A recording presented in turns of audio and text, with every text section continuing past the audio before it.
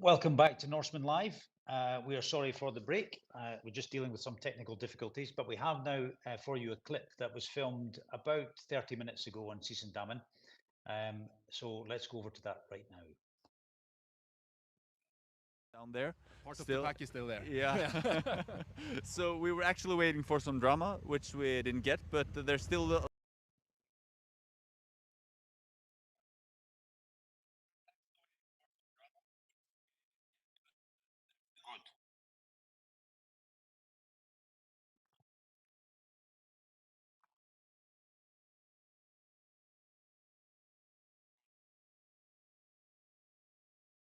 action. I remember from doing Norseman myself, that's one of the most exciting, most dangerous animals in the mountain are definitely the goats or sheep. Yeah. And going uphill, it's not so dangerous, but going downhill, it's you can laugh, but it really is dangerous when you come like in 100 kilometers per hour and meeting some sheep in the middle of the road. For sure. Front of our car just before we parked, so the wildlife is really good. We have been on a safari, and we are waiting for Jørgen Gundersen, the first real safari journalist. Yeah. But then we see that Jørgen gained a lot of head. It was really long head out of.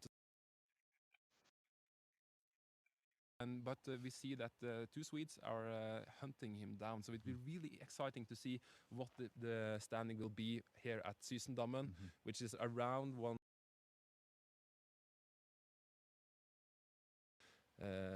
First time there will be, live tracker with the time between the competitors. But Lars, from your time racing, what do you remember about the first part from Eidfjord up to Dyranut? I think this is the because you feel kind of bad from the swim. Yeah, and you feel bad, you feel a little bit dizzy, probably a little bit cold. Yeah. So it's just all about getting the warmth. And I was I was never as no one is, but I was often also in front, like, and it's really hard being chased. Yeah. So it's like that, just to try to find the calm, save your energy, because it's so easy to spend a lot of energy up to Dyranut, and it's still a long way to go after that. It's for me, it was always about finding the rhythm in the beginning, and I think that's probably what the athlete chased. Yeah. And for the chasers, I think they want to get up to Jørgen as fast as possible. Of course, but still get the rhythm. Yeah, and we spoke to Jørgen on the boat to be in front and to have a good lead.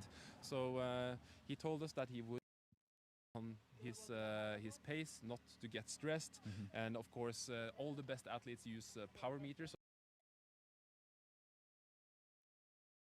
What is a good speed? What is the speed that they can handle over time?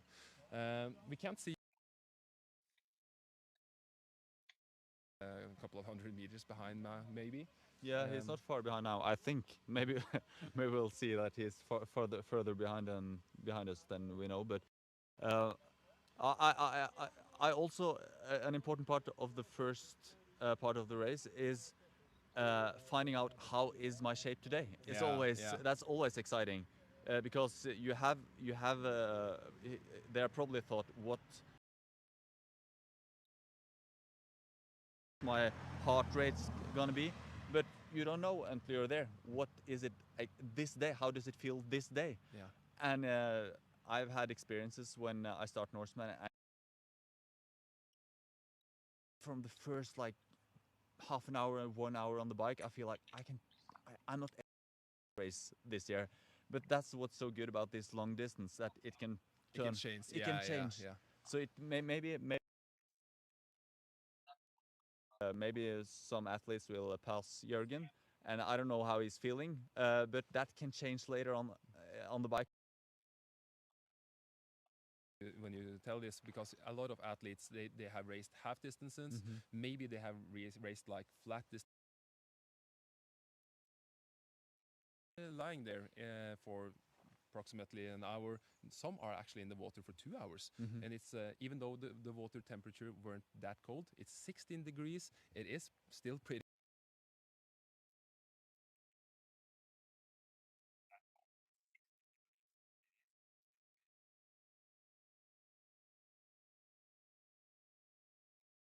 Going into the road in front of that's quite Jürgen. exciting. But I think he'll be.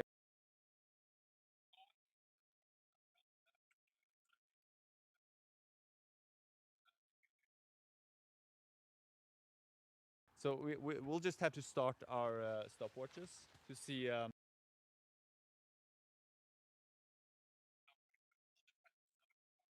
Do that. I can take the time. I think it's looking kind of fit, don't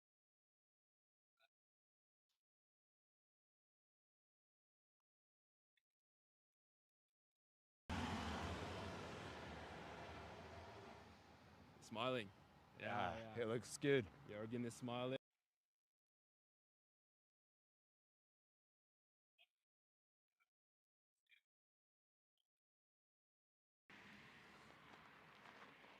So now it's interesting to see how far behind is the next athlete. Yeah. So on the tracker, who's the next athlete? We just Let's see. We have is it Sebastian Norberg yeah. is hunting, a Swedish, and he's a really strong biker. yeah. So he might catch up with the Jürgen. I don't know, but we know that he's a strong biker. Yeah, So and- Jürgen, he can't relax. He can't. He has to keep pushing. Yeah, no, he really has to work now. And behind Sebastian, we have a pack of riders coming, and the next one is also a Swedish rider, Patrick Eriksson. Patrick Eriksson. Yeah, and they're kind of close. And behind Patrick and Sebastian, we have Christer Åen Pedersen, which delivered a really good swim. Yeah, we didn't know about, or at least I didn't know that he was going to be among the first athletes. But I guess he has a background with swimming. Yeah, there's When always one, isn't yeah, there?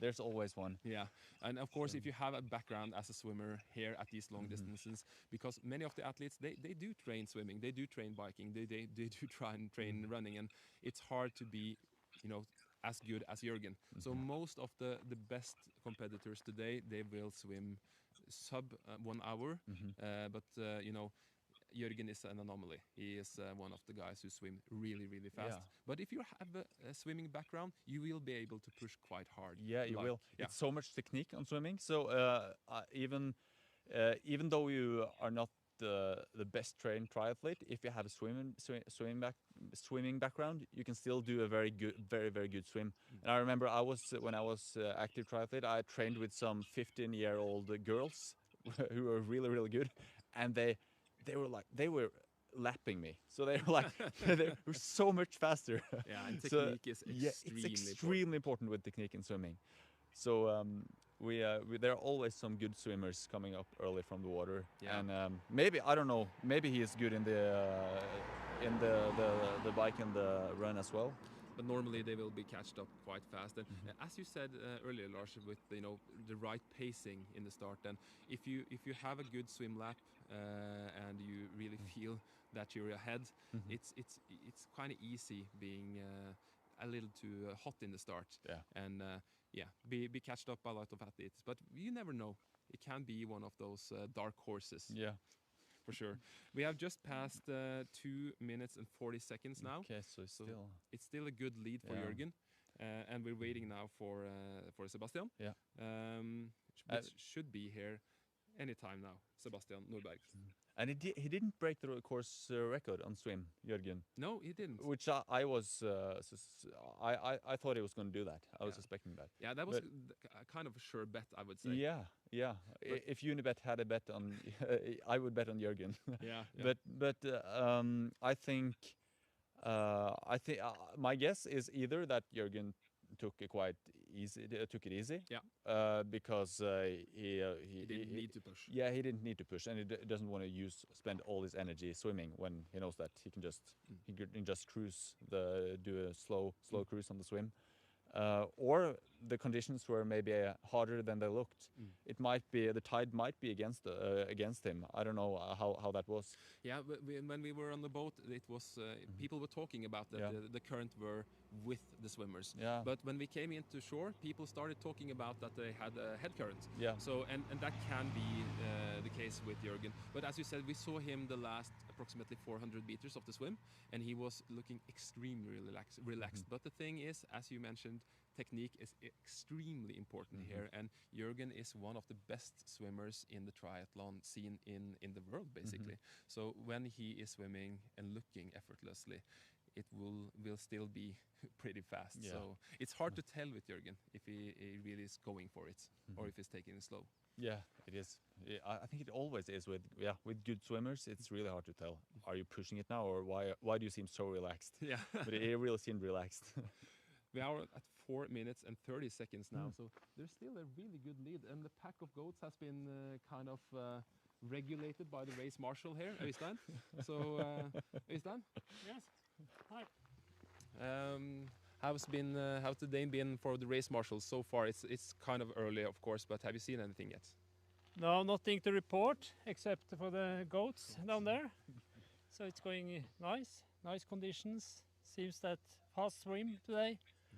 So hopefully we get all within the cutoff. That would be great. You have, of course, the Norseman athletes are, well behaved, of course, but at the same time, as any triathlon race, we have marshals all over the course. And how many people are out there on their motorcycles today? We are 7 motorcycles from the Norseman crew. In addition, we have 2 police officers on bikes.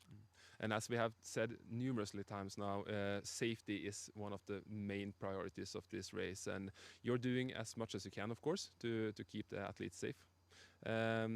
When will you leave? Will you follow the second athlete? Will you follow the fastest athletes during the day?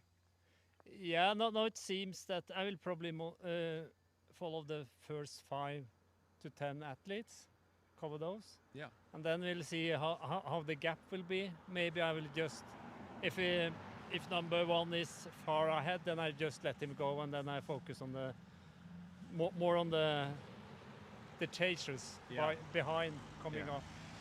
This is you have been here for a lot of years, and you keep coming back. Why is that? It's part of my summer holiday. I always end my holiday with a half a week in Eidfjord, and I just love it. Yeah. It's the atmosphere and everything with the race is great. Yeah, and you're a stable, good crew member who comes back every year, and this race really is depending on people, coming here and volunteering. So thank you for the work that you do, Øystein, and good luck for the day. Yeah, thank you. Good luck to you as well. Thanks. Thank you.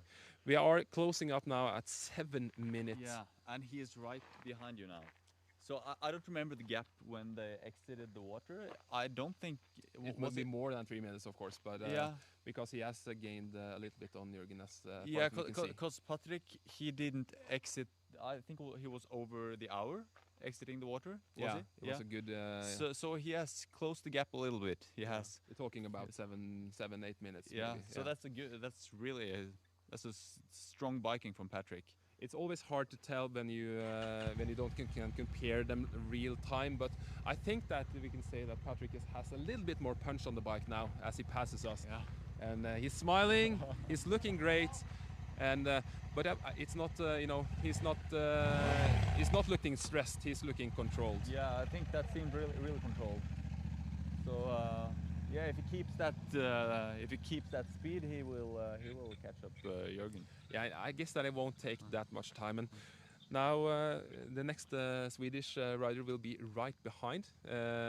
It's a little time since the race tracker has updated here on my phone, but we should see Patrick in a couple of a minute or 2 maybe. Now I'm a little bit confused. Wasn't that Patrick? I think that was Sebastian. Oh yeah, okay. Yeah. That's good. Yeah. So that was Sebastian, and the next one is Patrick. Yeah. Okay. Are you sure?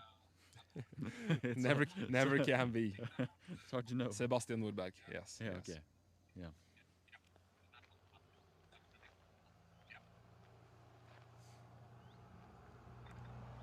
So, is someone coming there now, or is that? I think that's. It's another yeah, rider. that's That's another rider. So that should be Patrick then. Yeah. Let's update the race tracker here to be sure.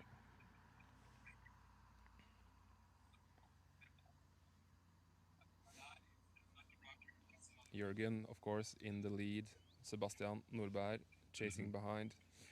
So we are like following the race tracker, like all of you who are watching the live stream. We also have to check the live tracker. We don't have the overview without checking that. But we can take the lap times. So we use our stopwatches now. Do you still have the time? Have the time from Jürgen. Yeah. And we have rounded 9 minutes and 20 seconds now from Jürgen past. Yeah. Wow. He seems really strong.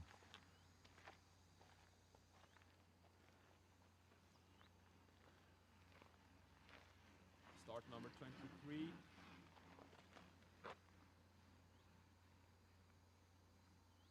Looks like he's fallen out of the race tracker actually, but I'm pretty sure that was Patrick, Swedish. Yeah, that was the start number 23. Yeah, we can check that.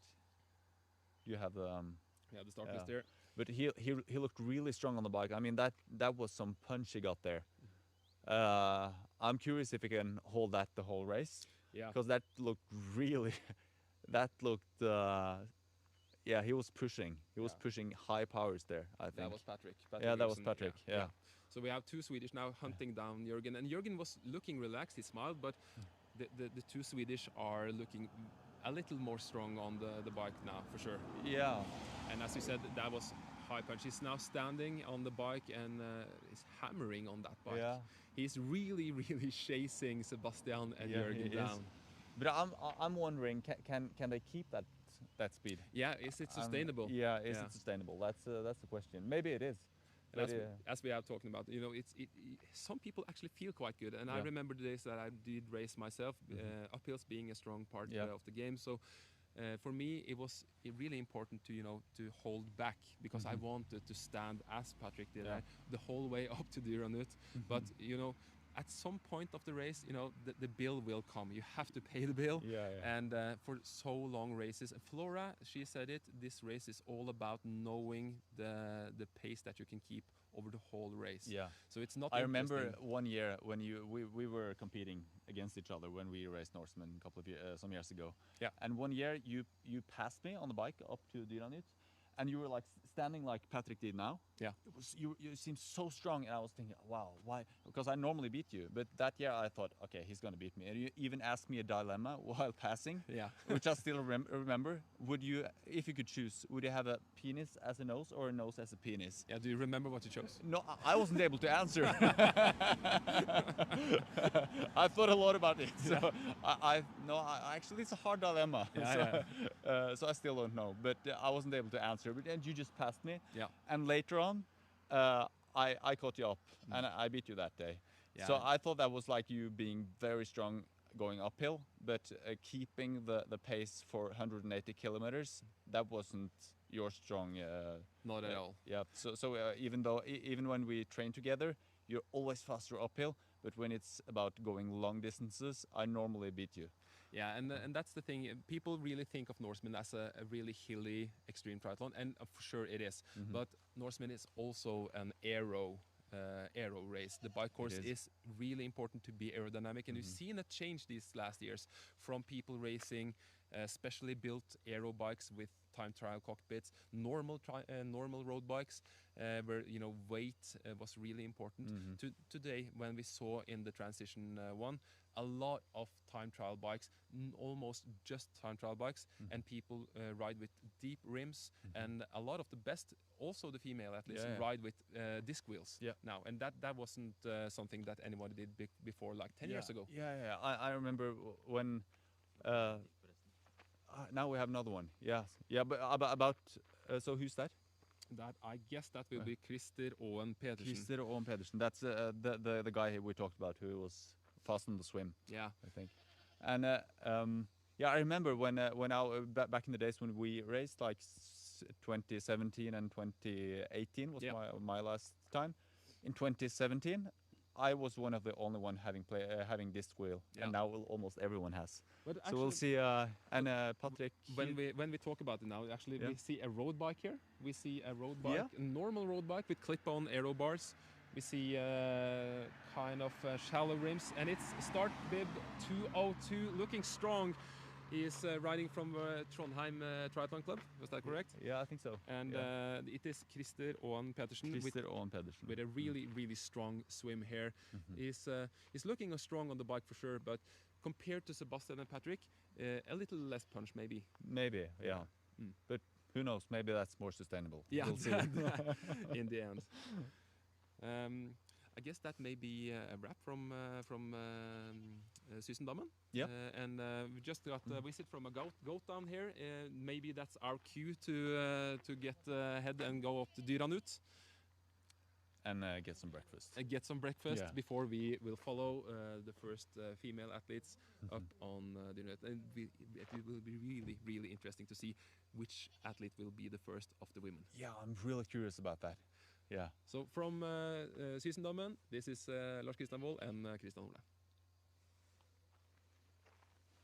Veldig bra.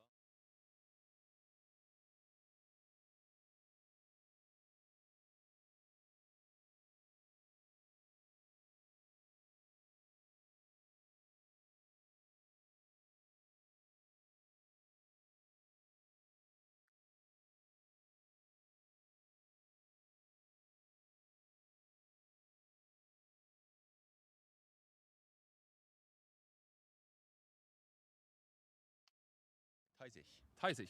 Es ist German. Yeah. She's chasing now start number 6. So we should actually be able to see Sonja in not a lot of time.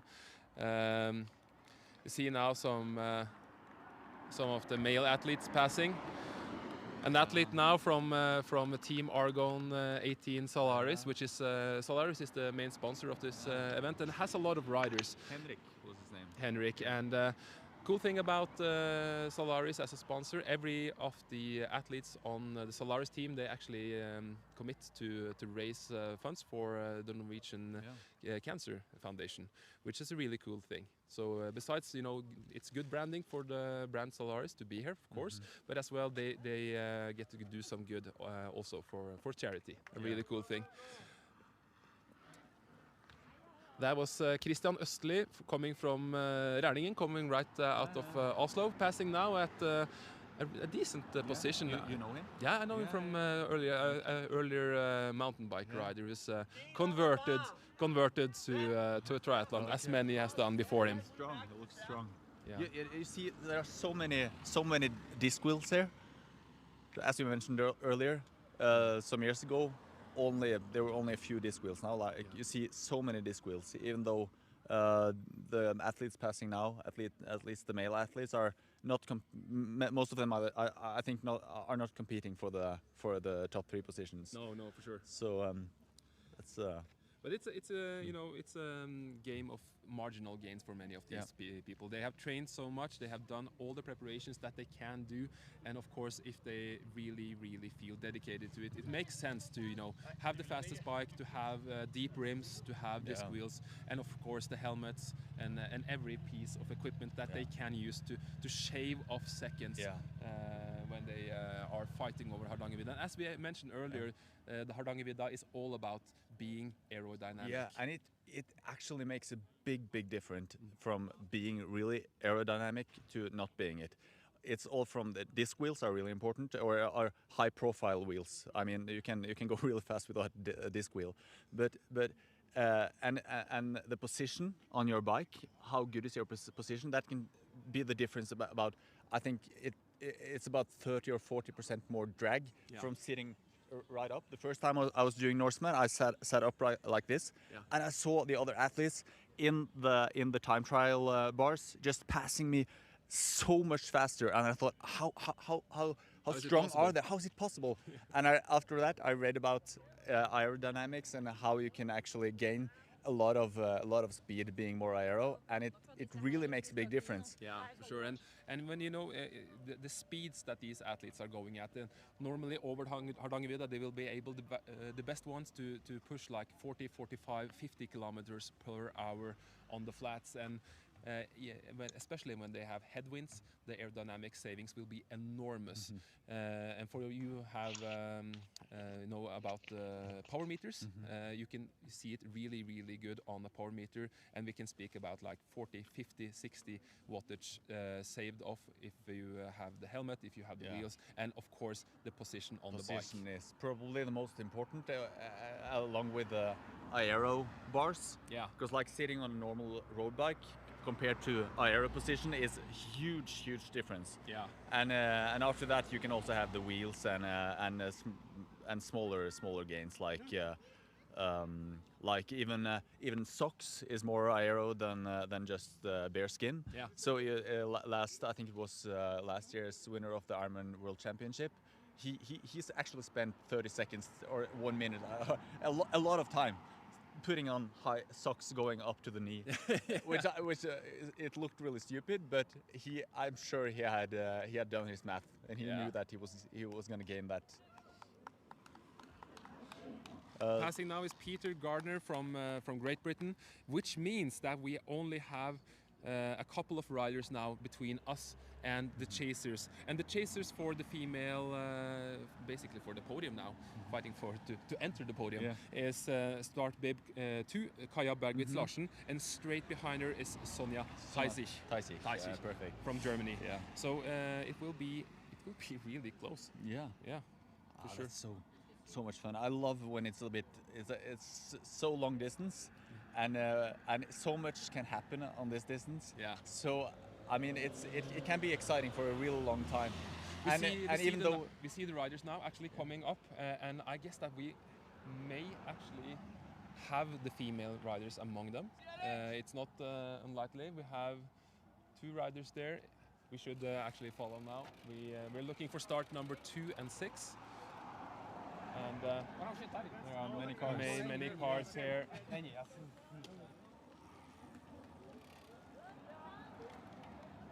I don't think any of them.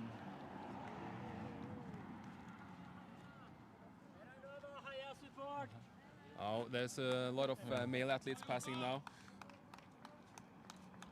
Yeah, we should have them here any minute now.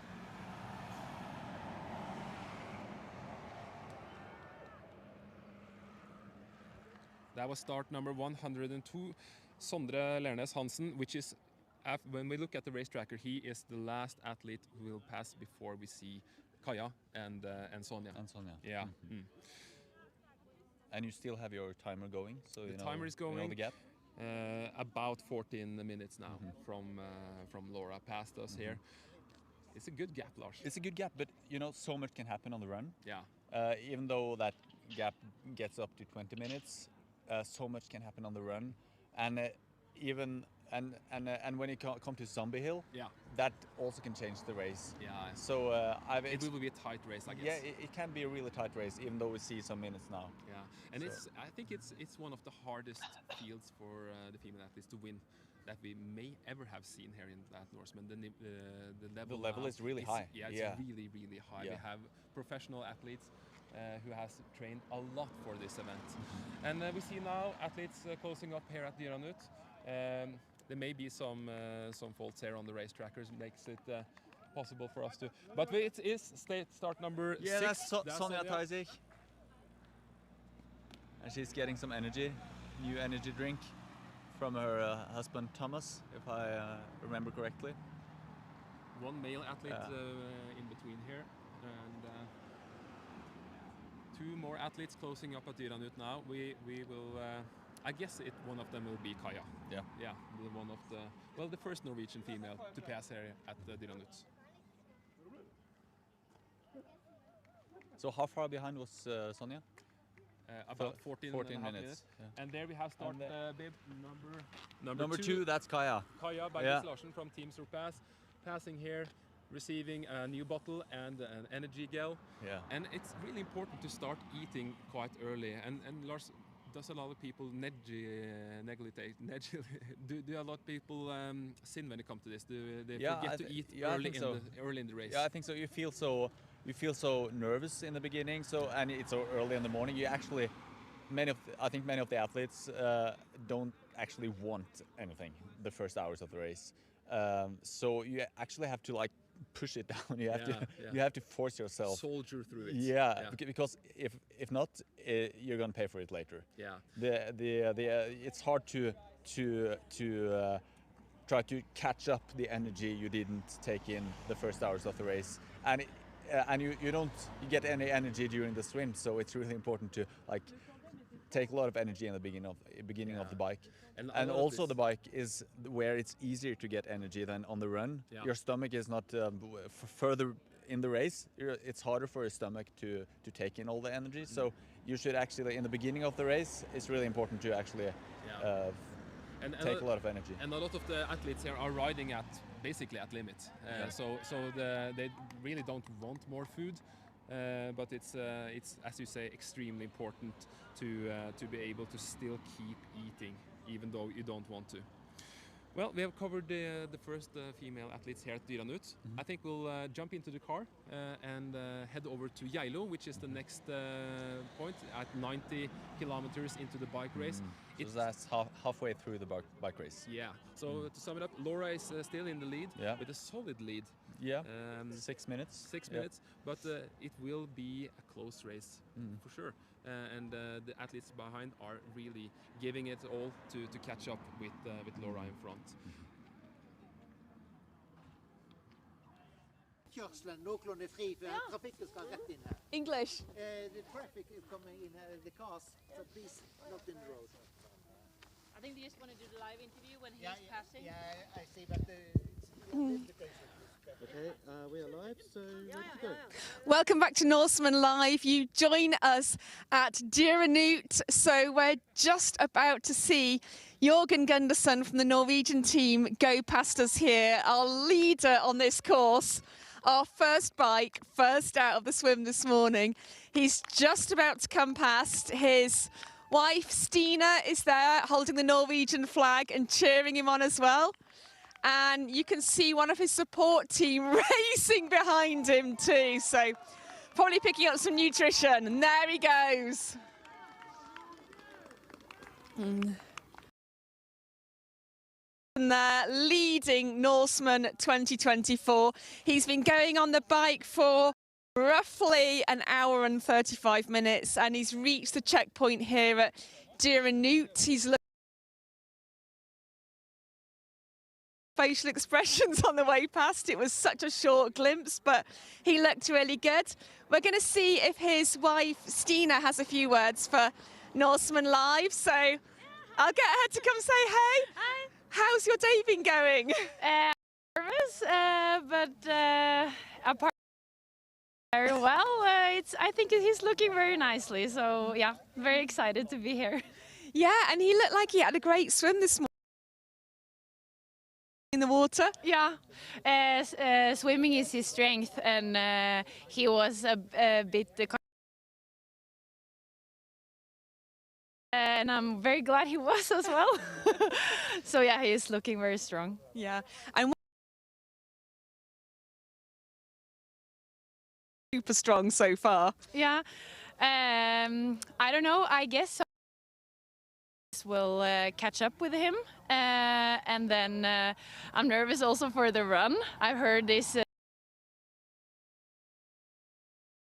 we're good prepared. Yeah, so Zombie Hill, for those of you who don't know the course, Zombie Hill is called Zombie Hill for a reason. It's switchbacks, it's steep, and by that point, most of our athletes are going to look a bit like zombies. Yeah. Do you think he's looking forward to the mountain? I don't know. He hasn't been working very much in mountains lately. He's used to more flat runnings, but I don't think he's less prepared than others. He's a Norwegian guy, so we're used to going in mountains. Yeah, so Jorgen used to train with Christian Blumenfeld and Gustav Eden, so what was that like for him? I think it was a very nice period. They were on a team together, and I think they had a very yeah, very nice group dynamic. Yeah. Yeah. And how about the conditions today? Because we've been saying all morning this is not Norseman weather. It's No. beautiful. I mean, it's a little bit colder up here, but it's still far nicer than we're used to. Yeah, yeah. He talked about that. He raced this Jotunheimen Rundt some weekends ago, and then it was horrible. It was so cold. So they said that it would be an advantage for him if it was worse weather. But I think he's happy with this as well. Yeah.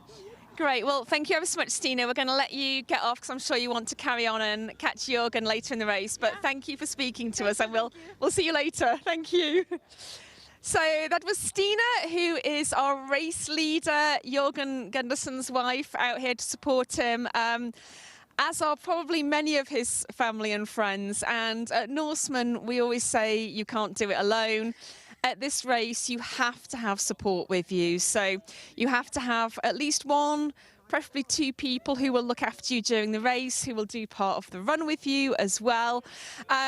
We have teams in cars supporting everybody, making sure that they've got their nutrition, their hydration, that they've got their essential kit. So you, especially for the run, have to have essential kit with you for safety in the mountains.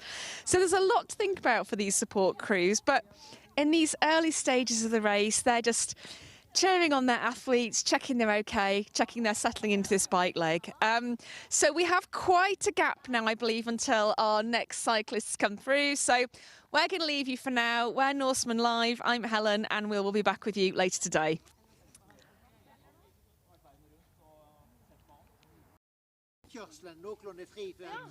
At Aerodynamics, which is, of course, the top of that endless first climb. I have a question, although they can't actually hear me. How come the boys took their jackets off and Helen put hers on? There's something strange going on there. But let's take a look at the race tracker, and then we can have a look at the positions on the course. Let's take a look at the ladies first of all. So if we can have, if we can bring the tracker up, that would be great.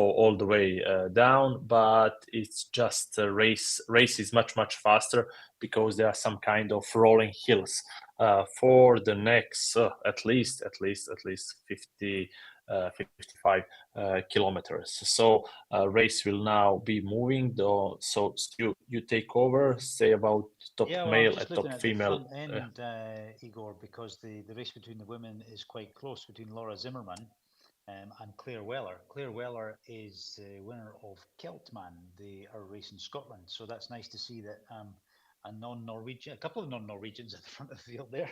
No disrespect to our Norwegian friends, of course, but they're way ahead of the rest of the female field. So that's really interesting to see. And in third, actually, Sonia, she came from Swissman. She won Swissman. So the original X-Tri races in the very beginning were Keltman, Norseman, and Swissman, and we have a battle at the front between those races. The men, we take a look at and that.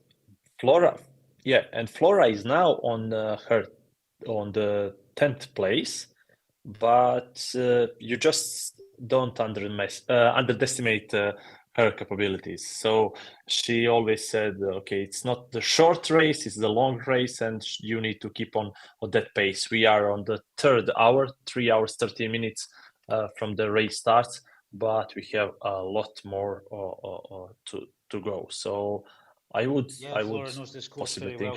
she can do it. Four or five times indeed. So she'll have her own strategy, and Flora's she doesn't like the cold, so today won't be a problem for her in that department.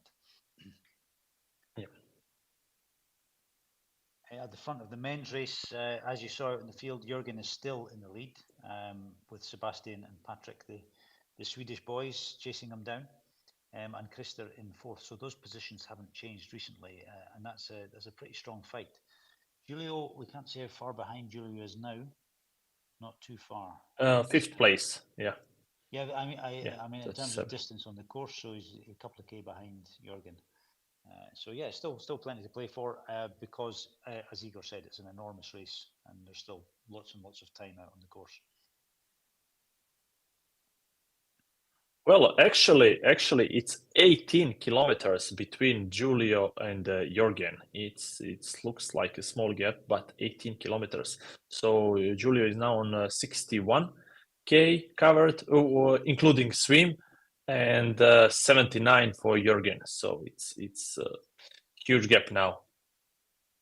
Yes, and Julio passed Dierenhout. Time we have here. 2:38. Yeah, so 19 minutes behind the leader at Dierenhout. That is a fair gap indeed. Yeah. So maybe actually, you can describe no the course a support little bit crews. between Dierenhout and Yellow, Igor, because the big first climb is done, but of course this course doesn't give you much of a rest. But there is a Well, you know what I don't know now, and what I haven't seen from the live videos, it's the wind strength. So what it's looking like, it's calm morning still in Norway, but you know everything can be changed within a minute. So if there are some stronger winds, we can expect winds in this part of the race, and those winds can affect a lot the way you ride the bike and the speed you ride your bike. What we saw is that many athletes opt for the triathlon bikes this year. I saw not few, but more than a few of them with disc wheels. So winds can really affect the way of ride and the overall speed if something changed.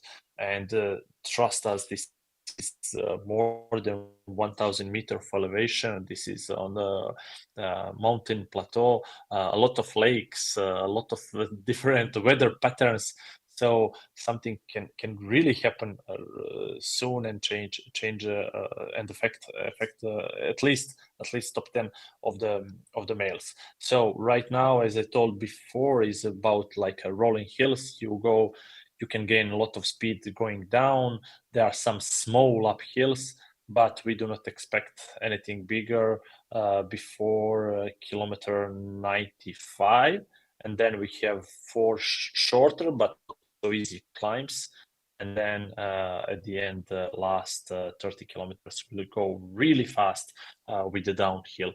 What I remember for a couple of years ago, I know that some of the athletes reached more than 90 kilometers per hour on the downhills. And when I see today all of these guys with aero helmets, disc wheels, good TT bikes, so I assume without the wind, they can be near to 100 kilometers per hour, but I just hope they know what they are doing because this course allow you.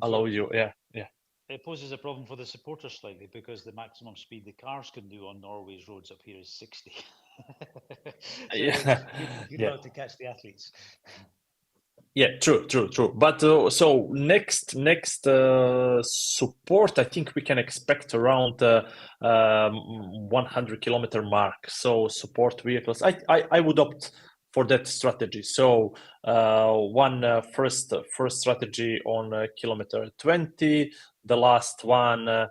The second one on top of the mountain on Dirant. And then let's wait for the kilometer 95 or something like that before the first climb. You just don't want to lose the momentum, the speed, and everything. And especially on this part where the lakes, there are a lot of crosswinds, because you are just turning left and right, and you are not going on the straight direction. So it can really affect the way you are riding your bike. Okay. Absolutely.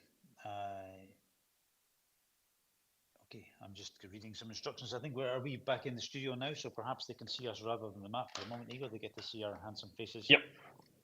Good. Good. Absolutely. Well, I mean, it's the What I front of want, the field. yeah. So, sorry, on you go. No. I just wanted to comment the front of the field, especially the female. What we were speaking a lot before on the place number 4 from Norway, number 99, Christine Newman, and you see every single athlete around her are the previous winners of some of our races. So we have a Keltman, Swissman, Canadaman, Fodaxman, Formosa, Janoschik, Starvation, Black Lake, all kind of all our races, and top 2 male and female are directly going to the Norseman, and they are all here. And when you just read those names for the first 20 females, it's just amazing how the race is going. So there are some easy, some hard ways to be here today on the Norseman. One of them is to win or to be second on some other races, and the second more secure thing is to go through the X points. So I want to talk with you about X point system a bit. Do you know anything about it, Igor? Yeah, actually, when we started, can you remind me? It was like last year or a year before? No, we launched it last year in February. So it gave okay, one round of we launched it. Yeah. Okay, so it's it's working. It's working. That's all I need to know. So what if you want to go to the Norseman, and I think that people really wants to go to the Norseman, as we can see by the number of people that go into the ballot. There are a couple of ways. So first, you need to train hard and to be from Norway, or let's not think about it. So you need to train and to win one of our races, or be so lucky to get it from ballot, or the third way is to earn X points through finishing one of our races through the X5 World Tour, or even with a different way, and be in top 100 people among with the X points, and you get your Norseman slot. So it's up to you. And Stu, you can tell us how. Yeah, I'll just clarify that particular point, because it does cause a bit of confusion. For those of you who are following the X point system, to make it very simple, you do one of our races and you earn X points for finishing.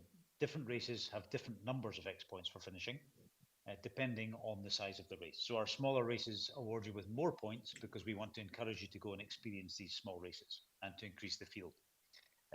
When you look at the overall ranking, the top 100 aren't necessarily the people who will get a Norseman slot. They're not offered a Norseman slot. They have to apply with their points. But anyone can apply with their points. So if you are number 200 in the ranking, you can also apply with your points. All that you need to be is in the top 100 who apply. That's how it works. So you could actually be number 194 and still get a slot for Norseman. So you don't need to worry too much about the top 100, because you can also use points to enter Keltman, Swissman, and Icon. So not everybody in the top 100 wants to do Norseman. So don't be too put off by that.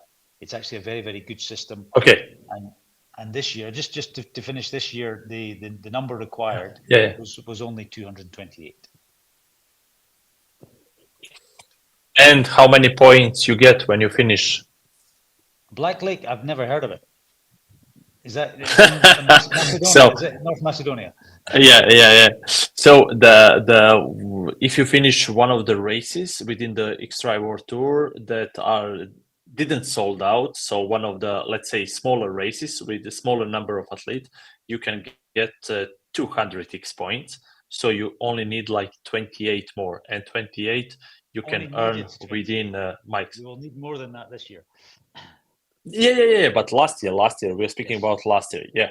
So 28 points you could collect. You don't need to finish one more full distance race. You could finish like a solo 0.5. That's half a distance. It's 75 points. You can do some Mike's try. That's some how we call those challenges now? Virtual, yeah, virtual racing. Or there are some various type of how you can earn some of the points.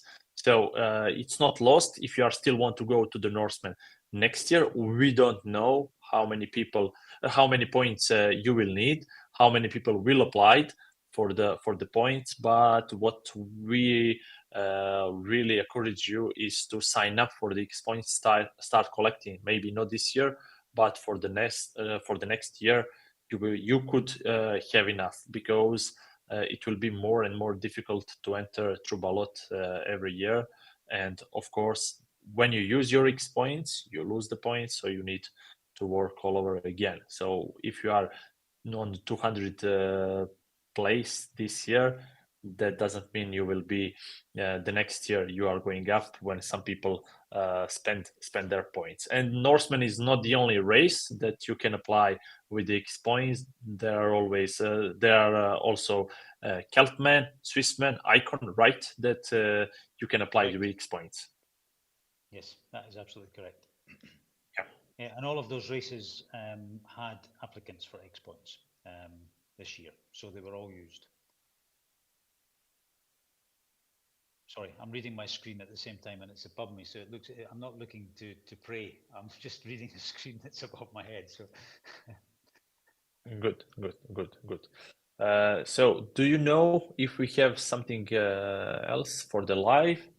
I don't know. I'm waiting. The text is updating. For your information, when you're watching this, we are in a studio and we have a control room who pass us information via this screen up in the gods here. So we don't have anything live currently. They're still working on it. So we have to gossip some more, Igor. Okay, so let's speak on the YouTube feed. If anyone does have any questions, you can write them on the live feed for us. If there's anything you want to know about Extra World Tour or Norseman or any of our individual races or Igor's hairstylist, any of that stuff, we can answer those questions. Okay, yeah, we have like 12 more hours to entertain you or something like that. You know what I wanted to comment about? The comment when Norseman came around the corner like 20 plus years ago, it was like the hardest race in the universe. But now it's just not. We have really much harder races in our circuit in X-Ray World Tour. If we compare the bike leg of the Norseman with let's say Black Lake or a Keltman, all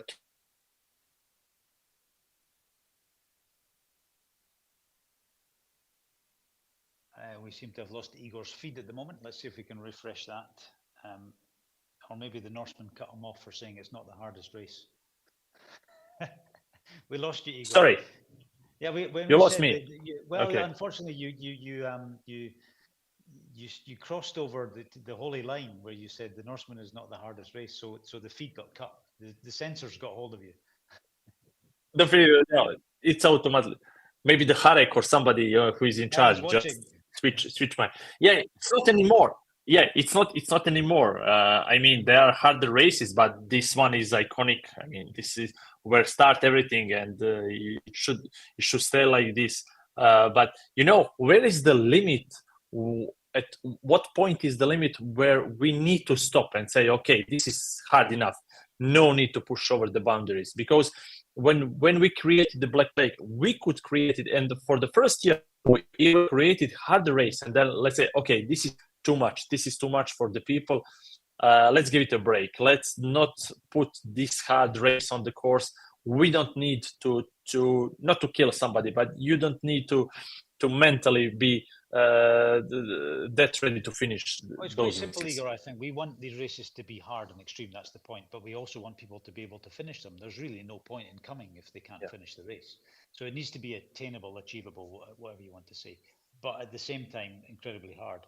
And I always say to our race organisers, you should never claim that your race is harder than any other one, because they all have different aspects of them which make them more tough than whatever else in the different disciplines. But overall, they give a very similar experience. They're tougher for different athletes have different abilities. So for some people, they seem tougher than others. But we don't want to. That's not really an important point.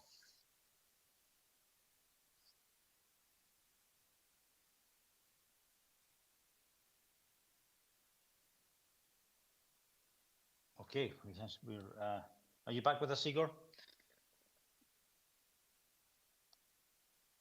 Yeah, actually, believe it or not, we have a huge storm in Podgorica in Montenegro in this moment, and I just cannot believe it because it was like 34 degrees and the sun and nothing else. And now we have a huge storm, and I just when I hear the thunders, I just see that the screen is flickering. It's probably affecting your signal, of course. Yeah, so. Yeah. All good. I get your answer really, and also what really can affect the race is the weather conditions. Okay, now we are speaking about the storm, but let's speak about the weather patterns in in Norway. And this is remind me of 2019. It was really like a really proper summer. No rain, no wind. It was temperature was okay. The water is always at that level 14, 15, 16. That's like something that is always on. But I'm really glad that we have like a nice day, because not only two of us, we are sitting in studio protected, but our crew that are on the course couldn't do more.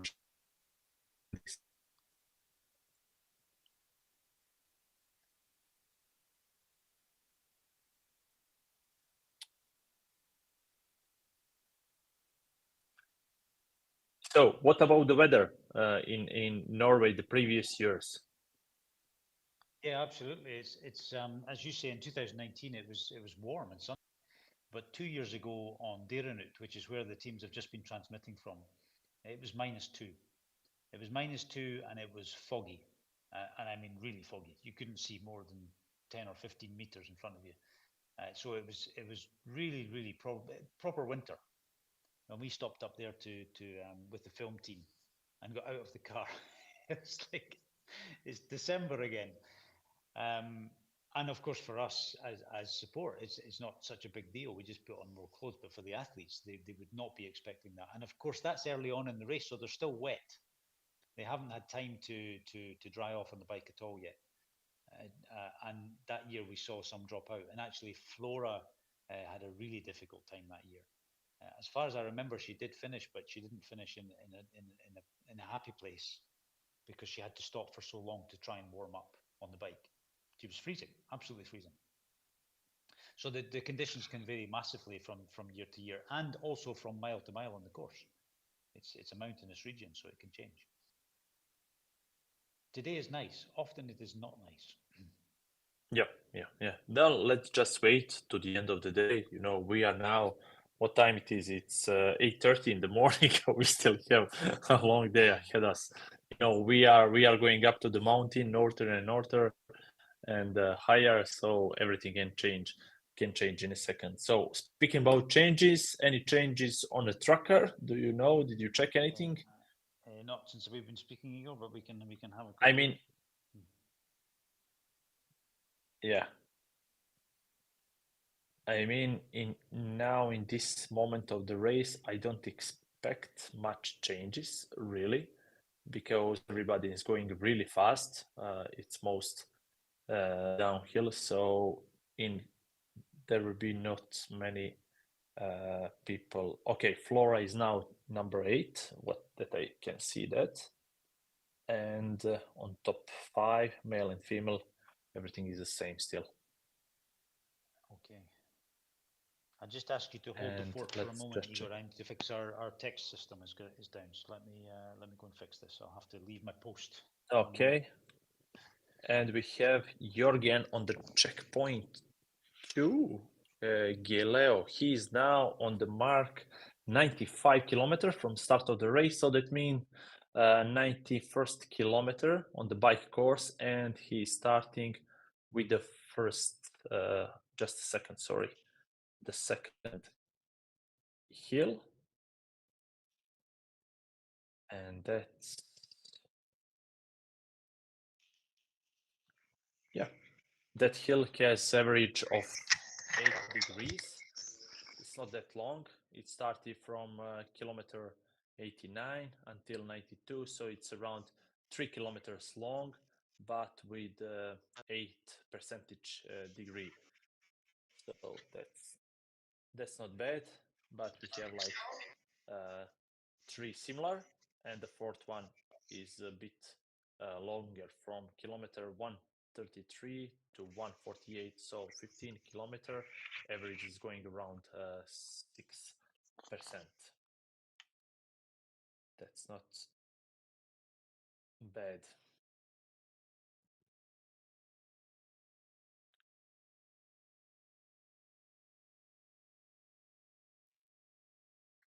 Okay, looking at the trackers.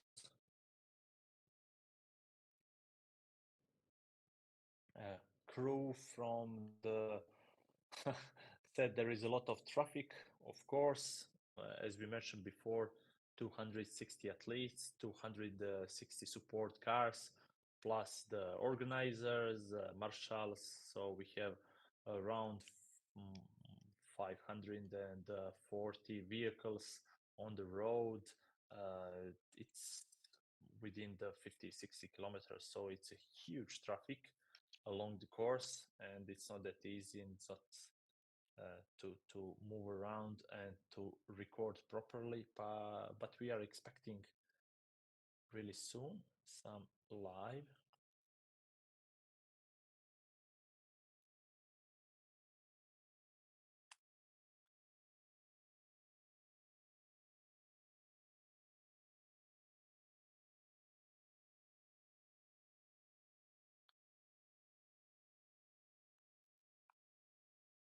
Female first place, Laura Zimmerman.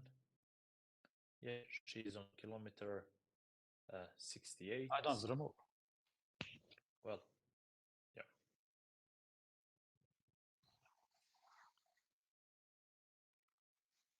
Eight-kilometer gap between first and second female, and then another 7 kilometer between 2 and 3, Claire and Sonia. But it looks quite good so far, and I think it will be much interesting to watch the female race today. Jörgen is holding strong. We speak a lot about how Norwegians and guys from Sweden have some gains always on the Norseman, because they know they can train a lot on this course, and when you are familiar with the course, it can really give you a lot of advantage, because you know how to when you can speed up, when you need to slow down, what climbs are where. Yeah, you can see elevation chart for a month, you can watch the videos, but if you didn't ride the course, you cannot know all the tweaks around it. So I think they have some kind of gains. I don't know which one, but yeah, in the first top 5 we have 2 Norwegians, 2 guys from Sweden, and 1 guy from Germany, Lars Wickett. So yeah, that's it. And now we have, okay, Stu, you are back.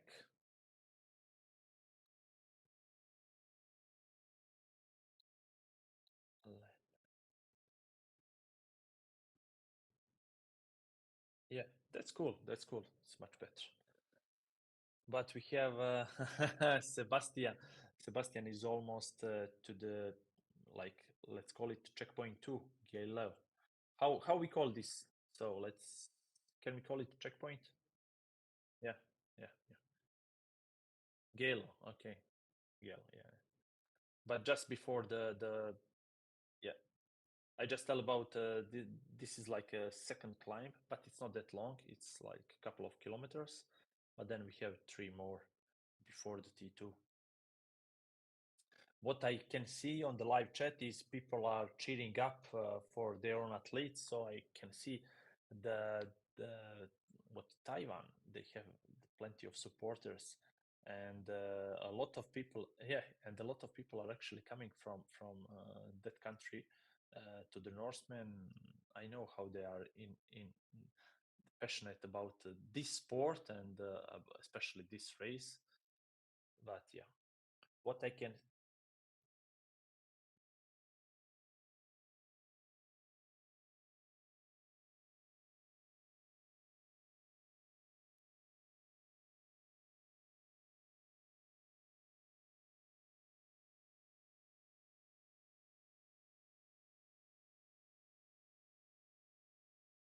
Well, if you finish that race, you can become celebrity. Trust me, it's so hard. So yeah, here finish it. Durant, it's the finish of the first climb, and we have around 100. Yeah, Durant. Sorry, we need to work on the spelling. So half of the field passed it. So we have around 130 athletes still on the climb, and it can last for at least an hour still. And black and yellow, black and white dots represent the estimated finish black shirt and estimated white shirt. Of course, it's not fixed. Everything can change during the race, but this is what it presents. Okay, welcome back, Stu. I'm back now. Good. Yeah. Excellent. Have we finished yet? Have we still have some time to go? Yeah, we're still here. Speaking about the other races, today we have one more race, right, in the calendar. Oh, sorry, today, absolutely, yes, right at this moment in time, yes, the race is taking, or it won't be taking place yet because there's a time difference, but today is Starvation in Utah. Yep. Yep. So that's another one of our feeder races. And what about that race? I mean, the name of the race sounds scary, but what you can say about this race? Why it's so? What is different on that race among the others? Heat mainly. It's very, very hot. It's hot and dry. It's in Utah in the summer. So the swim is warm, but that's in the Starvation Lake, which when you arrive there has a poster telling you of all the things that will kill you when you're in there. Or all the things that will eat you once you've starved. I'm not quite sure, but either way, it's a pretty cool place. And then the bike, surprisingly for the States, is incredibly quiet. It's really, really beautiful countryside, no traffic, no one screaming out of their pickup truck as it has to go past. But then actually the tough part of that, there's a climb called Guardsman Pass, which is on the bike route, and it just goes on and on and on. And the heat is relentless. The heat of the day is on the back of the athletes on that climb. It is really, really tough. And then, of course, the run is again completely exposed. There's very little tree cover in that part of the world, and it's hot. It can be over 40 degrees. So it's from that position, the extreme nature of it comes from the heat. Okay, information says we have a car driving from the back of the pack, so we'll see if we can get a live feed from the car, and we can discuss what's going on.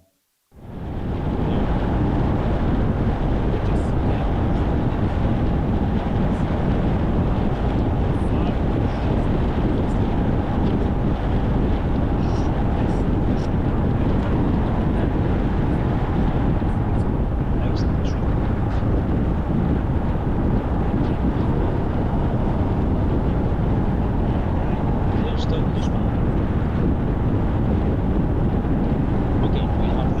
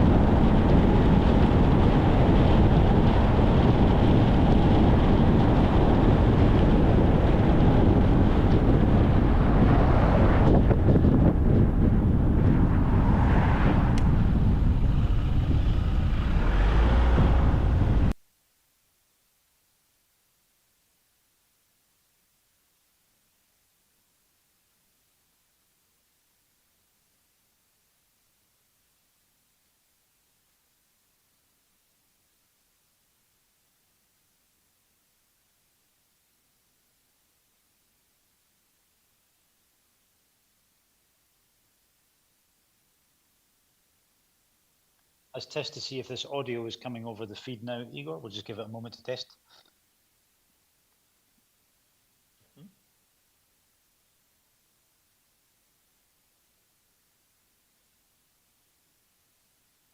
Yes, yes, yes. We are now live. Okay. I was watching this video from the car, and you know it's amazing. It's really amazing how the landscape of the northern Norway looks like. So you are now at the finish line, right, Stu? I'm at the finish. Well, I'm at the finish, not the finish line, which is on top of Gausta top, and I'm at Gausta Blick, which is the headquarters at the finish line. Yes, at the bottom of the mountain. And yesterday you drove this course.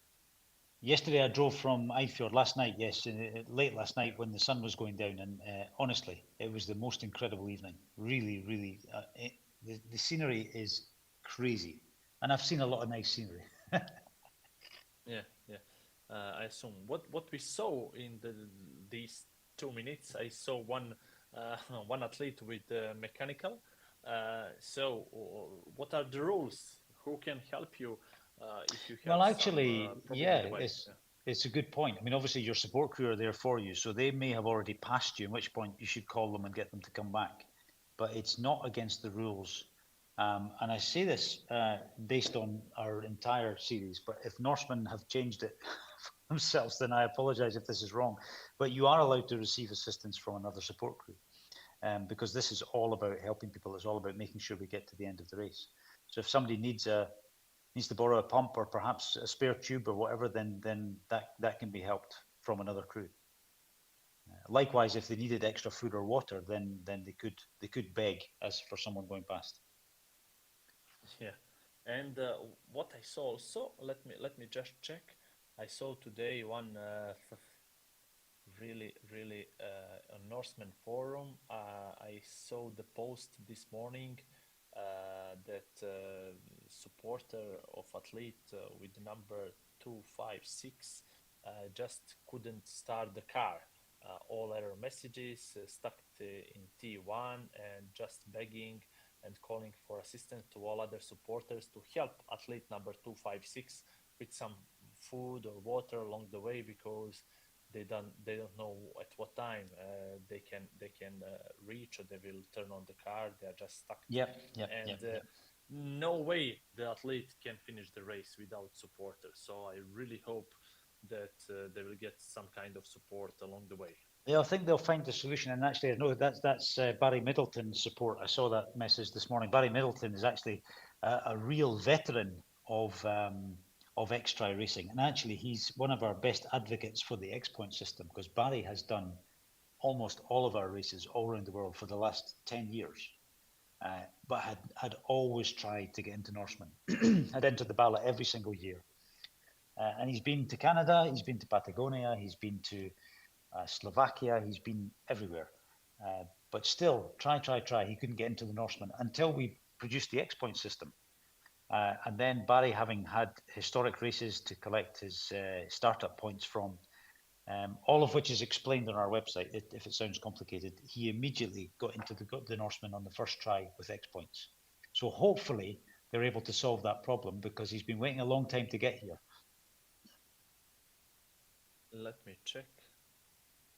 Barry, actually, he is number right now rank 157, so he is good for the black. Okay, good. He's going good. They will have found a solution, whether they got the car fixed or someone lent them a car or whatever. That's what always happens at these races. We find solutions for people. The community finds solutions for people.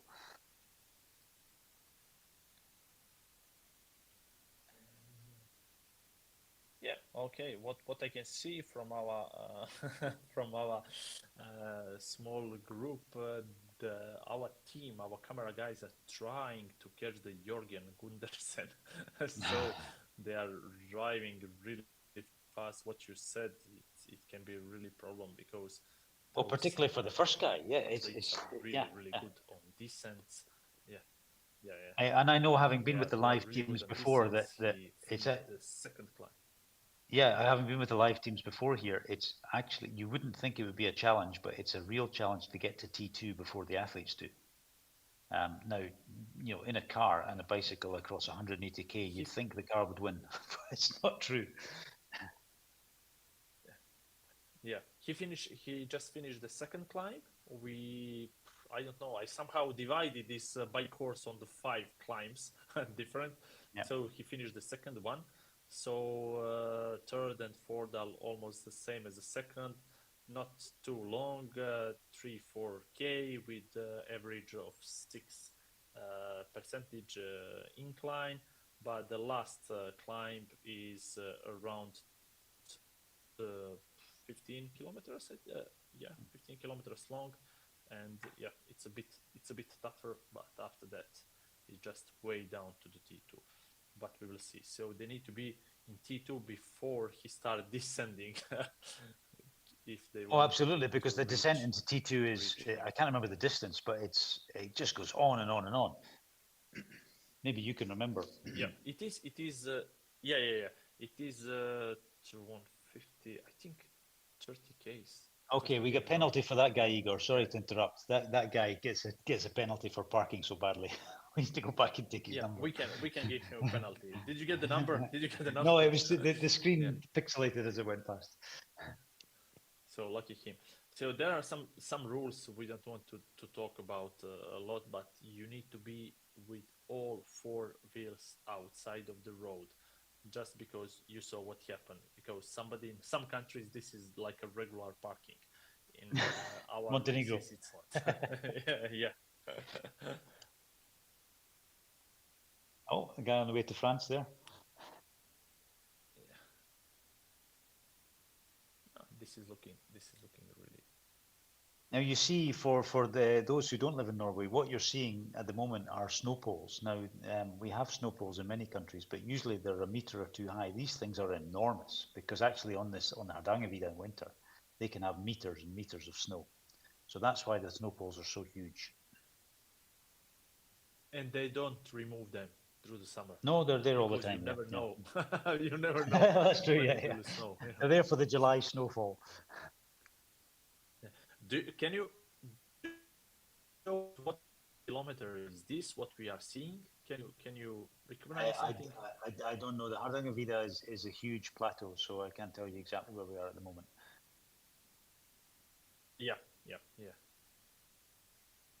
Somewhere around 50 or 60 kilometer on the bike course, I think. Yeah, they're on the high point still. So. It's also possible that this isn't live. This may be a little bit delayed. Maybe we have some more terrible parking. Yeah. You see, okay, another for one future more reference. penalty. One more penalty. Yeah, well, absolutely. For future reference, for people watching this, this is this parking is against the rules, and you can see why it's dangerous.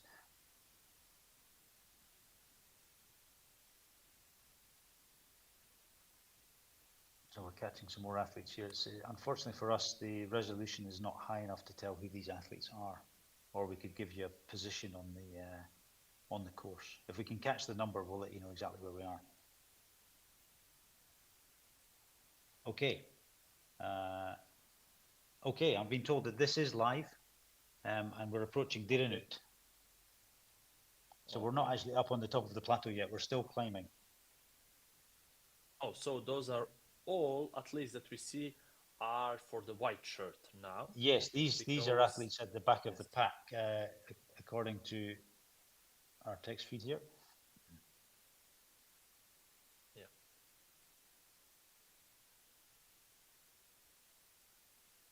So they haven't got the first climb out of the way yet, because, as we said many times, it's a huge climb.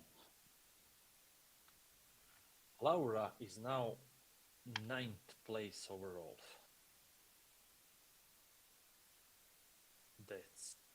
She's in the top 10. That's really cool. Yeah. That's really good. She won what last year? I forgot. Laura Zimmerman. Which is a pro athlete, so she's not via our she's not via the extra races. She's a real athlete. GM Pro. GM Pro. We can see that. Yeah. Okay.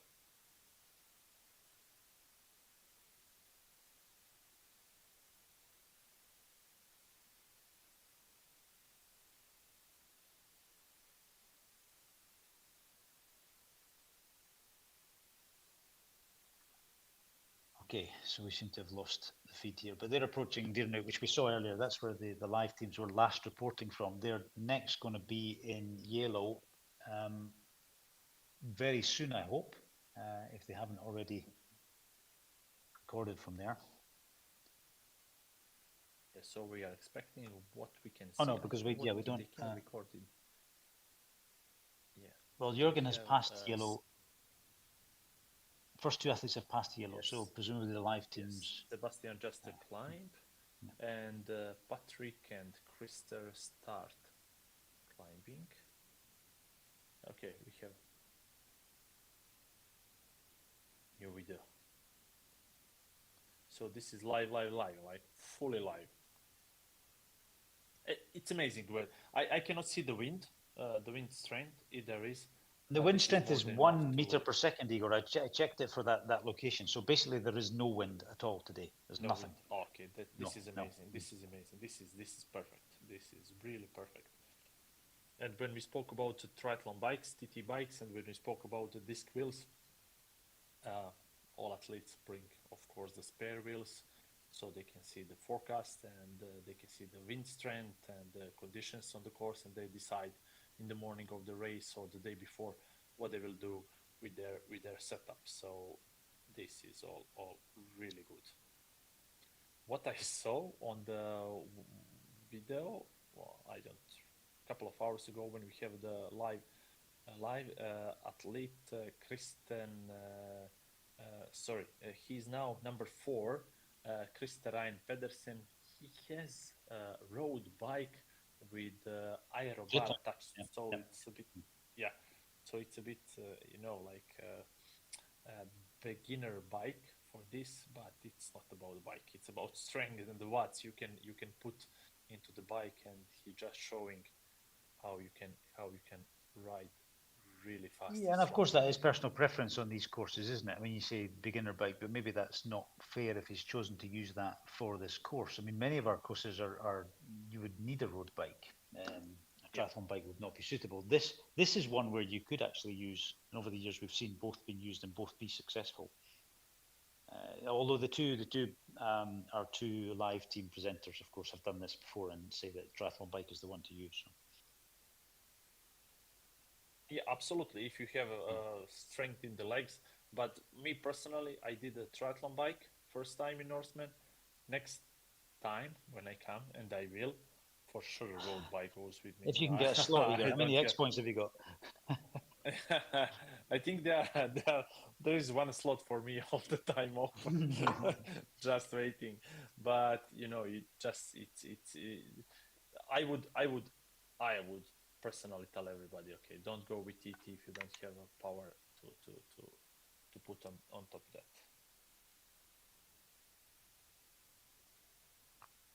Okay, we have like official that Harm's tracker is hidden. You can follow his journey on VGTV when they release the last episode, and we are now. Yeah, this is big. No, exactly. Well, they can see on the chat who they're talking about, but that's a TV coverage. So. Yes. So we have one really famous person doing the Norseman this year. But you're in your studio, Igor. Yeah. Not Montenegro famous, like not that guy. Okay. Okay. That guy. We have a couple of DNF already, 5 of them, unfortunately. Oh, including Hans Petter.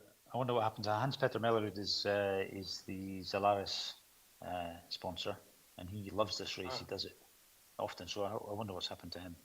But we don't have that kind of information here, so. Yeah.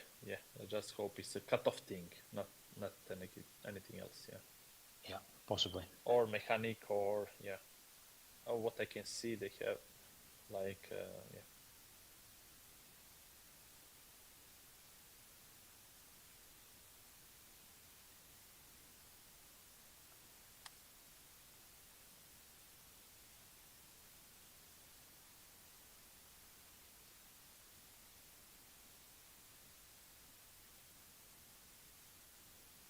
So Jørgen Gundersen. He reached the climb number 3, and that means we are 107 kilometer into the bike leg, 111 overall. It's going fast. It's really going fast. Yeah, you get 111. Of course, my tracker's not updated as quickly as yours. So.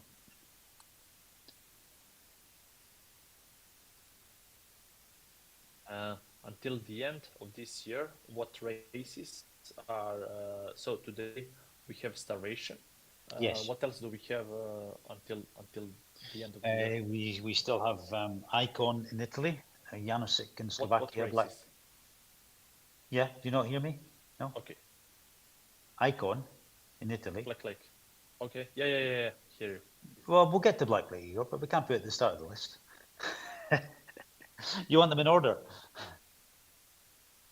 So, no. Icon is a sold out race, but you can race if you want in Slovakia, right? Still. Yes, you can. Yes, indeed. You can race, and most of the small races are still open, I think. Yeah. Give you them in order. Yeah, Icon, Janosik. So Icon is in Italy, but that's full. Janosik is in Slovakia. Black Lake in Montenegro. Then we have Canada Man, Greek Hero, which is in Corfu. And then Formosa, which is in Taiwan, is not running this year. We will have a special edition or some information on that soon. But there was a huge earthquake in Taiwan recently, which damaged the mountain road which they use for the race. They could have created a new route, but it wouldn't have been the same. So they've decided just to take a year off for Formosa this time, and it'll be back in 2025. And then we have Fodaxman in Brazil in December. If that was what you meant. Yeah, absolutely. And now for the first time today, we have a relevant question for two of us. So I will read the question and you will answer, and then I will add on. So, any plans for introducing age group awards for extra events? As I get older, this becomes more relative. Gordon? No. No. And Gordon, I know who Gordon is. So yeah, how old are you? No, not at the moment, because actually we give exactly the same to everybody. Effectively, you get the finisher shirt wherever you finish. It might be a different color, of course, and you get the same number of X points if you finish, irrespective of your age. Then he's only 44. Yeah. As I get older, you're nowhere near old, mate. Yeah, so at the moment, no, there's no plans for that, because it's always been just a completely open field, just male and female. Okay, we have an announcement. But sorry, on you go. Yeah. On you go. No, live. I just we have live in 1 minute. Tell. Yeah, in 40 seconds. Okay, good. Yeah. So that was your answer, Gordon. Sorry, not at the moment, but we'll discuss it again. I promise. Okay, we're going live to. They managed to catch Jørgen, so we should go live to them very shortly.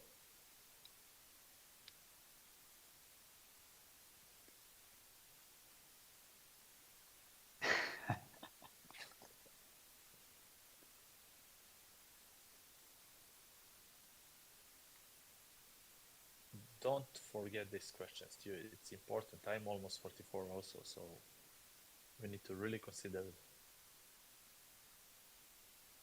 On race day, we're still on the bike course. We're at the moment waiting for our race leader, Jørgen Gundersen of Norway, to come up this second steep hill. So to give you a little bit of an update, we last saw you on Dierenut, which was one of our first stops on the bike leg where we get a really good view of the competitors. Since then, we've been through a ski resort called Yalo. And we're now starting the big ascents on the bike course. So once you get through Yalo, you have 3 big inclines that the athletes will come up. The first one is around a 7% incline, so these hills are really starting to bite these guys now. At the moment, we're on the second of those first 3 hills. And then after that, we will hit one big mega hill with a plateau on the top called Immingfell, after which we have a long, steep descent into T2, where our athletes will leave their bikes and head out into the mountains on the run course. So we're a little bit spread out on the field at the moment. We're waiting, obviously, for Jorgen, who I can see behind us here. So let's get some footage of him coming up this hill. Now, don't be deceived by how strong Jorgen is looking. This is a pretty steep ascent we've got going on here. But these athletes, they're really used to these conditions. They've trained for them. You know, they've worked hard to make sure they're in good shape for race day. So Norwegian, Jorgen Gundersen just going past us there, and his support team cheering him on. Out of the saddle there, just getting the maximum oomph behind those legs. That's a technical British term, oomph, I mean power. But he's looking super strong as he goes past us. In second place, we're waiting for a Swedish athlete now, Sebastian Norberg. We believe there was about 5 minutes between the two of them coming through Yalo. So I'd imagine that's a similar sort of gap. So both athletes looking in really good shape today to potentially take the win on this course, but we've got quite a long way left to go today. But it's still beautiful out here on the course. We've been saying all morning, this is not Norseman weather, you know. Last year we had thunderstorms, a lot of low cloud. We weren't able to go up the mountain. I think this is my 6th year commentating for Norseman Live, and I've seen it all from hailstorms. 2 years ago on Dierenhout, we had freezing fog, which a lot of athletes were struggling with. We've had brilliant sunshine. I mean, you know, we always say this is the race where you can have 4 seasons in one day, but I mean, as far as this year goes, we're just getting summer. So it's absolutely beautiful. And here on the start of these big inclines, the sun's breaking through. Everybody's putting their shorts on in the crew, and it's just a beautiful day out here in the mountains. In the women's race, we believe we've got Laura Zimmerman is leading, but we'll give you some updates on the women's race a little bit later. Team 2 are potentially going to be covering the women's race a little bit more as well. So for us, for the rest of the day, we're going to be heading down to T2, which is by a beautiful lake. Again, quite low altitude again. They're going to come down this huge mountain to T2. And then we're going to see them leave their bikes, take their helmets off, take their bike shoes off, get their run shoes on, sunglasses, and head up into the mountains. We're expecting a beautiful day, so hopefully we'll be able to go all the way to the black t-shirt finish and see our athletes up there on the mountain. As you can see, we've got a bit of a gap. There's not much going on, so you're just listening to me talk on for a bit. I was hoping we might see Sebastian on this broadcast. So let's just give you a quick update on the action today if you're just joining us. So our athletes boarded a ferry this morning at 4 a.m. in Eidfjord, a beautiful little town in Norway, right on the fjord there, based around the water. They got on that ferry. The ferry took them out 3.8 kilometres into the fjord. The back of the ferry then opened. The athletes all jumped off the back of that ferry into the water, swam 3.8 kilometres.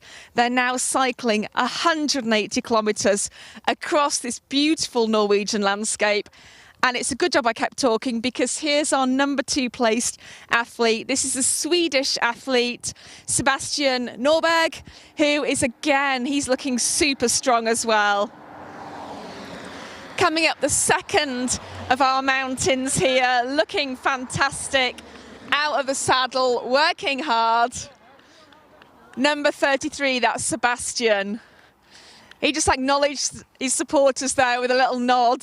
Kept on going, working hard. I mean, these athletes, they've been out on the bike for, a couple of hours now, but, you know, they've still got a long way to go. It's a long day in the mountains, but great to see those athletes working hard and looking super strong. So I'm going to leave you again now because we need to get ahead of these athletes to make sure we can bring you coverage from the rest of the race. But I've been Helen for Norseman Live. We'll hopefully be back with you very soon and keep tuned for more. All right, cheers. See you later.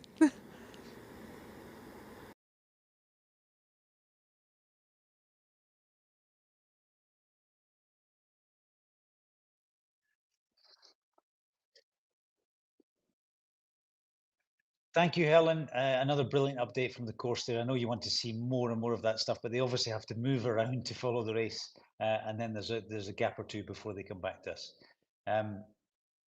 So we can talk about whatever we want to talk about here.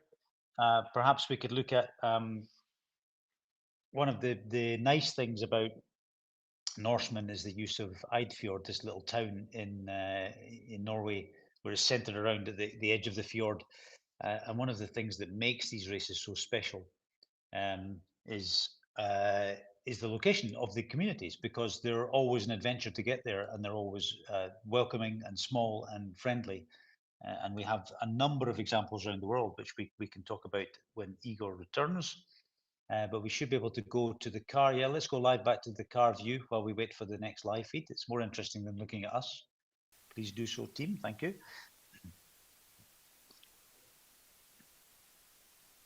If you need me, I'm here. So just. Sorry, you're not on my. Oh, you're there. You're not on the other camera. Okay.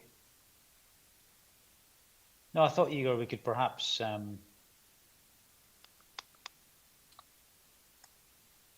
I would like to mention how the idea, just to check if we have audio of me. I hope yes.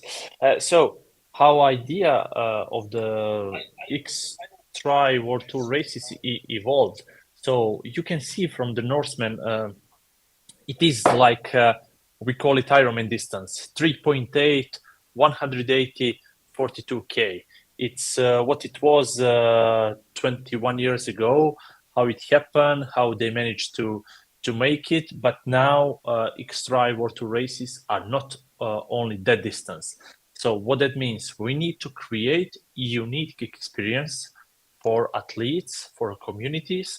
So it doesn't mean it needs to be 3.8. It can be 3.5, it can be 4, 4.5, or whatever it is swim. It doesn't need to be 180 K of the bike. It can go, the Keltman 200 kilometers. So it just needs to have some kind of, to be fitted into the nature and into the community. So we don't go out and back, we don't do the loops.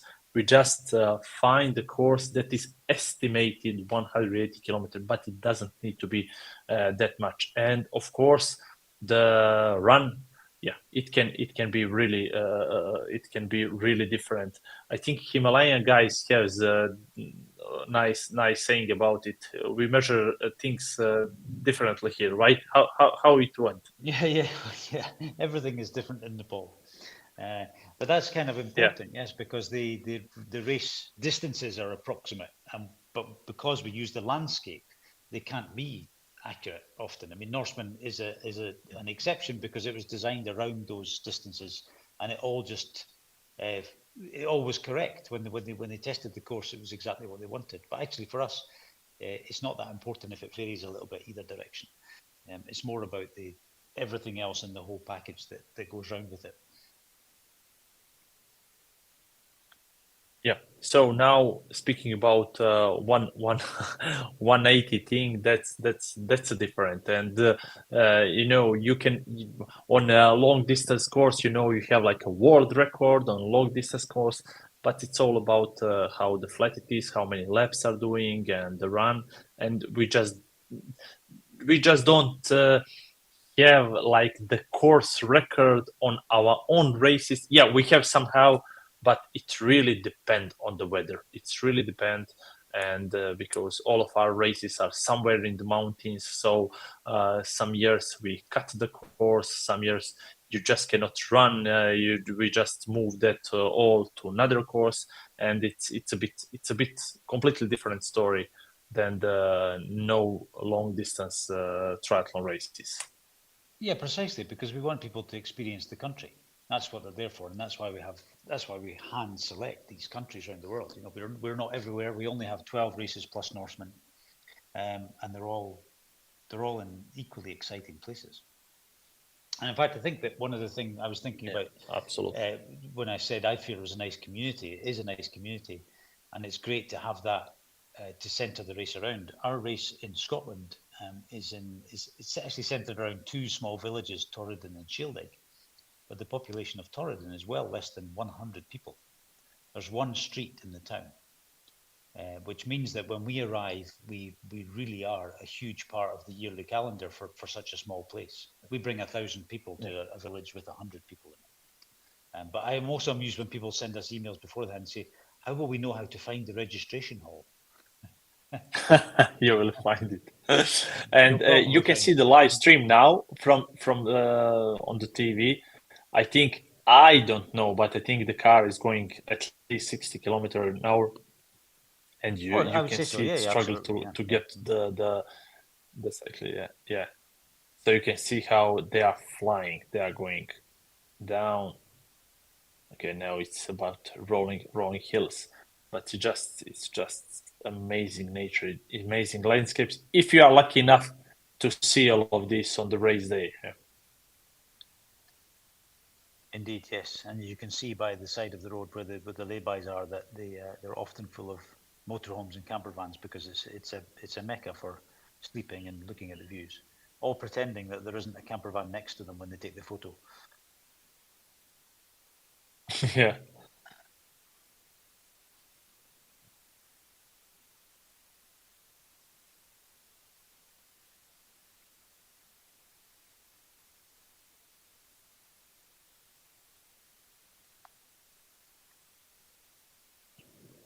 Here's someone saying hi to Andrew Skia. Well, we can't get that message to him, but when we see him, we'll say hi for you. Well, you will be at the finish line somehow. So we have first two athletes finished. We're back in the studio, climb. Igor, just for your reference. So we're on camera. Yeah, we lost the feed there. Don't worry, I'm always the guy that knows about the cameras. So tell us a little bit. We don't want to bore people with Blackleg, because obviously you're wearing the T-shirt and you're trying to do some sort of free advertisement all day long. Hold on, we have what is the course record? Can it be beaten today? Well, the course record is very fast. It's 9. We need to check this. 9. We're not write that down. It's 9 something. 9-ish hour. Yeah. It could be beaten today, yes, because the conditions are perfect for going fast.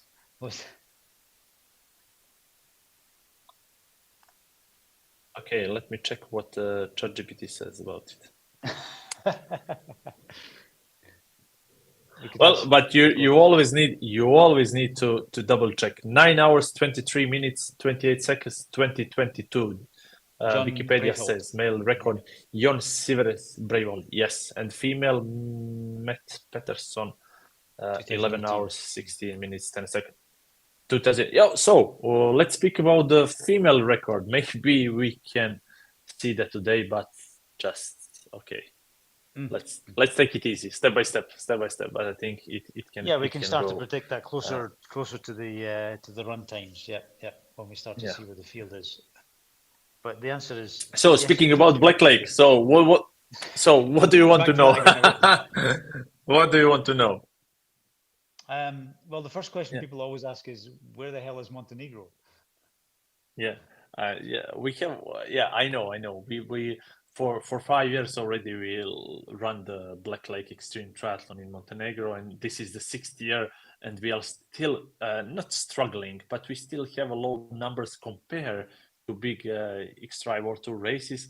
And one of the biggest problem is, where is Montenegro? So where we are located, and we are in Europe. That's the first thing. And I always ask, do you know the Italy? And they said yes, close, really close to the Italy. So actually, Montenegro is a small country, 600,000 inhabitants living here. but last year I recorded one video, put it on the YouTube on Black Lake Extreme Triathlon, explaining what Montenegro is and what is not.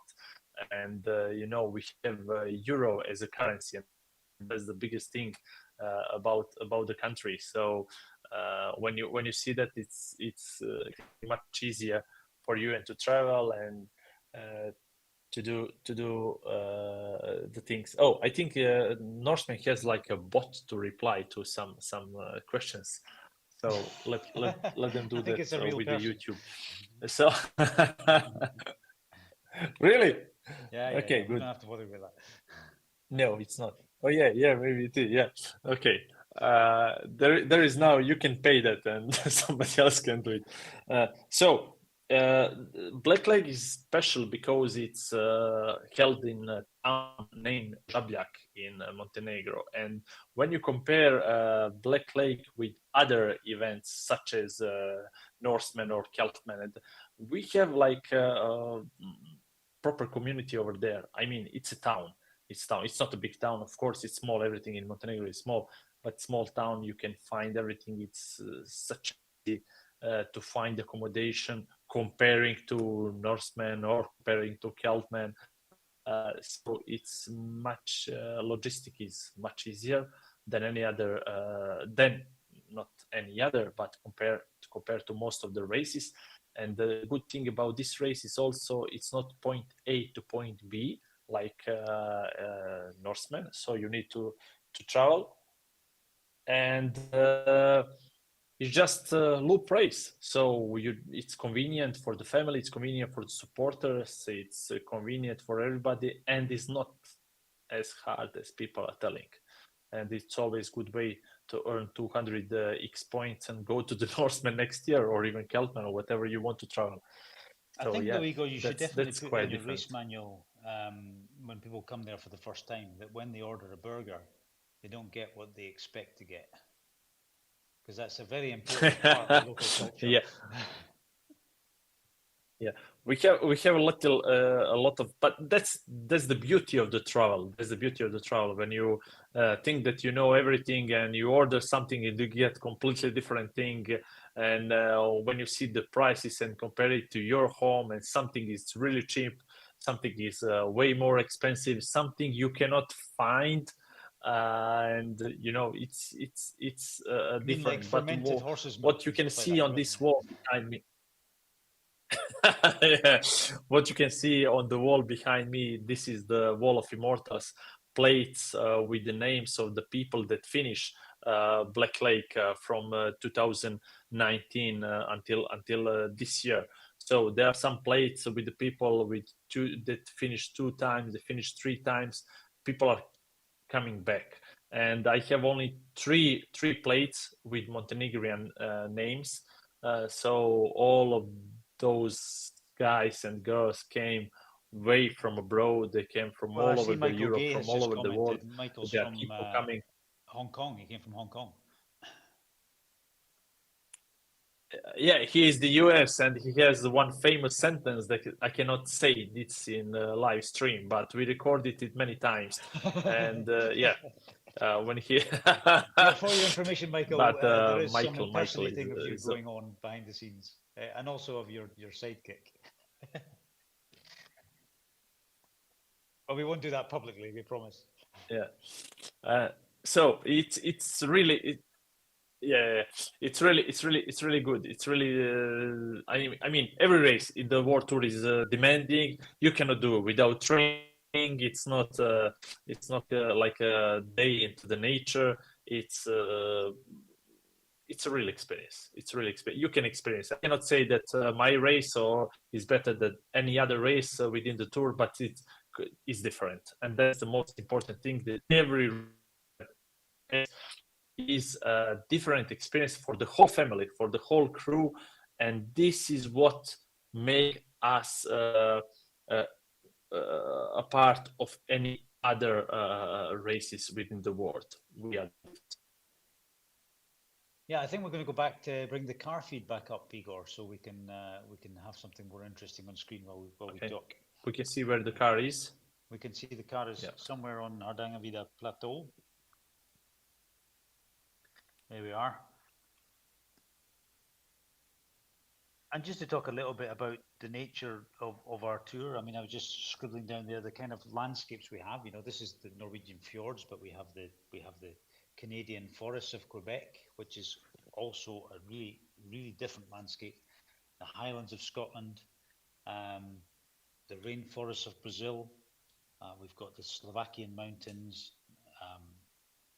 Swiss man, they say they go from the palm trees to the eternal ice. So they start in Ascona, which is like a little tropical lake, and then they finish up on Kleinschildig next to the snow.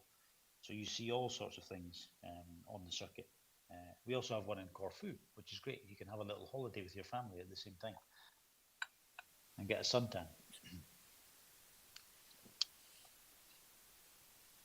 This is how supporter cars look like, with the supporters around looking for their athlete to hand them on whatever they need, or just to say hello and to wait on another stop.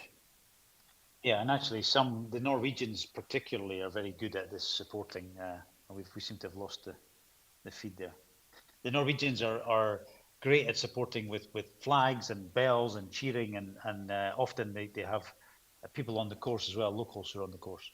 And this year in our Swedish race, there was a Norwegian athlete who had one support car, but he also had two other supporting cars with flags and banners and Norwegians.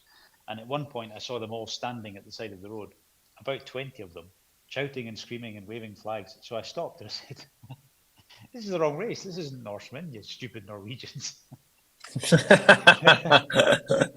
Which, fortunately, the humour at that point was international and they got the joke. So.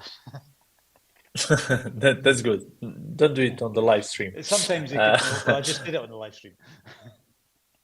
Yeah, I just cannot wait to get a new live from our team, from Helen, especially because there is a huge fight for the first place between Jürgen and Sebastian, and by the trackers they are like they see each other a couple of 100 meters one behind, so we need to see what's okay, that would be happening. Nice to see. Yeah, they said they would get us that as soon as they could. Yeah.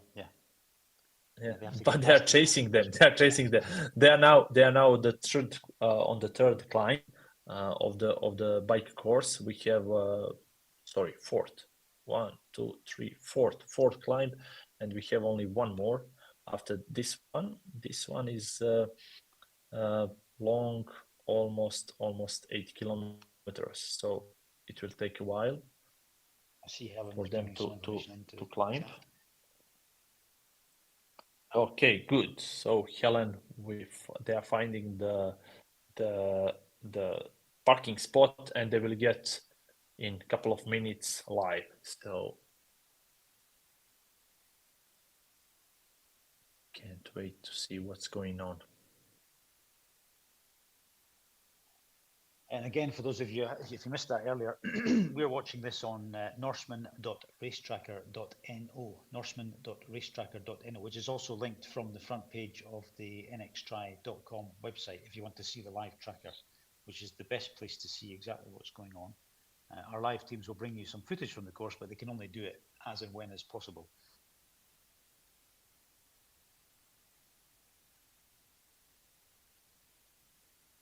And also, after this live, I would ask, or Stu, you can ask, if there is a way we can put some footage from this morning, from the jump or whatever, because now is 9:30 in the morning, so we have more and more viewers on the YouTube after with the first coffee in the morning.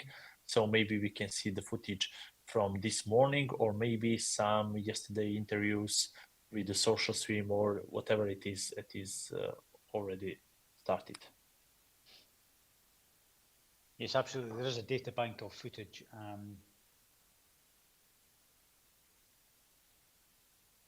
Yeah, they're trying to do that. Yeah, they have uploaded footage from earlier, but it's sometimes difficult to get it downloaded quick enough.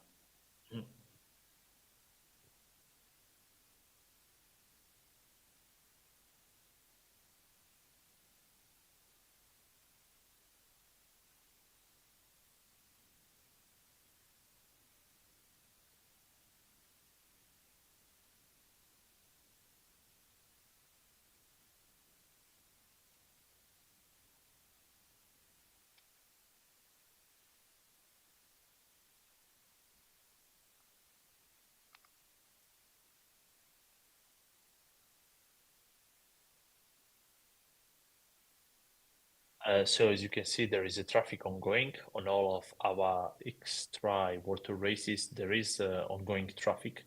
So thing is that you do what you do. Same thing as when you train.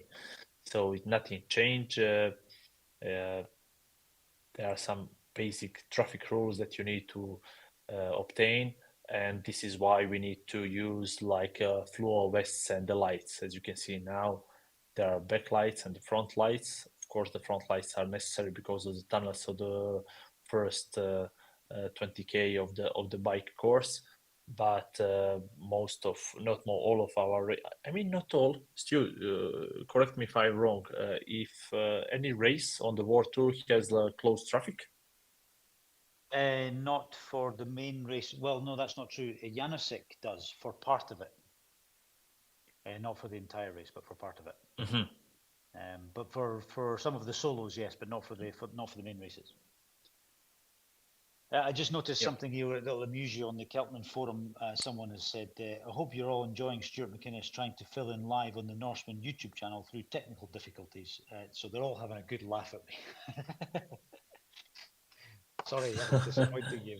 But you are speaking proper English this morning, and actually me also, I understand every word you say, so it's quite good. Maybe the people from Scotland are not satisfied with your accent. Maybe they don't understand me. This is for the international. Yeah, this is for international audience. Yeah. Yes. So I can't try and be funny.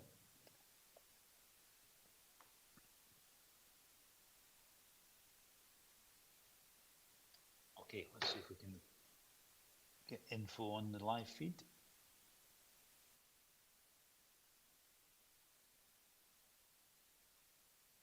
I just hope that all support crew have really nice day to day, and they are enjoying because they have plenty of cafes and stops to refresh themselves and to watch, to use the trackers and watch these feeds. So I think they are enjoying the nice Norwegian weather this day. Okay, we're back in the studio, Igor. I'm still waiting for our cue to go live. So we have only 10 more people climbing and up the first hill until Durant, and with that in mind, I think they will go through the hardest point of today's race for all of them. Yes, actually, just 10 of them only left. Yeah, but the field is moving really nice. now these two leaders are almost on top of each other.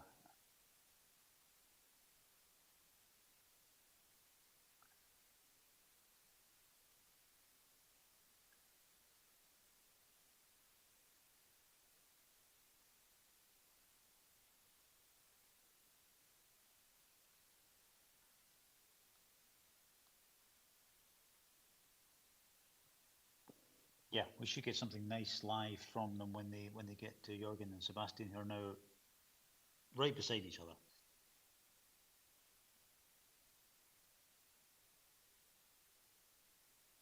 And they have a massive gap over number 3, Patrick Eriksson.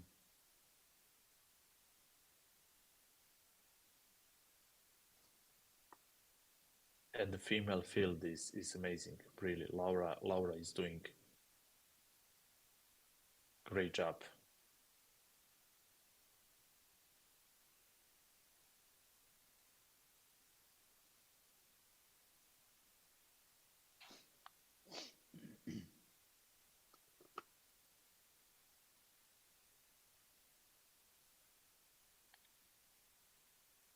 Okay, so while people are watching, two of us trying to find an answer when we will get alive. Yeah. Can you tell me, it switches Stu, between them. Well, it switches between the map and us, and I'm never quite sure what anyone's looking at. Sorry, Igor, go ahead. when we will have the X-Drive or 2 race in Africa? It's a good question.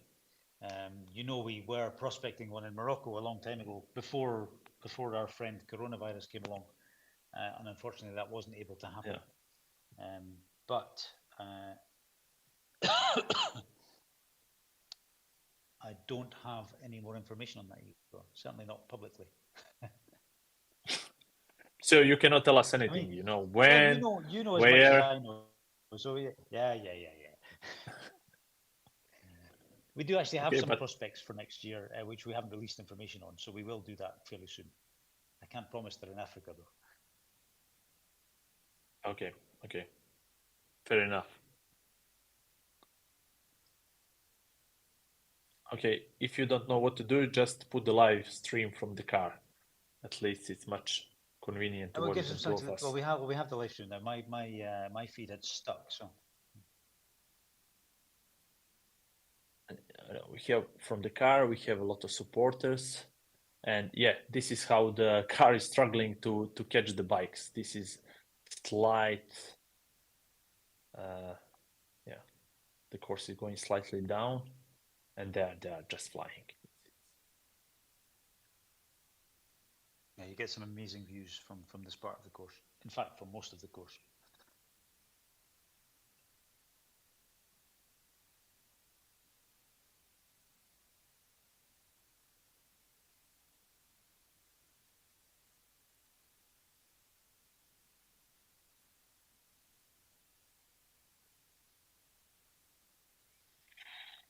Okay, we have a live team 1 in 1 minute.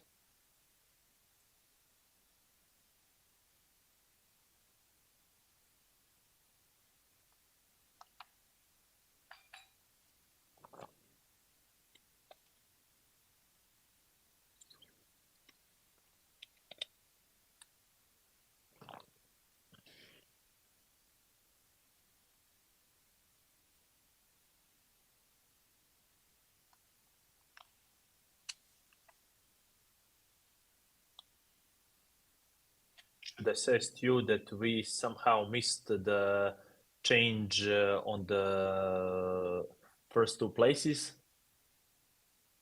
Sebastian took the first place. Okay, and right. Jürgen Yes, is now second. When I just looked, yeah, excellent. Yeah. No, it's well. Jürgen is 9 minutes ago. Wait, I need to again trackers. No, Jürgen is first.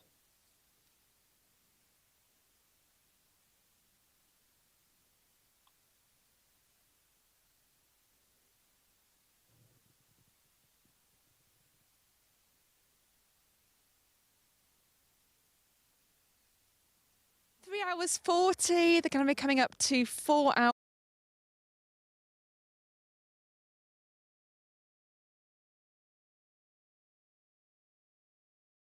You know, they've got a lot of racing behind them already. A lot left to go.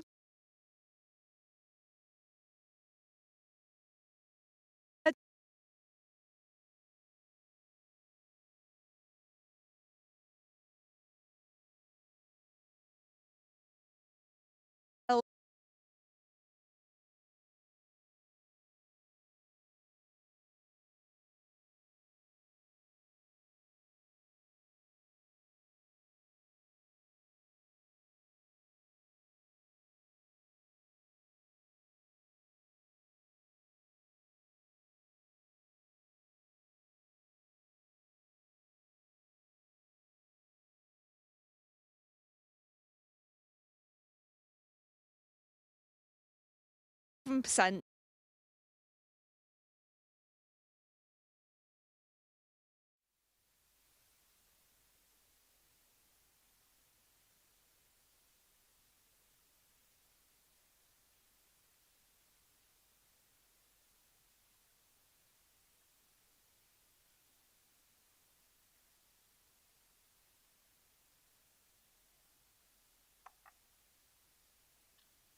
Okay, once again, sorry, we seem to have lost the live feed and we've gone back to the car is live, of course, but it'd be better to listen to Helen to give us an update on the front. But it's a at the moment. Mouth moment We're for back any. on the course, and as you can see, more supporters with Norwegian flags.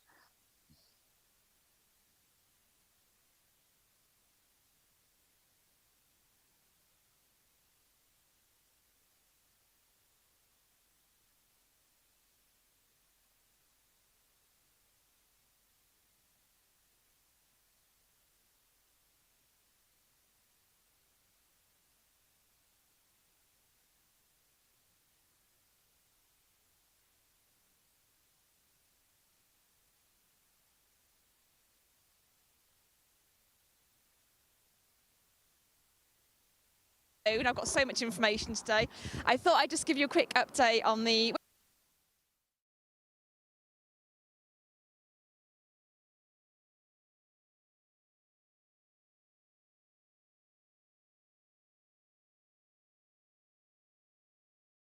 checkpoint.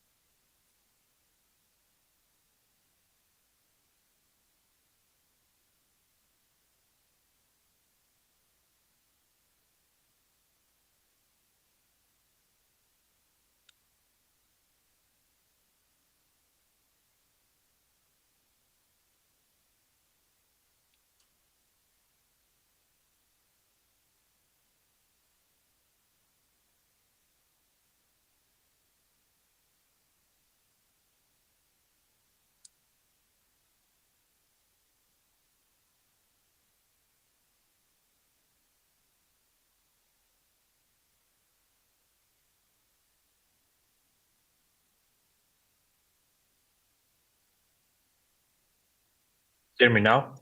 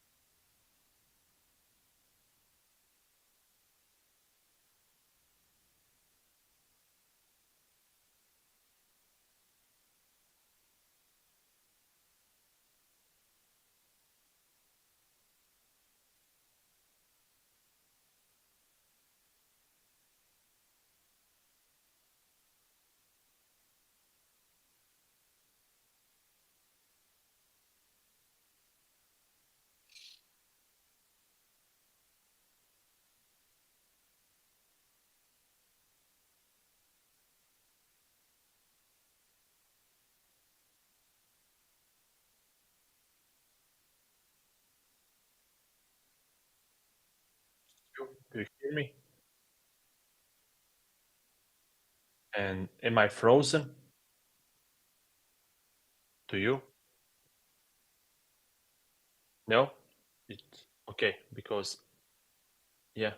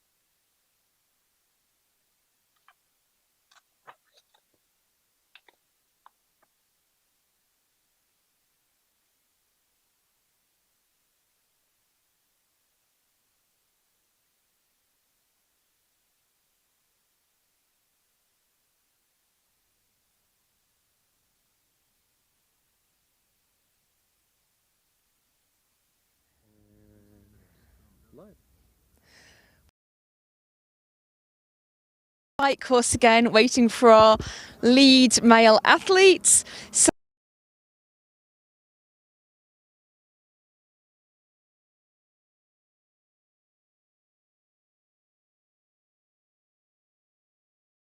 now for around 3 hours 40, they're going to be coming up to 4 hours.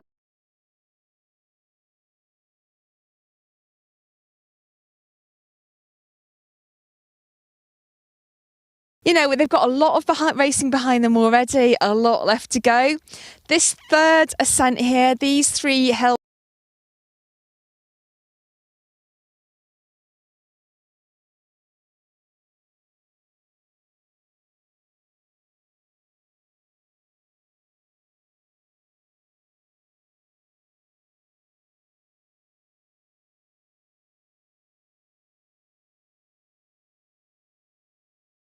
does.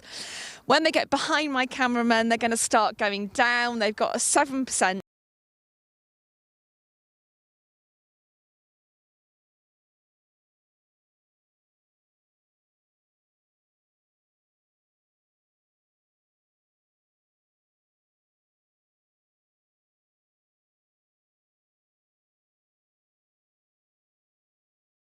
I think it's going to take about 30 minutes.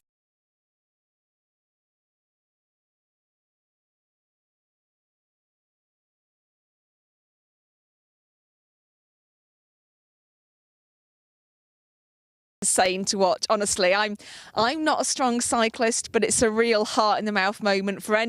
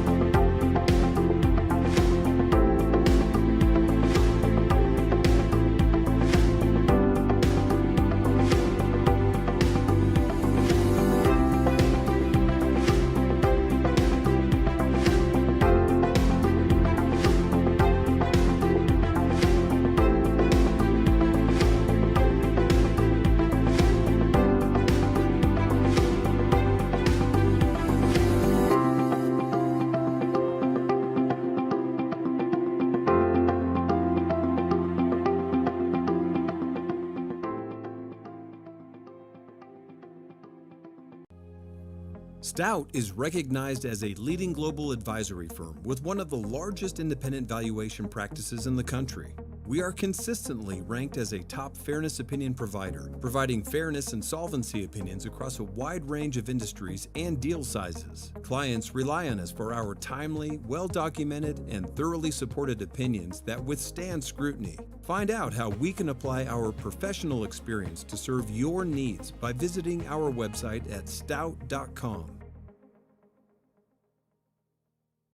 Photo.no is Norway's largest camera store with stores in Oslo, Bergen, Asker, Stjørdal, and of course online. Photo.no offers a wide range of products for your projects. You will find smart solutions and good tips that make everyday photography easier.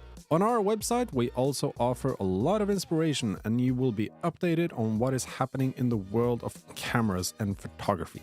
Our dedicated product specialists work closely with each of the camera brands to provide tailored solutions to suit all skill levels, from simple mobile-based setups to sophisticated broadcast systems. This collaboration ensures that our customers can focus on their core business and message, while we handle all technical aspects, offer thorough training in product use, and are available to support and assist as needed. Also, find inspiration with our own podcast, Fotopodden, where you can listen to hundreds of interviews from renowned photographers, videographers, directors, and many other creative voices. And get knowledge on our YouTube channel, where we have produced hundreds of videos such as product reviews, guides, short films, and interviews. In addition to new and exciting cameras, you can also purchase used cameras and rent equipment from us. Take your photography passion further with Photo.no and feel free to visit us in either Oslo, Bergen, Asker, Stjørdal, or of course our online shop Photo.no.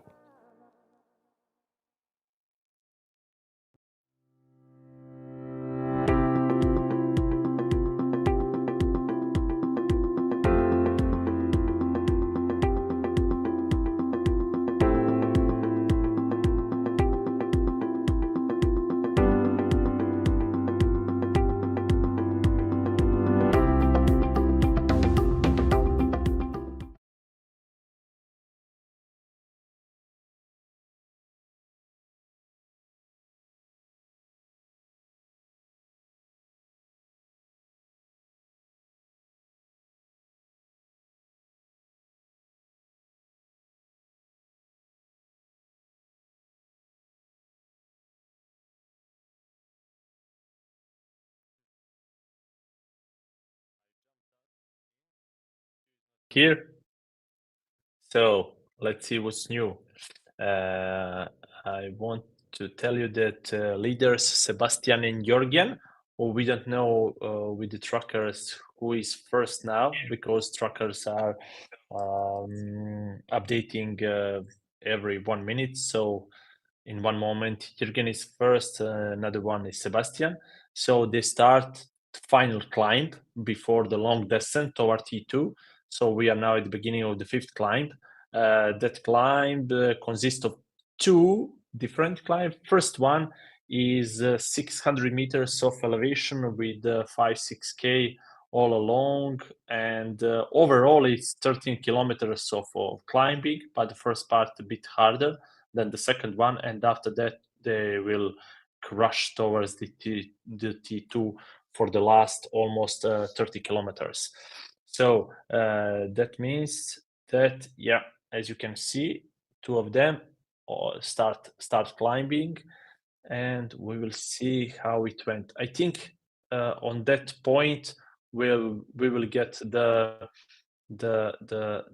decision who will enter the T2 first, who is stronger on that climb.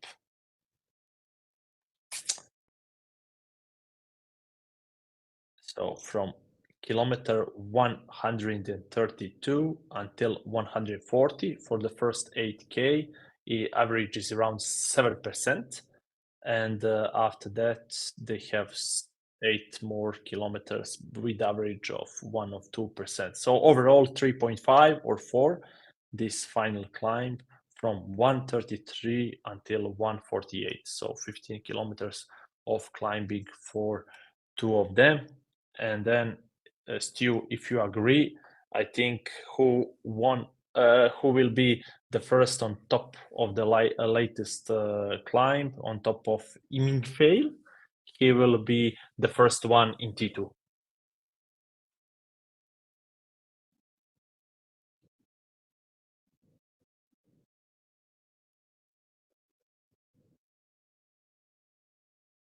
Let me check. Yeah, like I said, almost 30 kilometers of the going down after that.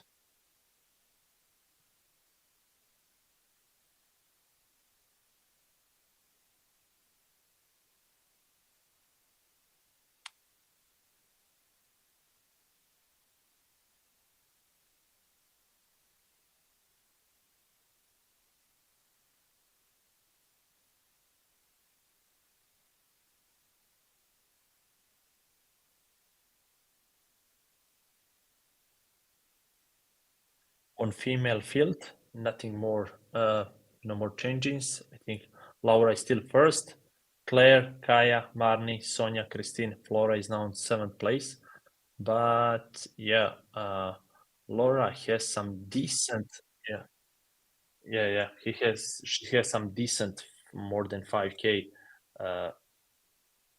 gap between first and second, and then 3 more K between second and third. And then we have from 4th to 6th, 7th place, they are tied.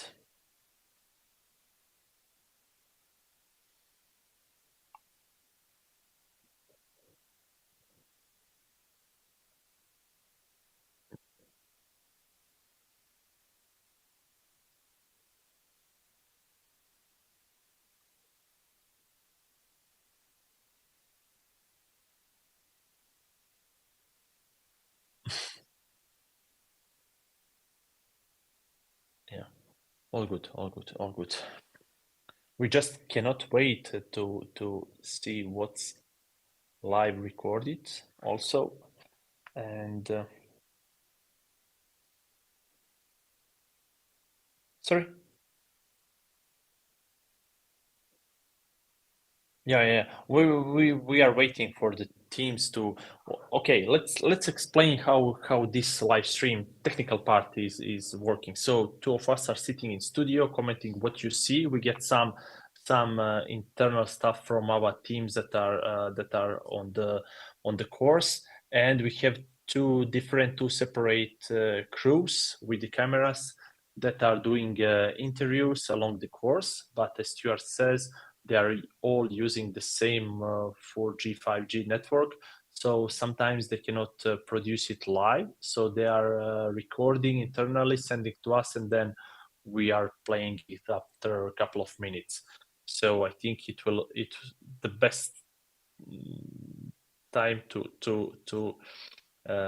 tell that is right now, and I hope that on the run course it will be much better coverage, because the athletes will be a lot slower, so we can trace them with the cars, with the bikes, and whatever we need. But now it's like it's a race within the cars. Yeah.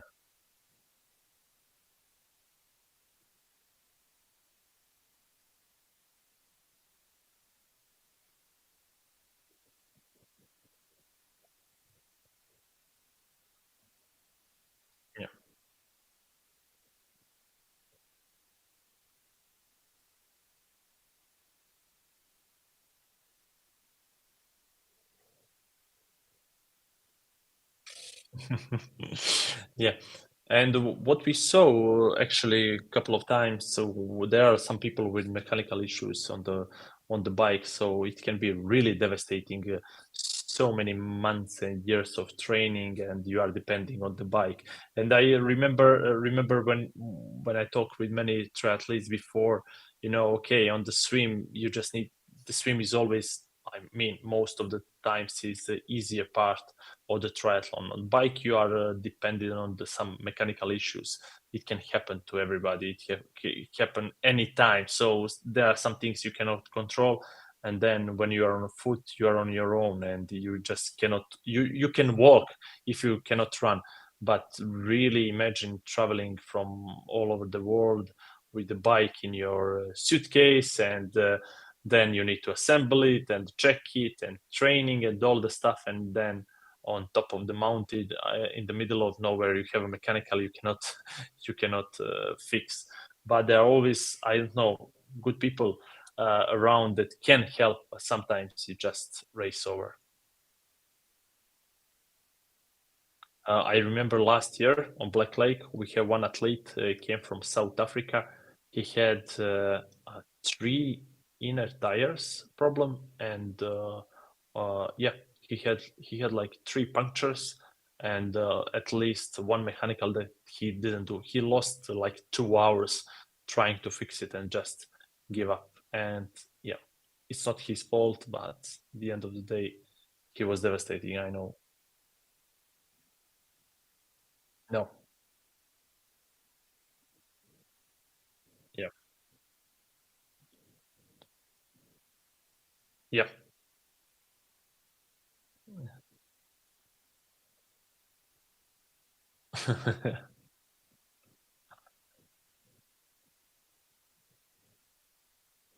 Yeah. Yeah.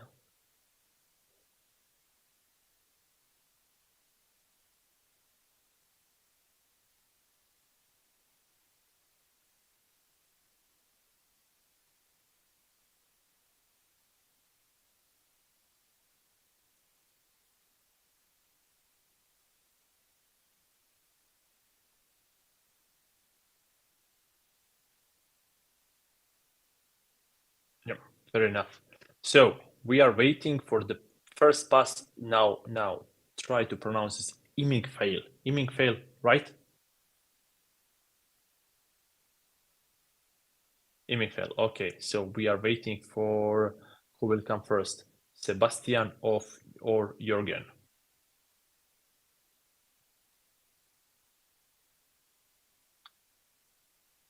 Yep. And you know, I wanted to comment this while we were on a short break. I was looking through the start list, and I see in top 5 guys, there are 2 guys that entered the race through ballot. One guy on the number 5, Christian Eiren Pedersen, and the second guy, Aurélien Lelay, or something like that, from France. He's now on place number 3, and Krister is on place number 5. They both entered by the ballot, so they didn't qualify by the X point. They didn't qualify as the race winners, and they just, you know, he's on top 3. So it's really amazing.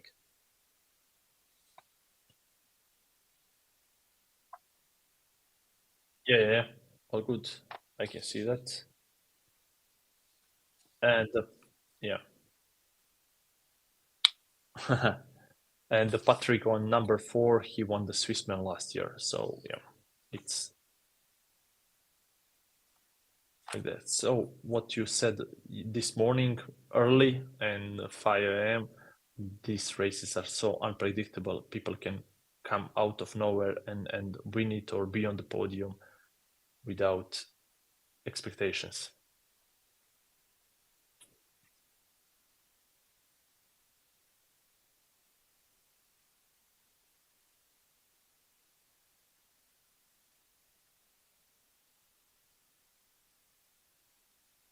Yeah.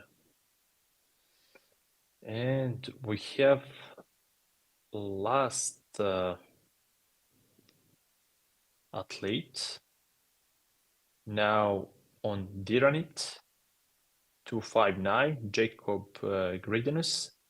So he is out of the wall, if we can say like that. There is actually no cutoffs anymore until the T2. So he is willing to proceed. He can proceed, and I think it's 12 hours cutoff or something like that for the bike.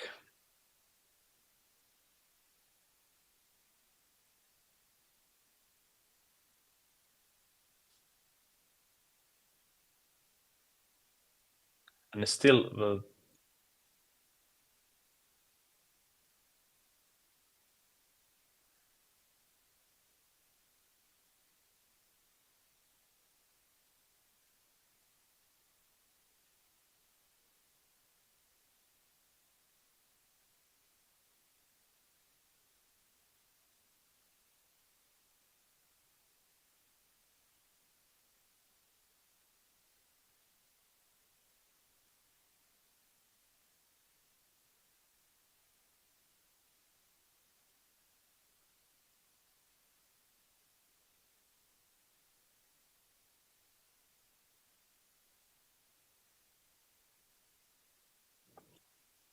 if we have something from this morning, from the jump, from the ferry, just put it, because I think a lot of people are willing to see that how it started this morning. Yeah.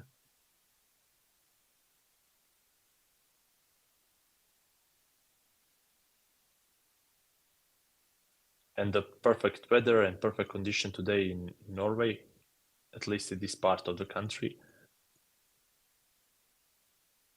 Couldn't ask for more. Yeah, couldn't ask for more.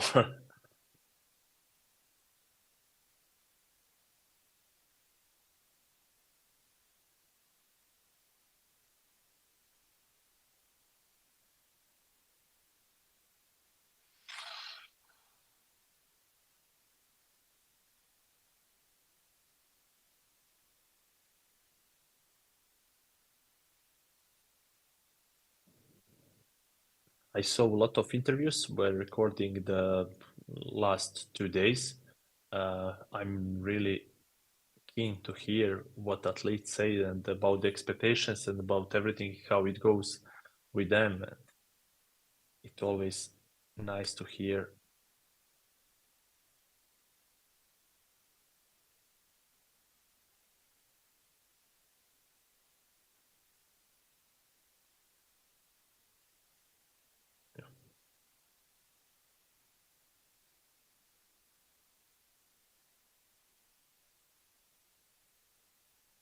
Mhm.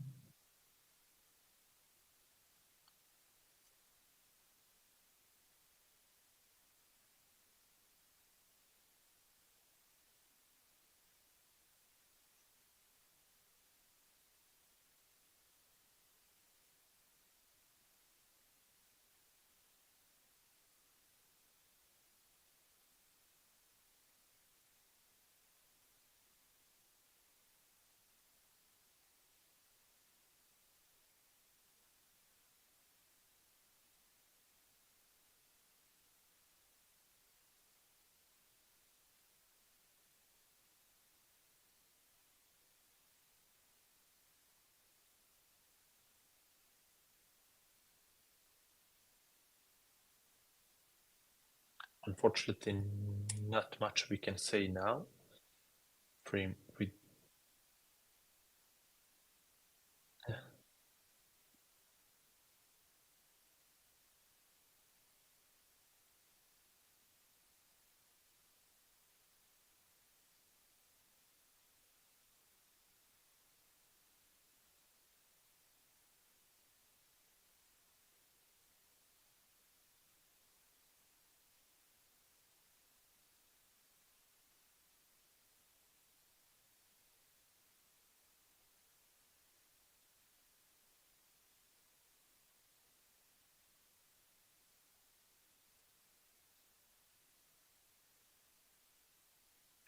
And also there is a crew among with the spare tracker. So if you are following your athlete and you see that something is wrong, or like more than 30 minutes is not updating, maybe it's battery, maybe it's jammed, but don't worry, because there is there is a crew along the course that monitors everything, and they can do the fast change of the tracker to athlete, and it can start working properly anytime soon.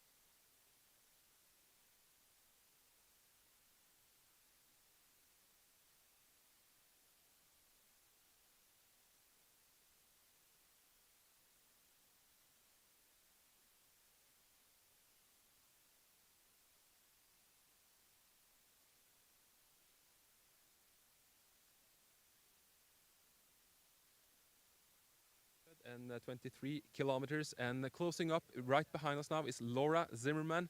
And she has had a fantastic race, Lars. She has led for a long, long time now. Yeah, the whole race. So she's still in the lead, and I don't think anyone is closing the gap. No. At least not for a long time. And there we have Sonja. We can see her in the aero position on her bike. She's looking relaxed. And as we said, Laura has been in the lead for a long, long time now. Yeah, and Sonja, we meant Laura. Laura, sorry. Yeah. And behind Laura we have Claire Weller chasing. Yeah, that's the guy who's coming there now, isn't it? Yeah, some minutes behind. Yeah, some minutes behind we have Claire Weller chasing Laura. We should move for the cars here. Yeah.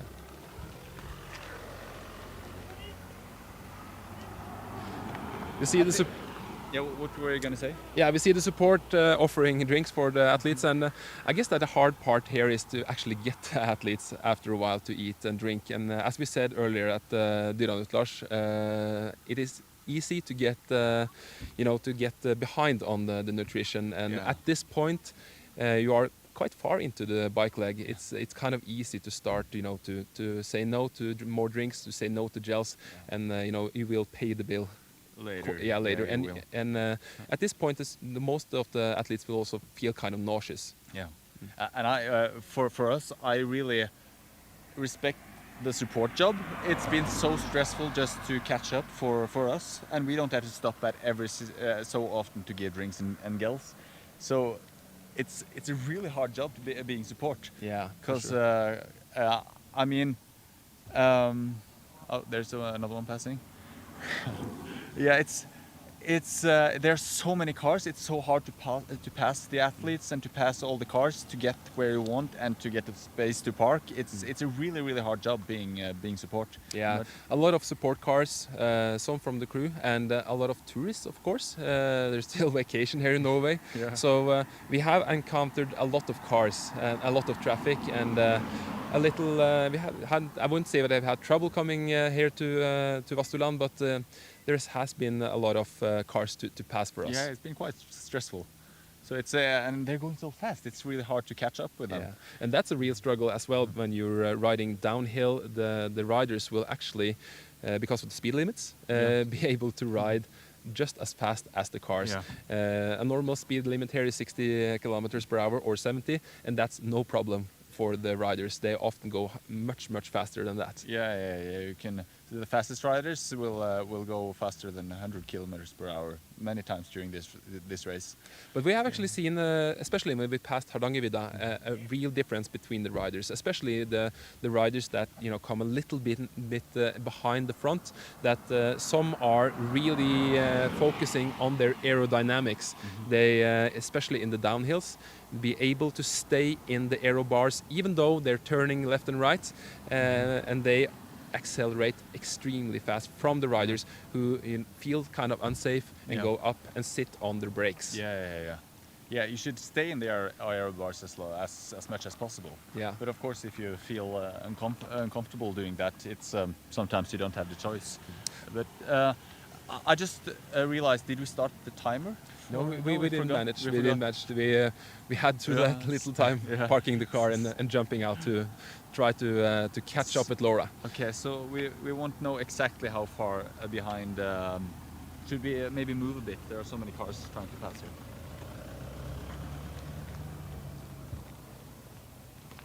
But speaking about, I'll just start the timer now, so we know a little bit at least. Yeah.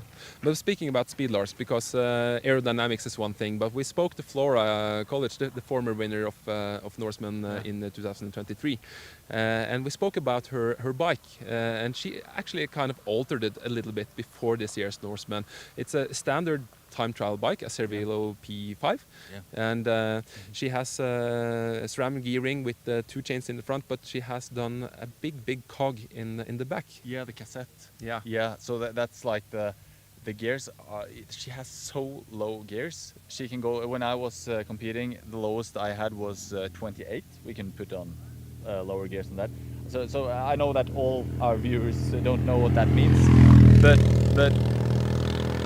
to compare, when I was the lowest number you could have on the tags on the cassette was, or the highest number is what I want to say. The lightest gear. The lightest gear. Yeah.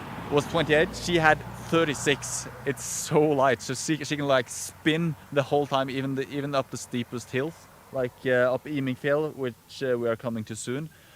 She can spin really fast, and I think that's a good thing in front of the run.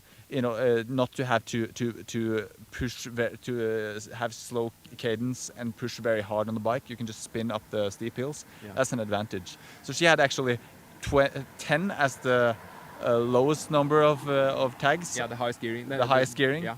And earlier that was 11. Yeah. She had 10 and 36 as the lowest gear. So that's a really development in the bikes from when I was competing. Yeah, and the cassette gives also an opportunity to have really, really heavy gears in front on the cranks. Yeah. So she had the 52 teeth, I guess, in the front, or is it 50? Yeah. But at the same time, she had quite short crank arms, which gives her the possibility to have kind of a high cadence, which is also a trend in biking these days, that you go a little bit away from what we did 10, 15 years ago, when all the guys were riding 175 millimeter long crank arms, to this day when most of the guys, even the tall ones, use like 170. And 70, yeah. I remember I changed to 170 from 100. The standard is often 175. So okay, here that's the guys running there is a former Norseman winner and his brother, supporting his brother. Hans Christian, can we bother you for a little minute? This is Hans Christian Tungesvik, former winner of Norseman. Which year did you win?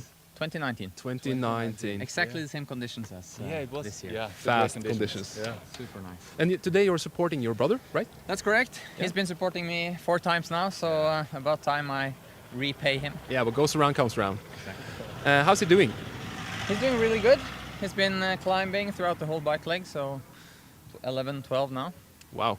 And we were just speaking about, the support job is quite a hard job. And we were speaking about, the traffic back here. You and Lars has always been kind of in front. So when I supported Lars some years ago, I basically had to encounter like 2 or 3 cars. But now we were in kind of a traffic jam into Geilo. But your brother is also really fast though, so you don't have that problem. No, but a little bit in the beginning, he was about 40 out of the water. So then up through the Mobö tunnel and everything, we were a bit concerned, would we make it until the first support point, but now as he has been climbing, it's a bit less stressful, and of course throughout the day, when the field spreads out, it gets easier. Do you think that your experience from Norseman makes you a better support? I think it's always good to have seen both sides, both the athlete side and the support side, so I hope I can provide my brother with some useful tips and tricks so that he can tackle it. You're by far one of the fastest runners. I saw it by the bike. Yeah, by the bike here. Yeah, I haven't seen any other support running that fast beside the bike. So that's. I'm feeling quite good today. So yeah, I think the shape is there. But we also have to dig a little bit into your season, Hans Christian. You did the Swedman this year. How did it go? That's right. It went quite good. It was harder than I expected. So really tough challenge and a tough course, especially the run is. Sorry to say, but much more brutal than the Norseman. So for those who want a proper challenge, Swedman is a good option. Yeah, we actually spoke about this with Horek yesterday, and we talked about it's so fantastic that Norseman has spiked so many other races, and at one point they're trying to look a little bit like Norseman. They have the extreme aspect, but at the same time they all have their different characteristics. And what you're saying now is, people tend to think on this as the hardest race in the world, and in many ways it is. But at the same time, you can find different kind of challenges in Swedman, Keltman, Swissman. That's fantastic. Are you going to do some more extreme triathlons in the coming years? I think I will, but I've checked off Swissman and Norseman and then Swedman. Yeah. So maybe Keltman is the one that I'm really missing on my top list, but we'll see after that. I'm coming back to Norseman next year for the 5th time, and then probably that's the last one. Can I ask what's your ambitions then? You say you have retired, but I've seen your results last year. You still have some really good results. Yeah, I've retired mentally. I've retired, but maybe not physically, 100% at least. So I'm still training quite a lot and having fun with it. Yeah. Yeah. You think you can go for the win next year, or? Depends on who's there, but the win would be really, really tough. But maybe a podium could be possible if everything goes to plan. Yeah. I wish you. I wish you good luck. See you later. See you. We're still waiting for Claire Weller. Sorry about the microphone there. I tried to follow the athletes behind there. Yeah, I understand. It's hard multitasking. So that's another fast support runner. Bra jobba! Okay, so now Claire Weller hasn't passed yet. She's still. Can we see her? No, it's hard to see when there's a lot of traffic now. Yeah, she's. From when I started the timer, it's been 7 minutes. Yeah, so it's at least 10 minutes then. So it's a quite a big lead by Laura. It's a big gap. Yeah. We talked with Laura yesterday. Yeah. You had some conversations with her. Will you tell us something that what was she expecting from the race? Well, she said she seemed really calm, you know, and she had a really good season this year. She has done a lot of races really, really fast, and as we said earlier, she is a full-time pro. Yeah. So she kind of, even though it is an extreme triathlon, it's a lot of hills, she really seemed relaxed, and she didn't really fear anything. She knew that she had a good support team, her spouse and a good friend, and knew that the support team had everything under control. At the same time, she don't race races like this so often, but she has done races in the Ironman circuit, which and there are actually some Ironmans like Ironman Nis, which has a lot of hills. Yeah. And as far as I know, the plan for her is if she recovers after Norseman to do Ironman Nis, which is in not that many weeks. Yeah. Which is also a course where we have seen, for example, Gustav Iden riding a normal road bike with clip-on bars and actually winning. Yeah.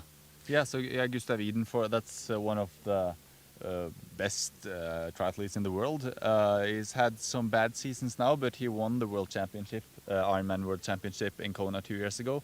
So he's a really, really good athlete.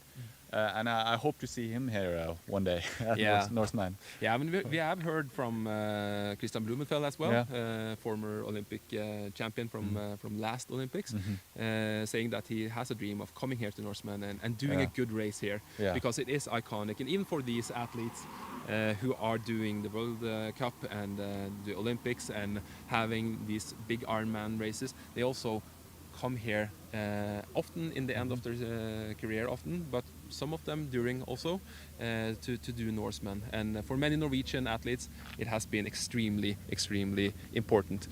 We see now Claire Weller coming up here. We're pretty sure it's Claire. Getting a bottle, new hydration, and placing it behind. Oh, that's not Claire. Sorry. There's. It's not always so easy. Yeah, it's not easy to see always. It's going fast. For sure. I really like your how smoothly you shifted over. I thought, do you have ice in your back? How can you see that? It's clear. It's so funny you were mistaken. Yeah. I'm actually quite glad, because that would be a 7 cent. Yeah. Okay, so we still don't see Claire. Is that Claire? It's so hard to see with that is Claire. Yeah, that is Claire. That's Claire passing. Yeah, and getting a gel and getting a new bottle on her bike. She's looking good. She is looking very strong, I think. I'll run down and see if I can catch up with the support. And yeah.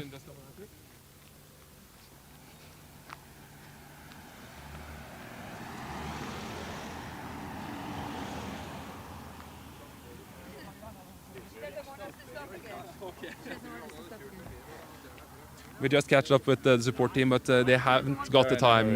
They're in a hurry. And as we said, the speed is so high in the downhills, they don't want to risk to lose Claire. As they said, again, so traffic and to keep up the athletes would obviously be a difficult thing for them as well. I think she's around 12 minutes behind now, 12 or 13 maybe. So that's not too far. So many things can happen on the run. For sure. And in Zombie Hill, everything can happen. So I mean, this is definitely not. It's not finished It's yet. not finished yet. There's still 2 more quite steep uphills on the bike, right? Or is it No, one? it's actually only Iming? one Imingfjell, but that's a very steep and quite long uphill. Yeah, a hard effort. So yeah, I guess we'll just jump into the car now Yeah. and try to catch up. And I really want to bike beside Claire or Laura Zimmerman up Imingfjell, Yeah. and let's see if we can ask them some questions on the bike. That would be great. We'll try. We'll try. That's it from Vastuland, and we'll see you on Mount Imingfjell. See you on Mount Imingfjell. Kom igjen.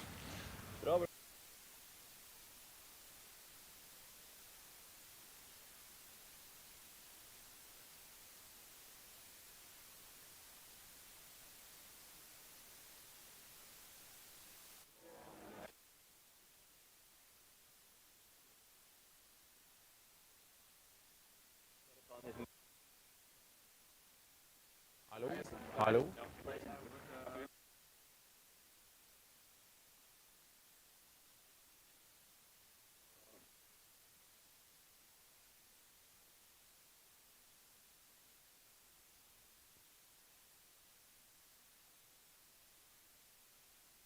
Kanskje vi ikke har slått den på?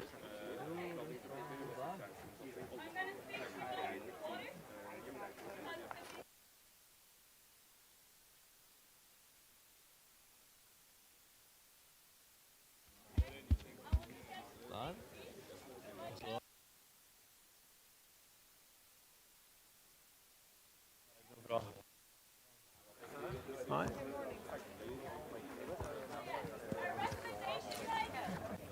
Jeg kan godt holde den. Holde den i hånda? Ja. Ok, tusen takk. Okay. Yes. Okay, so we're here with one of the athletes, Per Erik Holm, and your start number 132. 132. 132. And he's one of the guys fighting for the black T-shirt tomorrow. And I think one of the guys who then has to do most of the special things in order to actually get that black T-shirt. This is your 3rd time, right? Yeah, that's right. And I have 2 black T-shirts from before. You have 2 black T-shirts from before. And we actually met each other. The first time we worked together and I gave you a training program. So you still have the same. The training is approximately... The training is the same. The same, yeah. So a lot of biking, swimming and running. Yeah. And what's special for this year? I'm doing the same as those other years. I'm actually buying... I need to buy a black towel. Yeah. I need to buy a coffee cup. Yeah. With Norseman. It's not for you. Yeah. Every year. I don't take the chance of missing it. Yeah, because that worked the last 2 times. Yeah, that works the other 2 times. So I have to do this also. Yeah. So a black towel and a coffee cup. Yeah. And so that's important in order to get the black T-shirt. Yeah. What other things have you done in order to? I'm driving the car when I'm going here. I'm going to Austbygdi. Yeah. And I'm driving the bikers the opposite way. Yeah. And I'm making notes, like the rally notes. Yeah. So I have these breaking points and have all these kind of thing to gain whatever is possible everywhere. Because I need every second to do this. So the support is shouting to me on top of every hill how many times I'm going to brake, how many times it's going to be bends. So I have to remember this. Yeah. So it's a very nice support team. You also have to read the rally notes to support me. So you're not spending more energy than you need to tomorrow? Not more than I just have to. Yeah. Because I know I'm like 150 to 170. Yeah, and there are the first 160 are the ones to get the black T-shirt. Yeah, that's so right. you're like, that's probably one of the hardest fights tomorrow. I think to so. Get the black T-shirt. That's I hope not, but I think it's going to be pretty hard. Yeah. So I have to give it all. Yeah, great. And last year I heard You had a bad start last year. Yeah, my gear just disappeared, so I had just the biggest.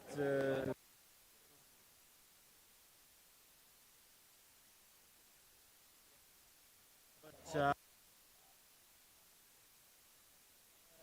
very mountain.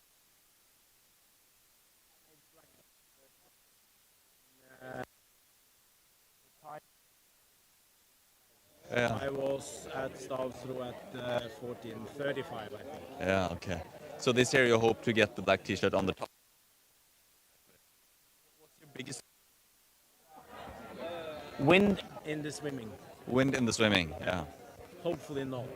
Okay. So we hope for still water in the swimming and good conditions, so you get. Yeah, perfect. Yeah. Good luck. Thank you.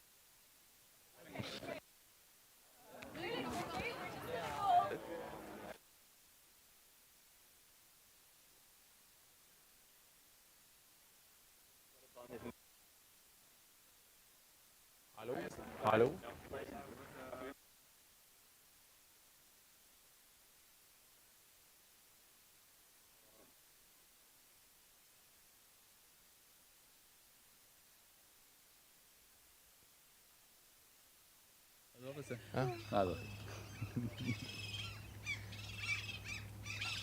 Ja. Nei, da. We're standing here at the ferry dock in Eidfjord, and with us we have Mette Pettersen Moe, former winner of Norseman in 2018, and also the course record holder from the same year. And we have athlete Ann Åse Stava with us. And first off, Mette, how is it to be back here in Eidfjord? Oh, it's always a blast. I just love being here. The atmosphere and the mountains and the scenery, it's just lovely. And the people, very nice people. Yeah, and you have basically been here every year since you won. Yeah, and even before that too. So yeah, it's been some years now. So, and I can't believe it's 6 years since I actually participated. I'm watching the clock and thinking, oh my God, time flies. But do you feel like racing again? Oh, I didn't answer that quick enough. So I just leave it at that, I think. Yeah. But this year, your main role is to be support here for Ann Åse. And Ann Åse, why did you choose Mette, which is also your coach, to be head of your support team? Well, it was back in 22, I guess. I asked Mette if I could join her for a training camp at Gran Canaria. And I had heard her doing a podcast about coaching and her beliefs, and especially the mental bit, because I don't believe so much in myself. It's been a journey, so that's why I chose. It still is. That's why I chose Mette. Really cool, and you know, the support team is extremely important for the athletes here, and you know that because you have been a part of this race before. Which qualities does Mette have that, you know, is good to have in the car tomorrow? Well, if she tells me something, I do what she says. I don't argue with her tomorrow. One of those days she won't argue, that's for sure. Yeah. Okay, so you give the mic to me? Yeah, okay, I felt like in Norwegian we say Tause Birgitte if someone takes the reference. I felt like Tause Birgitte, quiet Birgit. You have to watch some Norwegian TV to understand. But yeah, let's see. So when Ann Åse, if she like, what do you say to Ann Åse if she doesn't take her energy drink or her energy bars? How does that work? Well, I've never been support for Ann Åse before, so it depends on how it plays out and what's actually the reason for it. So we won't know the answer for that question before we actually experience it. So it could be some physiological thing, or it could be some mental thing, or it could be something she forgot. You don't know, but it's important to actually find out what's the cause of it and try to help her as good as possible. Because we know that if you're not fueling and if you're not drinking, there won't be a black shirt and probably not the finish line. So that's very important to know. So what do you think? What's your biggest fear? She might be mad afterwards, but not during. My biggest fear is some mechanical issues with a bike. Yeah, that's my biggest fear. And then being in a bad mood after the swim, but we've been working on that, so I hope I can just put it behind me quite quickly if I'm disappointed after my swim. And the bike, oh, I have my oppgaver. You have your dreams and your tasks, so focus on the tasks.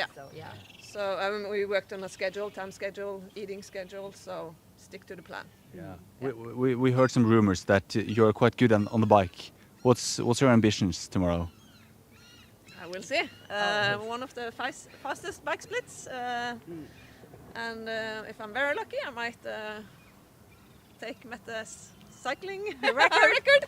That's what I'm working for anyways. That's my dream. But we'll see. I mean, sub 6 hours, 5:50, 5:45, and if I'm very lucky, sub 5:40. I mean, we'll see. Wow. I hope you make it. Yeah.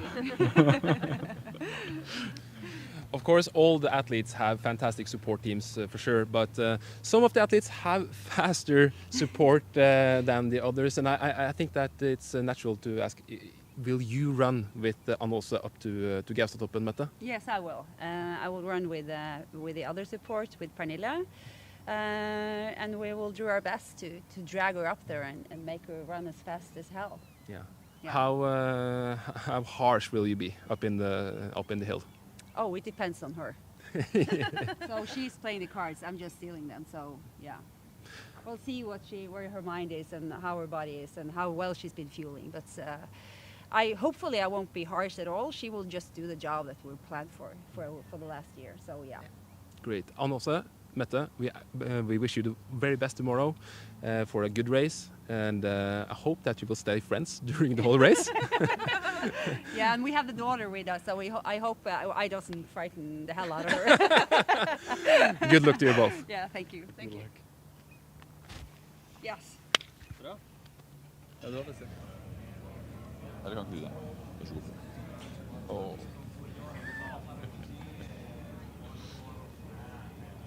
It is early. The clock has not yet passed 4 in the morning. It is surprisingly warm. But before we start this year's live team one, vi kan begynne, vet du. Jeg må ha kaffe. Skal jeg ta det? Nei, gi meg forsiktig. It is early, the clock has not yet passed 4 a.m. and we are on the boat, the ferry, the legendary ferry. But before we start reporting, before we start talking to people, we thought a short introduction would be in place.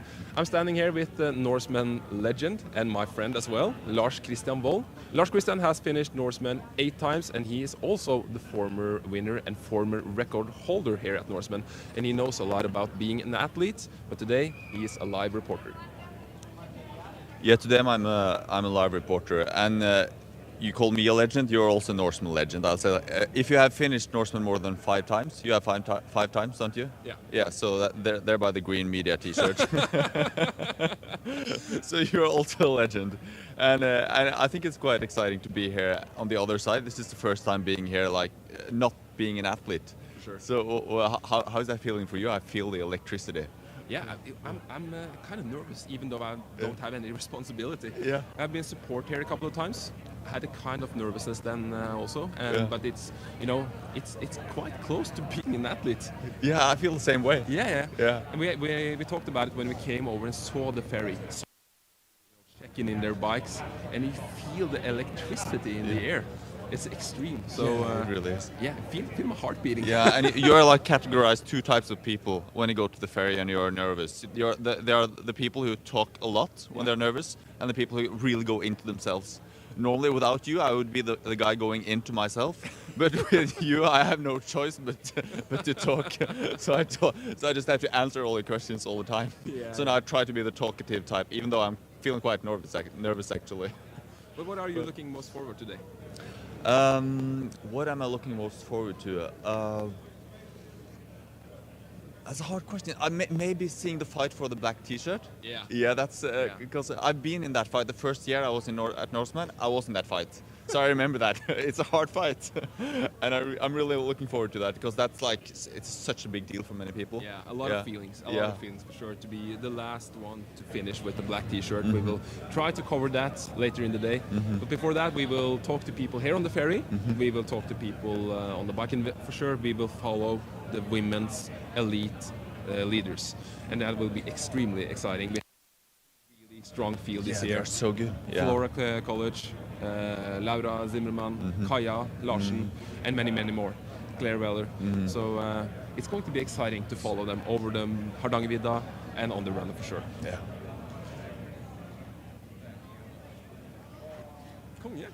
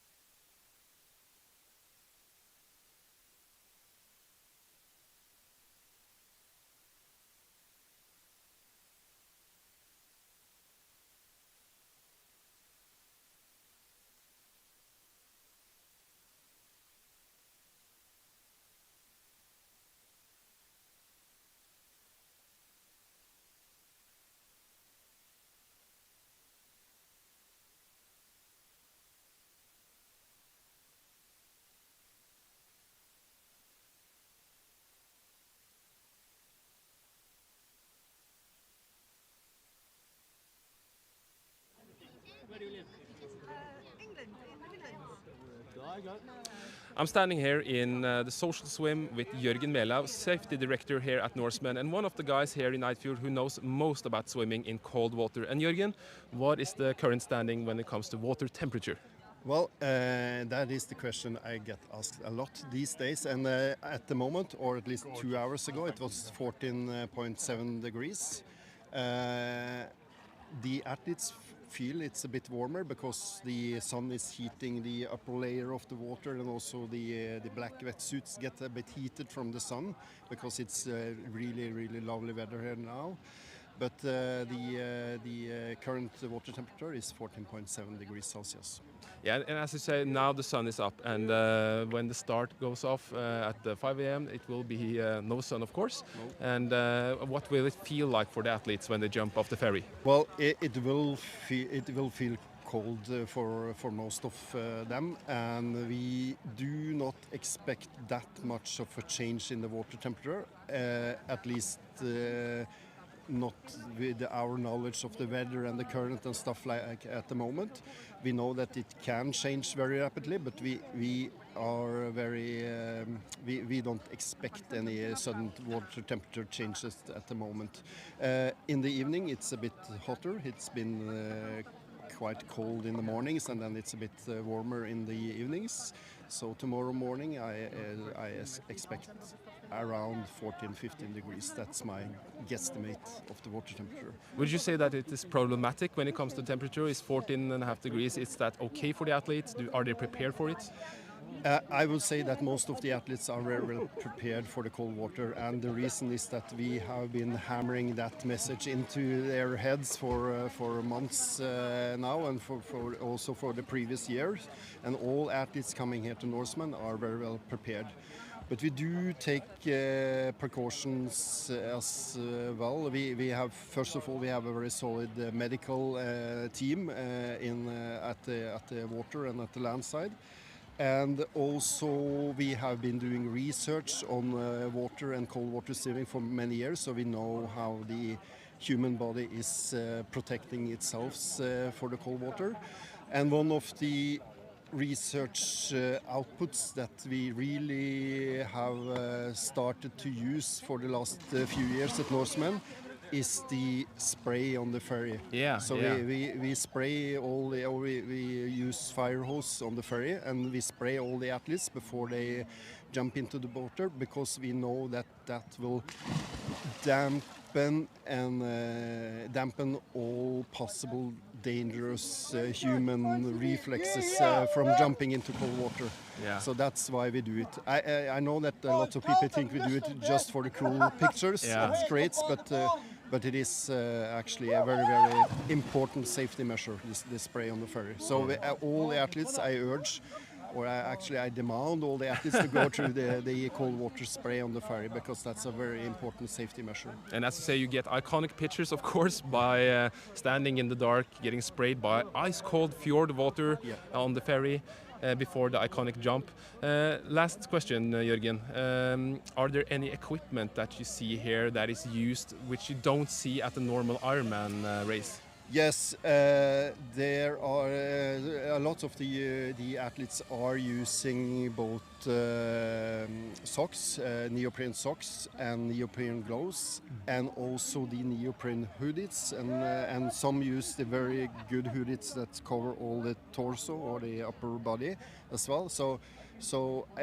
But at the moment, I think lots of athletes choose not to use neoprene hoods because it's quite okay water. But some will use equipment like that, and some choose not to. And I think both is okay for at least what we predict for the water temperature and the weather tomorrow.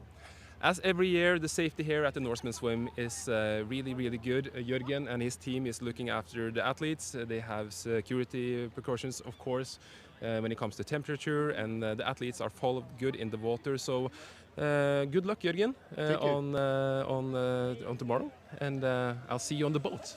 We will see you. Thank you. Usually that's not a problem. To the camera to introduce you, and then So Flora, welcome back. Thank you. okay, so I'm standing here with Sonja Tajik, a former I practiced your name a little bit before. It's good now. Yeah, it is. So Sonja is a former professional triathlete. She has actually a 4th place from the World Championship in Kona. Actually, and already was so happy. Several Ironman and then in that race, no one knew who I was, but managed to run onto the podium. And so I felt like I'd achieved.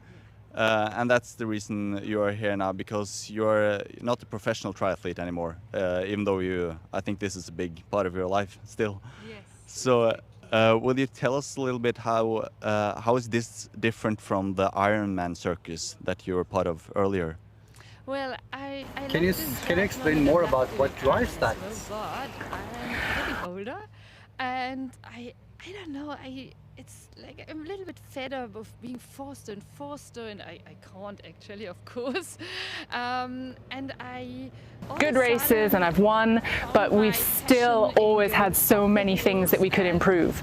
And I think that's the through forest and wood and by running and with the bike up to nice landscapes and nice views, and because I like that so much, I decided one day to do one thing.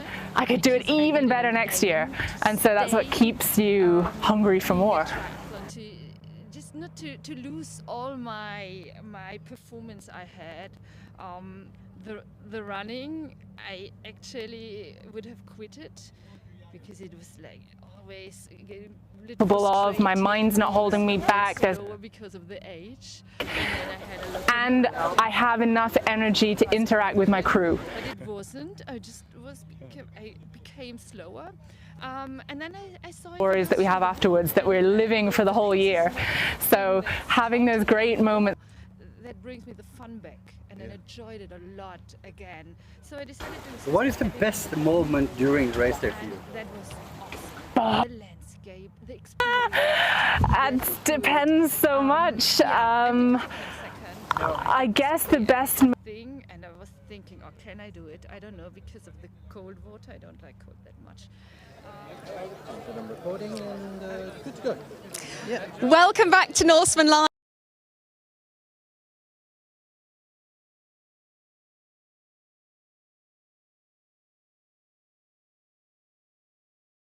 To you, but tell us a little bit about you and what you're hoping for tomorrow.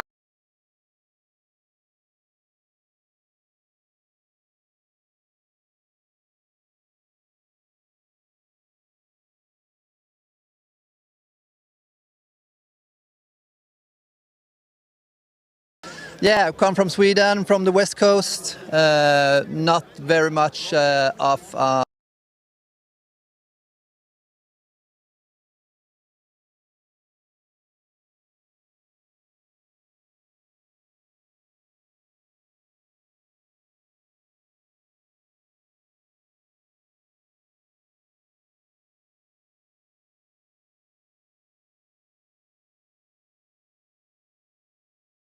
in Hamburg, where I did all the race on my own, so I missed.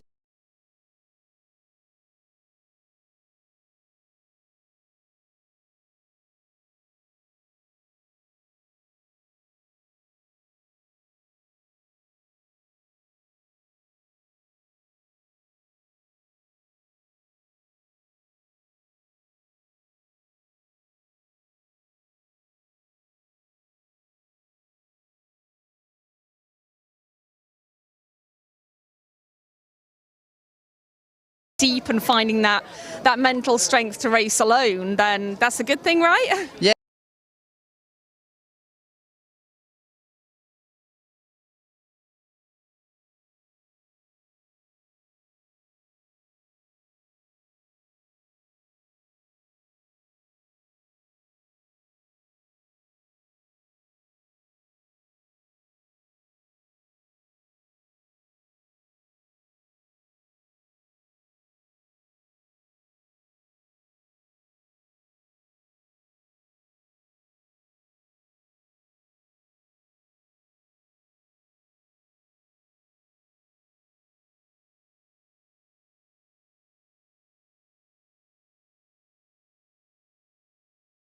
They're not very. I'm recording and good to go. Yeah. Welcome back to Norseman Live.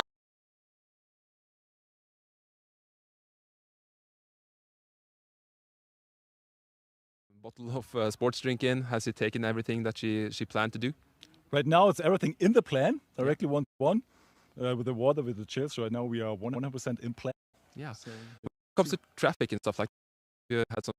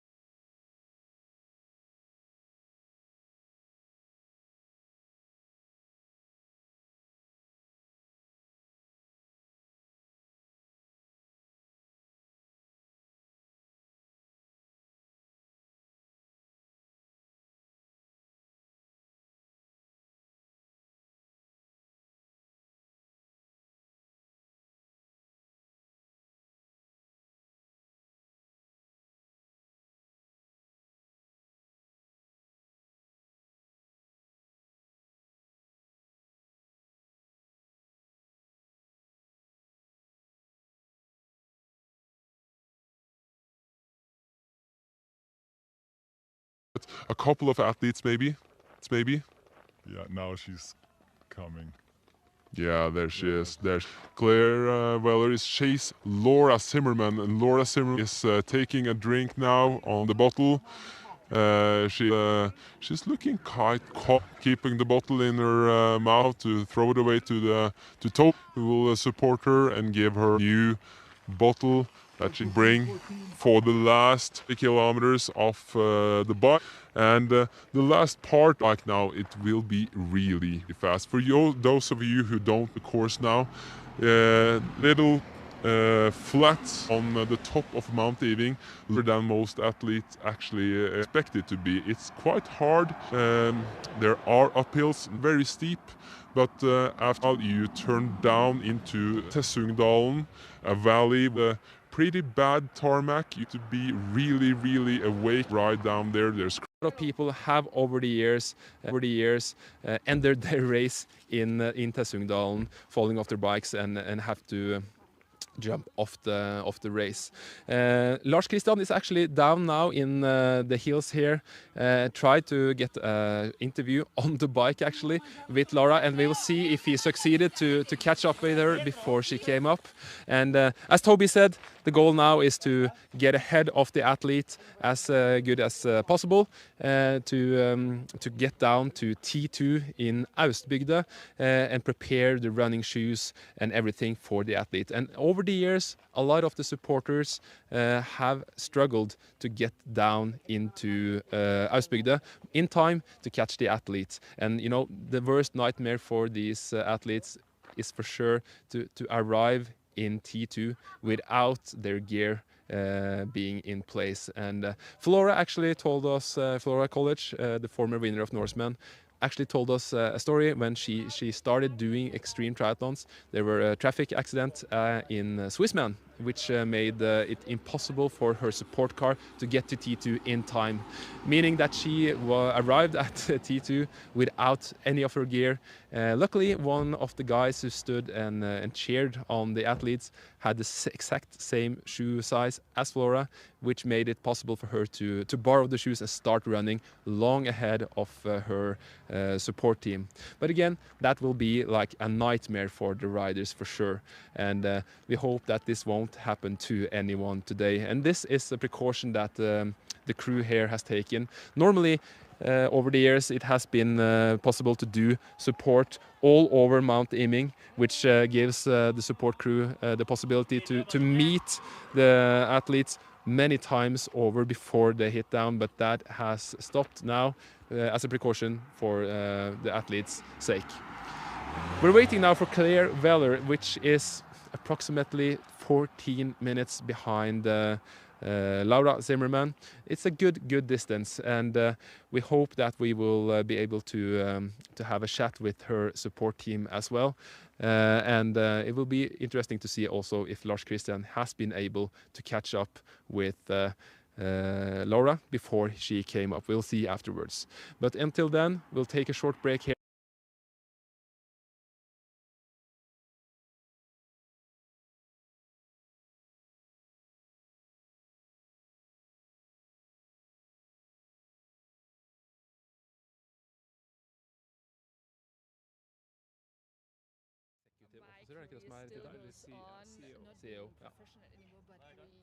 We're standing here with the CEO from Salaris, which is also the title sponsor here at Salaris Norseman.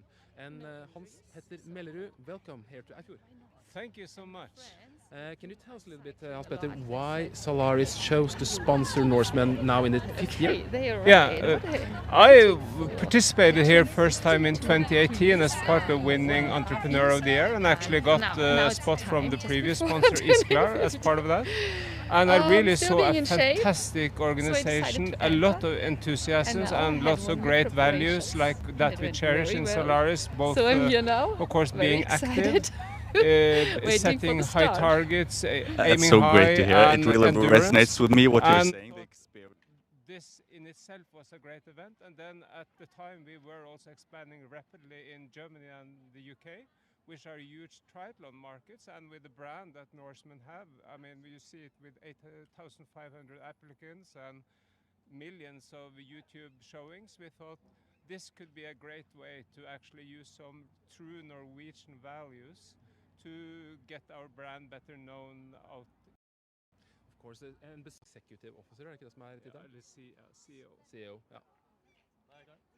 We're standing here with the CEO from Zalaris, which is also the title sponsor here at Zalaris Norseman. And Hans Petter Mellerud, welcome here to Eifjord. Thank you so much. Can you tell us a little bit, Hans Petter, why Zalaris chose to sponsor Norseman now in the 5th year? Yeah, I participated here first time in 2018 as part of winning Entrepreneur of the Year, and actually got a spot from the previous sponsor Isklar as part of that. And I really saw a fantastic organization, a lot of enthusiasms and lots of great values like that we cherish in Zalaris, both of course being active, setting high targets, aiming high, and endurance, and thought this in itself was a great event. And then at the time we were also expanding rapidly in Germany and the UK, which are huge triathlon markets, and with the brand that Norseman have, I mean, you see it with 8,500 applicants and millions of YouTube showings, we thought this could be a great way to actually use some true Norwegian values to get our brand better known out. Of course, and executive officer, ikke det som tittelen? Eller CEO. CEO, yeah. We're standing here with the CEO from Zalaris, which is also the title sponsor here at Zalaris Norseman. And Hans Petter Mellerud, welcome here to Eifjord. Arno, you want to join the interview, or? Yes, definitely.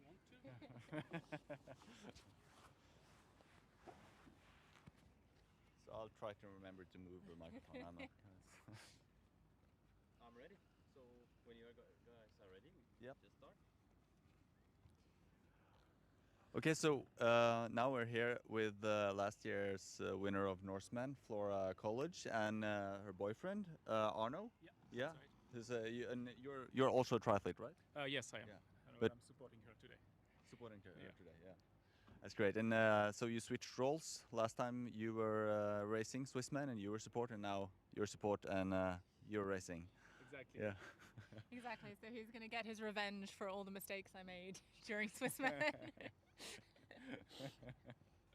That's very good. Yeah, I mean, we saw you last time with the car. I wasn't sure the car is going to make the course, but this bike is definitely going to make the course. Will you just tell us about the bike and what's special about how the setup is with this bike?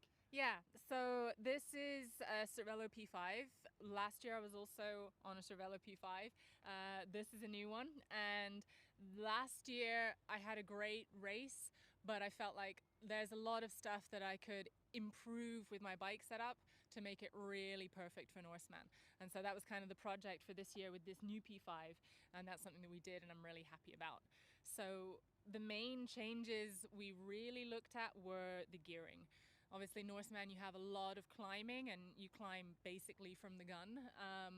So I knew that I needed to be able to have a pretty soft gear ratio so that I wouldn't kill my legs on the first climb.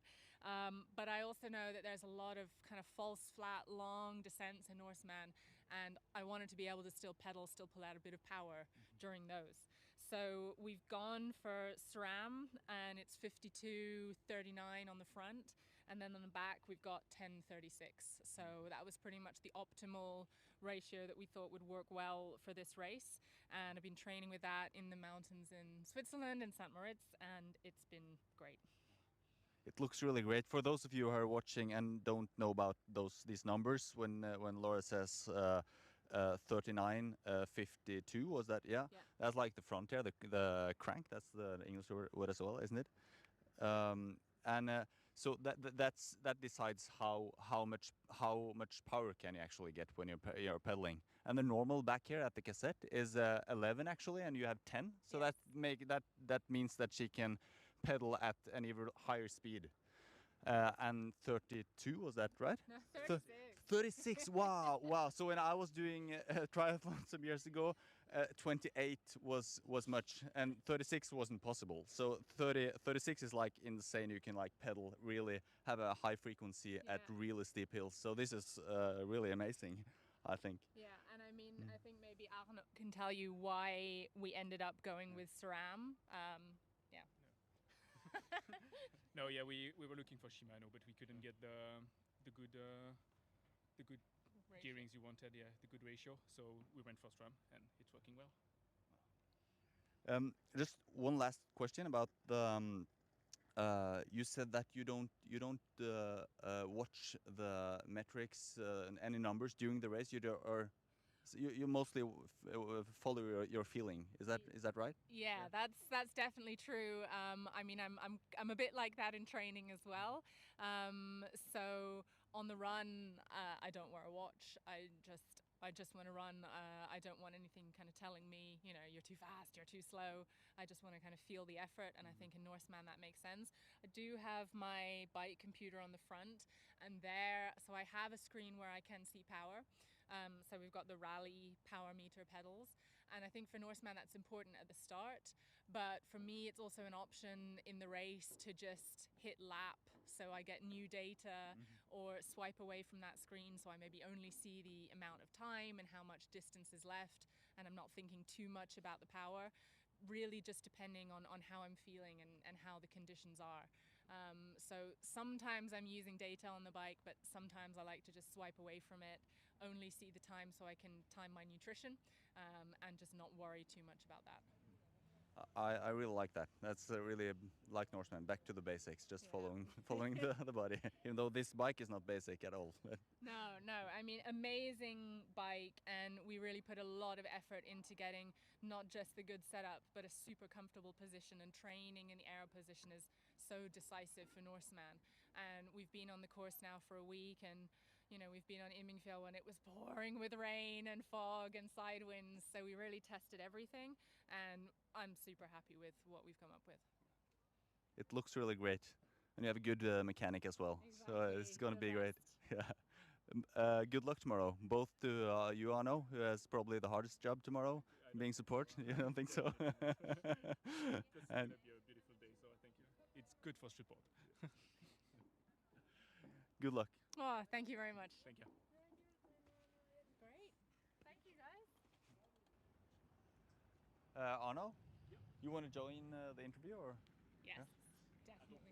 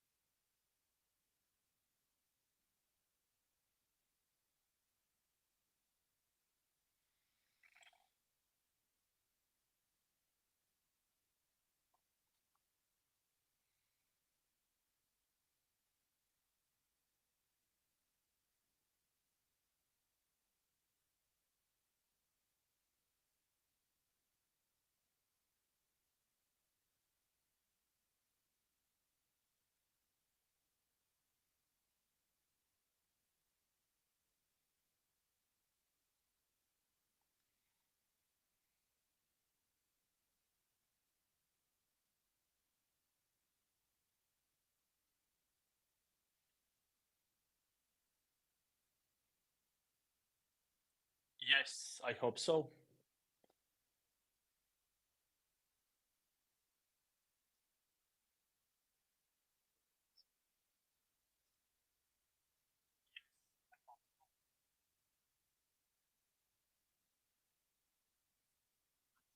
Not your tone, just my sound. We need your mic online also.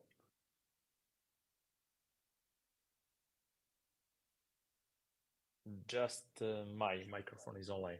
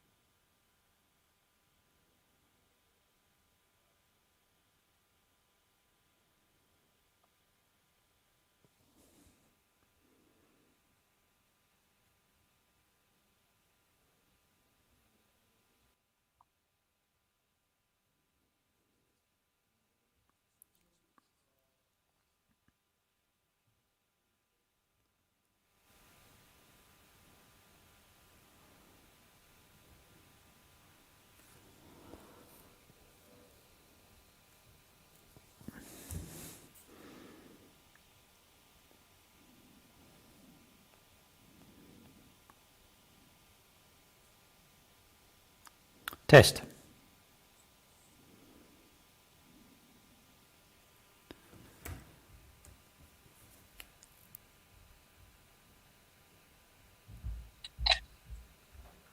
Okay. We are good to go. So we are now live from the race course. We have first two out of T2. So Sebastian Norberg took the lead. Second place, Jørgen Gundersen. But there were some really nice interviews from yesterday. We can hear a lot of good things. But I would like to comment one thing, especially regarding the water safety and cold water swim, because Jürgen said that people are coming here well prepared for the cold water swimming because it's their job for the whole year to train in the cold water.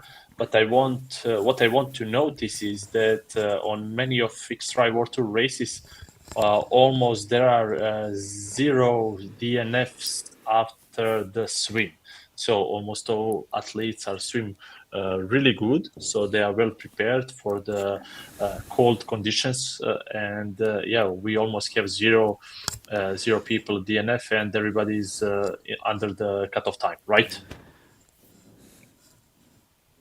That is correct, Igor. Yes, more or less. I mean, occasionally we do see people who are at the tail end of the cutoff, but the cutoffs are very generous, and they're designed for safety because of the temperature of the water. So 2 hours and 15 minutes in the water is a long time, even in that temperature. So anyone in there longer than that needs to be pulled out onto the boat.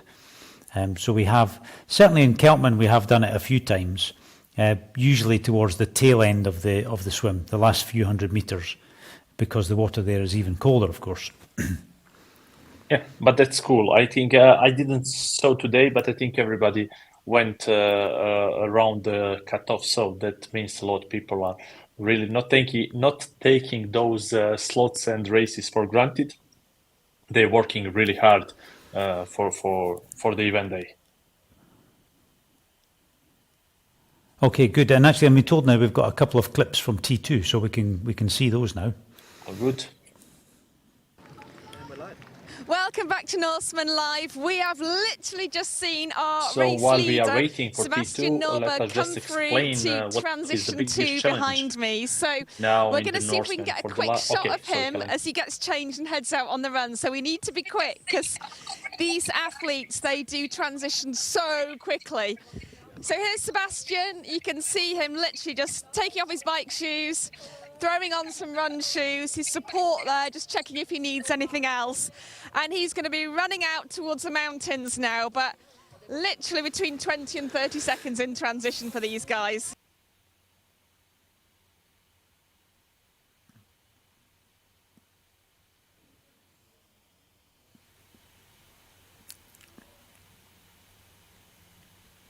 Sebastian Norberg, our Swedish athlete on the course, and we are almost at 10 minutes past 11 this morning. So they started racing at 5 o'clock.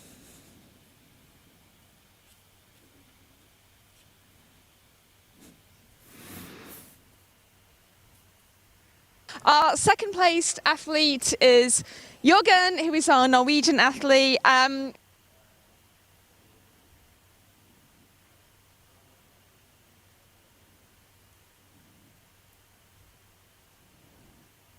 Moment it looks like Lars Vischert is now in third place if our live tracker is correct. Now we spoke to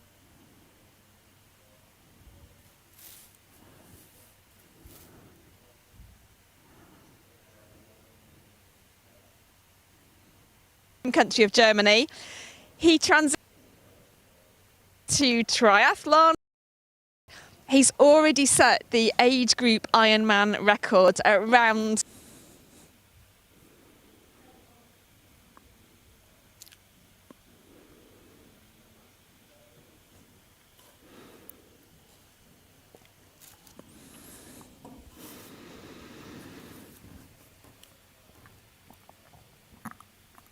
got a relatively flat start to the run course.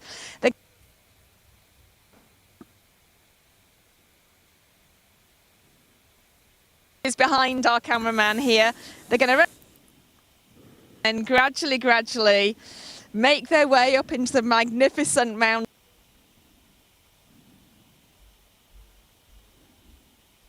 Hopefully run up if they're one of our first 160 athletes to make the cutoff point. We'll be in a few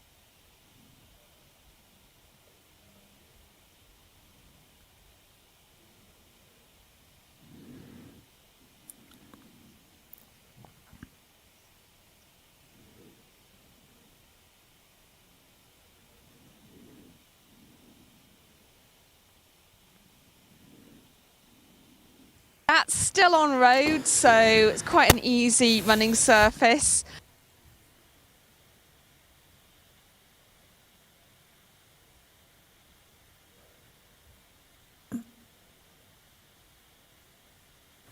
Time I came to Norseman, I was used to trail running.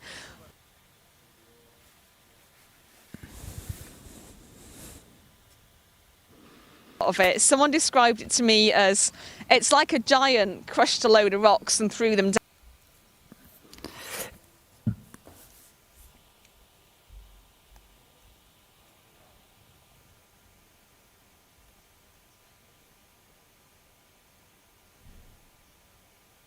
Running. So for those of you who've done a lot of trails and are used to kind of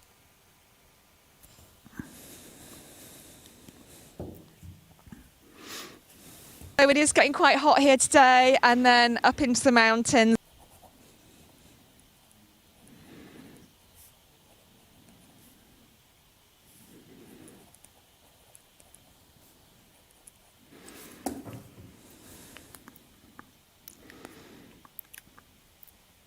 Yeah, because they're all probably out on the course still supporting their athlete. Welcome back to Norseman Live. We just got Jorgen, our second place athlete, coming into transition here. So he's done really well.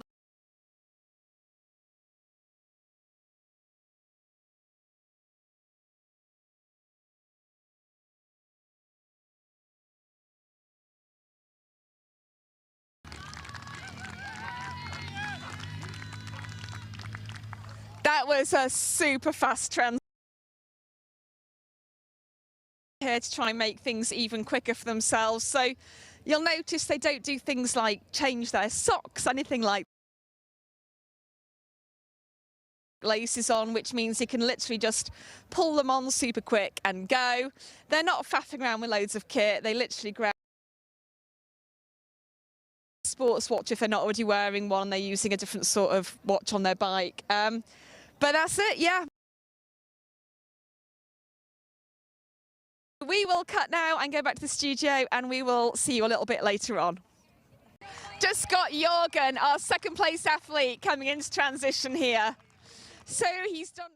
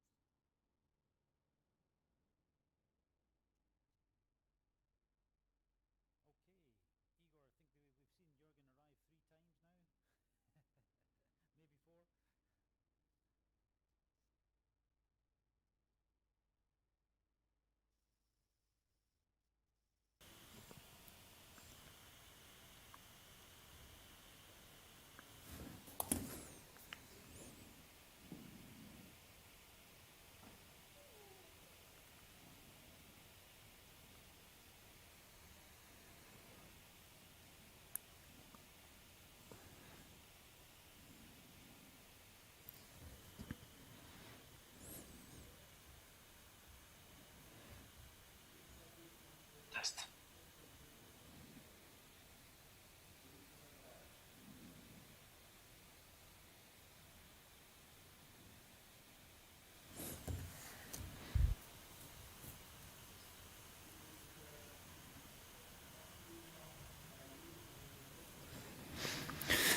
Test.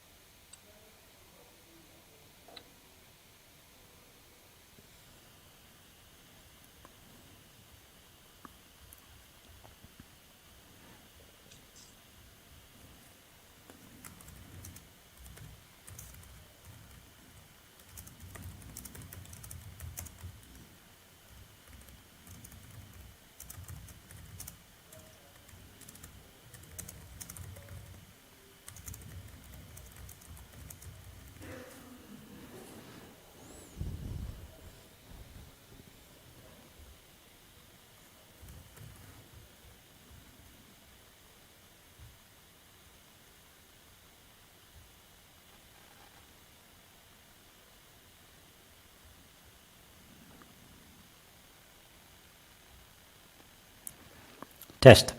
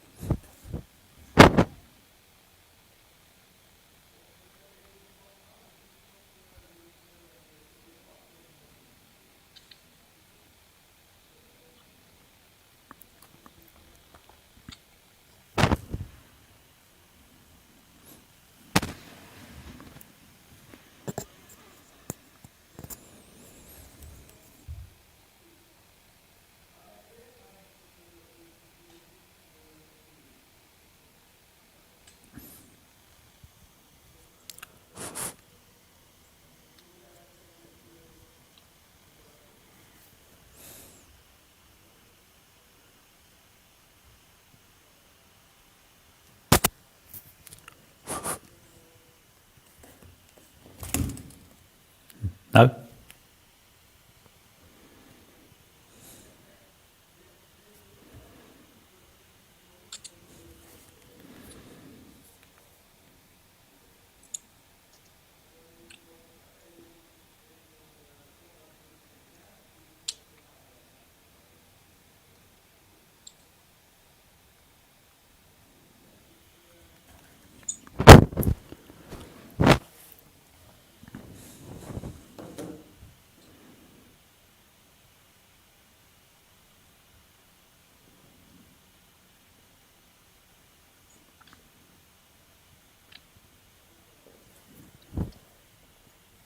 Okay, we are back.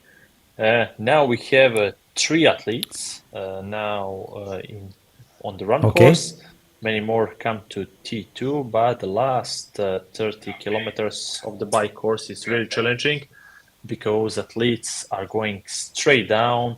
Average speed is more than 60 kilometers per hour. So I think a lot of supporters are struggling to get pace and catch their cyclists, so they need to plan way ahead. So Stu, any news how it's going, and do you have any tips for the supporters on the Norseman?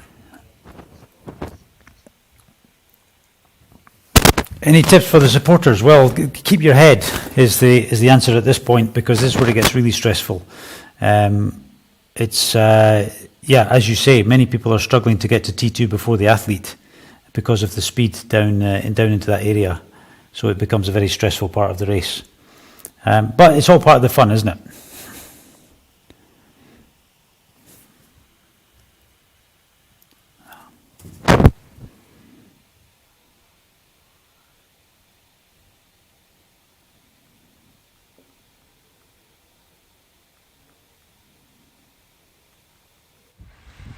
So I'm now climbing up the mountain Imingfjell, trying to catch up with Laura Zimmerman.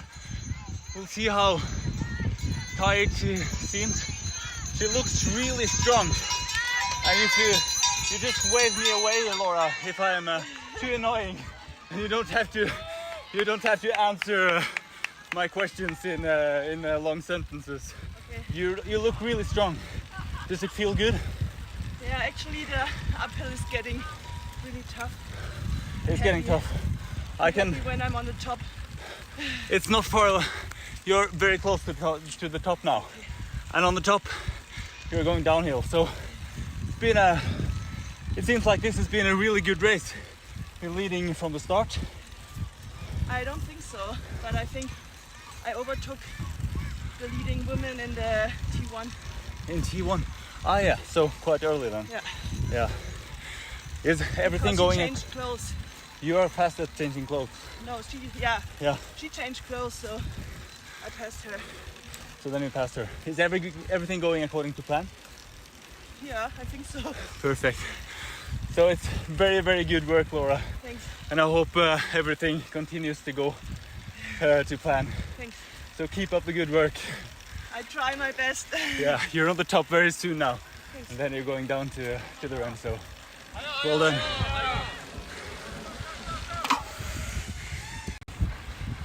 So I'm not.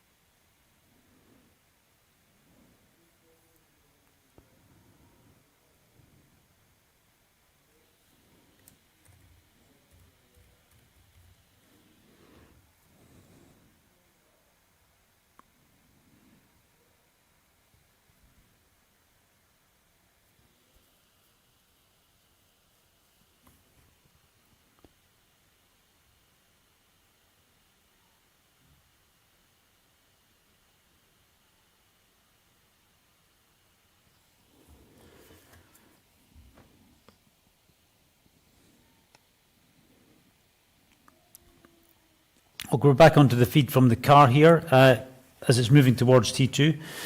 Igor, do you have any updates from the positions at T2 since we had that last interview?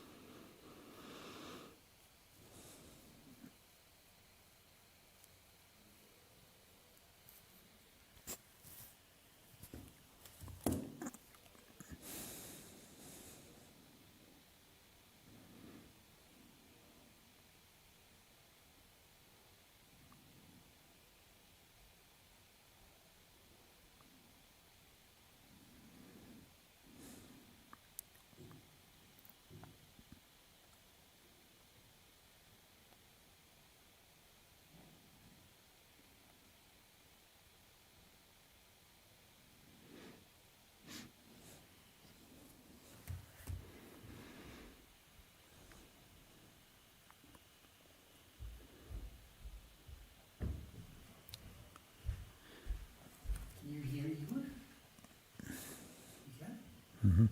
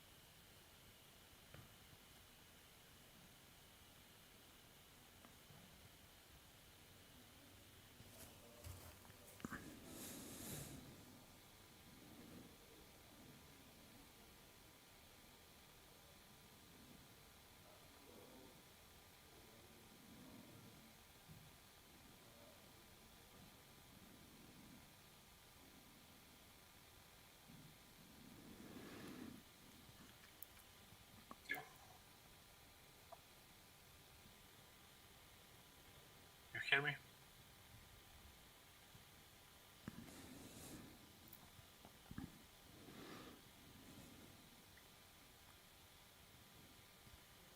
And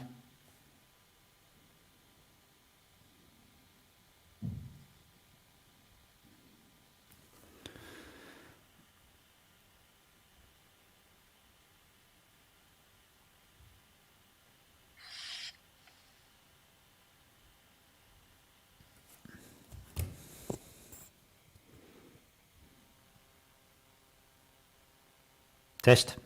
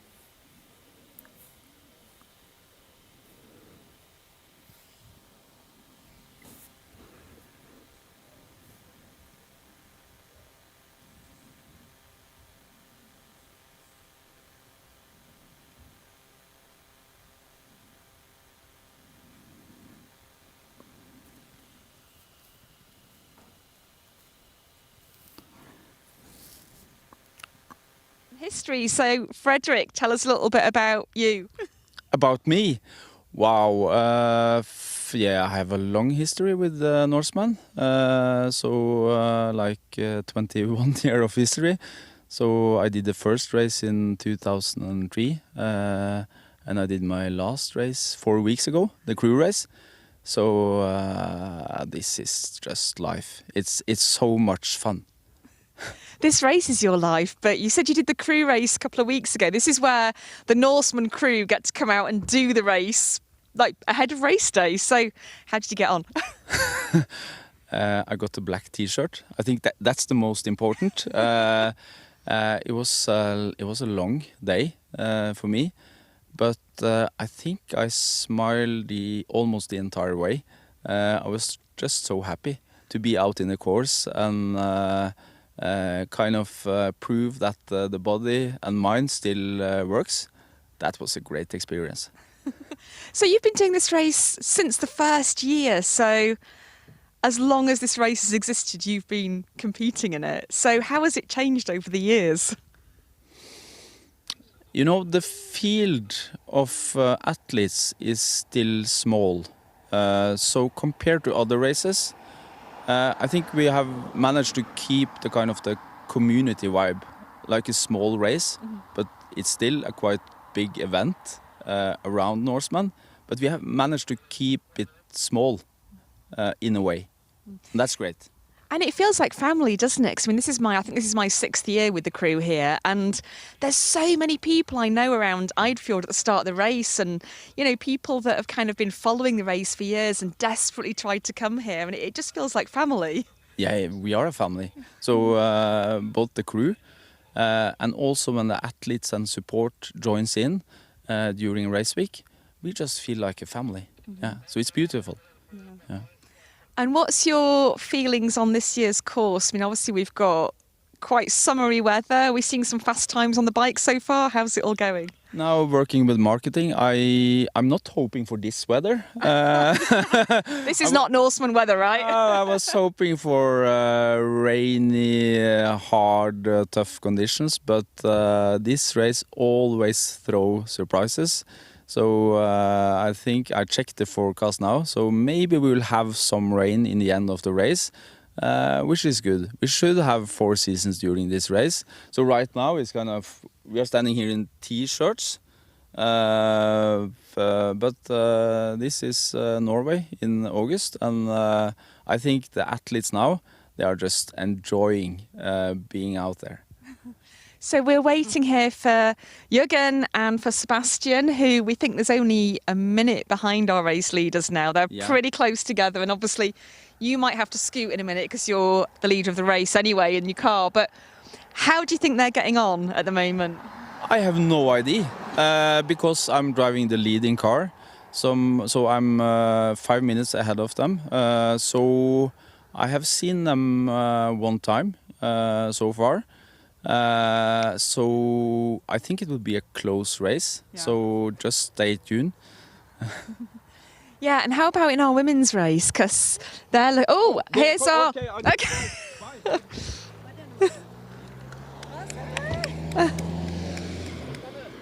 So Frederick, our head of marketing, and he's our lead car on the race course. So he's just frantically taking off there to catch up with Jürgen, who's still leading this race, giving him a little beep on the way past. Oh, it's Sebastian. Sorry.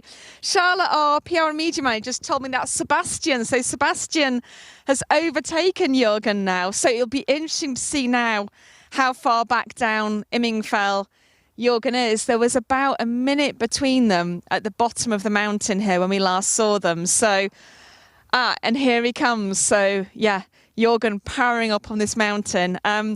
We should say there's still a long way left to go. So they've got the huge descent down the other side of Immingfell once they get to the top. And then they've got the whole marathon run to go, including the mountain. So we'll just watch Jürgen come past here. And the cyclist behind him there is a spectator or someone out for a leisurely ride.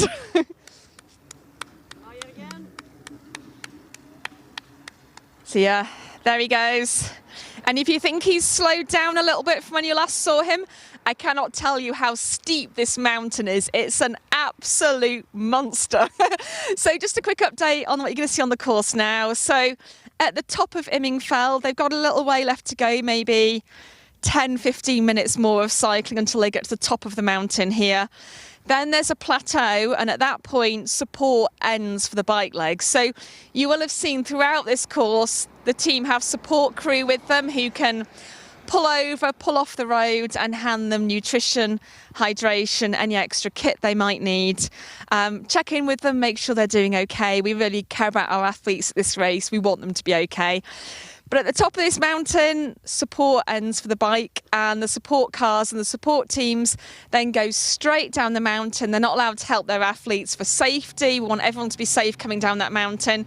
So the support teams will go... Noise. The support teams there will go straight to T2, and our T2 transition to is next to a beautiful lake where they'll run in, drop off their bikes, leave all their bike kit with their support crew there, and then head off on the marathon distance run.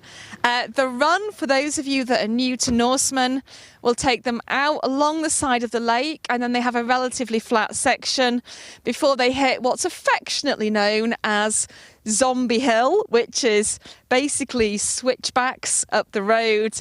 It's steep, it's gnarly, there's a reason we call it Zombie Hill. They'll look like zombies by the time they reach it. Beyond there, we get to our checkpoints and our cut-offs for the black-white t-shirt finishes. If our athletes are lucky enough to make that check and cut-off of the first 160 athletes, they're going to go to the top of the mountain and achieve that black t-shirt finish. So there's still a lot of racing left to do here. We are at 10:15 in the morning. We're expecting our first athletes to finish maybe 2, 3 o'clock this afternoon. We've got a long time left in the mountains. So we're going to head off. We're going to probably see you down in T2 now. And yeah, we'll be back with you soon. Thank you. On history. So Frederick, tell us a little bit about you.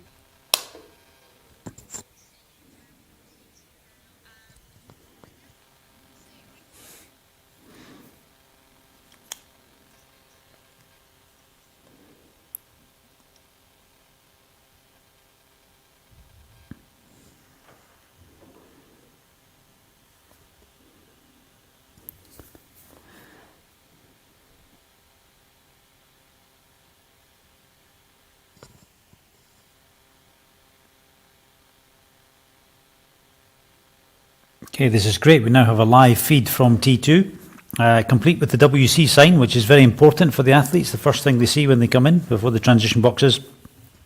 This will give us a great view of how this operates and actually how fast these transitions are.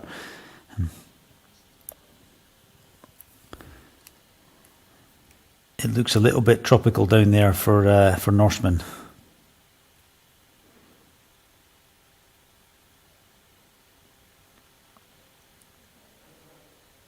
This will be the one supporter for one athlete who's morphed into 3.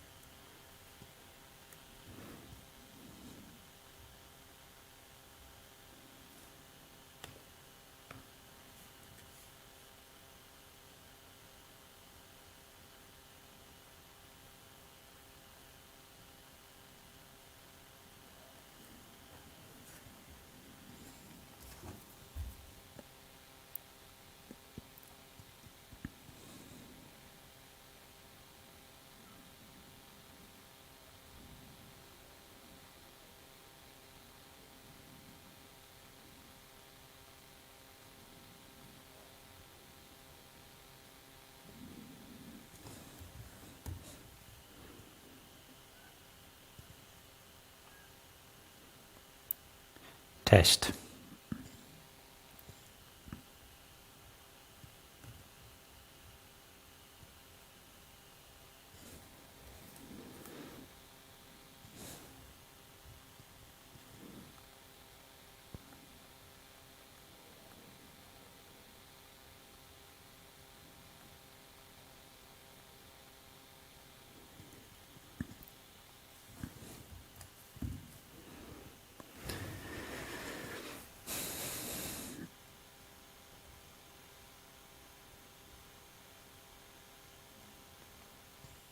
Igor, are you back with us?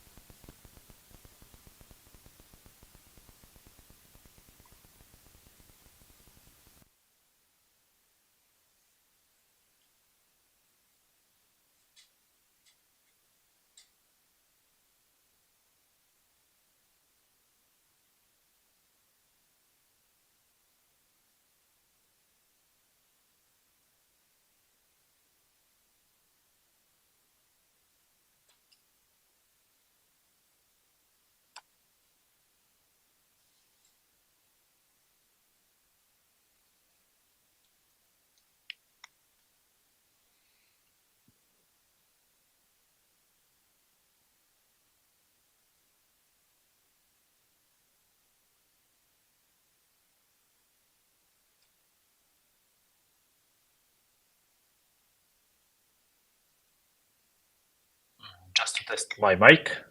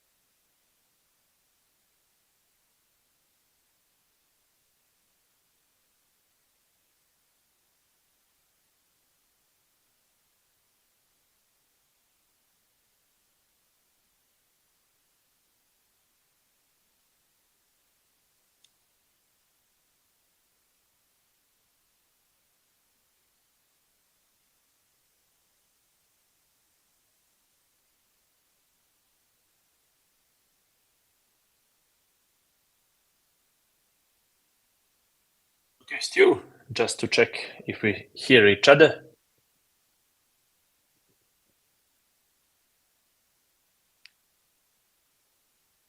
Yes, yes, we are okay.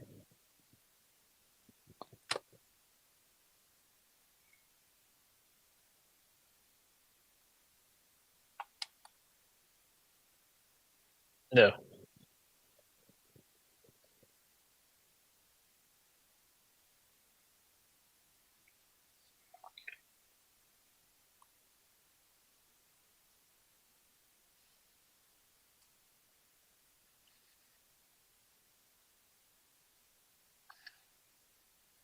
Yeah, but what we see from the live tracking is that athlete activity is coming.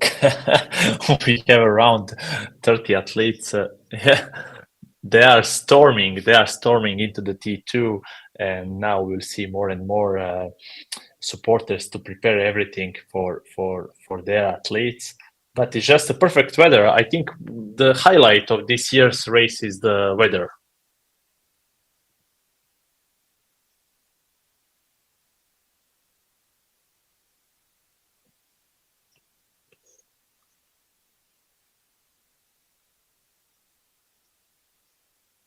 Yeah.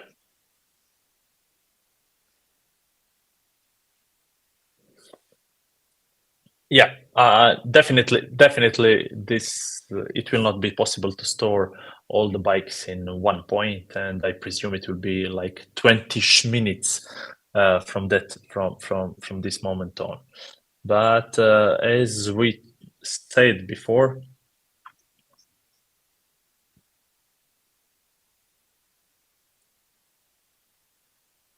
yeah.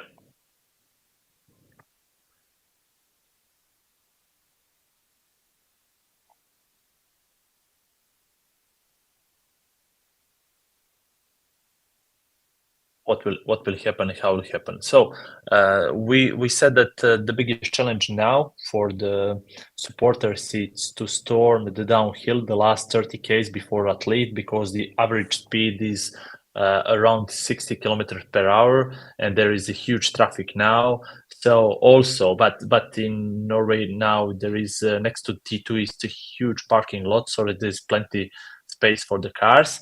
But supporters not only to place the to park the car. They need to park the car. They need to bring all the equipment athlete needs for the run. Then to enter the T2, prepare everything, and after athlete went for the run, they need to pack the bike. So believe it or not, this is one of the biggest challenges for every supporter, because mainly those are family members. They are not really good into disassembling or removing the wheels or whatever it is, so they need somehow to pack to put all the bike gear into the car or on top of the roof, whatever they plan to do, and then they need to go with the car on the run course. What that means? That means that, for example, average runner can, average triathlete can run even 10K before his supporters can reach him. So it's not so easy. It's not so simple. So it needs a lot of logistics. So you need to know at what point your supporter can be next to you. But the good thing for the Norseman is that first, let's say 25K is almost the flat. So before they hit the zombie hill, so for the athlete, they just need to bring one bottle of water, one gel, and they should be good for the first 10K. And then supporters drives in. So if you have two supporters, it's much faster. Of course, they can both pack and reach you as soon as 3-4K down the road.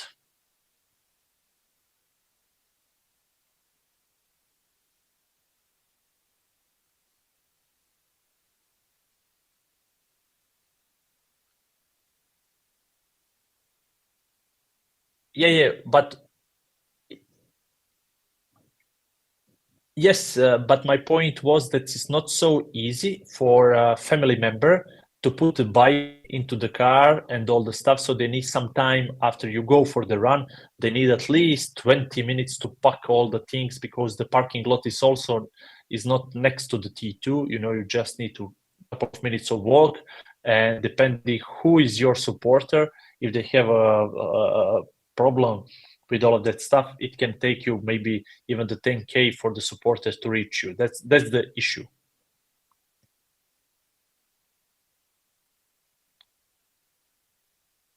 Absolutely. Yes, yes.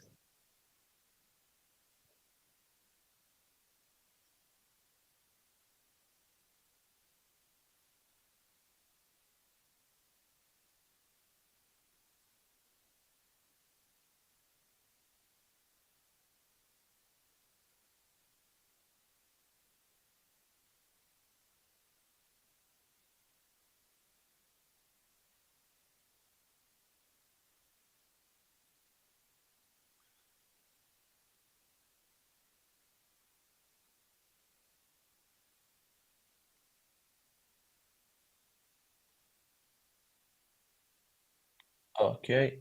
I think it's only me online. Wait.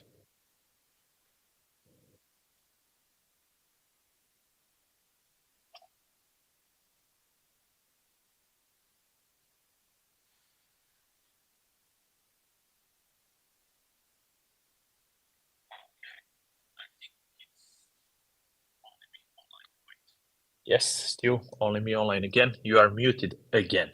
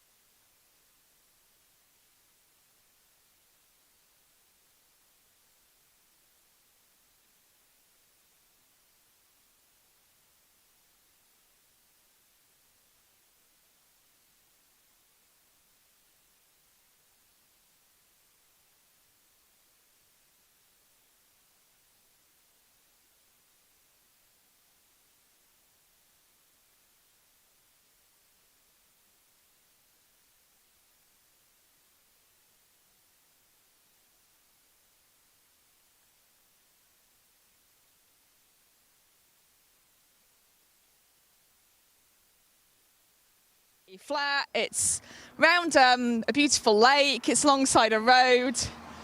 But our athletes are gradually going to get closer and closer to that mountain. And then they're going to start ascending, which, if you've ever tried to run up a really, really steep hill, just imagine that and kind of quadruple it. And that's what our athletes are dealing with here today. So the finish line of Norseman is just by the little tower you can see on top of the mountain. Now, our athletes will all be hoping to go up there. First, they have to finish the road section of the run. Then we have a part which is still on roads, but which is called Zombie Hill. And that's a steep incline up tarmac, which zigzags up. And then the final part of the run for our 160 athletes that go up and do the black t-shirt mountain finish is right to the top of the mountain behind me. And if you don't know much about Gaustatoppen, this isn't a mountain run like any other run you will have done. So for a good part of it, there's no trails, there's no footpaths as such. It's basically like a giant crushed a load of rocks and chuck them down to earth, and that's what you're going to be running up. Now, every so often someone spray painted a little arrow onto the rocks, and that's the direction you take for your best path. And then finally, when you get to the top of that 5-kilometre mountain section, you come to some huge stone steps which you have to climb up before finally reaching the finish. We should quickly mention the weather as well. This is Norseman. It wouldn't be Norseman without weather. So far, I think this is the best weather we have ever seen at this race. So from our beautiful, clear, flat lake fjord this morning to a warm bike and an increasingly hot run now, we don't quite know what we're going to see for the rest of the day, but it looks like it's going to stay pretty nice for these lead athletes. Later in the day, there is a little bit of rain forecast, so by the time we get all the way up the top of the mountain, we could be facing some conditions that are a little bit colder, a little bit rainier. Thankfully, we've got no forecast of thunder and lightning today. Last year, we weren't able to finish on the mountain because of the weather. If there's thunderstorms, we can't go up there for safety. So thankfully, we've got good enough weather to go up the mountain today. For us, as the media team, we need to be able to beat those athletes to the top of the mountain, which means I'm not going to be running up there because I'm not fast enough. So for us and for anyone that wants to come and visit Gaustatoppen and be a tourist and experience it without actually having to walk or run up there, there's a railway which runs through the inside of the mountain, and it's really something quite special. So you go to the mountain entrance point, and there's 2 funicular railways that run inside the mountain. One that goes horizontally to the centre of the mountain, and then you get off that car and swap to another one, which then goes vertically up inside the mountain, and they're controlled by huge steel ropes. So it's really quite an experience. I'm not sure it's an experience that I love, but it's definitely different. So for the rest of the day, our athletes will finish at the top. If they're an athlete, they will get to take the cable car back down inside the mountain, and then we have shuttle buses that will take them back to their support cars. The support athletes who actually run up the mountain with them, to limit the amount of people in the cable cars and to make sure that our very tired athletes get down safely and quickly, the support will come back down the mountain walking. So the supporters will run up the mountain and then walk back down. So the support team get a pretty good workout here at Norseman as well. The other thing just to be aware of is going up the mountain, you know, it can be a hazardous environment. We try to keep all our athletes safe. So all of our athletes will have an essential kit bag with them. So both our athletes racing today and their support athlete will both have to carry a backpack, which will include essential kit such as, you know, kit to keep them warm, a jacket with taped seams. They'll have nutrition, they'll have fuel. They'll have a compression bandage in case they have any kind of accident. So they have to carry that kit with them to go up the mountain, and a head torch because, you know, conditions can change pretty quickly up there. So we want to look after everybody. We are still waiting here for our second place athlete. So we're hoping to see Jørgen, our Norwegian athlete, fairly soon. We have Sebastian already on his way up the mountain, Jørgen in second place, Aurélien, who is a French athlete, is in third place. And then we have Lars Wittschert, who is a German, in fourth place. So we've got some phenomenal athletes at the head of this course, but Sebastian has just left them in his dust. I mean, it's been a phenomenal performance from Sebastian so far today, so we're really excited to see what else he can achieve. In the women's race, which the other media team are following today, I know that Laura Zimmermann, a German athlete, is putting in a phenomenal performance. The last time I looked at the live tracking, which I'm sure Stuart and the guys in the studio were all over, she was in 9th place overall. So a female athlete in the top 10, I mean, that's just a superb performance from Laura. So we're looking forward to seeing how she does at the top of the mountain again today. But for now, I think we're going to carry on and try and head to the mountain to beat Sebastian today, who is just absolutely flying, and we don't want to miss that moment he reaches the top of that massive, great big lump of rock. So I'll sign off for now. I'm Helen for Norseman Live, and we will catch you later.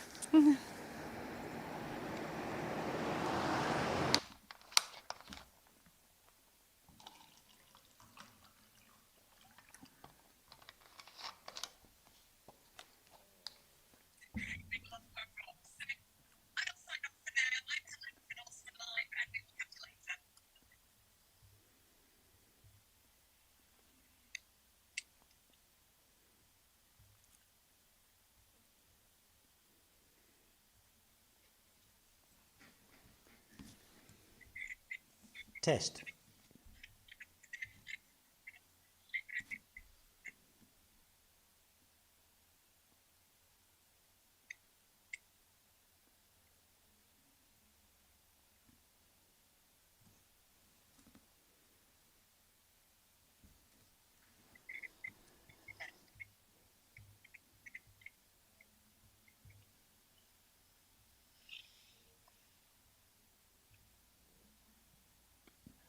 Okay, Igor, we're back with the T2 cam here. Yeah, and it always looks like a very relaxed place every time we come back. And we have 27 athletes already exit the T2. So let's explain what's happening now. As you can see, those people with the white vests on, those are supporters of the athletes. So they can wait for the athletes next to the dismount line. Dismount line is a bit right here. We don't see it. So when the athlete dismount, supporter can take the bike out of his hands. They need to go to wreck the bike. Athlete is changing for the running gear. They take what they want, road shoes or trail shoes, preferably road, especially for the first half marathon. And then they went on the run, and then supporter needs to grab all the bike gear they left and pack everything in the car. Yeah, we can see supporter running with the bike now, and athlete just behind him. So now we are going to the full speed mode, changing for the run. And now, especially in the next half an hour and hour, we will see athletes that are running, and after that everything will be a bit slowed down, and people will enjoy the moment of relief. Then they finish when they finish the bike, swim and bike, and then only the marathon left. That's right, and it's interesting to see everyone's set up. Some people are a bit more chaotic than others. Others have a towel laid out with everything in line, all the correct foods, all the correct nutrition, hopefully the correct shoes. And as you say, the supporters then have to pack all the gear up and put it in the car. That's part of the extreme triathlon experience. You don't leave your bike in transition. No. You take it away, which can be difficult for some people. Yeah. They don't know how to disassemble a TT bike. Absolutely. For example. Yeah. We spoke before. You spoke before, but people didn't hear you. So it's for the Norseman is quite easy to support athlete, because everything is on the main road until the last ascent. so you can support your athlete from the kilometer 1 until almost the end. For some other races, that is not an option. And you spoke about Sweden before, like 95% of the run is the trail run, so it's not that easy. You need to make really good plan where and when you will access some road and what to give your Correct. athlete. There's about yeah, exactly, because there's not really any road at all. So there's 2 or 3 points where the run gets very close to the road, and then they can support. But they need to plan it well. Yeah. Okay. We now see some athletes. We don't have like a really live chip timing, so I don't know who is that. But I think number 2, Kaja Larsen, just entered the T2 from Norway. I see her. It's a blue tree suit, if I see correctly. Yes, that looks like Kaja. Yes, but yeah, correct. Well, we are looking on screens as well as you are, so it's difficult to see. Yeah. I'm a bit younger, so yeah. Well, I have my glasses on, Igor. They can't. But see that, okay, so. because we put the parallel between. I'll take them off. I've no idea. Yeah. We put the parallel between 2019 and 2024 this year regarding the weather. So this is the similar weather we had. I raced that year, but there are many differences. One of the things is these people outside of the fence. I didn't have them because I arrived really late and nobody was in T2. I was almost the last one. So yeah, it's nice to see how it looks like when you are among the first. So they did exist. It's just they'd gone home by the time they you went home. They got bored of the slowed people like I am. But it's cool. So Kaja is actually. But they have an announcer here, Igor. Yeah, they didn't have 2019, or even the announcer went home when I arrived. Precisely. That if they had. Well, no, I mean, she would have announced that there was the one and only athlete from Montenegro, and people would have said, where? Where? So she wasn't there. Okay, so Kaja, actually the third female. First is Laura, then 19 minutes gap, the Claire Weller, and then again, 17 minutes gap for the Kaja. So yeah, we will see how the run will go. And as Helen said, Laura is now in the top 10, or at least she was when we last checked, which is incredible. Yeah, she's number 7. She's number 7 overall. So that's cool. Only 6 boys in front of her, and boys, boys. Yeah. No men, only boys. Yeah. But more and more people are coming. So actually, we could probably, as we can. This is a nice feed just to sit and watch this, and it gives us some time to look at other things. But something I was thinking earlier was that as we have a long time to talk about many things, they're aiming for Gaustatoppen, and as Helen just showed you, as you approach Gaustatoppen, you can see it clearly. You turn a bend on the road, and there she is waiting for you, and that's the finish line at the top of Gaustatoppen. And of course, if you don't make the 160, then you have the opportunity to complete the distance, but to get a white T-shirt. You do that by going to the mountain entrance and then returning to the finish line. And that is the format of Norseman. That was designed so that more people can finish, because it wouldn't be fair to stop them or not allow them to finish. But they don't get the black shirt unless they go up the mountain. And many of our other races have a similar format. But one that's really unusual and interesting is our one in the Himalayas. We have one called Himalayan X-Tri in Nepal. They have 3 finish lines. They have 2 T-shirts, same as Norseman. They have a black and a white.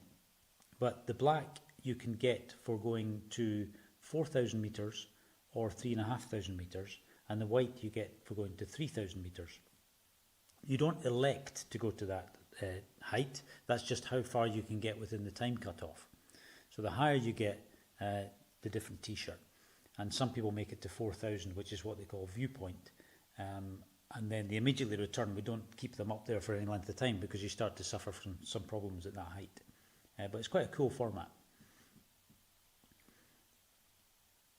And what is the difference between 3,500 and 4,000 shirt? Is the same shirt or black? or No, 3,000 is what they call low camp. Okay. And that is a white white shirt? shirt. Okay. And then they have, and then at high camp, you get a black shirt, and viewpoint, you also get the black shirt, but you get a different badge sewn onto the shirt. So there's a different badge for each height checkpoint. And that's a handmade badge that's made almost overnight by the locals so that they have enough for the finishers, because they can't predict who's going to do that, of course. And then that's attached to your finisher shirt. It's great. And the really cool. hardest part of this race, of this format, extreme format that Harek invented, and now we are copying and pasting into our communities, is that actually people are doing this race only for the shirt. And if you open any closet of any athlete here on Earth, you can see hundreds of shirts, but then again they want this shirt. And many people are not satisfied we get the white one. They just come and want the black, and they want they just want it. They decline. They just don't confirm they want. They finish the Norseman, only they want the black one. So I really personally don't understand, because even They're the still white, very proud of the white even one. the white one is the finisher shirt. But I remember one moment from the last year from the Black Lake. I get one athlete. He was late for the cutoff for 5 minutes on the black shirt. We couldn't let him into the mountain to go in for the black because of the safety reasons. And he just refused to continue on the white. And I told him, okay, but this is the same. It's the Black Lake, it's the finisher shirt. I know. And he wanted to pursue me to let him into the mountain, but the chief of the mountain rescue service said, no way, because it's too late, etc., etc. He just refused, and he DNF. He said, yeah, that's not what I came for. Okay. And this is not what I want. So there are some extreme level of people, how they feel about some races. So I can see not many people will be satisfied maybe with the white shirt tomorrow, but I No, and conversely though, Igor, because some of our races have the similar format to yours, that the mountain is in the middle of the race, not at the end, and that's done because of logistical reasons, just because of the nature of the landscape. For example, there's no train or no cable car to bring them down afterwards.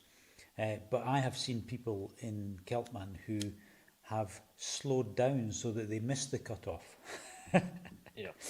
So that they get the white shirt and not the blue one in that case, because they really can't face 17 kilometres over the top of two mountains, which I understand. But they're still happy to receive the white shirt, and they're still proud of that. Yeah, but as you say, it's a trophy, so they wear it until it disappears. Yeah, absolutely.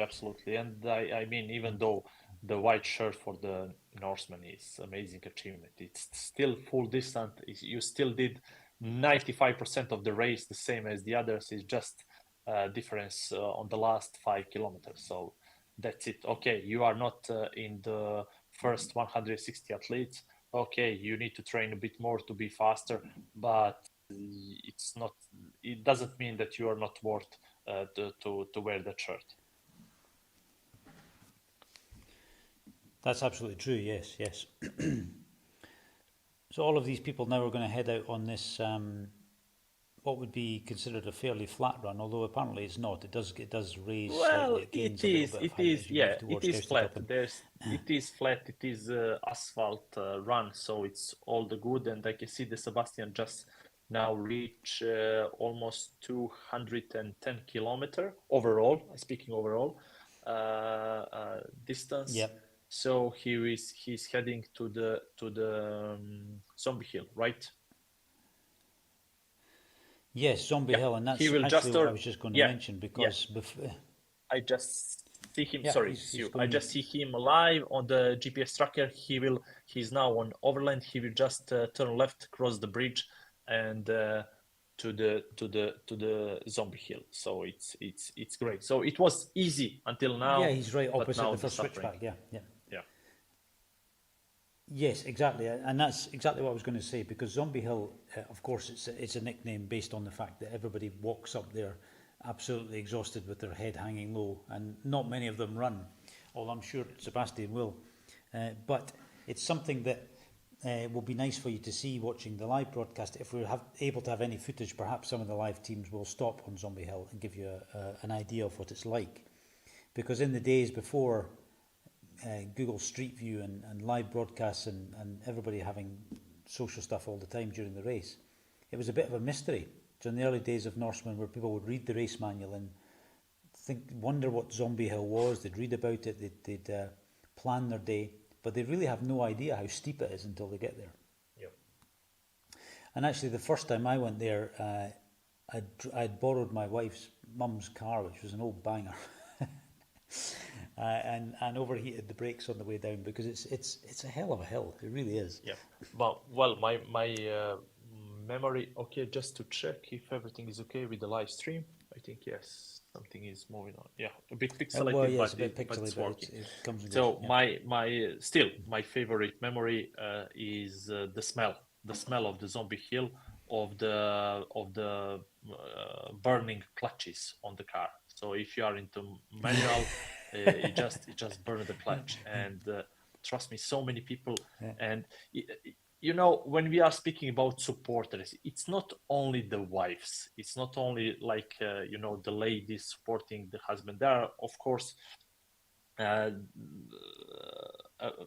many different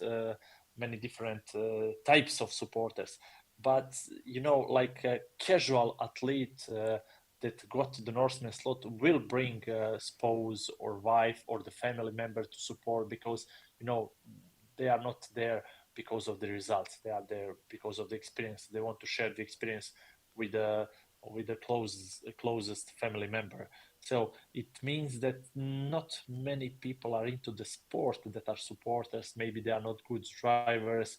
Most of the cars are rental cars, because people are traveling from all over the world to the Norway, so they need to do the rental car. Most of the times, those cars are not the one that they drive back home. So it's a bit a new experience for all of them. And then you hit the Zombie Hill. I don't know what is the average grade, but I think at some points 11, 12, 13 degrees, right? Yeah, 13. I think it's going up to 13 degrees.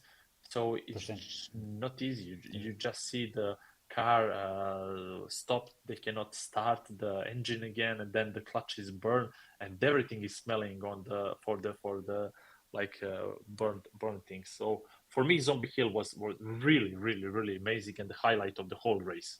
Not even the jump, the Zombie Hill was the highlight. Trust me.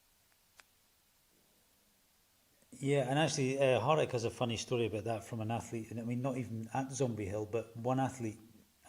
I'd like to say, without offending anyone, probably American. Yeah. They're not always so used to manual cars, but they burned out the clutch on 2 cars before they got through the tunnels. Through the tunnels? Oh, at the very beginning. Okay. Yeah, they ruined the first car. You know, they ruined the rental car, and then the organisation lent them a car, and they ruined that as well. So they never made it to Zombie Hill. Okay, that's a good story. Yeah, but we won't name names or nationalities. No. Perhaps I already did. No. But we know who. It's all good. So we cannot see much now, but let's go. Let's just refresh the trackers and check where are our ladies. So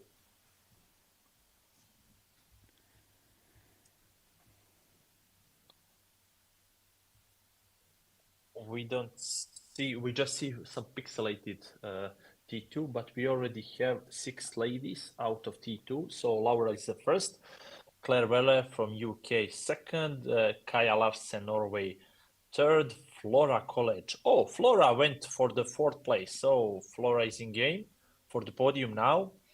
Sonia. Okay, not according. Sorry.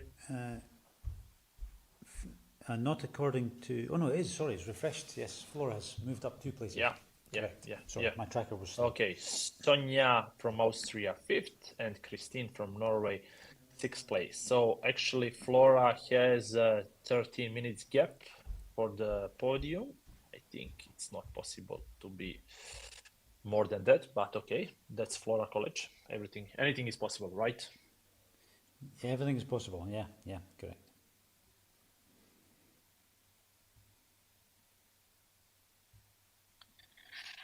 Oh, what else we can?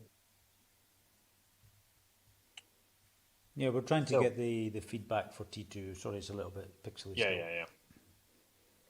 43 persons entered T2, so that's great.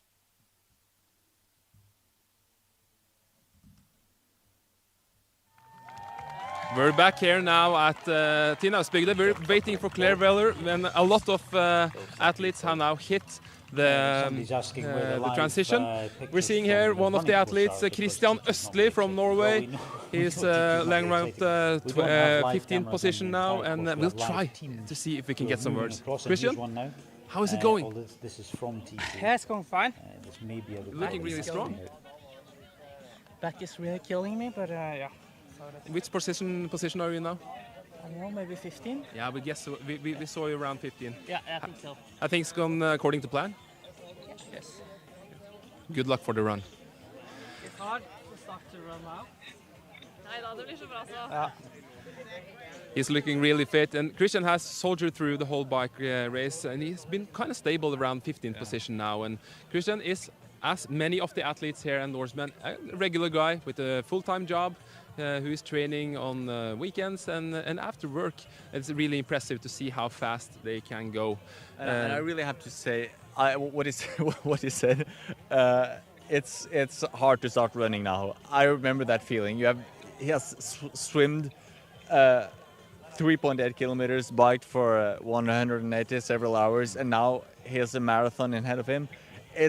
You really have to to prepare your mind for that. It's like a change of mindset. Yeah. Okay, now I'm finished with this. I have to start something new. And at the same time, you're so finished with the bike, and you're looking forward to stop the bike and finally get off the bike. And as Christian said, his back was killing him, and that is something I think a lot of people will experience. Yeah. You have been in aero position so long, your That's shoulders really are hard, aching, yeah. and your lower back is aching, and you're suddenly supposed to go off the bike. And that is a relief, of course. And maybe also that is a reason that people tend to look a little bit light here in the beginning. In the stride. Yeah, it's sort of a relief, yeah. But at the same time, your legs is packed of the bike leg, and the run leg is of course where the triathlon really starts. Yeah. And there Christian goes out. A lot of the athletes, we see them now really close for the first time. Actually, during the whole race, we have seen them passing on the bike, but this is the first time that we see the athletes really close up. And what I saw on Christian and a lot of the other athletes as well, we see a lot of salt on their suits. Yeah. They sweat a lot now. It's still really warm, and it will be warmer still.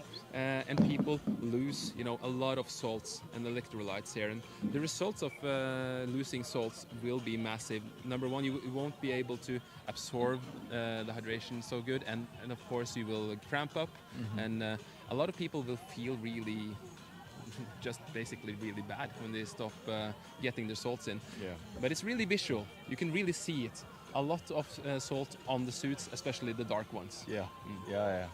And it's going to be a lot more of salt on the suits. This is I always think the hardest part on Norseman, the most, or at least mentally hardest part, is the flat course going to Zombie Hill. For sure. And in this heat, it's going to be a lot of salt, yeah. Another thing is at Mount Imming there was a lot of people cheering the athletes on. It's not that easy to collect a big crowd of people cheering, but Aerodynamics will also be for a lot of people the first time they see family, friends, and also a lot of people staying at the camping site here, just cheering people on, even though they don't know anyone. It's a really good atmosphere here, and it's been this way basically every year. Even the first race in 2003, there were a lot of people here in Aspbygda cheering the athletes on. We're still waiting for Claire as well. Yeah. It should be here any we have minute the now. support trying to enter the race. Somebody has forgotten something. Oh yeah. So she should be here any minute now, I think. Yeah, we're talking minutes. And, yeah. Unless we have some difficulties down to Sundal, she should be arriving quite soon. It was 14 minutes at the top of Immersive, but at the same time we talked about aerodynamics earlier, and if you manage to stay awake and to manage the bad tarmac in Tessungdalen, you will for sure be able to gain a couple of minutes on athletes who will be a bit more defensive. Because of course, if you can do technical riding, hit the turns perfectly with braking, you will be able to ride extremely much faster down the Mount Diving. And I remember my time as a triathlete as well, being a bit defensive when I rode down, both going up on the brakes quite often and also planning the turns a little bit bad. You were very defensive. I've been supporting you, and it was frustrating driving behind you and see why don't you just loosen up and go fast. And that's a skill as well that we tend often to talk a little bit too less about. We tend to focus very much on the elevation bit, on the possibility to gain speed uphill. Yeah. But as well, Tour de France riders can actually go they can take the victory down from the Alps as well, and that is technique. That's technique, yeah. And of course, a little bit of not disrespect for safety, but you can't think too much. Yeah, you have to be fearless, and that's not when you. It's like what you say. You're not thinking, now I have to brake, now I have to drop the brake. You just do it because you've done it so many times. So it's like an instinct. It just happens when you're used to it. And I think the most dangerous situations come when you start thinking. Yeah. When you're not on when it's just the autopilot is on. Yeah. When that's off, it gets harder, and that's when you see people driving straight forward when you're supposed to turn. Yeah, and you see that people, not only triathletes of course, but also the best bike riders, Yeah, they look extremely relaxed when they do turns. And a lot of the turns that you see here at Norseman, especially down from Mount Evening, is turns that are like 180 degrees serpentine turns, which you see in Tour de France, which you see in Giro d'Italia, which you see in Tour de Suisse. And now Claire Weller has entered T2. Oh, there she is. Let's see how fast this is going. I think this is looks really fast. And she is. Do you have the time, Kristin? You know how far behind she is? Sorry, No? I didn't start the stopwatch. Yeah. But you see that the support team here is really drilled on what she wants. Yeah. Turns on the cap, she prepares everything for her, so she can focus on her tasks. She puts on the socks, and the shoes are already ready. The cap was put on, the glasses are ready. So you see that she has prepared her support crew really good on how she wants to be met here in Austbygda. I also saw that little bit of dust going off her socks, and I guess that will be talcum, don't you think, to make it easier to get it on her feet. The feet are of course sweaty after a long bike ride, and putting talcum powder is a trick to make it easier. Yeah. And of course she has the elastic shoelaces to make it faster, as every triathlete. And basically what she has to do now is to get on her watch, fill up with hydration. There you see she gets a soft flask with sports drinks, a gel, and basically just glasses, and to turn her bib around, and Claire Weller is out. And I'm really curious about how will something change on the run here? Yeah. Because she looks quite. It looks quite easy, I think. So I hope she'll keep that pace. Yeah, and, she's had a fantastic race, I have to say. Yeah. Laura being a professional, but of course Claire also extremely dedicated, and she won the Keltman last year. Yeah. So she's an experienced extreme triathlete for sure. And the thing here is the first part of the run is a typical Ironman running. It's basically flat with some minor uphills and downhills. Tough mentally, of course, because you see so far. But at the same time, here running technique is extremely important. But when they hit Zombie Hill after Rjukan, the technique will be totally uninteresting. The only thing that will push you forth is, you know, your physical form and your ability to handle pain. And most of the athletes today will not even think about running Zombie Hill, but I guess, Lars, that most of the elite athletes will at least try to keep running all the way up. And we have seen that Flora as well, she talked about Zombie Hill, that she never planned to run it the first time, but she had to, because the people behind were chasing so hard. So we have seen the shift there as well. Yeah, I think most of the elite athletes are going to run up Zombie Hill. At least the tarmac, the last part, the trail running. There are some parts there which are very hard to run. Yeah, and that's the extreme part. Yeah, that's the extreme part. But up the Zombie Hill, yeah, I think most of the elite athletes will run. But talking about nutrition, I just spoke to Fredrik Mant, one of the founders of this race, and he told us that we also should remember to eat, because in the end of the day, he told me this: we will be as tired as the athletes, or at least almost as tired. So I think he gave us really good advice there, and I already feel that my blood sugar is going low. It's been a long day. Yeah, it's already been a long day, and it's still a long day ahead. So I think we'll say goodbye for now and go and get some food while we're waiting for Kaja.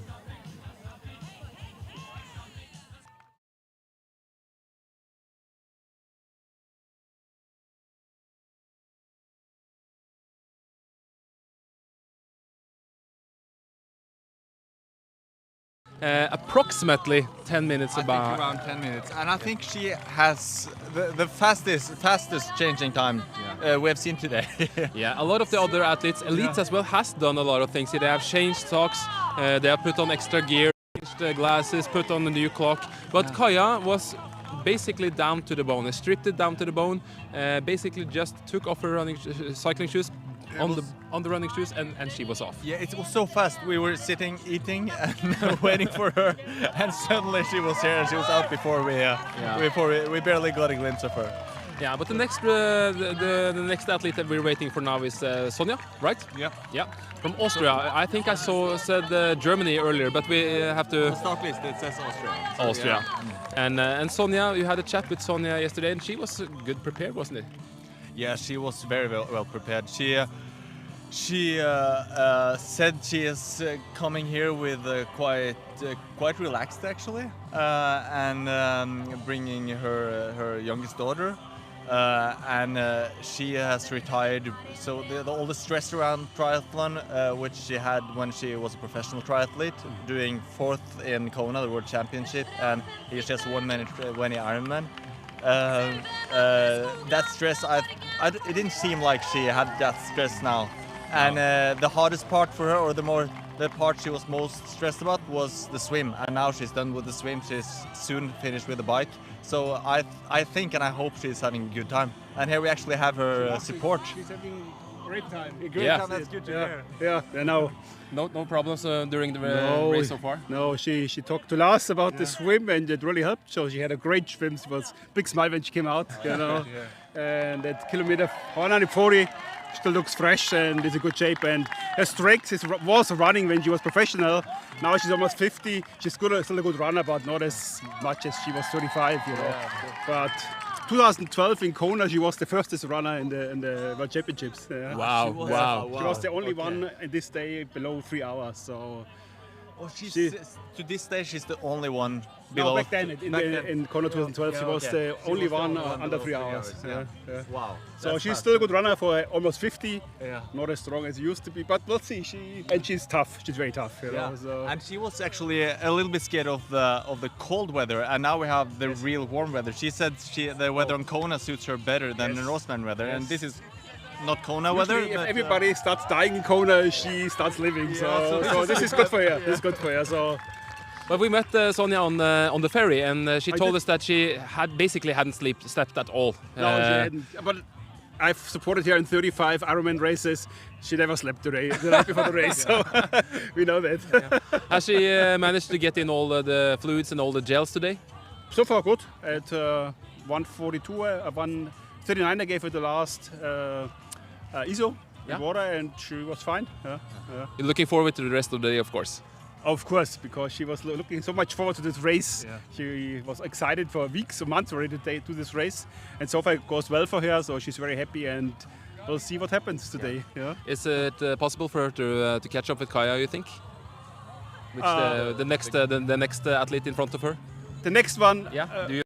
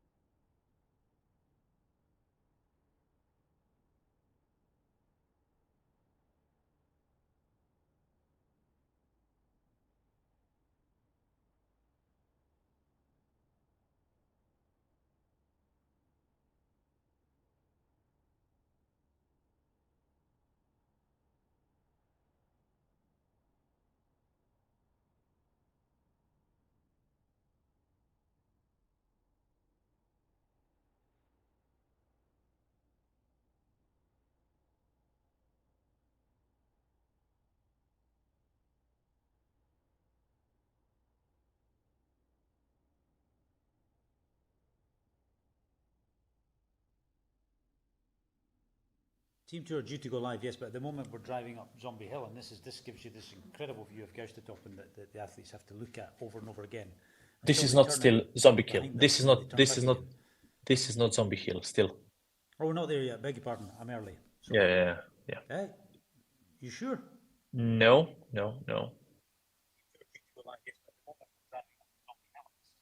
That was Zombie Hill, Igor. Really? But I saw athlete running. So who is on the Zombie Hill now? Me, Sebastian? There's Sebastian? No way. I saw athlete running. Okay. Good.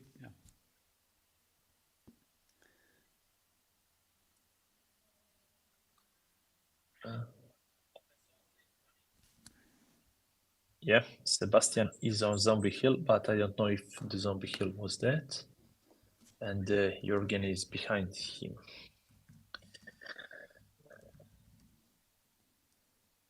Okay.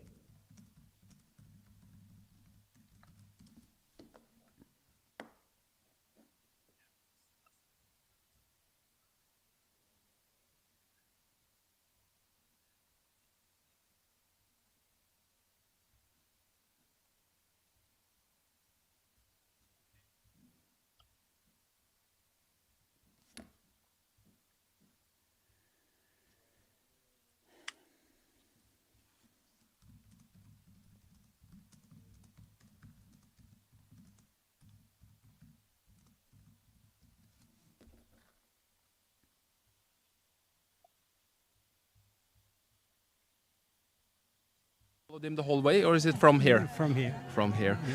Fantastic. Wish you the best of luck with Erik. Thank you. And keep cheering him on. Yes, we yeah. will do. Thank you. Okay, we're going back to the team.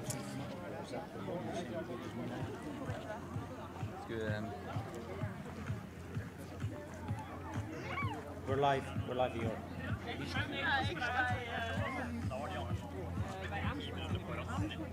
Da måste in dit. Stål foran meg. Der får man jobbe på da. Da følte man at man var oppe.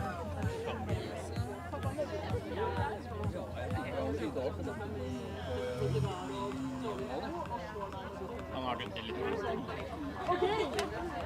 Det er helt sykt. Jeg sykler opp over den. Den er jo 10% i en mil. Den er ganske jevn, altså du får rytmen der da, men det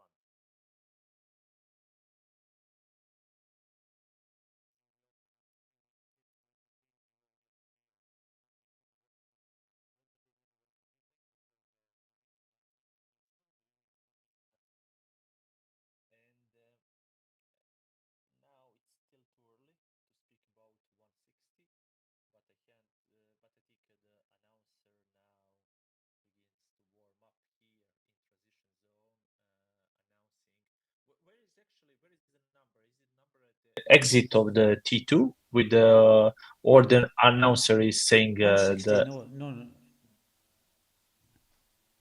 Sorry, what's the question, Igor? question is when do you know at what position are you? Announcer says or exit from the T2.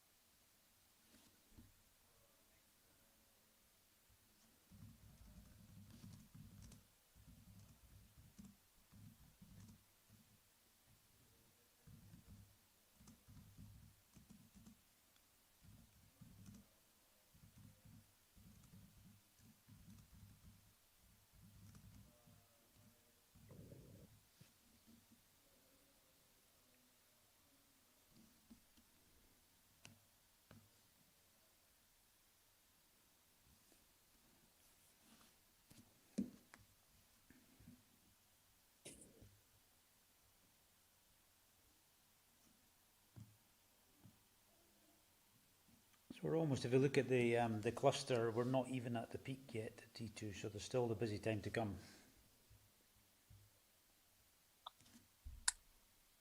Yeah, you hear me what I'm asking? Yes, I don't know the answer. Ah, okay. Way before. If she announces it today, I don't know, because she changes her script, so I don't know. Yeah. I was also wrong about the bonfire this morning, so I can't know everything.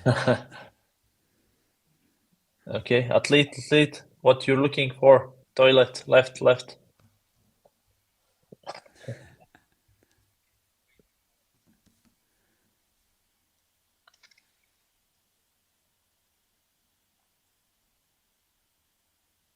It's a shame we can't hear her, actually, because she's very good at pronouncing foreign names, which is a unique skill. Let me just check how it's going now. Good. It's warming up in T2, as you said. Sebastian is on the zombie hill at this moment, and actually, also the Jürgen just now started to ascend toward the finish line, actually.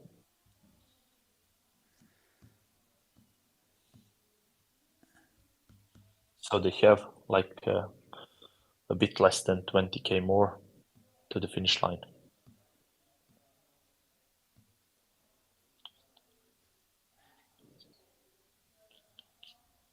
Yeah, they're still on Zombie Hill.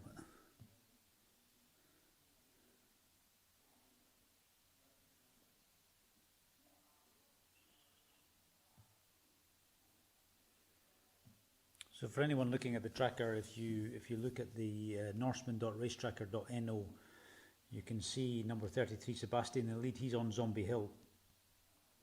Then there's the 32-kilometer checkpoint at the entrance to Gausterblick, and at Stavsro is the 37, which is where the 160 is counted from. So you can see the second last checkpoint is the crucial one in the race.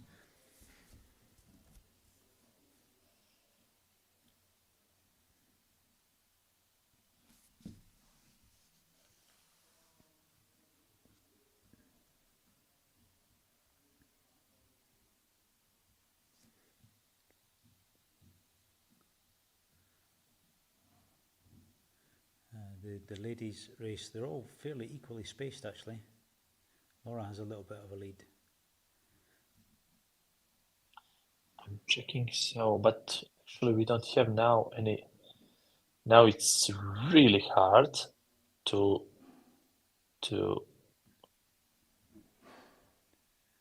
see who is who and where, because they are all packed up and we cannot see male and female runners. But I can assume so. Number, let me check. But you just filter them, Egon. Yeah. Number 5, Laura. Laura is on kilometer 201. Oh, it's a huge gap. It's a huge gap. So 6K is a gap between Laura and Claire. It's 6K, but I mean there's equidistant. 6 Between kilometer. the next 3 is very... yeah, but between the next 3 there's a very equal gap, but then there's a much bigger gap between the first and second. Yeah, Laura is 1.5K behind the Kaya, and Kaya is on the third. So yeah, actually trackers are auto-updating every, let's say, 10 minutes. So if you just keep it on open, but if you refresh, maybe you get some fresh data. Well, they do update every minute actually in real time. So if you refresh the feed, yeah, but sometimes when you click on that lead, you can see, you can see it was updated like 6 minutes ago or something like that. Yeah, sometimes they don't get a fix. Yeah. Okay.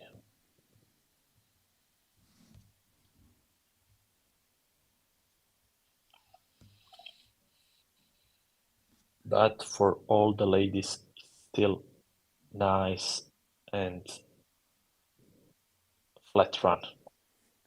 And what we are speaking now, Aurélien Lelay from France, he's on the third place, and yep, he's like amateur. He went through the ballot, through the lottery to the race, and yeah, he can be on the podium also.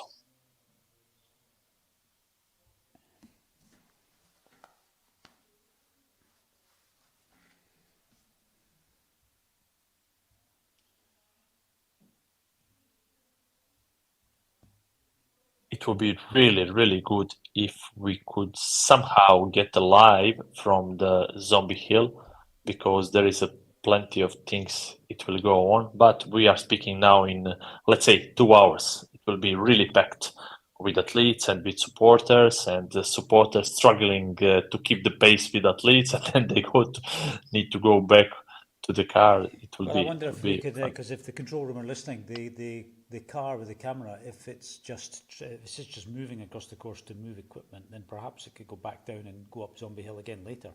Yep. And we'll get the live feed as it passes all the athletes and support crews.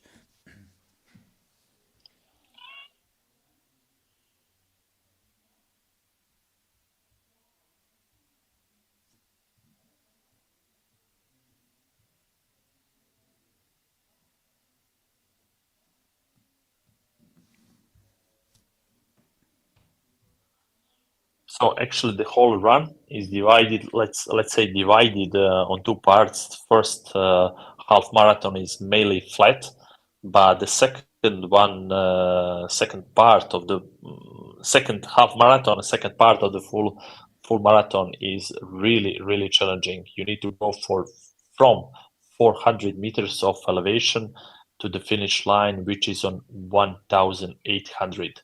So 1,400 meters of elevation in half marathon, and yeah, it is asphalt. One part is trail, but it's really challenging.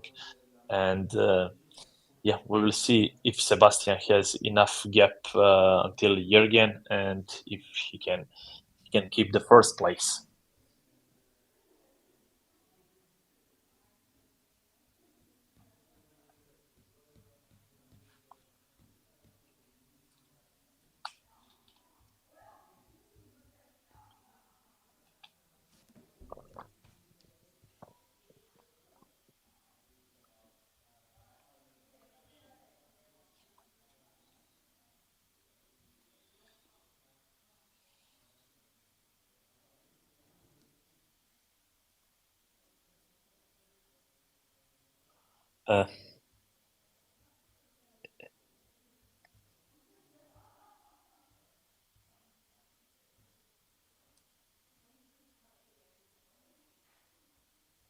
Also,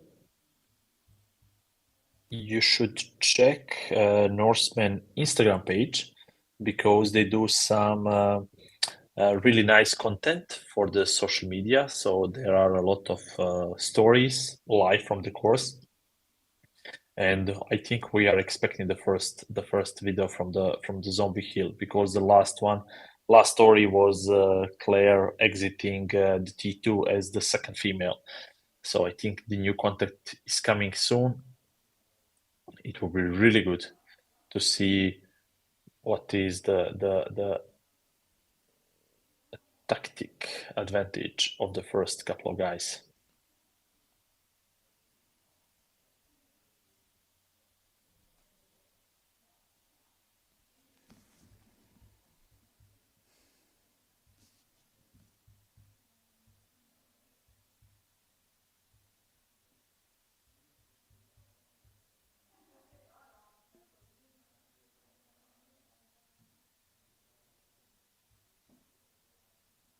So at the moment they're all, as you say, they're on asphalt, Igor, but when they get to Stavsro, then they have to go up the rocks, the scrabble up the rocks. It's a rocky path with well-worn rocks, actually, so they're very shiny and slippy.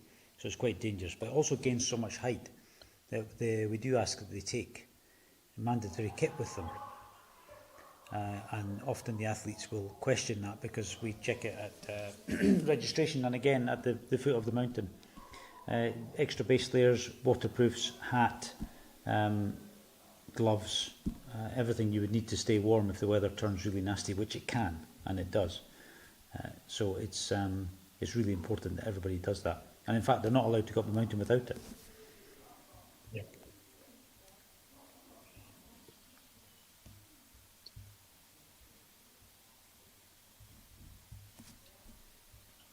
Okay, a bit more people, so no more wrecks for the new bikes. So okay, now we'll see bikes all over the T2.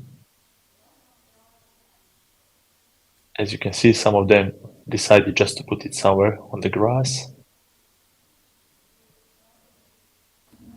Yeah, it doesn't really matter, Yeah. does it? In fact, it would be sensible for them to use some of that extra space. Everybody's squashed up together. But this is good. This is good. When you see supporters running, they are into the game. They are into the game. Okay, some of them are dancing now. Or they're panicking. Or panicking. Panic mode on all the time. And you see how well they are prepared with the plastic chairs, to bring to their athletes so they can sit. Good. I like this. Yeah, so Norseman must have relaxed the one supporter rule for T2, presumably because they have to walk a little bit of a distance from the car. Yeah. There's definitely more than one for each athlete there. But perhaps they're only allowed one to help them physically. No, I can see two. I need to check the rule book.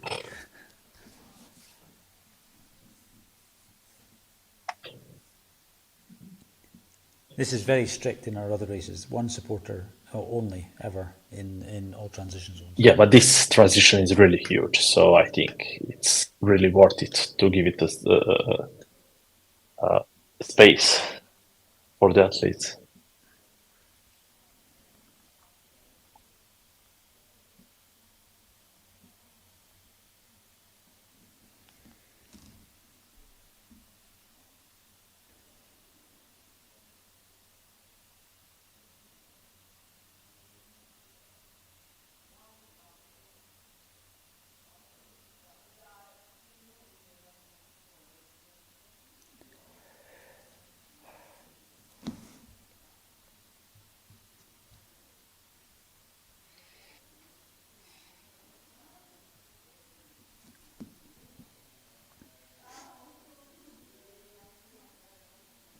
No more DNFs. That's good news. So that means everything is going according to plan. No incidents. That's good.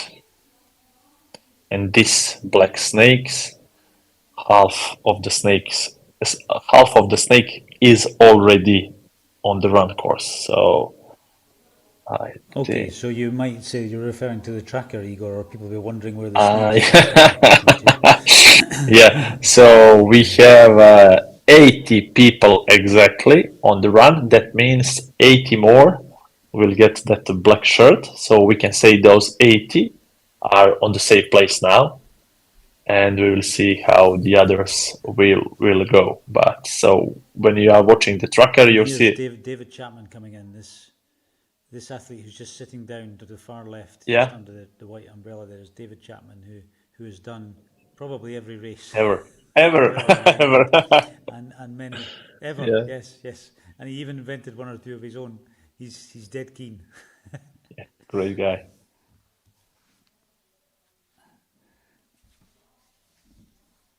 It's good. It's good to I recognize some people here on the screen. It's much easier when you know all the stuff what's going on.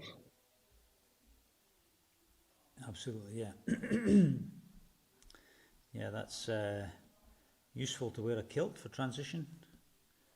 Especially if you Probably wasn't designed for such swimmers, unless anyone's getting married in the transition zone. Well, it's for showing off, I assume.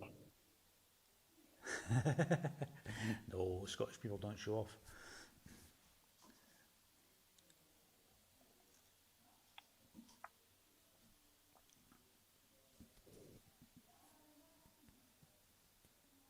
Oh, David's bum, live on TV.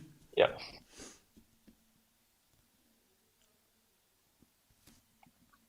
Immortalized, in fact, as YouTube will keep the feed. We will see. Okay. It's funny what we are seeing now. Okay. Nice. Yes, someone's now giving birth. Yeah. The male is giving birth. NT2 on the Norseman. Oh. Anything is possible nowadays. Okay, this is great. Can you can you somehow bookmark this moment? Okay. 1:30 p.m. Okay, that's good. That's good. That's good. Let's go with this. Please check and adjust your microphone levels. I can hear one of you fine, but the Scottish guy is far too quiet. Okay. Yeah. I can pick the microphone up, actually. We've had to, we're now on our third microphone in the studio. Yeah. Most of the time I had no sound, now I have quiet sound. Hopefully this is better. If Tim Tipple could confirm, that would be great. You can be our technical advisor, Tim. Tim Tipple Technical. Okay, now we see more and more and more people entering, and now this is where it gets hotter. Okay, let me refresh trackers and check what's going on in T2. And yeah, we are now with 87 people out.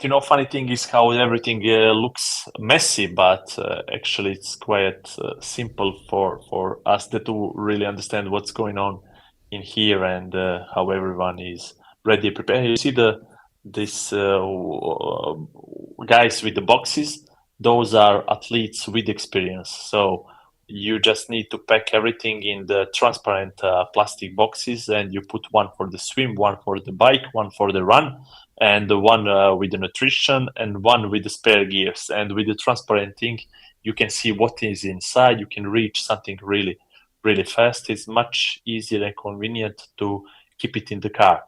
So it's really, really, really good advice. And you see more people are coming in with the foldable chairs and people exiting. Yeah, it's great. It's great. Okay, some have tied to pose. Okay, hello on the live stream. Okay. Yeah, he doesn't know he's on a Yeah. live stream. You'll find out later.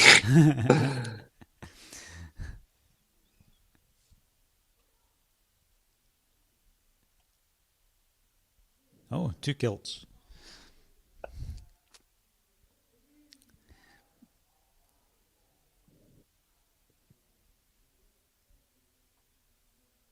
Incidentally, we hope to bring you something else from the course fairly soon. There are a number of other points where we will be broadcasting live, and we do also have a static cam on the finish line. Now, it's too early for that, but that'll be a really cool thing to have later.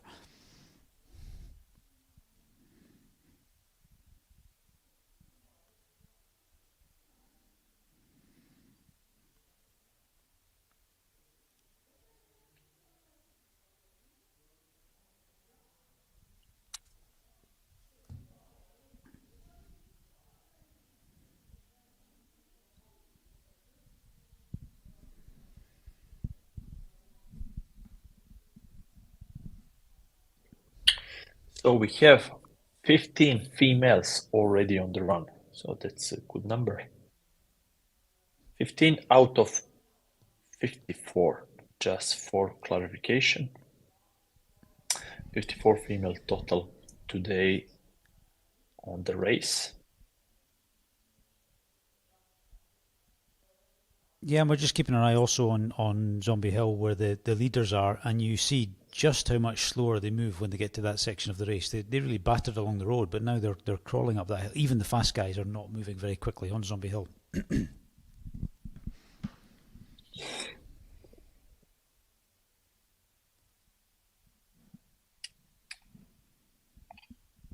Sebastian is doing really, really, really well.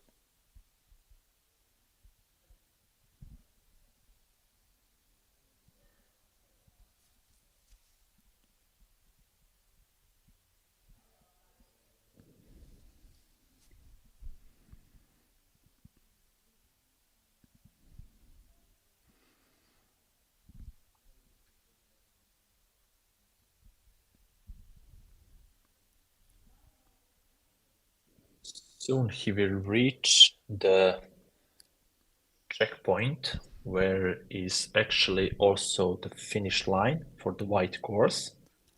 And then, yeah, he can proceed to the finish line. What do you think? He's okay? I think he's probably doing okay, Igor. Yes. I wouldn't be too much worried about him. We can send help if you want.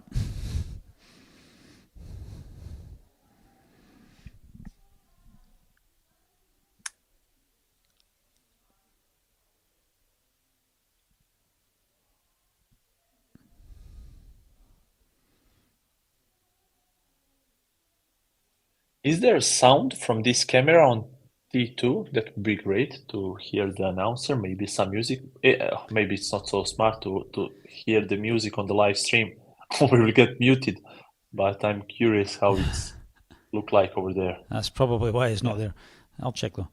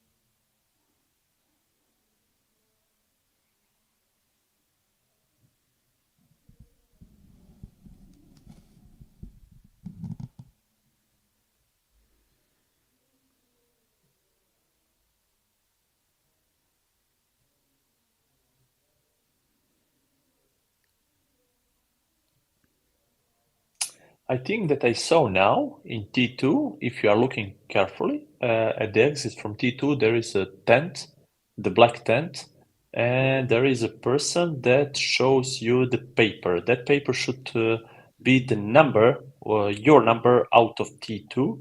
So you should know if you are safe to go for the black, your actual overall position. So it doesn't share between male and female. It's all one. So it's going from one until until the last person.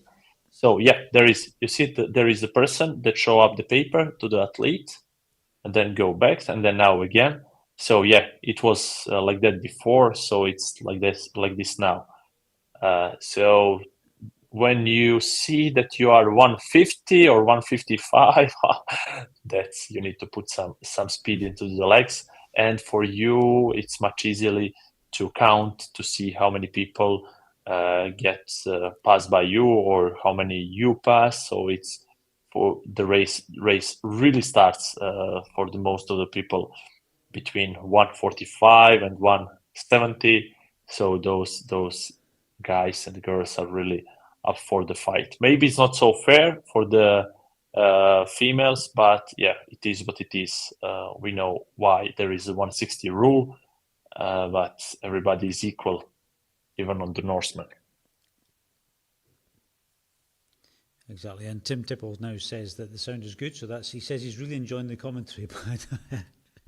Good on you, Tim. Oh, good. We're bored of each other. We are glad. We're glad. Just tell us, drop some. We really thought that will be a lot of questions on today's feed, and give some questions, we bring the paper and pen, and actually we didn't write anything on top of that. So if you are curious about anything regarding the Norseman, regarding the X-Trivor Tour, regarding the other races, X Point, whatever it is, we are here to help and try to answer all of your questions. And trust me, your question can bring 20 minutes of live commentary, because we will just find new topics. Exactly, and we need to talk about something, or we could just let you sit and watch the bare bums alone without us describing the bare bums to you. That is also possible.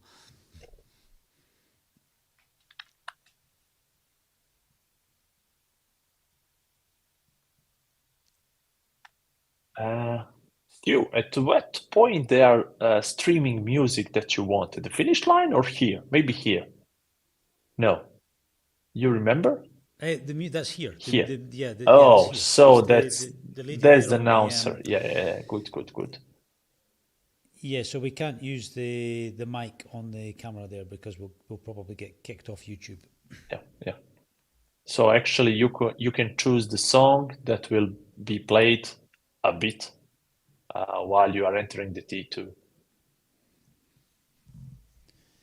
Yes, exactly. You had a request for her, and she'll try and cue that up as you come in. So that would be nice. Okay, Stu, question for you. There's a guy asking, I see it. Yeah. Do X points reset after a time, like if you don't race for 2 years, will they lapse? Well, yes and no. And how far back do they go? You haven't read the manual, have you, Ewan? There are 3 memberships for X points. One of them allows you to keep them for 2 years, one of them for 3 years, and one of them indefinitely.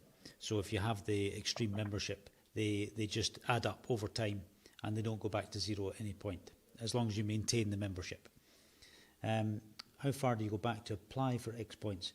We start the points from 2019, so anything you've done with X-Tri World Tour, which includes entering ballots, even being rejected from ballots, starting races, they're all given a startup number. And when you join Tribe Extreme, you get that startup number, which is all in the database for you already. You've read some of it. Okay, well, read it all. It's all there. And that means you can have your historic points as well. They're not awarded at the same level as a race now or in the future, because obviously we want you to do more races. But that's basically how it works.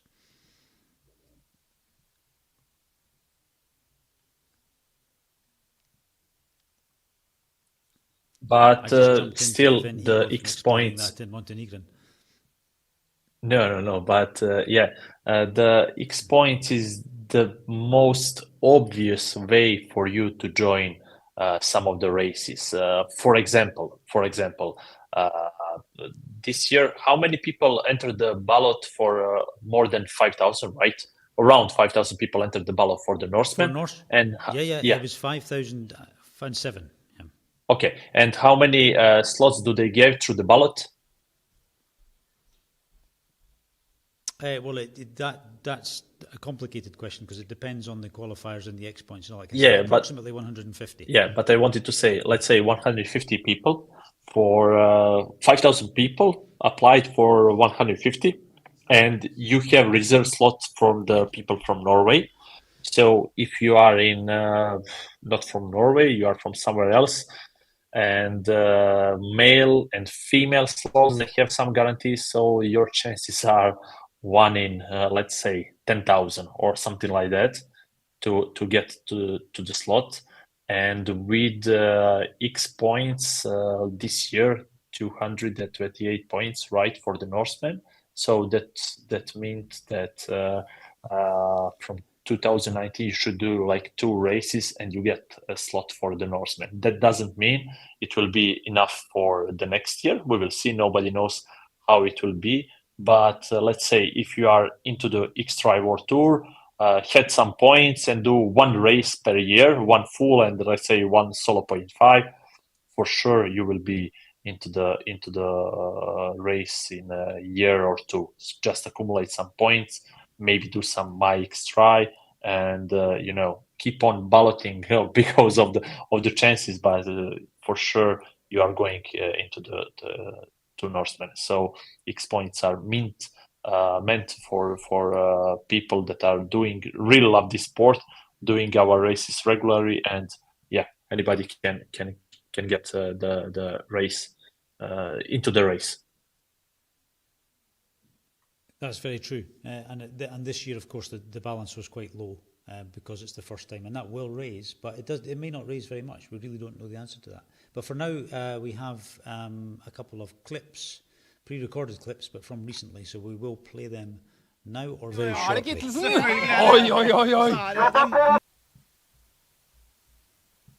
Ingen har forstått han, aldri vil noen gjøre det, men han er en fin fyr.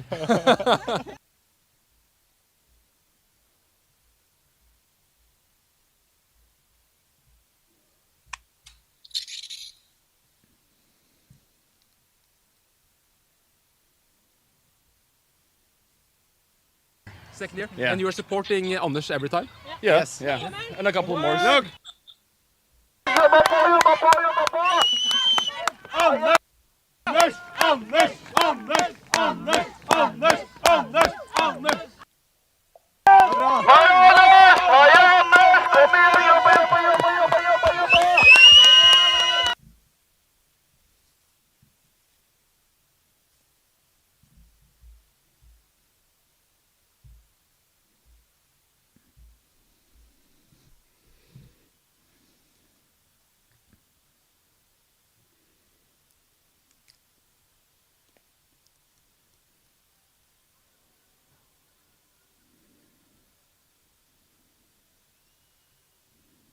Shared on by his friends, a fantastic thing, and that's the Norseman atmosphere.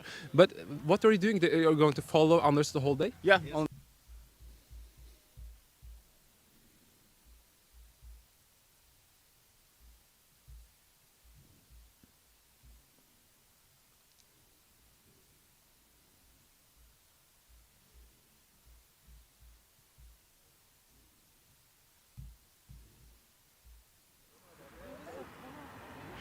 We are here in the beginning of the run course, and we found this beautiful gang who are cheering on their family member Vilde. They even have if you turn the camera over there, yeah, and of course they're cheering on everyone. And we have 2 local ladies, Vilde Flatland and Kristine Nymoen, who are now in the 6th and 7th position. So that's really good, and they're from here. 200 meters that way and 300 meters that way. So, how is this your first year cheering on Norseman, or? Not the first year, no. We normally cheer every year, since we're so close to the start of the run and they run past us. But it's the first year a family member is joining Norseman. Yeah, so this is the first year. Yeah. How come Vilde got into this Norseman? Is it because she's watched the race every year, or? Honestly, I have no idea. You should probably ask her uncle. So you are her uncle. Yes, that's right. I think it's one of the reasons is that she's local, so they have a ticket to the run.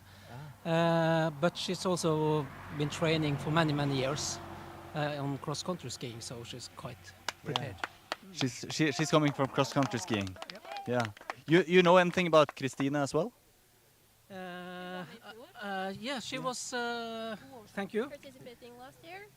I don't know how she did, but she's done it before. So she's a bit experienced, more than Vilde maybe. Except Vilde has watched the race many times, I guess. Yeah.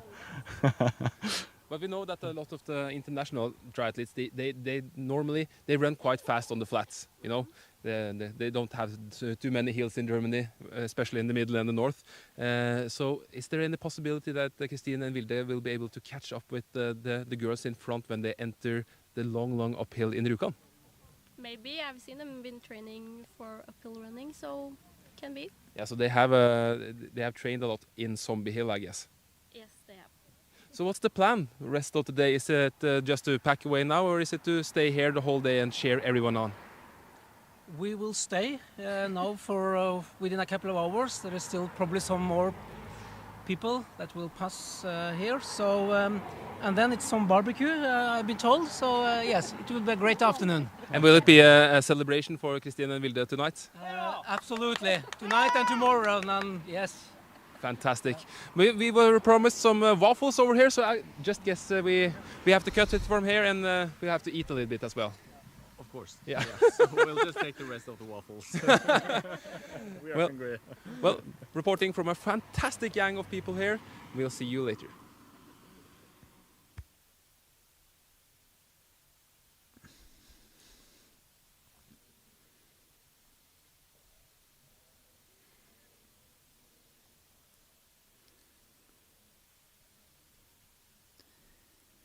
So there you are. That was a typical Norseman celebration. Do you find that all along the course? It really is great fun. I presume that guy had a hoarse throat from shouting at people all day. And also, all those other two boys seem to eat. Igor and I haven't eaten anything all day.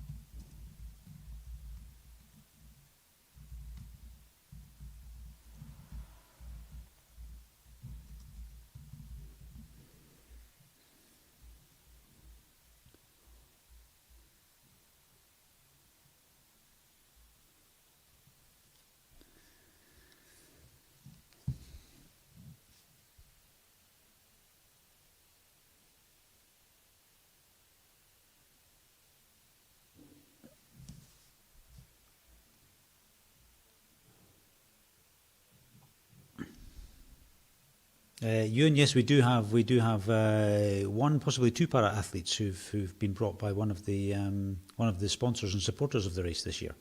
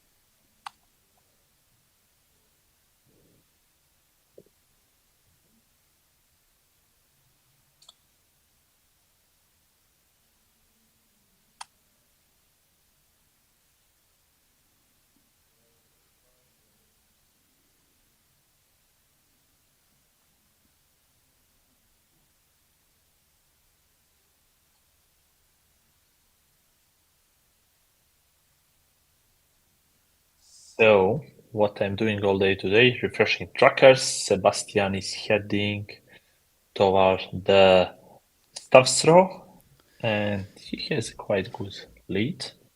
We'll see on the next checkpoint how it goes. So anyway, short update. 120 athlete went for a run, so that's quite cool. That's quite cool. And now as we said, fight will start for the black shirt. What you see now, we call it black and the white snake. Black snake are the black points of the athletes that are going for the black shirt. First 160 people that show up on the checkpoint at the stabs throw. Sorry, a bit down, where is the finish white. They will be allowed. Staff throw, yeah, correct. Or even staff throw. Okay, yeah, I was good.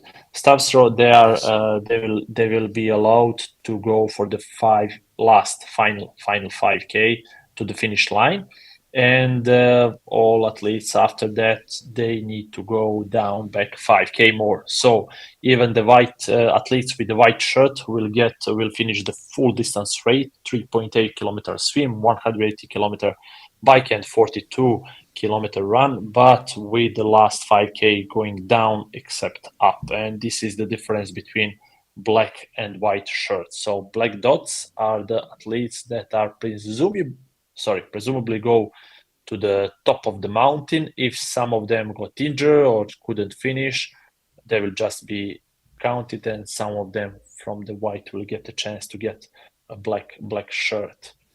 So we call it, I call it black and white snake. But is that your trademark? Yeah, let's do it. So yeah, next year with somebody else, some better announcer, commentator go and say black snake. When they get some professionals in to do the job. That's mine, yeah.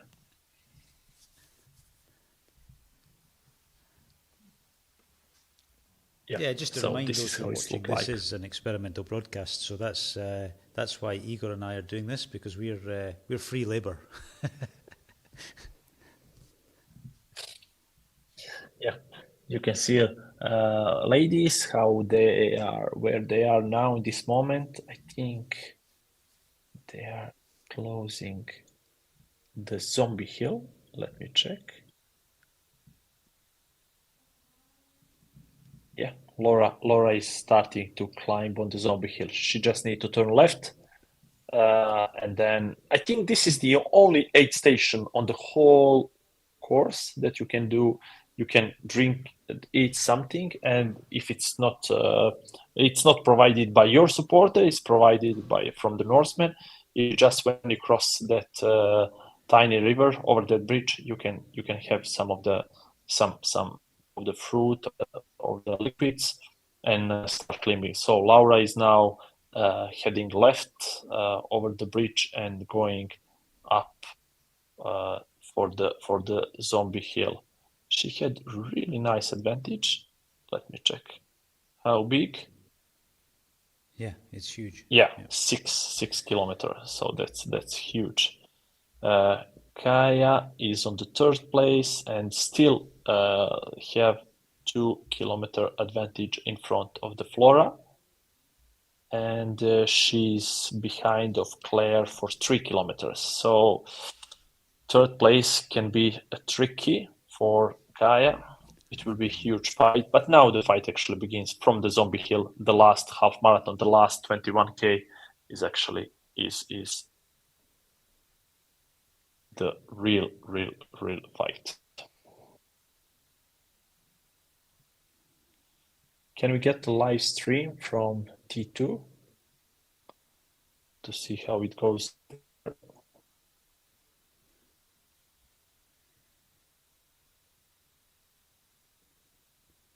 Because we are really close to the 160 mark.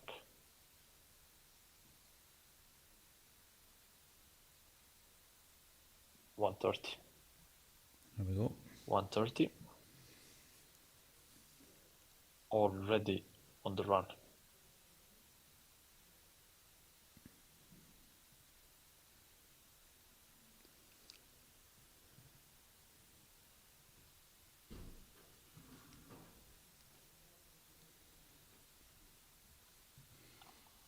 Starting to look a little bit more like your audience, Igor, in the background there.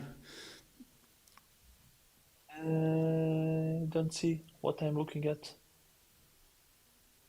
The fewer people behind the fence. Yeah. Less and less. Yeah. Less and less. You will see.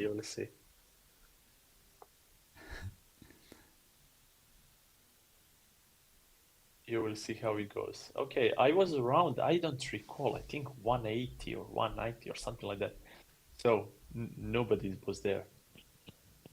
They even take the fences out and everything. So clear the T2.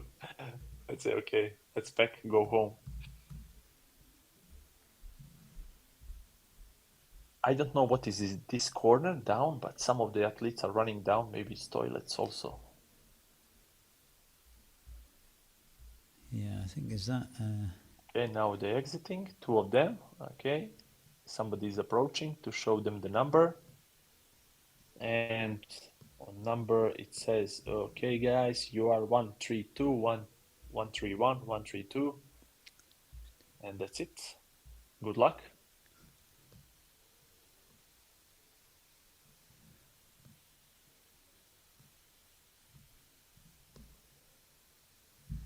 But if you are a good runner, you can get that. No problem to shave off 15-20 minutes for the half marathon for somebody. So yeah.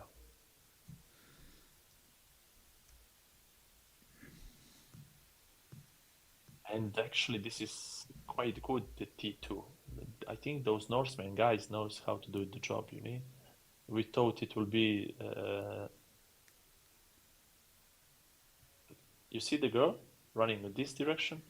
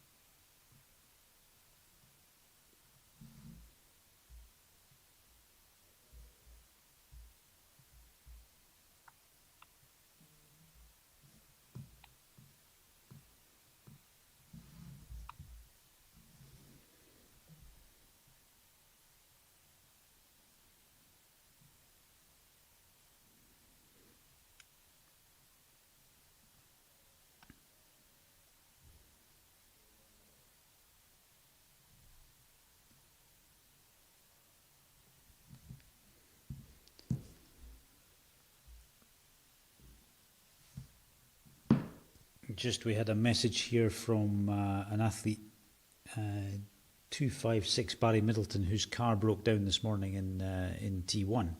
From his supporter, she says, car has broken down again for the second time. Barry's run gear has gone ahead with Westy to T2, whoever Westy is. If anyone was in T2 who could help Barry when he comes in, that would be great, because I might not get there in time. Thank you, Polly. So if anyone's listening and they're going to be in T2 when Barry gets in, he's still a little way out, then some assistance would be appreciated, I'm sure.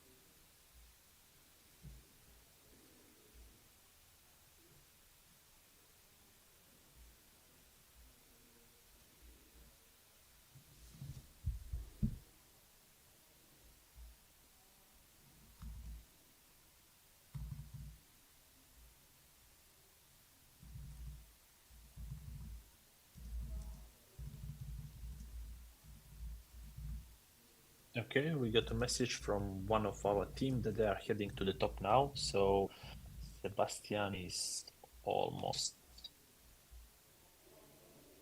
reached the Stavros, sorry.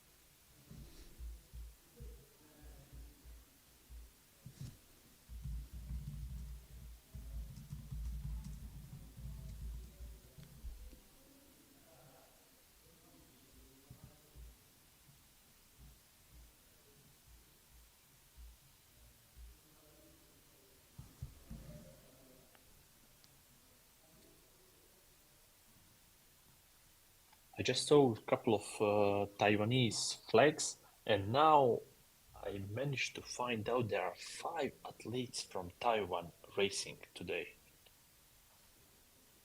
Really good. Yeah, which will probably be the Formosa qualifiers and wildcard.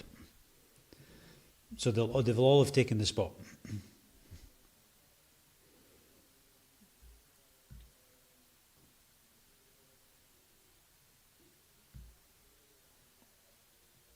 Yeah. 2 female and 3 male.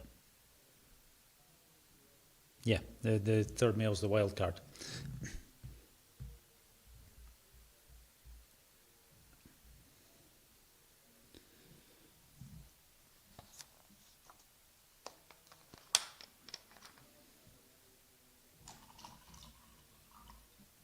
So when somebody gives you the slot, you just take the slot. That's how it should be done. Yes, of course. I had a huge enthusiasm for it. In fact, I have a video, Igor, of the wild card being accepted in Taiwan, and you have never seen emotion like this. It was quite incredible. He was lying on the floor, screaming and crying like a toddler having a tantrum, but it was tears of joy. It's great, really. And there are always emotions involved when you are giving the wild cards for the Norsemen. It's great, really. Yes, and we should remind people that we have in the extra races, if you finish, we do have 1 wild card for Norsemen, which is pulled randomly across any finisher, white or black course, whatever it is in the race. Male or female. And that is available for anyone. How? Male or female, anyone's 1 wild card. But there is 1 condition, and that condition is that you must be there to accept it. You don't have to pay for it, but you do have to accept it. And then if you're not there, we pull out another name. Yep.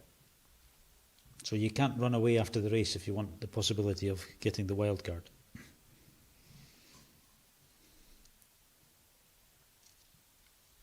Okay, 142. That's interesting.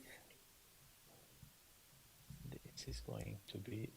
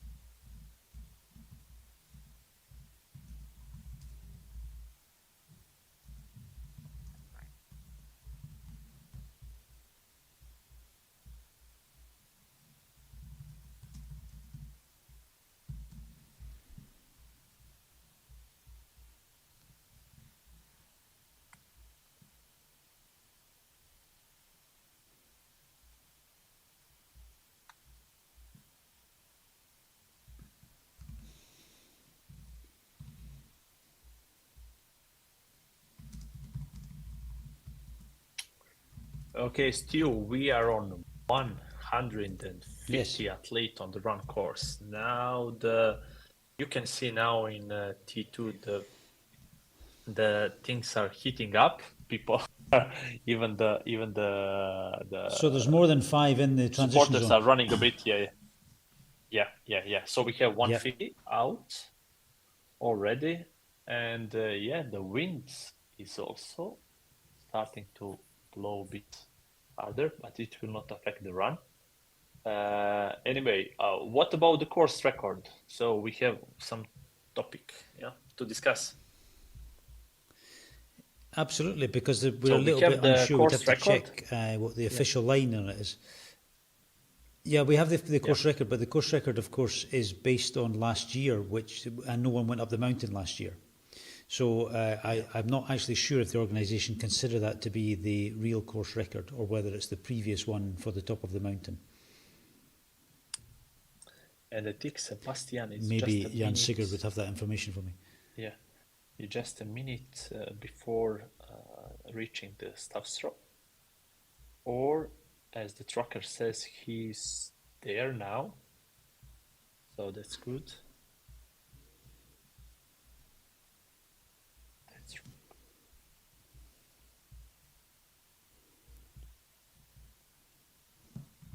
And we are also expecting a live stream from the finish line. Oh no, he's like a couple of meters. His tracker is a couple of meters behind the stub throw. Okay. So we are expecting our live camera from the finish line also to be turned on.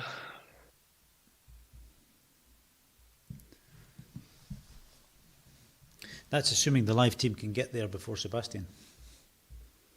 They have a race ongoing. They have to take the train, which can be slower. The train or Sebastian.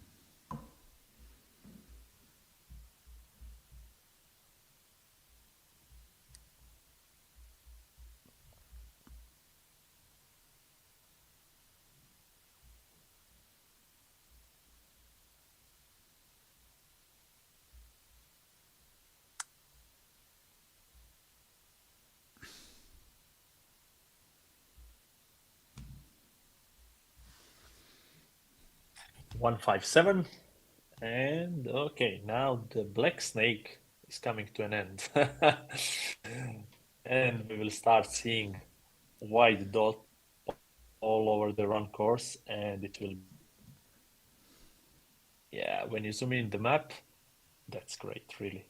When you zoom in the map, you can see like a couple of athletes on the bike course heading towards the T2. Those are the last one, and then the white snake.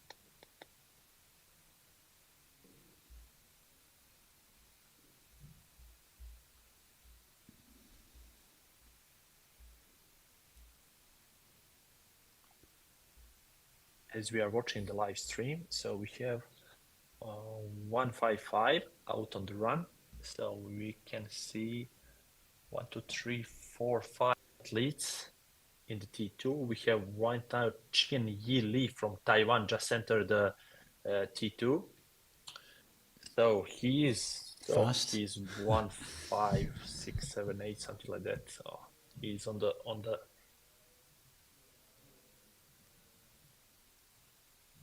border for the black shirt.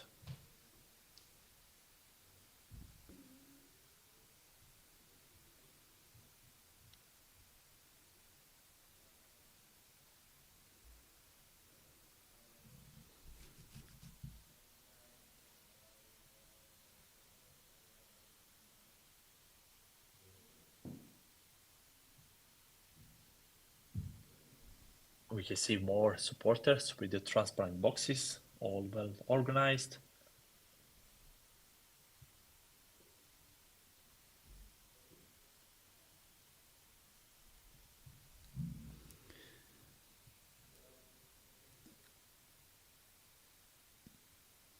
And this is Johnny in the centre there with the fluorescent shirt on. He's head of the Norseman research programme, so he's probably checking on his loyal subjects. He gave us a little talk yesterday at lunchtime, and he told us that he had 200 subjects, 200 athletes in the freezer. Now, he meant to say athlete's blood, but it was funny nonetheless.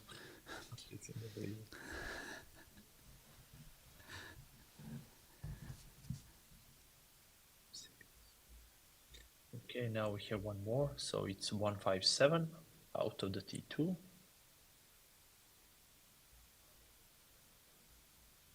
Oh, now you can see Ministry of Funny Walks.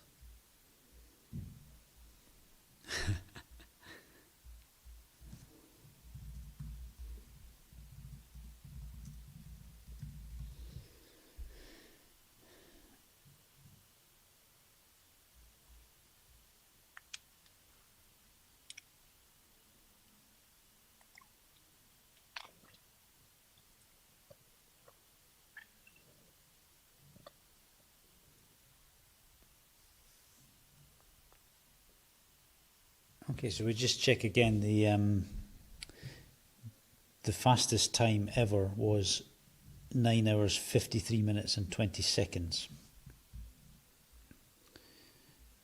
and we're at 9 hours 18 minutes now with Sebastian on the final climb. And what is the fastest time ever so far? 9 hours 53 and 20 seconds. 9 hours 53 minutes 20 seconds. Way 9:53, right? Correct. We are way ahead of that.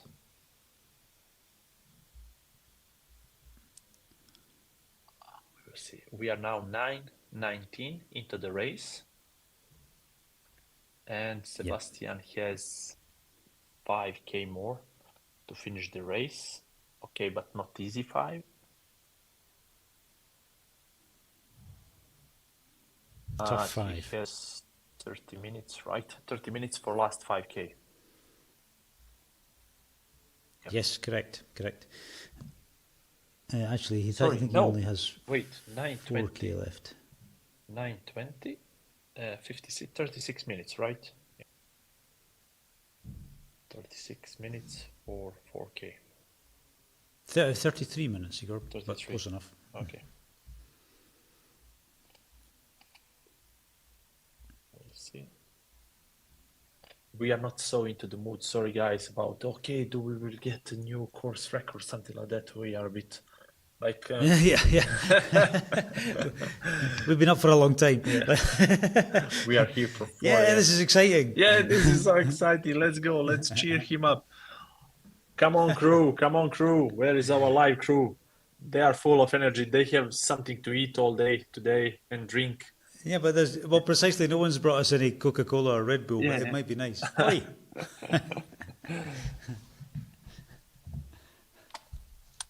Like, we are missing enthusiasm, and it's not like that. We are full of it. We're just... Okay, now I think White Snake is entering T2. Yeah, we can show. Yeah. Okay, so Stu, officially, White Snake is entering T2. That's the first good thing.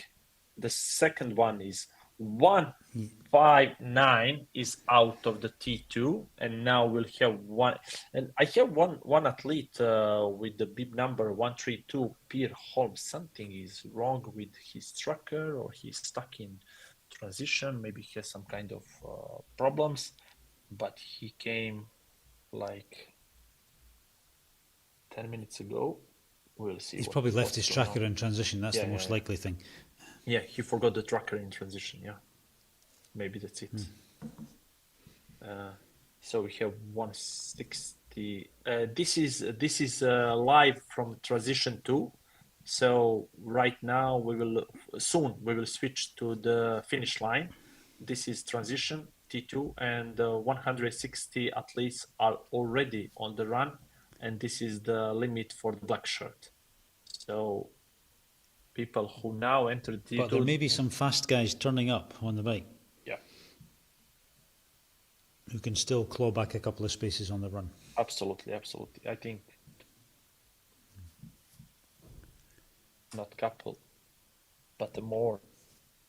Some people are pushing really hard on the bike, and then they got exhausted on the run, and especially on the zombie hill, and after last 21k is really hard.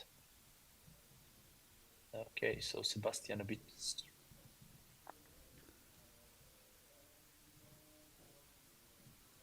There.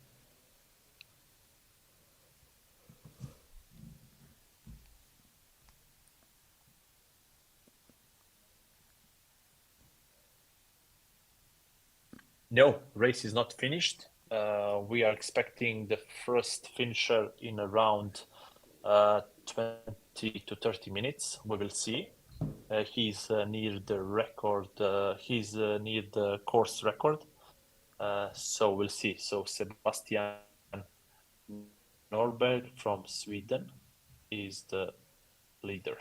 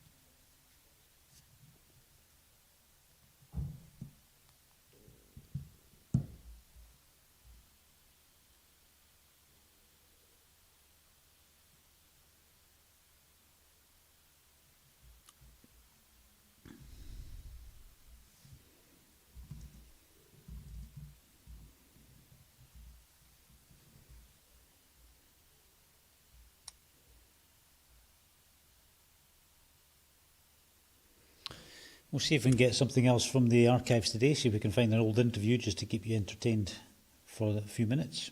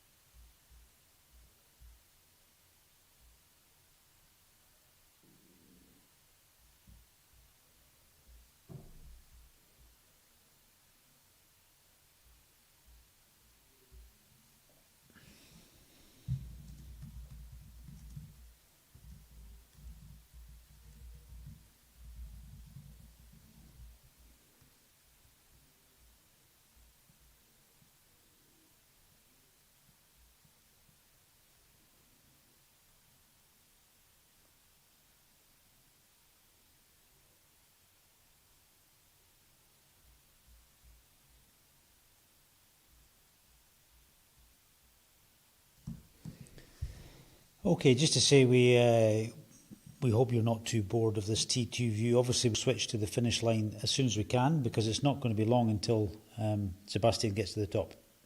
As soon as we can bring you some more info.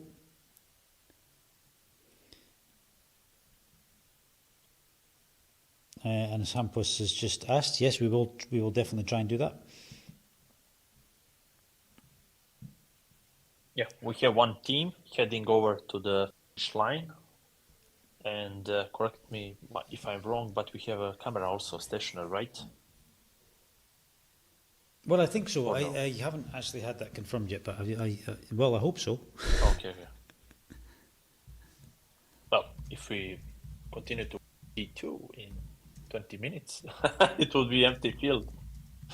So, and we have a lot of interviews already recorded, so we are also waiting for them to be.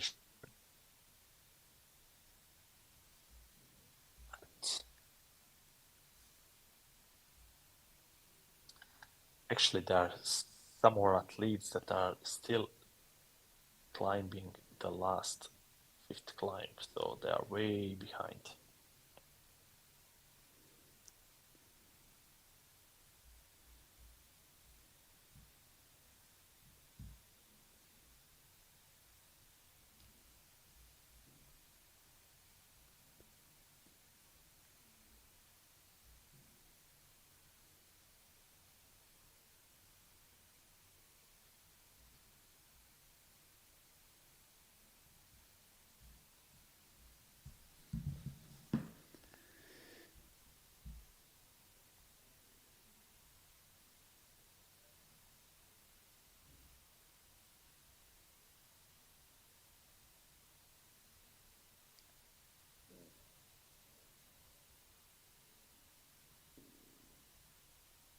Okay, 3 kilometers.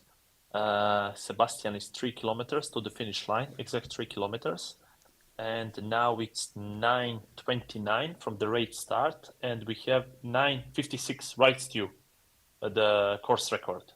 53, Igor, but we'll 53. get there. Sorry. I'm so sorry. 9:53, 20 seconds. 24 minutes for Sebastian for the last 3K. So we just hope we will see the new course record today. And because I think our live crew will be really excited at the finish line, and we just need that something from them.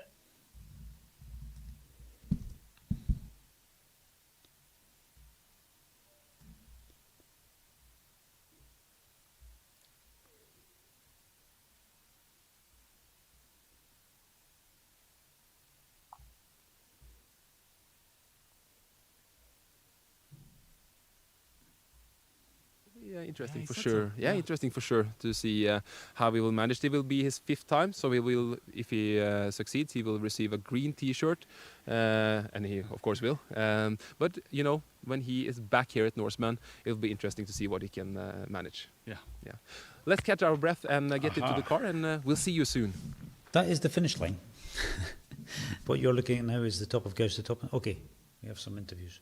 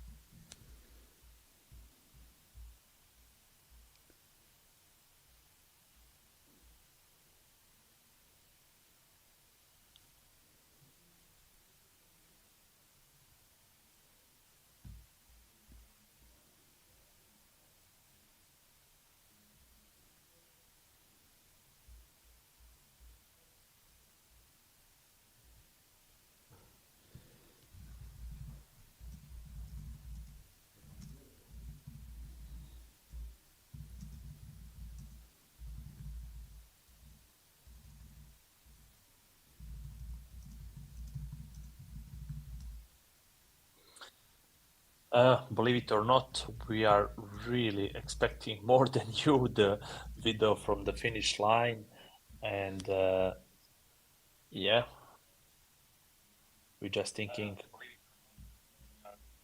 what is next and what will happen.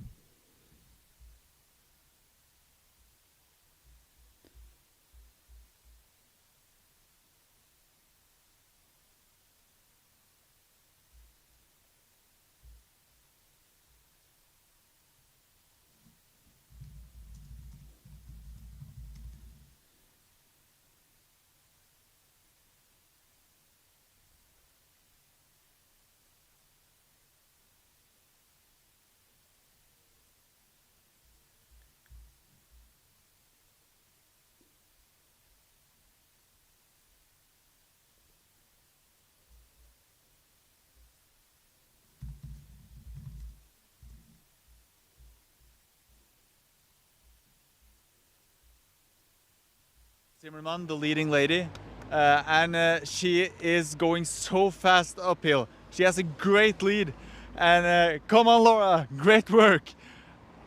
And I actually think it might be possible that she can take the course record. I think so. If she keeps that pace, it might be possible. We are now on what kilometers? About 28, I think. 28 kilometers? Yeah. Should we try to run? Run with her? Yeah, we Yeah. can try to catch up with her. 28, so yeah, 14 kilometers to go. I think that might be possible. And the victory is, you never Yeah. can say never, but you know, it's really hard now to catch up with Laura. If she doesn't get the victory now, something bad has to, she basically something had to stop. Yeah, she has to stop. So she really should have the victory now.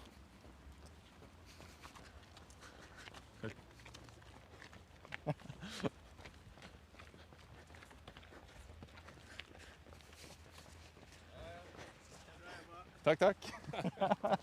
The problem now is this, she's so fit and she's running so fast. It's kind of hard to catch up with her. Shouldn't talk that long. I don't think she's so interested in talking now. No. But and we have our poor cameraman trying to keep up with this camera like this. It's not so easy.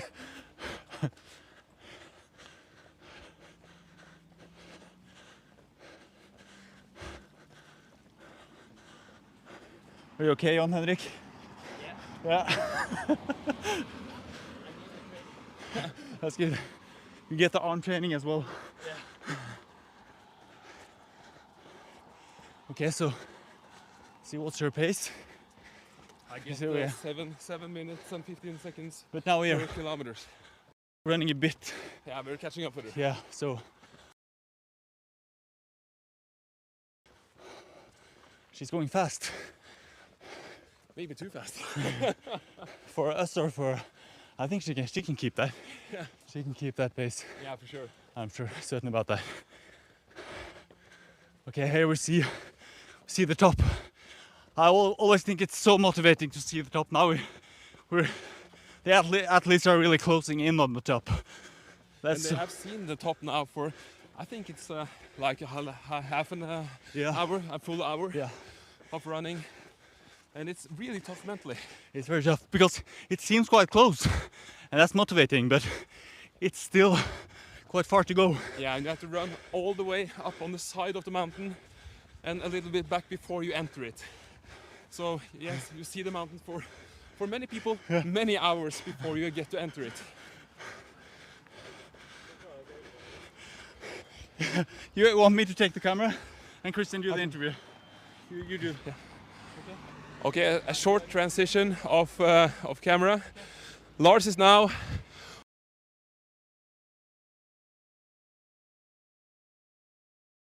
basically really hard work.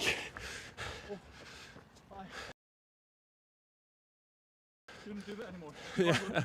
Running with the camera. How is it going, guys? I'm feeling good. You way up the hill. So, fantastic speed. Step by step, we're making our way to finish line.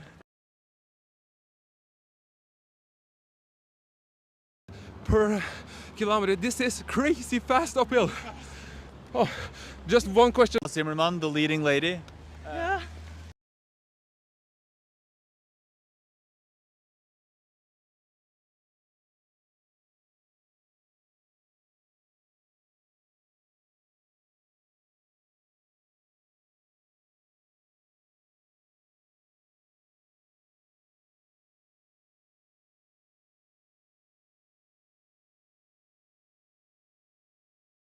Time of the race, the nutrition is crucial. Yeah. Extremely nauseous.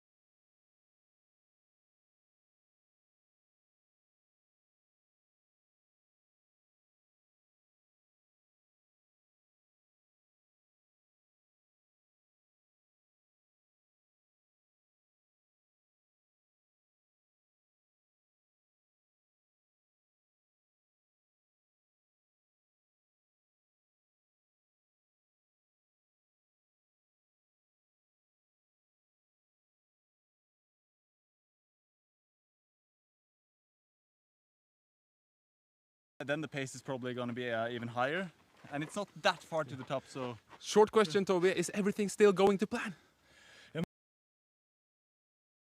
It's going to be hard, but still looking very good. Yeah, but you gave a great sprint. Some, yeah, it's my warm-up for the last 5K. I'm going to run. You're running with her? Yeah. Yeah. So that's my warm-up. That's your Yeah, warm-up. I try to speak to myself, yeah. But fantastic. And are you Not even talk about it yet. Yeah. Oh, yeah, but it's beginning to get time.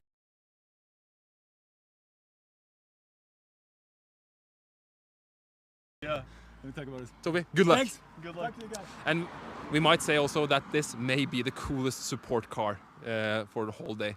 Instead of a Wunderbaum in the rearview mirror, we have the Nordic god Odin. We have a pop-up tent, and this is a classic Land Rover Defender, without doubt the coolest support car that we will see this day. And by far the coolest beard we'll see this day as well. Yeah, a true Viking from Germany. Yeah, really.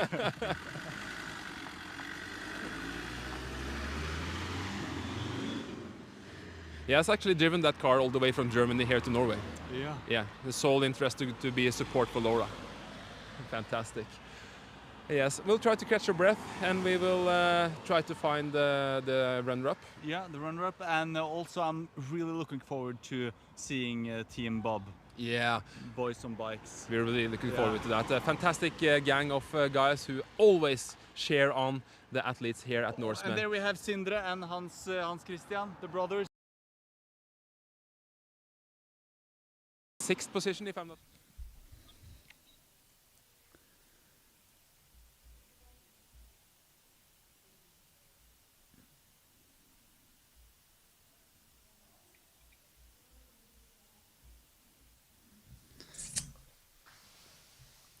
Okay, Stu, I think we are now looking how the T2 is actually looking now. More than 160 athletes are already out.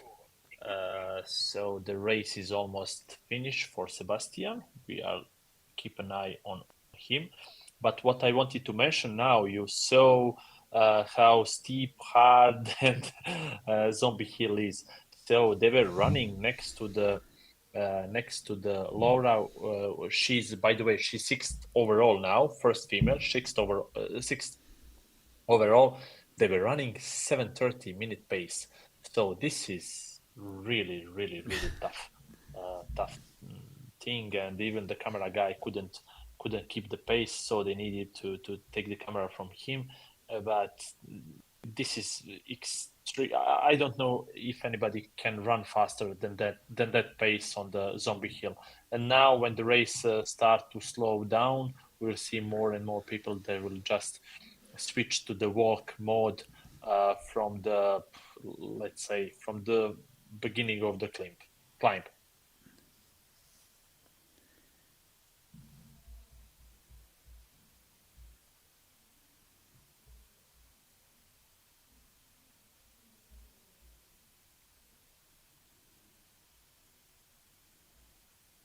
Still checking what is the female. So Kaya is keeping the 2-kilometer distance between her and Flora. So if Flora wants to go in the top 3 into the podium, she needs to push it a bit harder over the Zombie Hill. But what is new? The new is distance between Claire and Kaya is dropped. So we'll see how the final podium will look like. Very true. Yes, she has closed in on her significantly.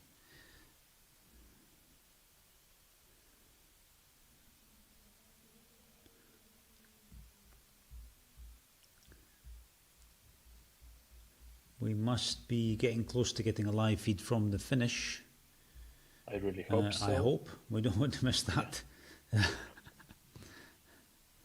180 people already outside of the T2. So for the people that are entering now, there is low possibility to get a black shirt, but never say never, right? So maybe only one of them. It's still possible. Yeah.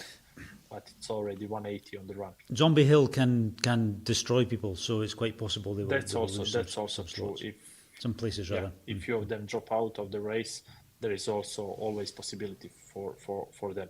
But our plan is actually to be live from the finish line. So we'll have some stories, we'll have some interviews live, and then to go live from Stubbs Row.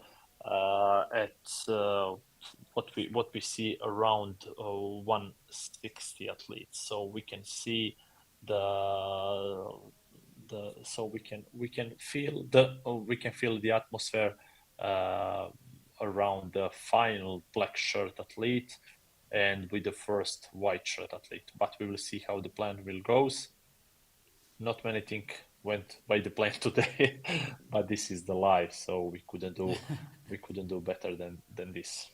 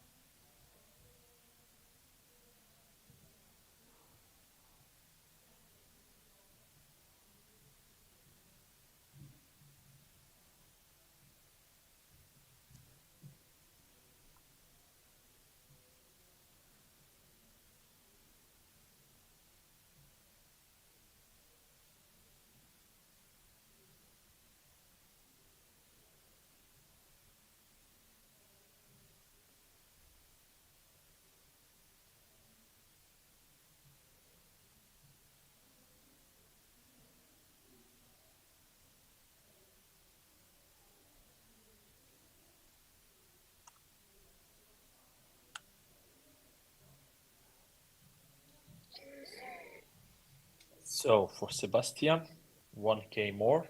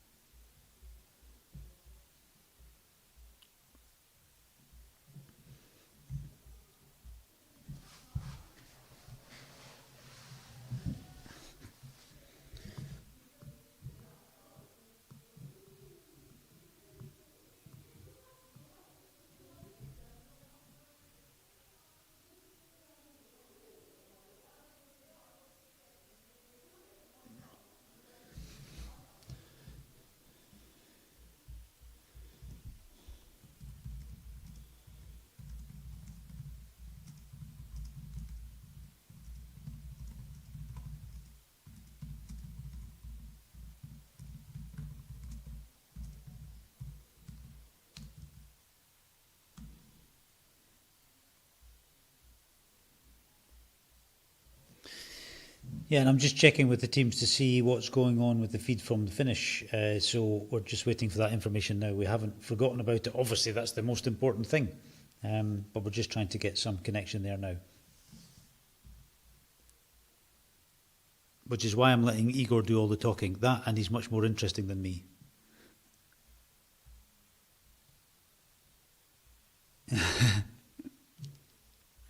Well, more understandable then.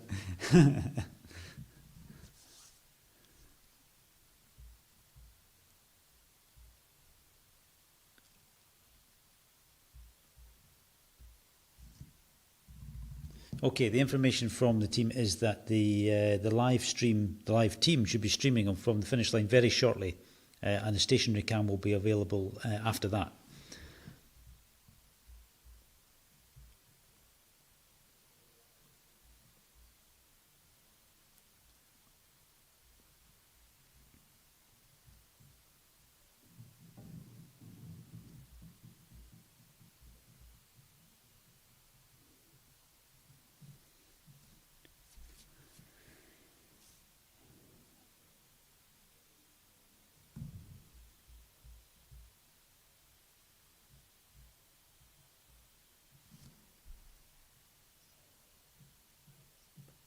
We are missing that, but fortunately Helen will probably be up there. She has much more of that than we do, so that's why she's there. And we're in the box with no food and no drink. And no sunlight, yeah. It's a nice day apparently.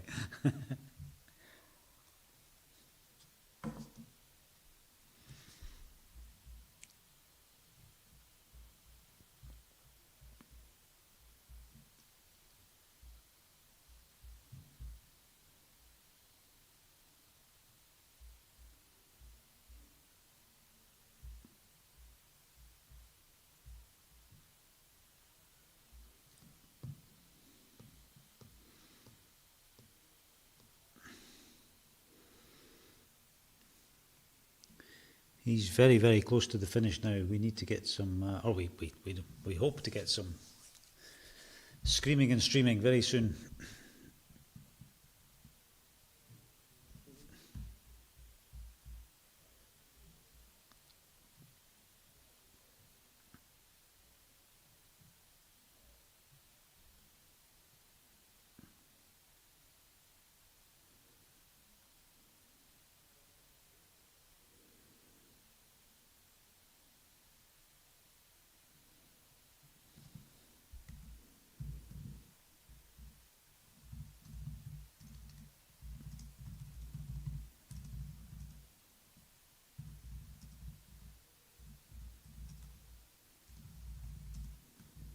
We've moved on quite a bit.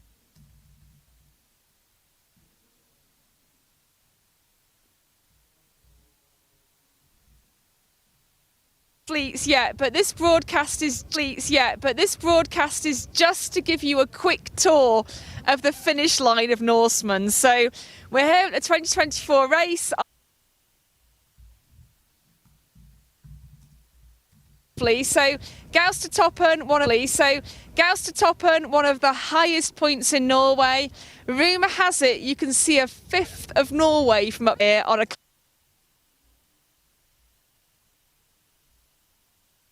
You know.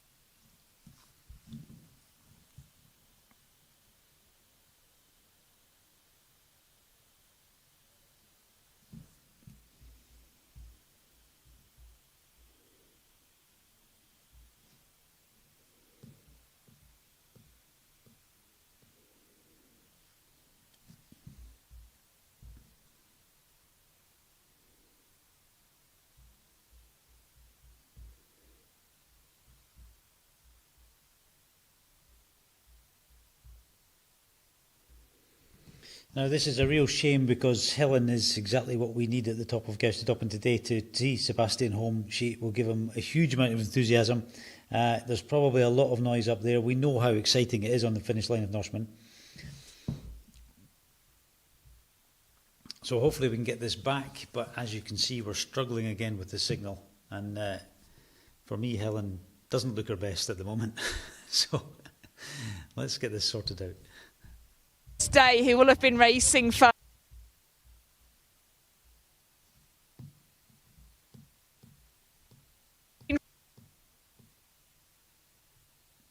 Sebastian is approaching the final section, which is the rocky, steppy, gnarly section to the finish line, which is the slowest section of the whole race, of course, but still, it won't take him too long.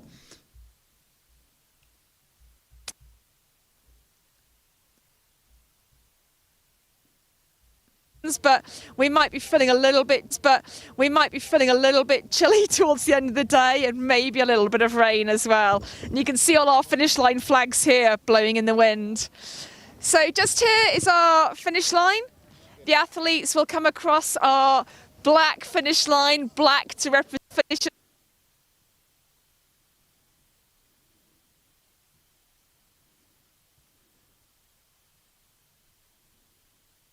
The top here. We also 59 minutes and 41 seconds at the moment on the clock. We're not going to see a new course record today. Obviously, that's held by Jon Brevold, 9 hours and 23 minutes. We saw Jon out on the course earlier having a training ride and supporting all of our athletes. So absolutely fantastic to see him out there. But we're not going to see a new course record today. That's not to say that it isn't a really spectacular time. So when Sebastian eventually, as we assume he will, makes it over that finish line, it's going to be in a time of a little over 10 hours, which for a course like Norseman, the World Championship finale of the X-Tri World Tour Series, I mean, that's a very impressive time. So this is our finish, and we'll see the athletes coming over here. Loads of spectators up here, support, people are ready to help our athletes who are going to be exhausted, they're going to be cold, they're going to be tired. We've also got a lot of crew over here as well, and you can see we have blankets for our athletes. They're going to be cold. When you're exhausted and you've raced it all day, your body temperature will drop so quickly that we want to make sure we look after our athletes as much as we can. So we have boxes of blankets, we have hot toddies here, warm drinks, so warm squash, warm juice. Looks like we have big tureens of soup as well. So we want to get some warmth, some hydration, some nutrition in those. And then down the end here behind these blue doors, you can see the lift to our cable car. So the cable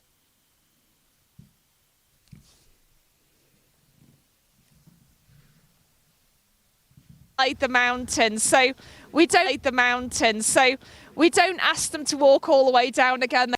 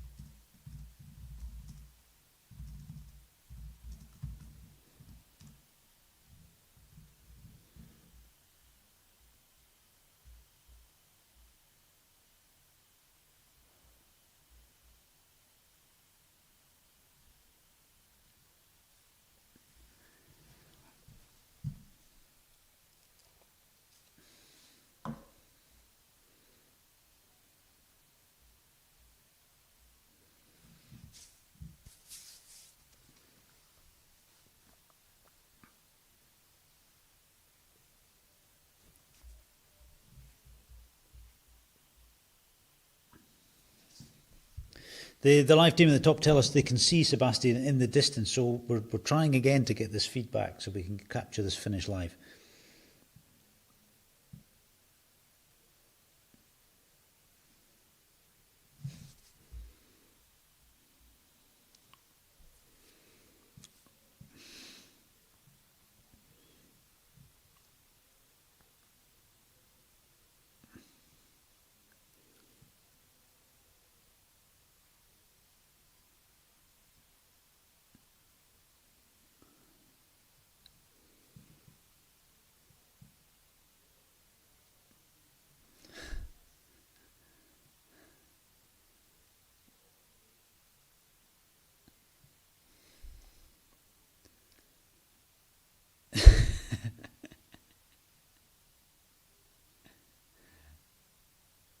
And we're still waiting.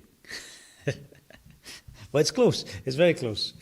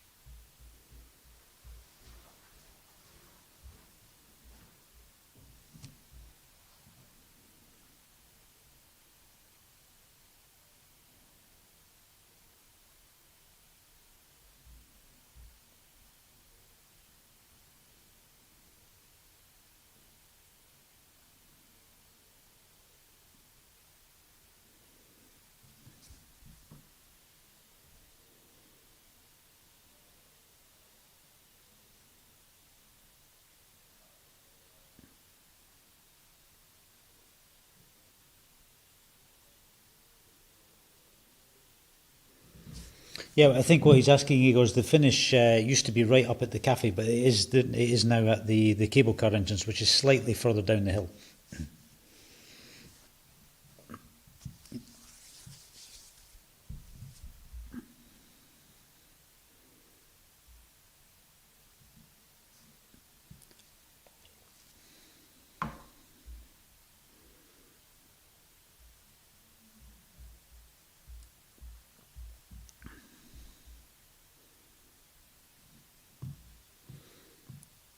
Maybe we can just make a call to Sebastian and ask him to just stop for a couple of minutes until we get this fixed.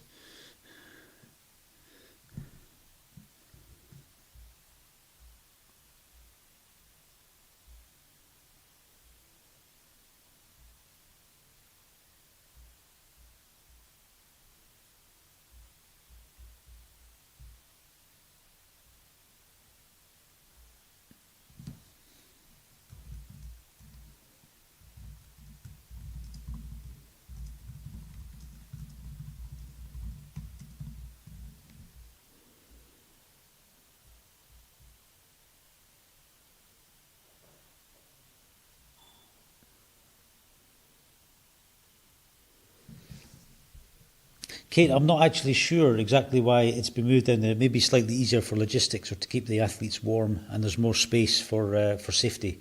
I don't actually have the answer to that right now.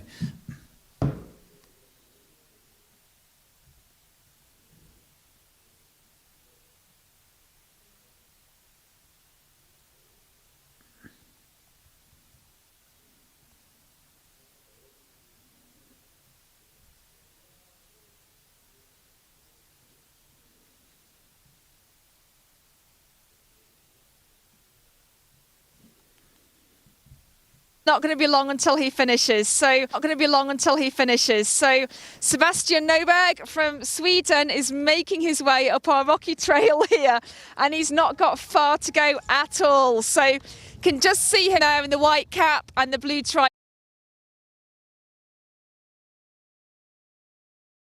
His last bits of rocky terrain with his support athlete behind him in the white vest. So literally in a few minutes he's had a phenomenal race. Great swim, and then he was second on the bike until he took the lead fairly on in that bike leg, and then he's absolutely stormed through this race since then. It's a phenomenal achievement. We're going to see a time on the clock of a little over 10 hours. So I mean, anything with a 10 in front here at Norseman is a real achievement. So we're going to wait for Sebastian to come over that last little bit of the course. We're going to watch him finish and then grab a few words with him. But for now, the winner of Norseman 2024, here he comes, Sebastian Norberg.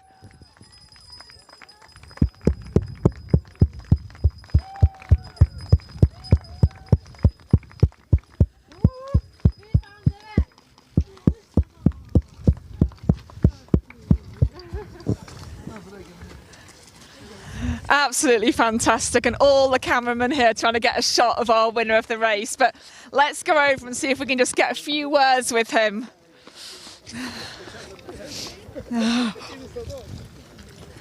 So our team here just making sure that our race winner is comfortable, warm and looked after. So we'll let them just do their jobs for a minute. We know how much this race takes out of our athletes. It's a 5 a.m. start. It's a 3.8 kilometre swim down a fjord, 180 kilometres across Norway on the bike, up and down mountains, and then a marathon run to finish off. I mean, this is not an easy feat. So we'll just hopefully try and get a few words with our race winner. So, Sebastian, I am so sorry to put a microphone in your face after you've just finished that race, but congratulations, 2024 champion. Do you want to just say a few words about how you're feeling? You know, I got so dizzy from like the late part before the mountain. It's just so much carb you need to take in, and the energy consumption is just so high. So.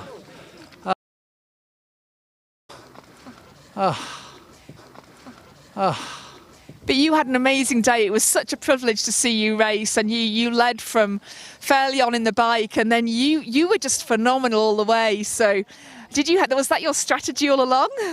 I know I have a strong bike, so I got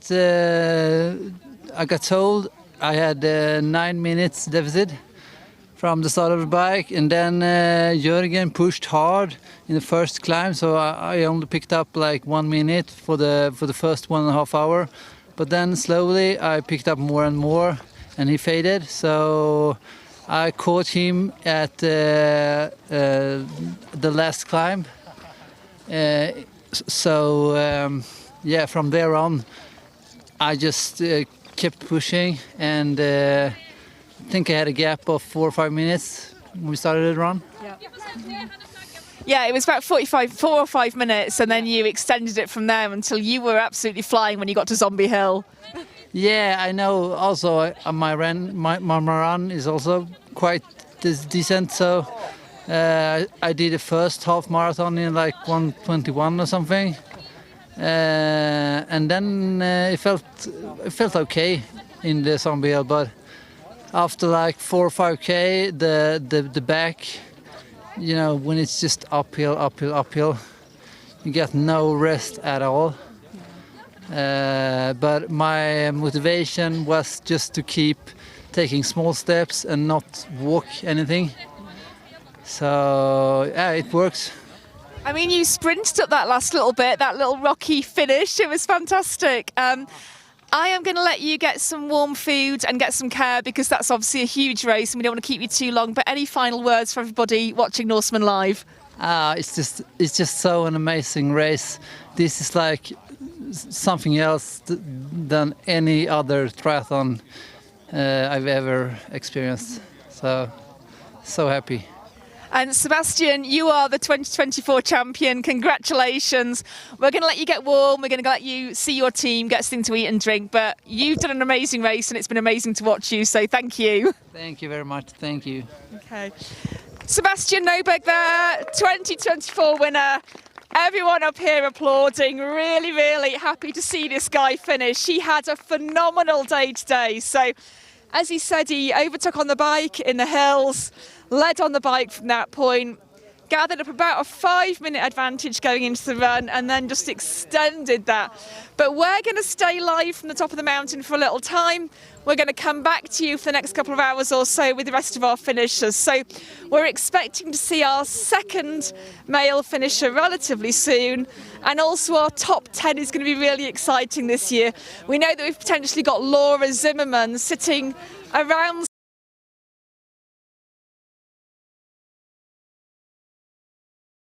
from the top 10, which is just superb.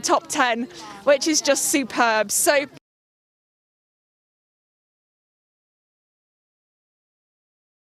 for now, I'm Helen from Norseman Live. We've just seen our first finisher come across the top of the mountain, and we'll be back with you soon.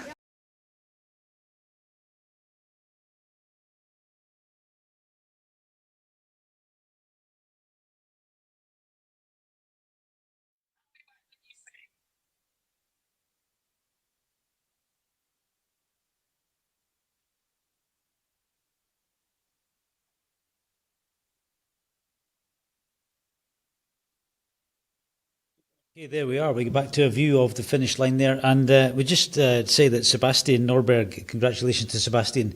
He didn't finish with the usual Norwegian scream, but then we realised he's not Norwegian, he's Swedish. So the rumours are true. The Swedes are much more reserved.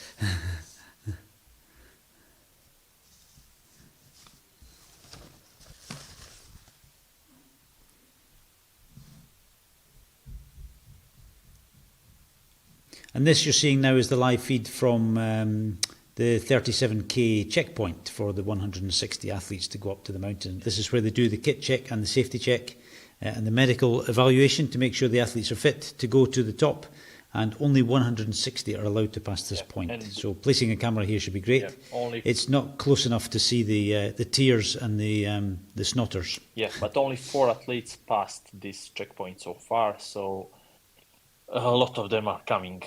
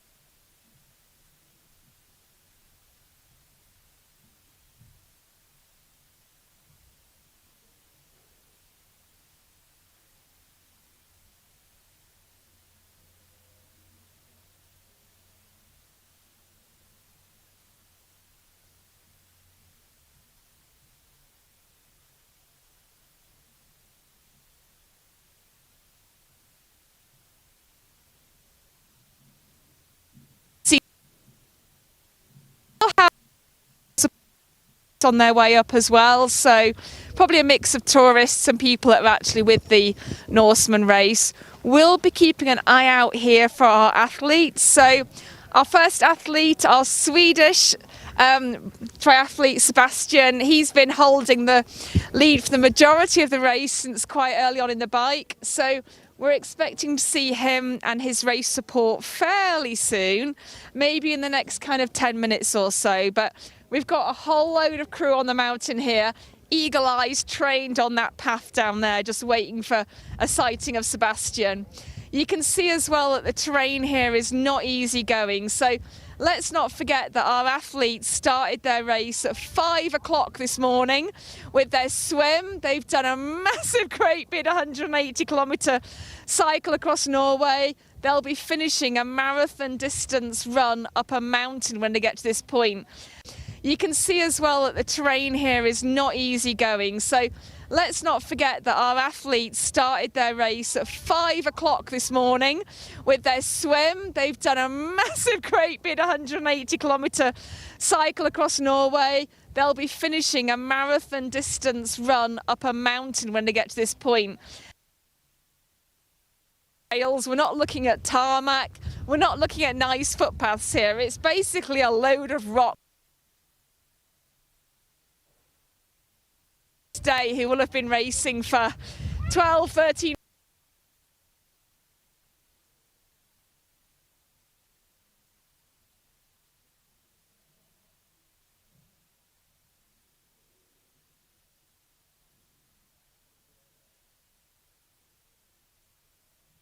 You can see up here we've got the summit of the mountain with that tower which we saw earlier on, which looked so tiny from our first vantage point. It's as high as we get, and the weather's starting to close in now. We had a rumour of rain today. You can see the clouds coming over, we can see the wind building up, so hopefully our athletes will all finish in fairly nice conditions, but we might be feeling a little bit chilly towards the end of the day, and maybe a little bit of rain as well. And you can see all our finish line flags here blowing in the wind. So just here is our finish line. The athletes will come across our black finish line, black to represent our black finishers t-shirt for those that make it up to the top here. We also 59 minutes and 41 seconds at the moment on the clock.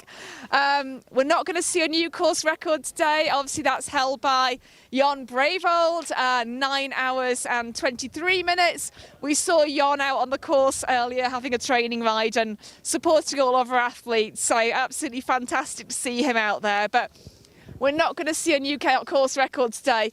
That's not to say that it isn't a really spectacular time. So when Sebastian eventually, as we assume he will, makes it over that finish line, it's going to be in a time of a little over 10 hours, which for a course like Norseman, the World Championship finale of the X-Tri World Tour Series, I mean, that's a very impressive time.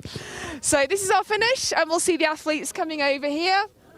Loads of spectators up here, support, people are ready to help our athletes who are going to be exhausted, they're going to be cold, they're going to be tired. We've also got a lot of crew over here as well, and you can see we have blankets for our athletes. They're going to be cold. When you're exhausted and you've raced it all day, your body temperature will drop so quickly that we want to make sure we look after our athletes as much as we can. So we have boxes of blankets, we have hot toddies here, warm drinks, so warm squash, warm juice. Looks like we have big tureens of soup as well, so we want to get some warmth, some hydration, some nutrition in there. And then down the end here, behind these blue doors, you can see the lift to our cable car. So the cable car the mountain, so we don't ask them to walk all the way down again. They are able to take priority.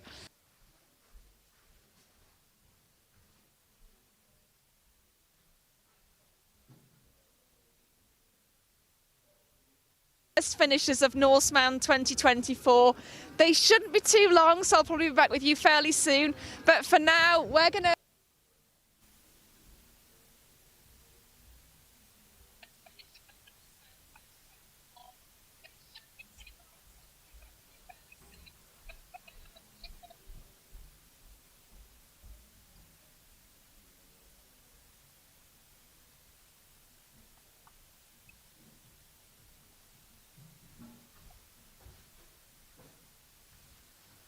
what we can see now is the detail check of the equipment of the athletes that needs to go further up to the top. So there are regarding tracker, there are actually a couple of athletes at that point, and one of them is Laura Zimmerman. So they get their gear checked up, what they need to have. They need to bring all the necessary mountain equipment, even with the jackets, warmers, hand warmers, gloves, etc. They know that a year in advance, and now on this point, everything is double checked because it's the mountain entrance. Weather can change in a couple of minutes, and athletes need to be ready and prepared for that. Also, from this point on, they need to have supporter on the run, so they are not alone until the finish line. So every athlete is stopped on the same amount of time, so nothing really changed until the end of the race. You can see them; they are putting their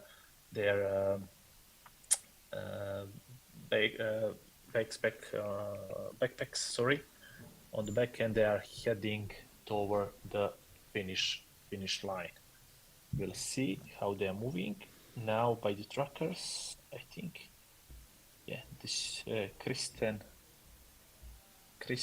Ayen Pedersen, Alexis Sicard, and Laura Zimmerman. Yeah, they are here. Okay, you can see one athlete and one supporter, or maybe two supporters. I cannot see from here, but they are heading to the finish line. This is also the place where 161st athlete will be forbidden to go to the top, and they will need to run back 5 kilometers more for the white shirt. So the black shirts, if you want black Norseman shirts, you need to finish at the top of Gauston Toppen. If you want white, and nobody wants the white, but some people will get it, so you need to be in the first 160 people, 161 will get the white one. They will cover the same distance of 42 kilometers of the run, but last 5k will not be up, it will be 5k down. Now we have one more athlete, and again I assume two supporters with them, and yeah, that's it. Let me refresh the trackers and see who just passed. Okay, number 202, Kristina Pedersen, 118, Alexis Sicard, Sindre Tungsvik, and Laura Zimmerman. So I assume the last one was Laura. So we have a first female going towards the finish line. More people are, of course, approaching. And we are counting 160.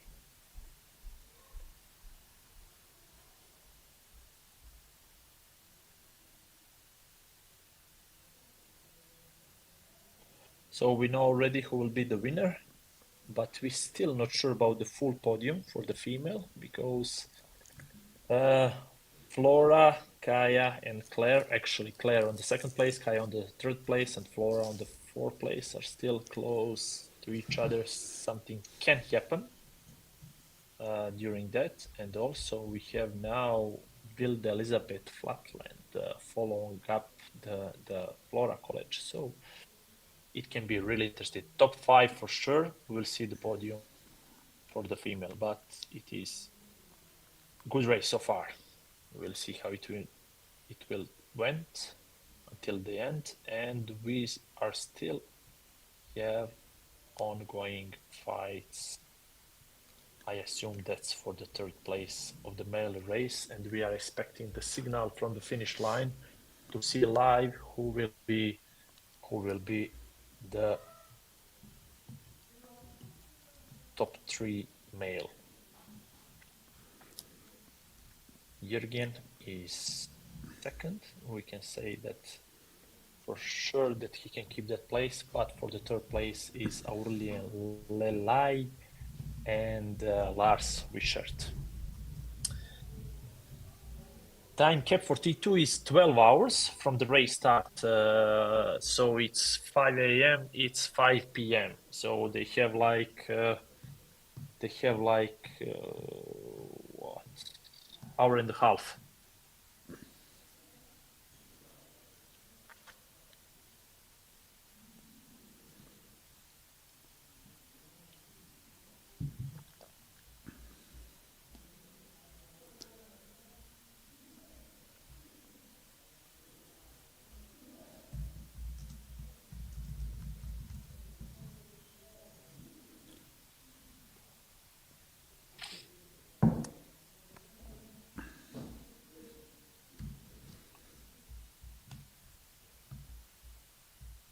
Oh, I did some refresh, and I see now the new guy, Aurelian Lillet. I think he's off the course. He missed one intersection. He went on the left, and he should go up. I don't know where he's going, but yeah, he's going. I don't think he'll go far, Igor, before he realises his mistake. Yeah, because he's going got down. to go up, He's going not down with that, and I don't know how he missed that. I really hope so that it's a wrong tracker. I really hope, but I'm not sure about it. But how he can go down when he see Jürgen in front of him? It seems impossible to make a wrong turn there. Yeah, exactly. It's all open up there. There's no. Yeah. So we'll see what happens when it refreshes.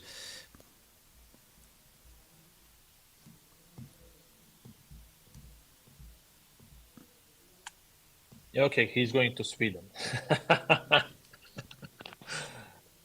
He's going to swim, yeah, or he had an emergency toilet break.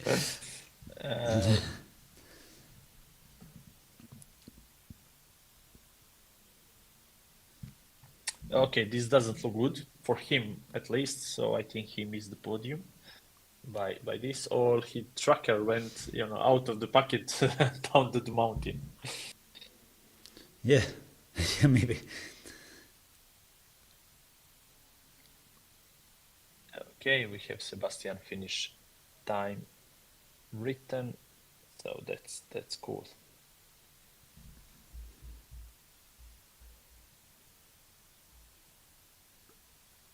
Also, Gaustotoppen, or I don't know how to spell it right properly, is really a tourist place. So you can see a lot of people are hiking every year during the Norseman, and some of the trails are really busy, not only with the regular hikers, but with kids and elderly people. And but they know about the race, so they don't make a lot of traffic on the trail. But it's really nice to have and to see that kind of support also, because on most of our races, you are all alone with the nature and without anybody around, in miles and miles around you. So this looks like a really Norseman is different from every perspective, but this also gets some nice touch on the race itself. And on a warm day like you did, Igor, you have that strange anomaly where we make you take a safety backpack and a safety check before going up the mountain, and you pass grannies in sandals going up the same path. Yeah. Okay, now we have, as we told, it was the wrong tracker. So Aurelian, sorry for my spelling, is just behind. I think three of them are going. Actually, two of them, Jürgen and Aurelian, just one behind the other, and it will be until the finish line. So I can see there like 20 meters, one behind the other. And Lars is, it has like, let's say, at least a minute or two advantage in front of them. So if he keeps the pace, Lars will be the second, and we'll see who will be the third. And I really hope that we'll have some kind of live going on from the finish line really soon. And more people are coming to our Stubbs Row checkpoint.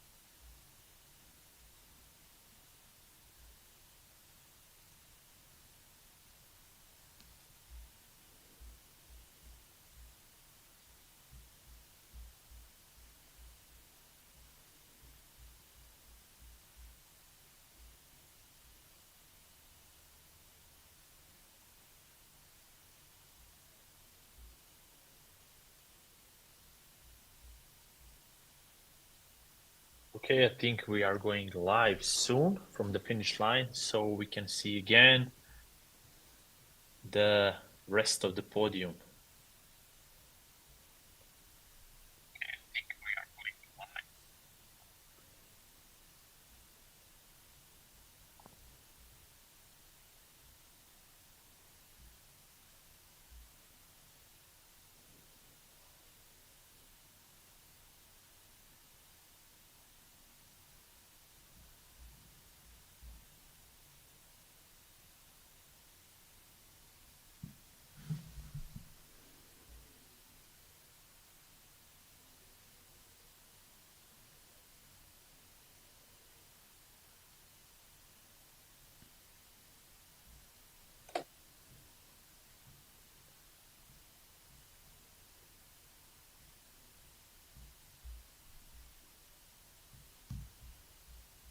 Fiving some of his friends and supporters, looking pretty relaxed, making his way over to us here at the finish.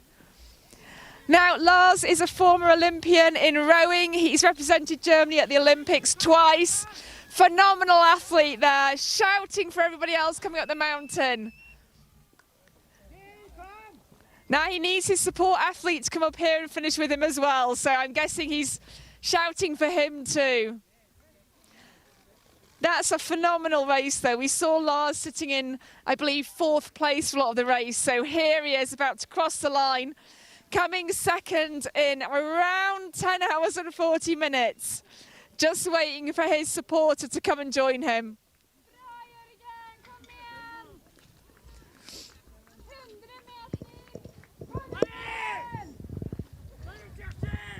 Our 3rd place athlete there as well, just entering the mountain in the pink and black tri-suit over there. That's Aurélien Lelay, who's one of our French athletes, again waiting for his support. But here we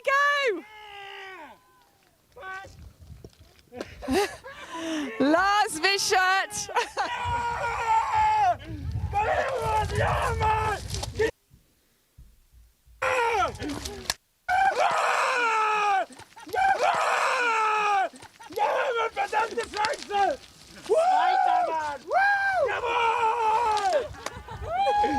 Yes! That's Lars Wischert, our German athlete. Amazing scenes, finishing in 2nd place with his brother as his support crew.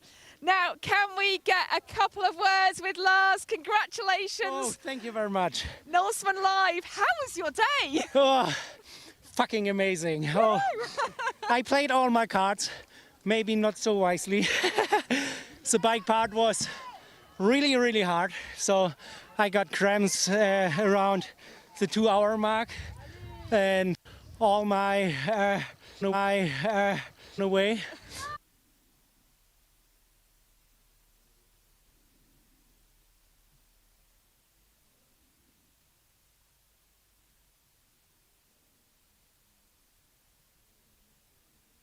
I believe so.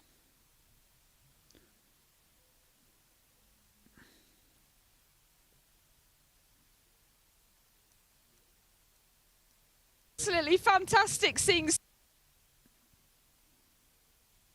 time. It doesn't make our job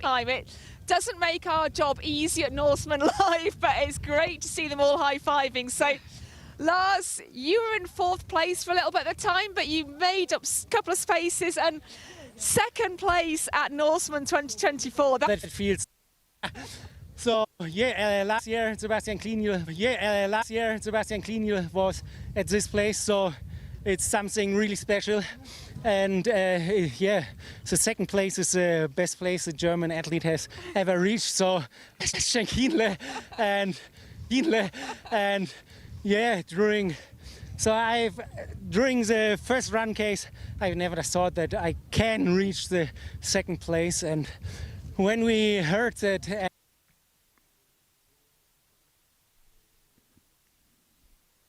Let's.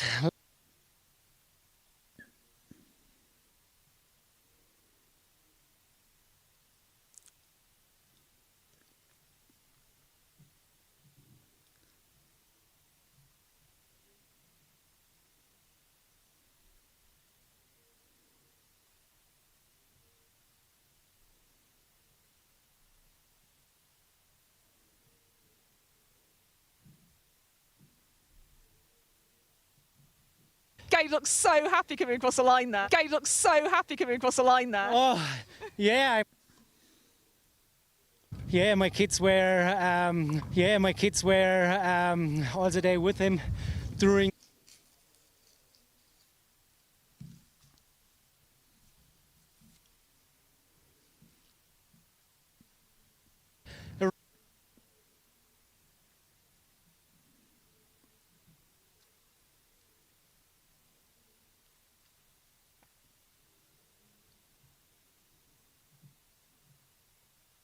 Waterfalls and cooled me down. And yeah, but overall it's amazing when we reach the last case. And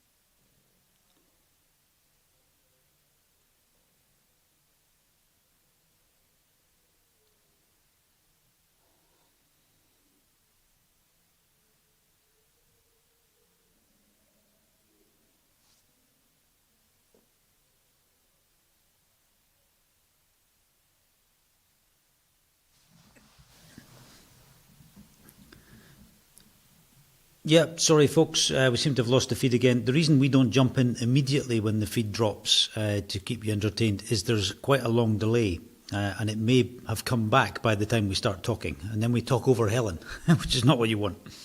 But at the moment we seem to have nothing from the finish line, so let's see if we can get maybe the camera from the checkpoint at 37k if possible.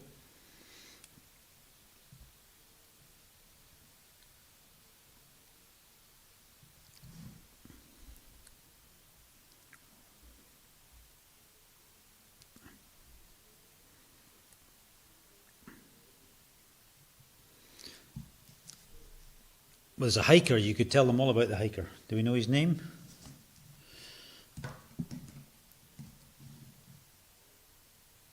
Okay, why not?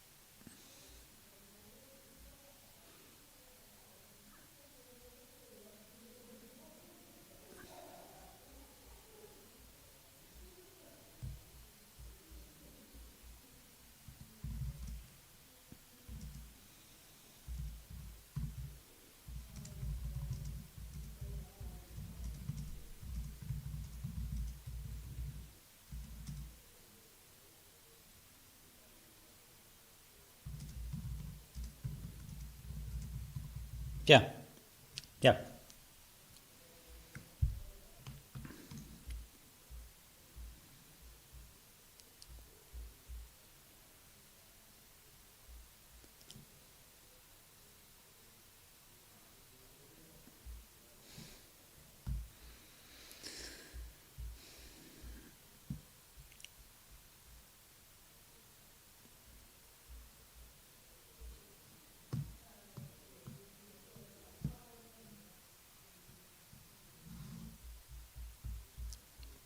So Igor's Black Snake is now approaching the checkpoint at 37 Savsro, 37 kilometres. So it should begin to get busy here fairly soon.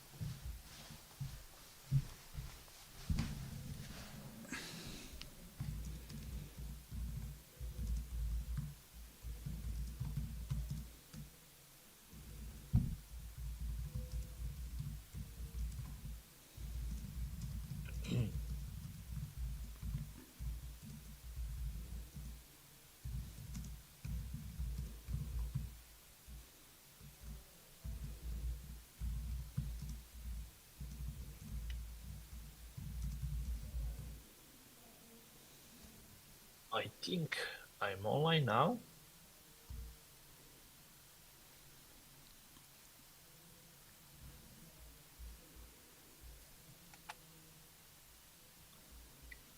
Yes, I'm online. So still, until we are waiting Laura to finish as a first female, I have a couple of thoughts to share with you. So do you remember when was the last time when Norwegian guy wasn't on the podium on the Norseman? So we have guy from Sweden, then Germany, and then France, top 3. So when it was the last time?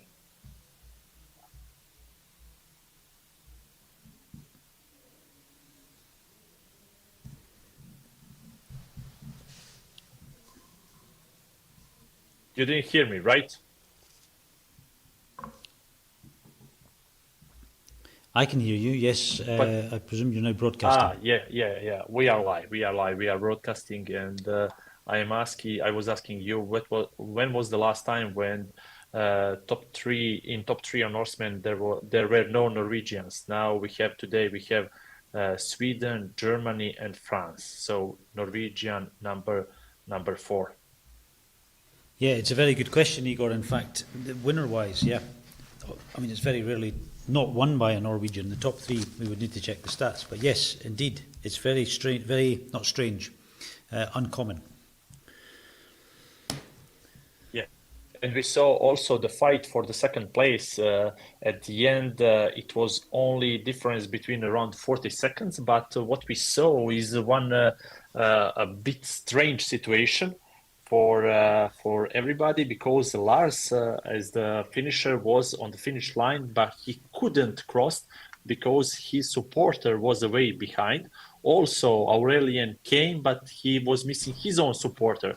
So it was not only the race between athletes, it's the race between supporters, because for last 5K, you need to have a supporter with you all the time. So choose wisely if you are going for the podium, because maybe supporter can cost you the whole race. But at the end, Lars won second place. Aurelien got the third.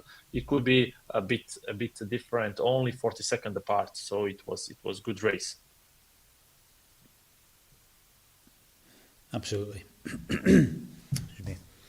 We are now looking in the camera of the staff stroke 5 kilometers before the finish line. In this white tent that you see, Norseman crew is doing the final check of the equipment and your bag and your supporter, and then from that moment you are allowed to go to the finish line. Only 160 athletes with their support teams are allowed to finish on the top. They will get the black finisher shirt. After 160, they will proceed on the low course, and you see one athlete now with supporter. They start running. They are going to the low course finish. Low course finish, or the white finish course, is 5 kilometers on the way back. So the same distance, but a bit different altitude. Sorry. We will have soon stationary camera on the finish line, so we'll switch to that camera. Until then, you can still watch how the staff stroke is looking, and we are expecting the first lady, Laura Zimmerman, to be with us at the finish line. I don't know, maybe half an hour. She's only 2 kilometers left until the finish line, but those kilometers are really, really, really slow and long.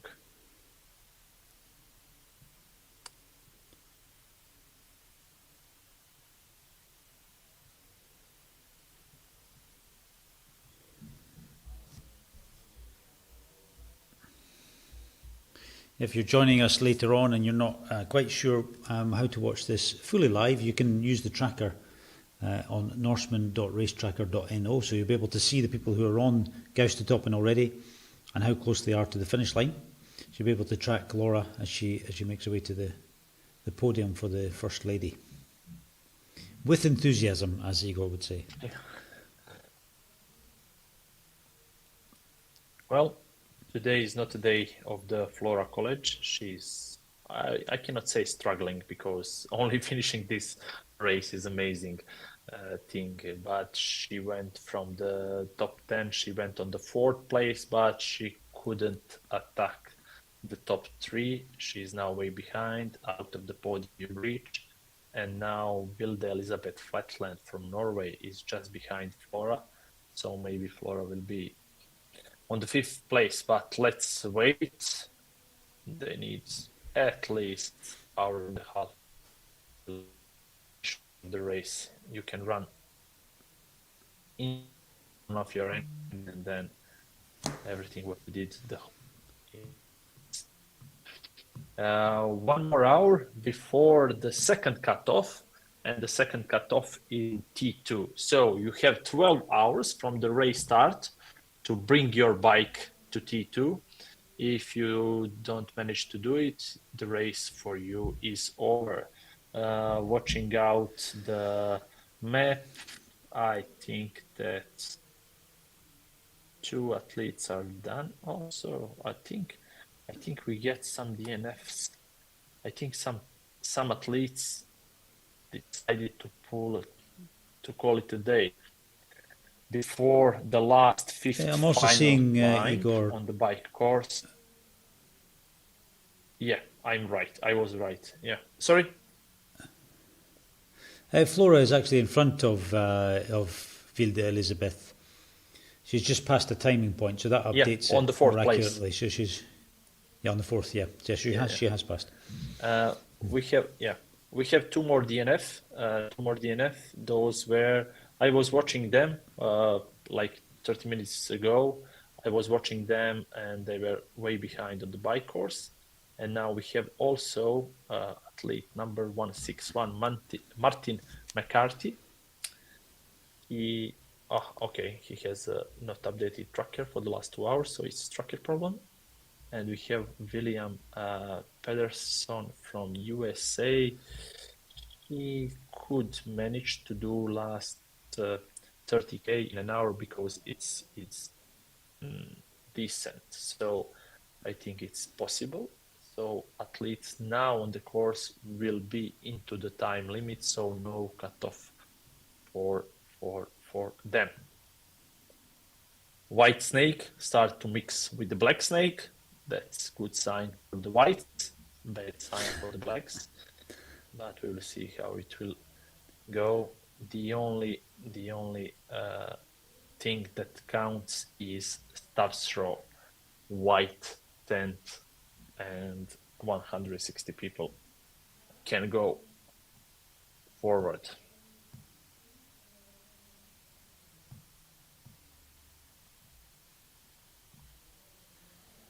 Yeah, currently 160 is actually white predicted. Magnus. So he must have been ranked as a white earlier on because the tracker system does a prediction on which t-shirt you will probably get based on your position. But now he's in front of a number of bits of the black snake. Yeah, that's how it works. They are highly motivated, to push a bit harder, especially on the first half marathon. And they know when they hit the zombie hill, everybody is doing the same pace, and that's the pace of the dead man walking. So it's actually no pace. They are just, doing trying to survive. But quite good. I just imagine if there is smell on the burn clutches today also on the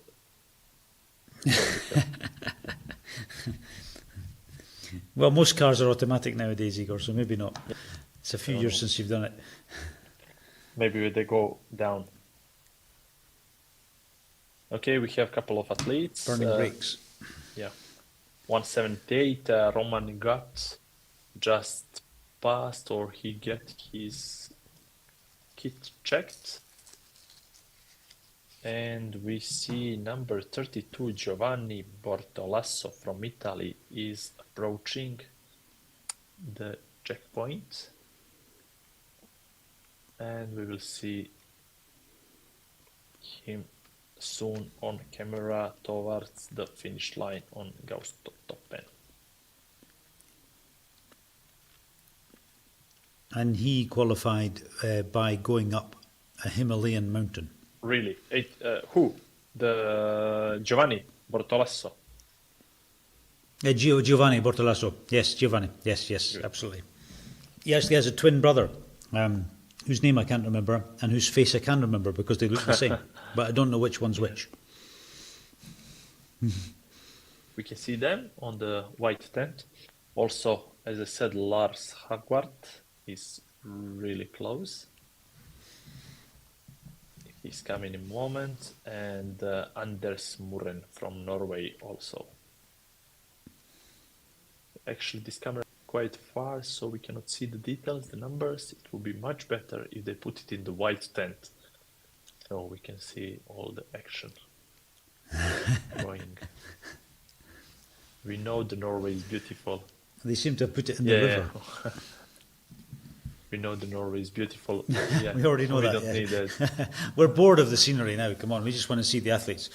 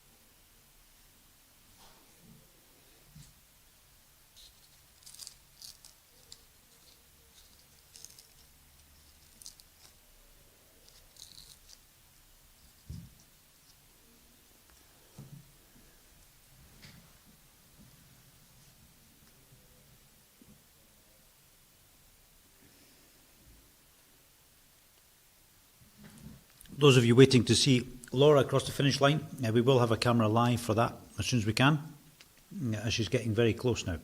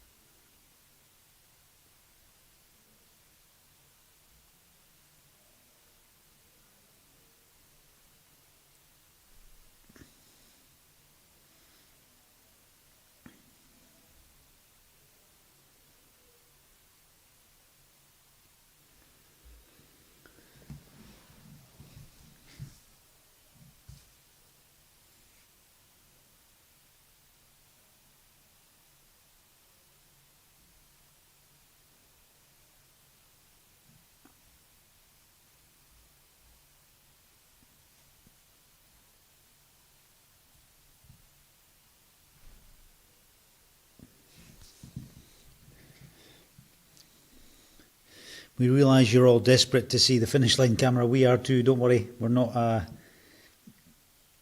sitting here doing nothing. We are trying to get it for you as soon as we can. And I know I keep saying that, but it is true.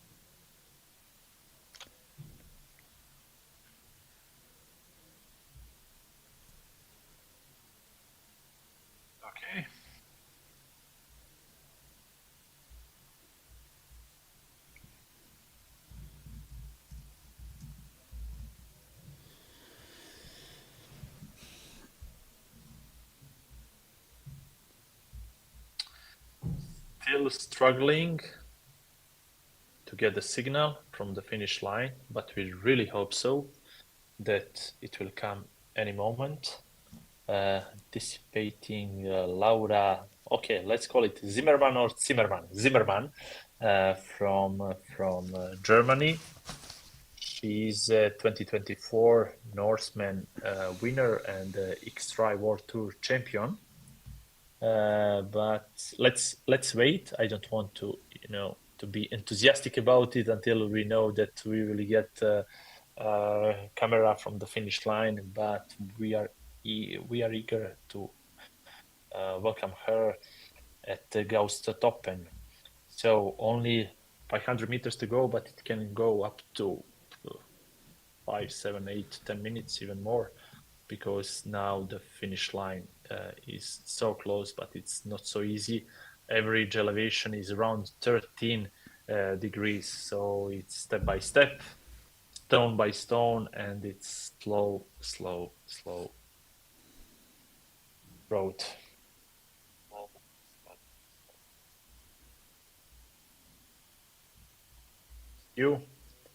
Did you manage to watch the pre-race interview with Laura? Maybe she said something nice. Actually, I did. I was walking past when they were doing the interview. I haven't actually seen it come up on the server today, but she was very humble. We were mainly chatting about Flora being the potential winner with her history, and Laura was not arrogant at all. She was very nice about it. I said, "You need to be more like Sebastian Kienle." She said, "No, I don't know what's going to happen." So she didn't expect to win, but she was obviously confident. So speaking of that, so last year Sebastian Kienle second, this year Lars Wichert second from Germany, and Laura Zimmermann first. So Germany can be happy with second place in male and first place in female competition. Very happy indeed. Yeah. And it brings forward Horek's vision from the very beginning was we need more Germans to race triathlon in Norway. It's taken them 25 years. Yeah. Okay. But you need to believe, in your dreams, Oh, we have some change in the top 5. Flora is now dropped from the 4th position to the 5th position from Vilde Elisabeth Flatland from Norway. So Laura is definitely the first female. Claire Weller from UK is the 2nd place, and the 3rd place from Norway, Kaja Bergwitz Larsen. So this is top 3, I assume, podium for this year. Top 3 for sure. We'll see 2nd and 3rd place what will happen, and we will see if the Flora will maintain this 4th or 5th position.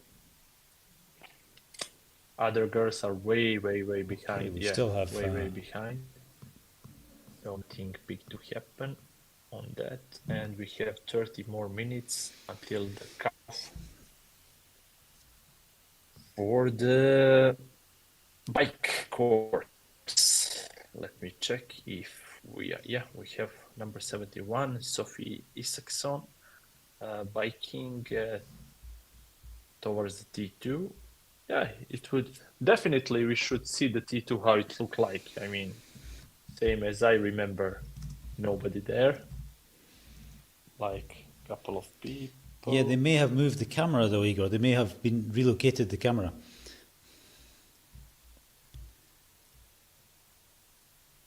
It's possibly what's going on, yes. But we do have a live team up on the top, so we would like to see Laura finish, and she's only 100 or 2 meters from the. We have the camera in T2.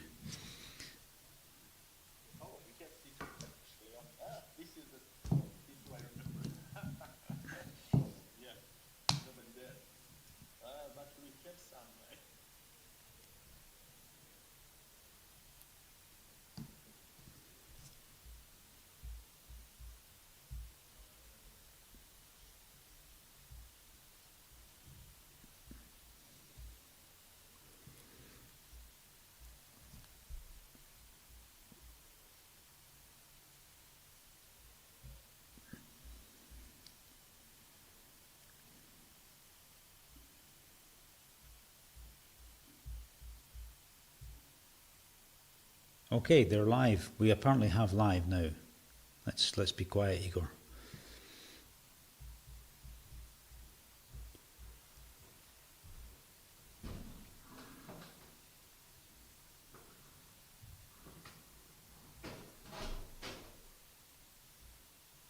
An absolutely storming race this year. I believe she's still sitting top 10 in this year's race. First female finisher, top 10 overall. And looking at our clock here, we're just a touch under 11 and a half hours. So looking at 11 hours and 27 minutes at the moment. So if we see her in the next minute or so, we're looking at a sub 11 and a half hour finish. Crowds are getting louder, cheers are getting...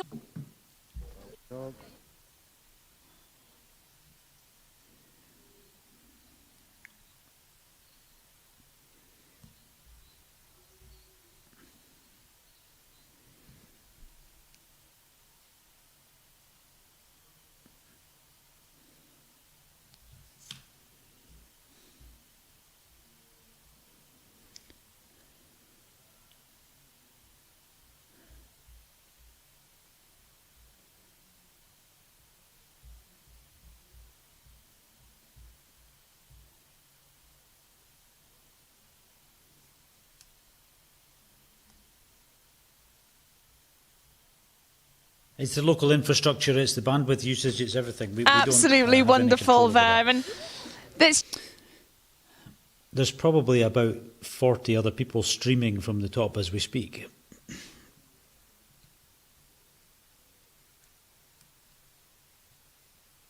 But we have to ask you to imagine that Laura's... Oh, here we go.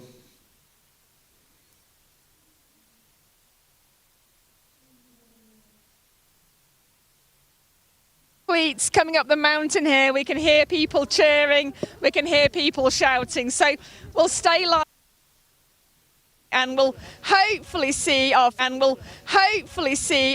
few. For those.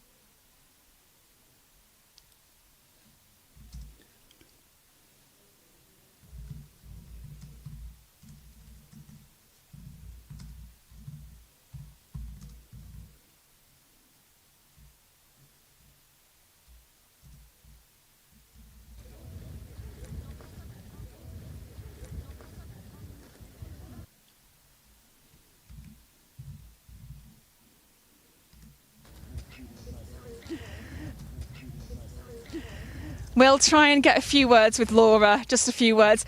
Laura, congratulations. Thanks What so a much.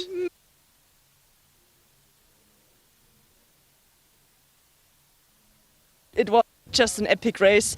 The weather was just an epic race. The weather was perfect, I must say. Perfect for Nordish conditions.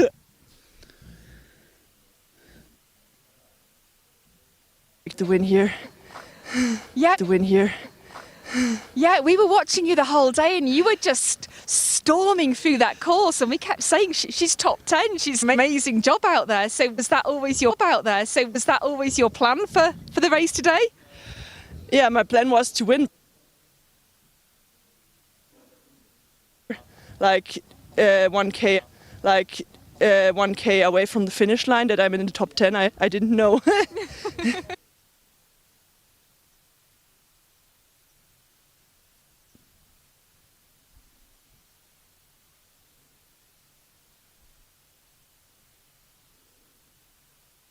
It's not my favorite, but I pushed through. And yeah. Meters of elevation gain and just everyone who finished here is a hero. Because that was just a phenomenal race you did. So we will let you go and get warm, we'll let you greet family, get things to eat, get things to drink, but Laura, congrats on the amazing race. Thanks so much to the Norseman team also for this amazing. Laura Zimmerman and drink. So we will be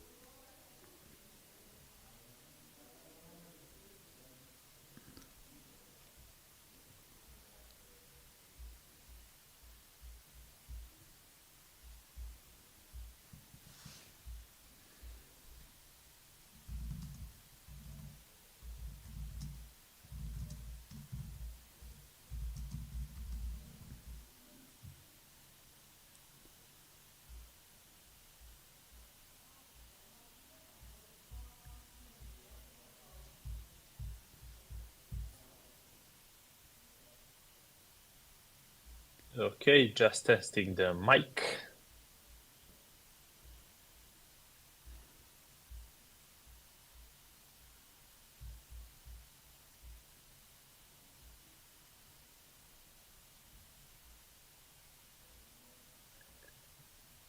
Yeah, it was great, really to see about like a first impression of Flora, but not much we can do today with this type of technical problems that we are having through the day.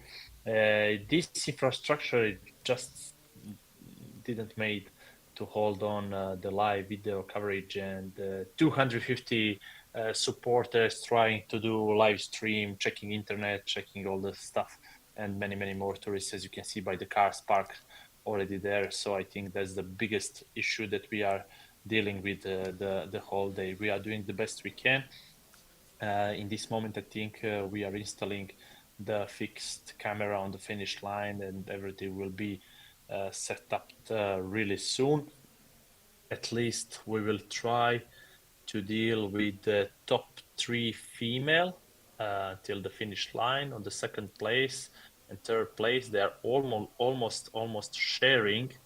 It are Kaya and Claire, number 2 and number 4, and behind them is Flora College on the 4th place. I still don't know where is the Vilde Elizabeth. Oh, she's behind, but something with the tracker may be problem behind the Flora. So we can see maybe the Flora now on the checkpoint and staff throw. So for sure we will be here until the second and third place of the female, and we will see what we'll do next with our live stream.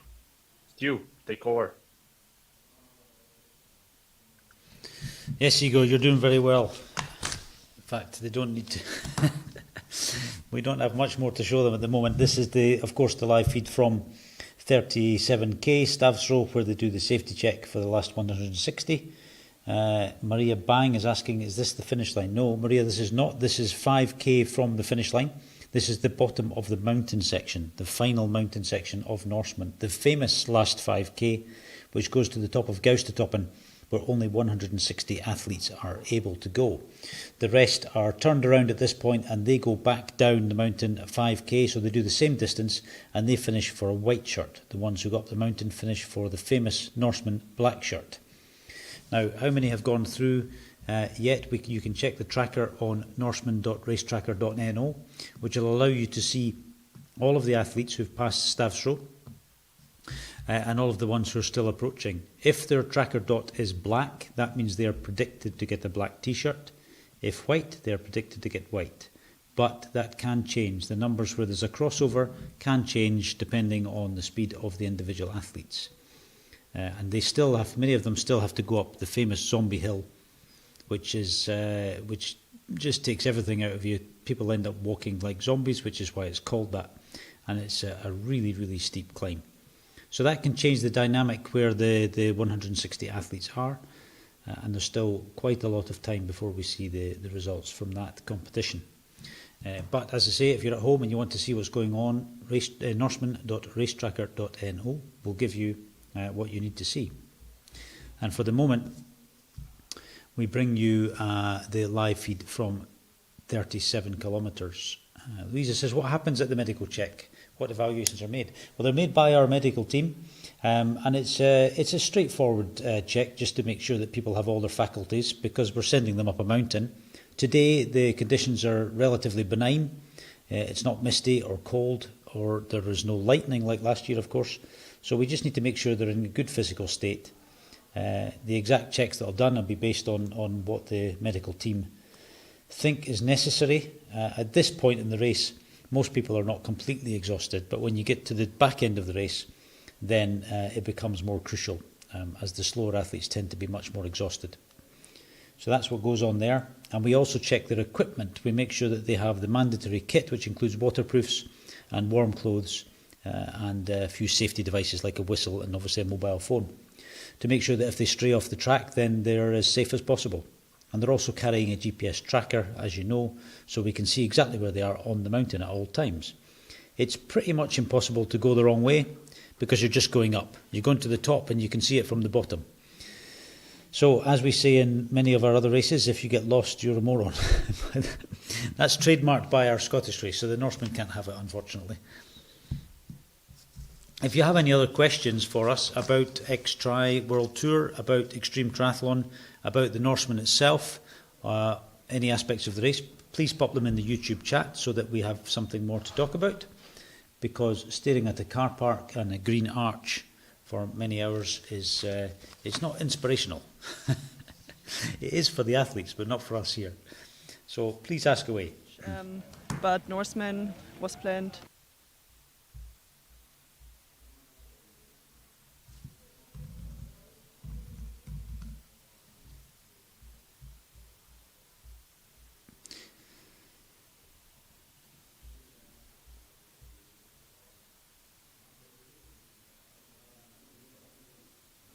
There's a lot of steep uphills here, obviously not in Roth. Yeah. So have you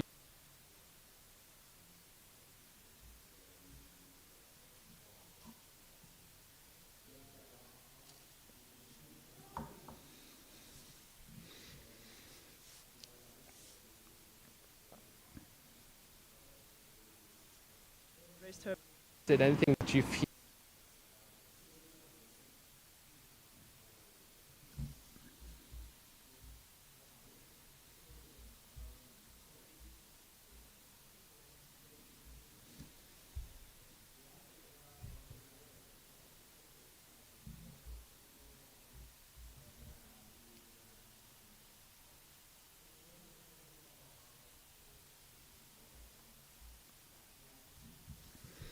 Okay, we're trying to bring you some interviews with Laura that were taken before the race, which will be interesting for you to see, but obviously we're having problems with them as well, so just bear with us even more. You are the most patient audience in the world.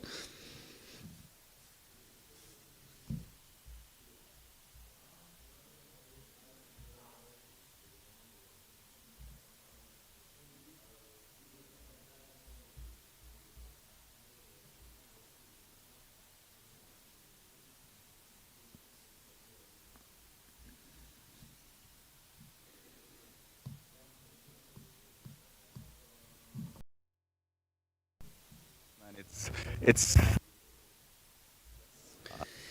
What you're seeing great now nature is and the atmosphere. T2 with the tail end of the race. Yeah, it There are really still a resonates few with me, athletes to get what to you're T2 before the cut-off at 12 hours, which is only... I read about you that you also have, your husband, and what I thought inspiring you have is how you can and also have combined work as the triathlon coach with the professional career as a triathlete and a family. Can you tell us a bit about that? Yeah, well, I started doing my coaching while I was a real professional, like 2012, 2013, and it went well. And I found my passion in helping people to reach their goals. And it doesn't matter if it's just running or is it triathlon or biking or whatever they want to do, to get them in the sport healthy, and that they can do it for a while, not being injured immediately. And because I have a family, because I was pregnant and had to stop and had to start again, and because I was working before like full time and then being professional, I know all these parts, the facets of what a sportive person need to know, how to combine with family, how to combine with the job, how easy it if you work all day and still need to do your training, how can you combine it if you have a kid like with a baby jogger or something like that. And that is, I think, the situation what the people really appreciate, and I think I can feel inside them the level they are, what they need. That's why it's individual coaching. No one has the same program like the other one has, so everyone is very individual and personal. And that works really good. So I also have these training camps in Lanzarote where these people are coming and other people are coming, and it's like another family, a big group who meet during the year as well at races and have these WhatsApp groups and help out and clap for each other. That's great. very nice. Yeah, that's very nice. And now I have the camps in Austria as well. Yeah. One is this hill climbing thing for 5 days, and that I have 3 weeks ago. So I had lots of biking case and lots of meters of altitude in my legs now. So it's good timing. And I think that's actually the solution why it works well and why the people like to get my programs. And because of my husband is supporting me a lot, want me to do the job, likes me to do the job, likes me to do triathlon, and he knows that makes me happy. He wants me to be happy, and he just supported me. He's like saying, hey, come, go for a run. Or when I said, hey, what do you think, racing Norseman? He said, oh yeah, traveling Norway, I love it, come, let's do this. Yeah, so he's all the years behind me, he's all the years taking care of the kids when I'm cycling.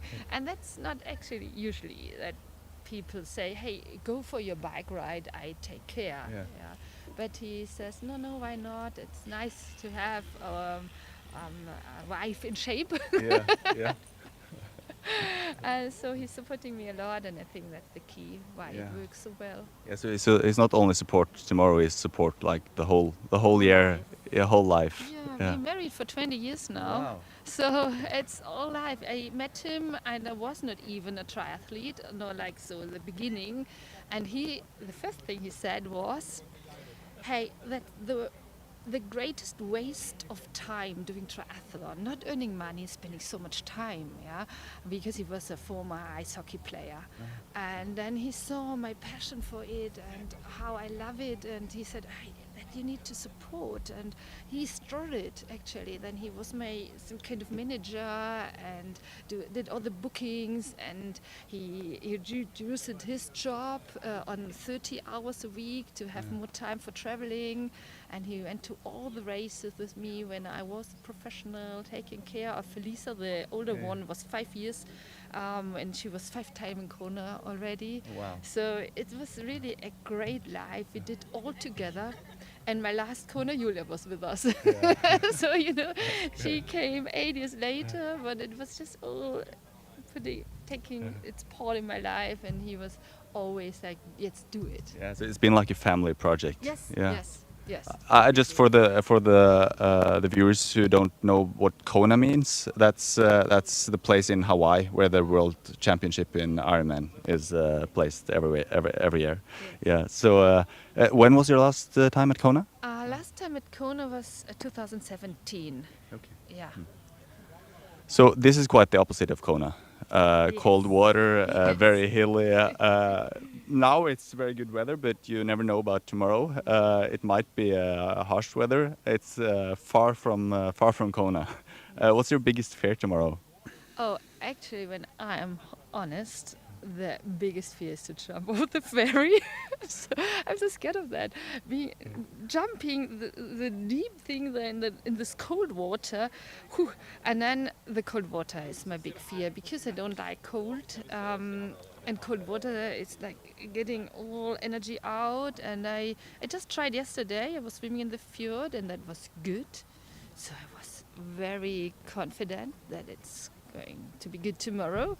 But I said, if I get off the water tomorrow, that's my little aim or like my victory. Yeah. If I make this, because I think that the biking I will do and the running I will make, but the swim, oh God. Yeah. So it's good because it's the first part. I'm not so scared of the other parts. And yeah, if you maybe watch me during the race, my biggest fear I made. I could cover, or how do you say? I could manage. Yeah. Yeah. So if I will say when we see you come up from the water tomorrow. It's not if. When we see you come up from the water tomorrow, we will know that your biggest fear is over. The rest is the easy part. Yes, That's great me, to hear. yeah. Well, not easy, but manageable. Manageable. Okay. in my mind, in my brain. So I wish you the best of luck tomorrow. Thank you I so will much. cheer for you, and I hope you have the race of your life. Oh, thank you so much.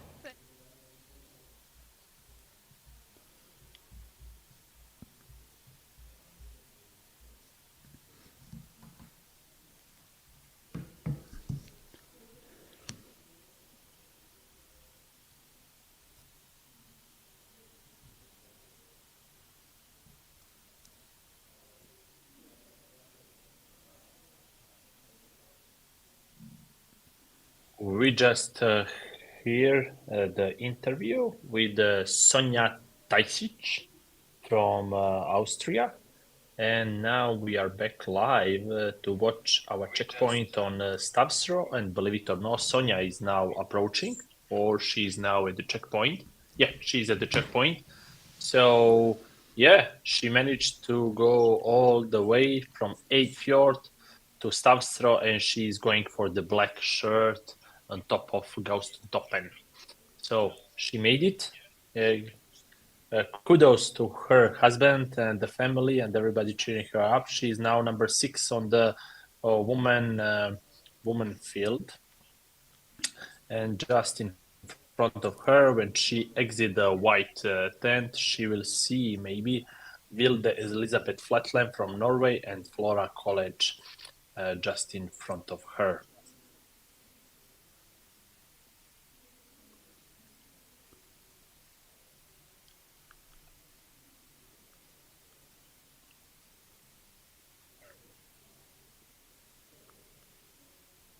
We are still waiting for the podium of the female race to be completed. Kaya and Claire are way ahead of the Flora and Vilde. The two of them are behind, but we still do not predict who will be the second, who will be the third. We will see. There are at least 1.5 kilometers that can lead to new 10-15 minutes, 20 maybe, for them to the finish line.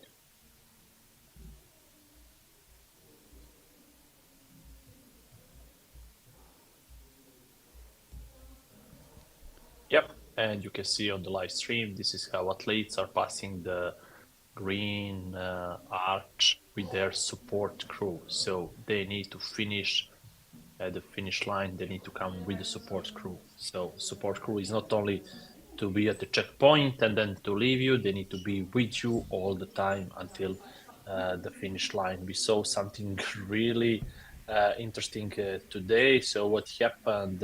Number 2, Lars Richard from Germany, number 3, Aurélie Lillet from France were almost at the same time at the finish line, but without the supporters. So they need to wait for their supporters to reach.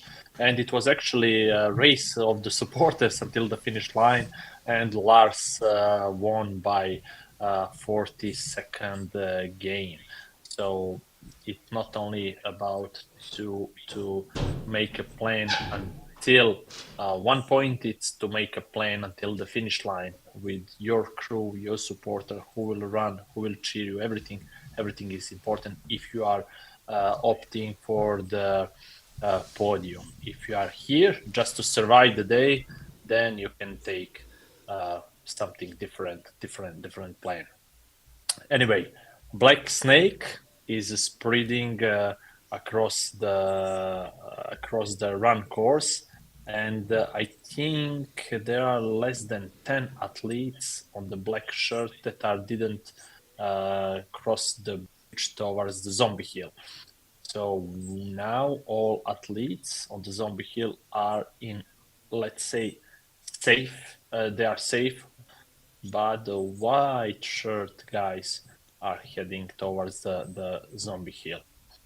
At the end of the day, the only count that counts is the count on the white tent we are seeing here on the TV, and this is Stavsro checkpoint.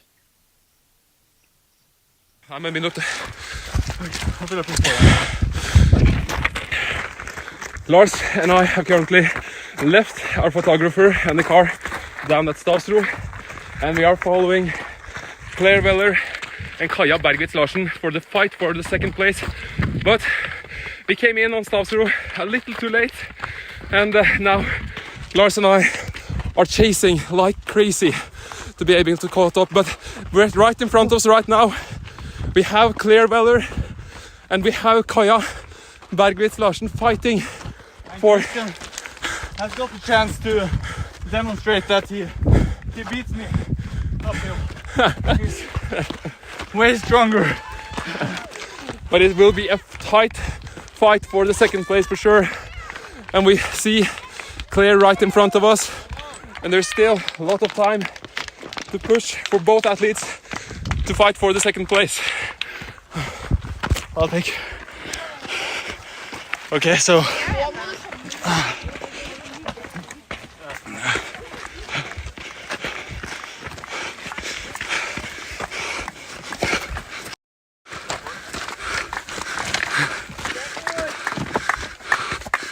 Good job.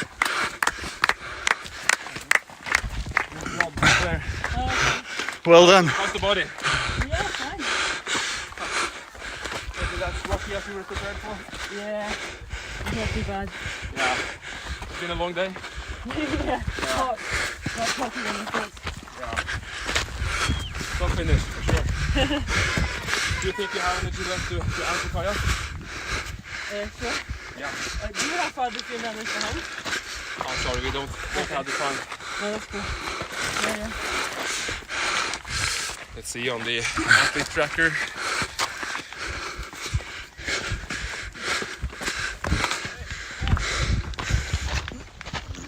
It's still far, it's still a long way, so still a long way, so you have the chance to catch up. Or a long way compared to, not compared to what you've already done. It's not long. Not too far. No. You look strong. Yeah, I feel fine. Feel good. That's good. We'll try to run a little in front now. Yep. And try to get up to Kaja. Good luck there.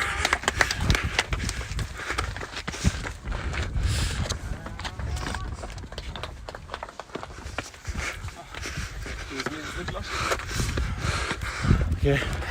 So I think Claire looked really nice. She Yeah, was, so you have to turn now Well, you're yeah. in your hand. There you go. There we go. I think that Claire really looked in good shape. Yeah, she did. And Kaja is, according to the athlete tracker, she's just in front of us, so we will turn the camera now and do our best to catch up with Kaja. Yeah.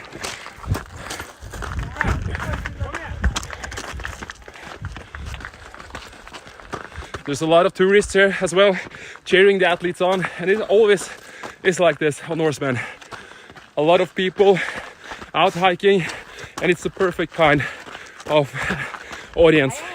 People who are been on the top and they know what it takes to get to the finish line.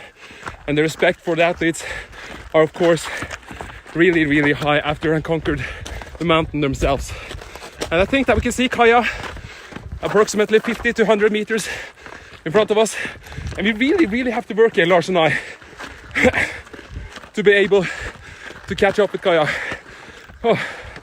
And for those of you who wonder how Christian can multitask like that, running uphill, that's like he always does, even when he's competing. He has an insane oxygen uptake, so he can talk whenever he's running, even though he's running really hard, which he is now. Maybe if I talked a little less, I would race a little bit faster. There we have Kaja Bergstadsen being cheered on by the fantastic audience here at Mount Jaustad.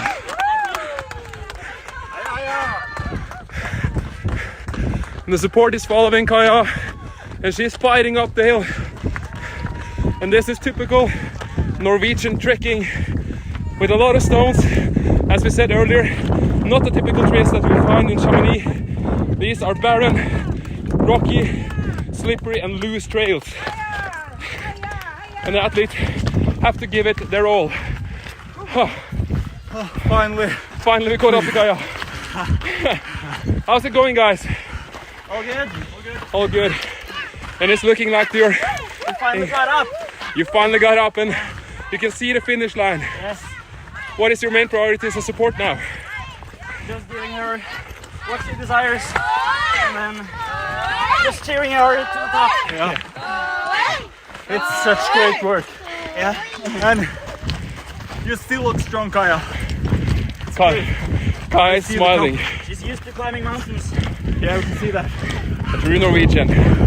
And we interviewed Kaja on phone about a week ago, and we spoke about this. Kaja being able to do a run where she finished really strong up to Mount Jaustad. And she told us that you, as Norwegians most, must say, enjoy the trail running best in front of running on the tarmac. And we can see now she has caught up with Claire Weller, and she's now putting up distance between her and Claire. So this is a fantastic race by Kaja. Yeah, and I think this is the time to tell about the story she told us where during Corona, the COVID-19, when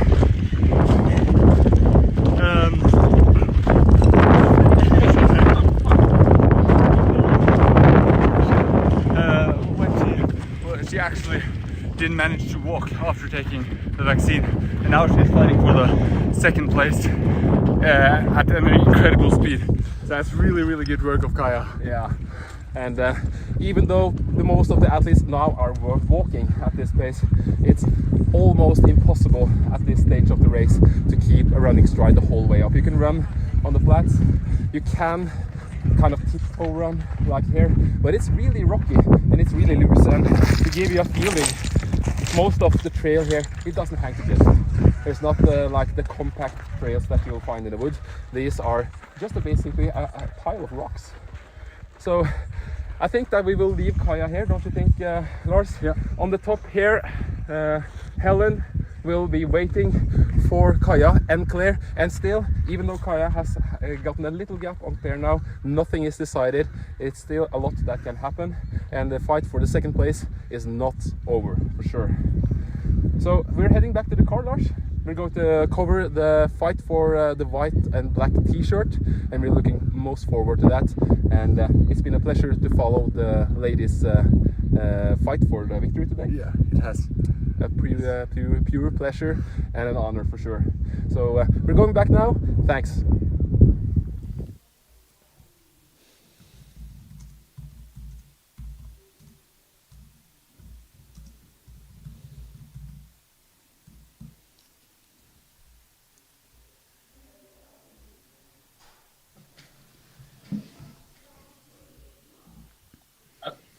Okay, Igor, we've got a lot to live up to. Really amazing. So this made up the day. So whoever watched the footage from 4 a.m. this morning, it was worth it. It was worth it.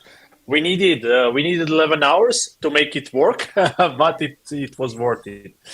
So before just a second, Stu, before we continue, I just need to announce that now it's the official cutoff time on T2. And to check now if there are some athletes. Unfortunately, yes, there are 2 athletes on the course still that will be disqualified when they reach T2. So also I cannot see from the tracker perspective if there are athletes that will stay in T2 and decided not to go forward, because we have 3 athletes now, one with the jammed tracker, and 2 of them, Michael Casey from Ireland and Imtiaz Ilahi. They are both in T2, but I'm not sure if they will continue or if they will be allowed to continue, because now well, the cutoff is the exit from T2, so it's unlikely they will be allowed to continue, Igor. It's not the entrance, it's the exit. So actually there are 5 minutes after the cutoff, and that's it. So we now know who will be the last finisher, and let's go back to the finish line, and just to make a short comment about the gap between Kaya and Claire. So it's like people would say, okay, it's like 200 meters, but you saw they are both of ladies are completely empty and dried out. They couldn't speak, just step by step, and no way they can do the final push before the finish line. They needed proper run for them just to catch Kaya from Claire. And 3rd place. But we should say here that our support work just as hard as our athletes on this mountain. They're all working really hard to get to this finish, so they deserve as much love and support at the finish as we can. Hopefully we're going to see our feet before too long, so we will take a short break and we will keep an eye out for them and be back soon.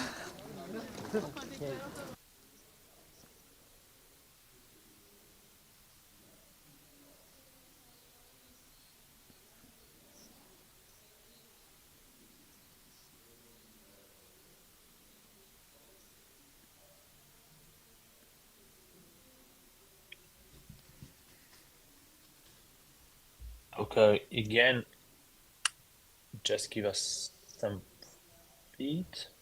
Yeah. So Stu, this is this looking. I think we got the tail end. This is looking really easy, you know, when we are looking the GPS tracker and we are looking. Okay, 1K to go. Okay, it's easy. Okay, 500 meters, but it's really something extraordinary. And maybe people. Do you know what is the average for the time that people need to do the last 5K for the people from the back of the pack? Let's say 150.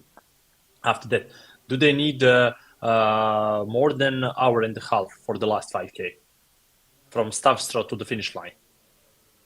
Igor, I would have to check that, but yes, they start to slow down. It's really tough on the legs. Once you can see what that terrain's like, it's basically steps. You're going up steps so for 5K. It is easy. So at least 90 minutes.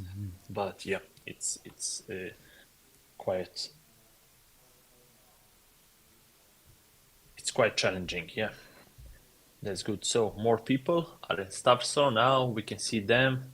Okay, going for the black, and believe it or not, for most of the people that are going now, not speaking about the ladies, but the men, the race is like mentally done.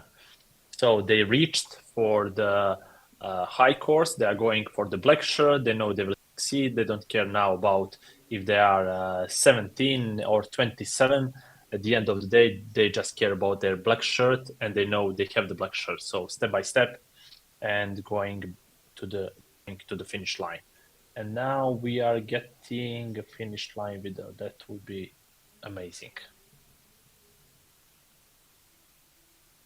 Yeah, this looks like it could be the static cam, so that would be nice. Although it's not working, but it is there.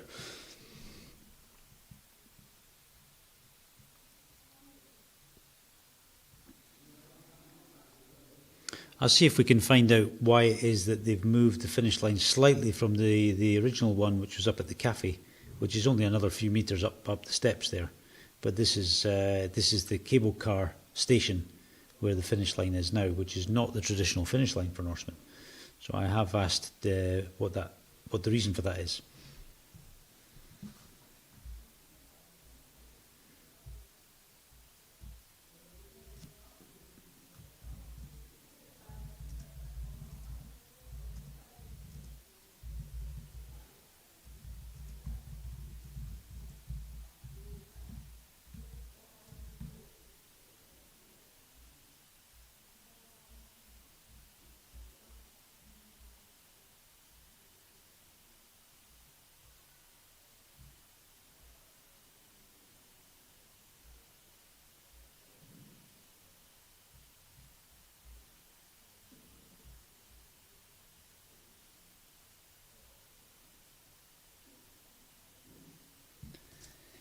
What you're seeing on screen now is the tracker screen, and I know I keep repeating this, but I realise our audience changes over time. There won't be many people who've been sitting with us since 4 a.m, some perhaps, but if you go to norseman.racetracker.no, then you will find the live tracker for Norseman, and you can follow everyone to the finish line the same way we do.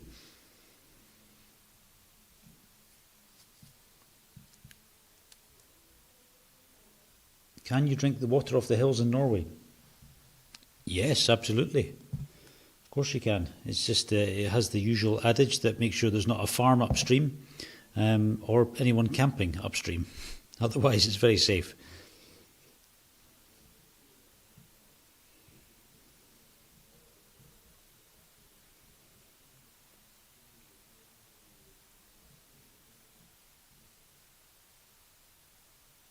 Obviously, it's not as good as Scottish water, but that goes without saying, doesn't it?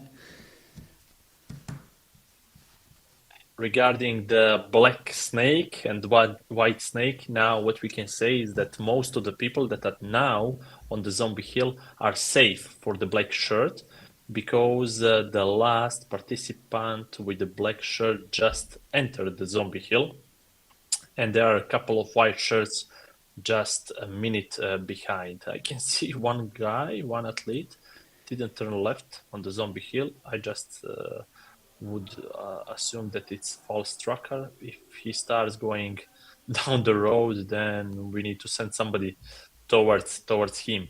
Anyway, huge pile of people, and I think the biggest party now is definitely on Zombie Hill, and I would like to have some camera down there, because there are some teams. There is a Bob. What is the name of the Bob team? I always forgot. There are cheering athletes on the Zombie Hill. Team Bob is what the Bob team are called. Team Bob. What? Yeah, I suspect also, Igor, that Team Bob. Team Bob yeah, are called. Yeah, Team Bob. Yeah. Yes, Team Bob.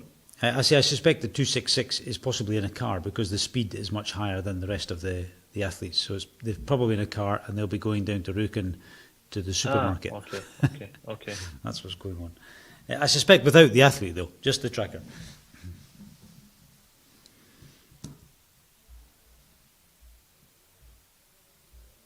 When you see tracker of the course, it's possibly just a wrong GPS reading, and on the next update, it's going back on the course. It'll correct itself. Yes. Don't worry about it.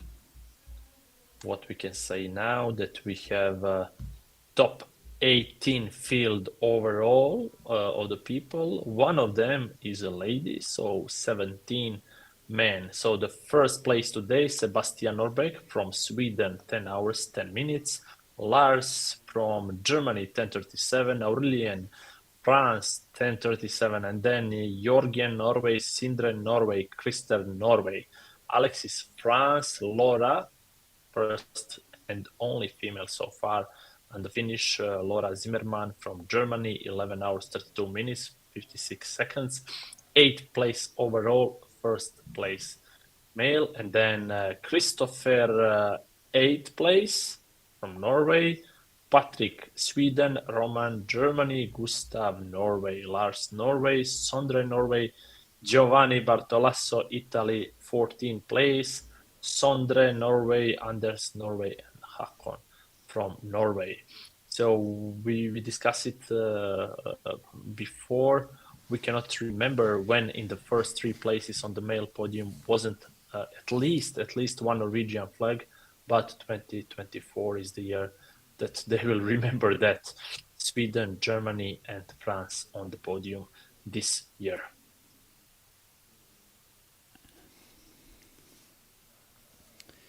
Indeed, yes, and it looks like the first 2 women will be non-Norwegians as well. So, sorry, in the top 3, 2 of them will be non-Norwegians.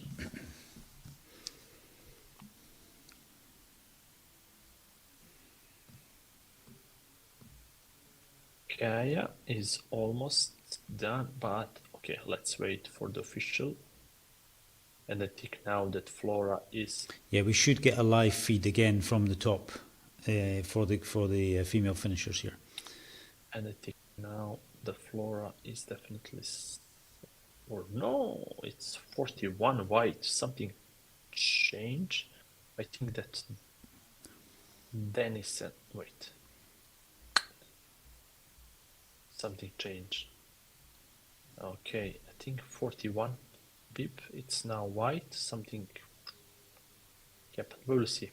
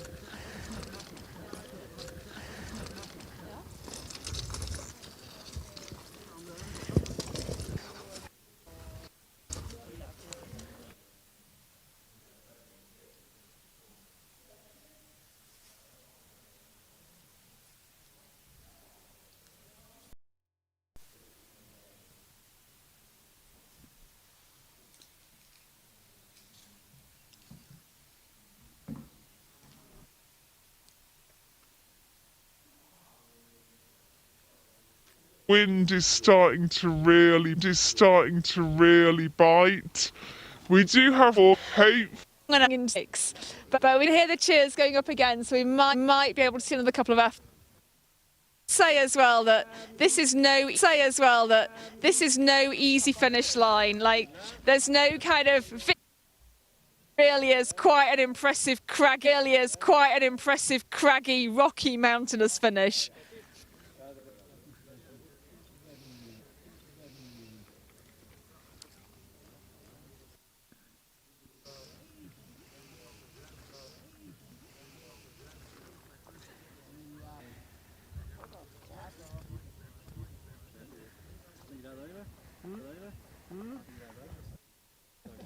While we wait, let's go and talk to one of our athletes who's over here in the home. I want to give a few words to Norseman Live.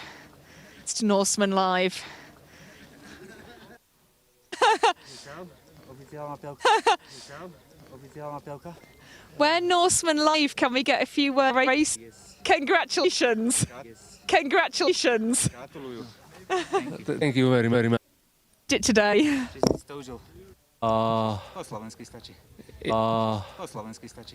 Yes, very hard.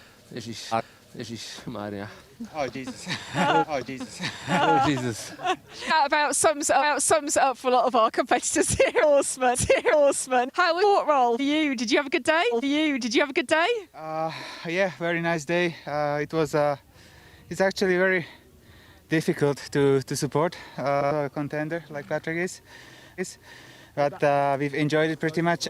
Very happy for him, and very happy for him, and we'll enjoy the moment at the moment. Yeah, so all of our athletes here will tend to take a moment just to enjoy the summit, have something to eat, have a drink, take a moment with their crew to really take in what's happened today. I'm not sure it ever really sinks in at the top of the mountain here. I mean, the next day and think, what did I and so you got to get a few cell top. You got to get a few cell top of the mountain. Norseman did. Norseman did.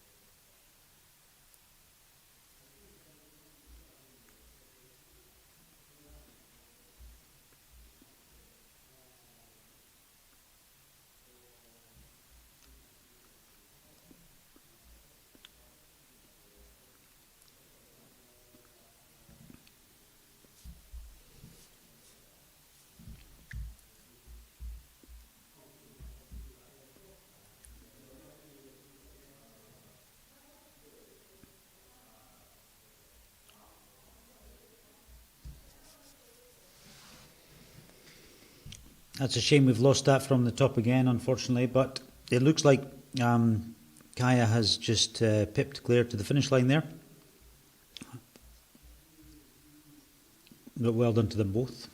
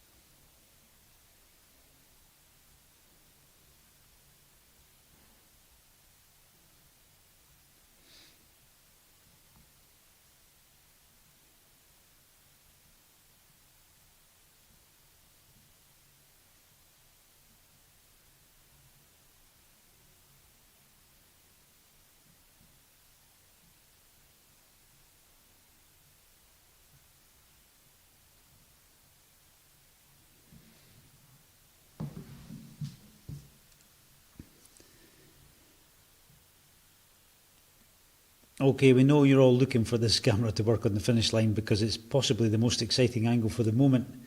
We're just really struggling with bandwidth up there, and it's unfortunately not very nice to look at when it disappears. But we'll leave it on for you because it will clear now and again, and you can get a good view of what's going on up at the top of Gaustatoppen. As we've said before, if you have any questions or abuse to throw at us, then that's what the YouTube chat is for. So we will be watching that.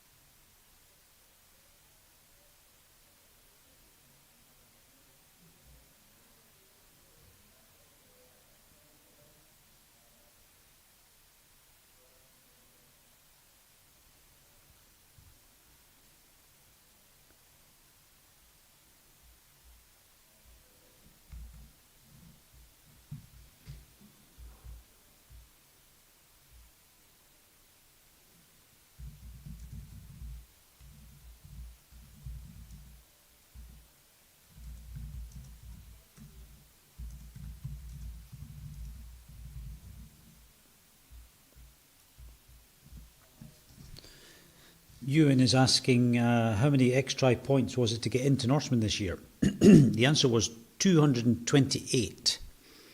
This was the first year, of course, that we ran the X point system, and the X point system is where you can do any of the other extra World Tour races and earn points for finishing.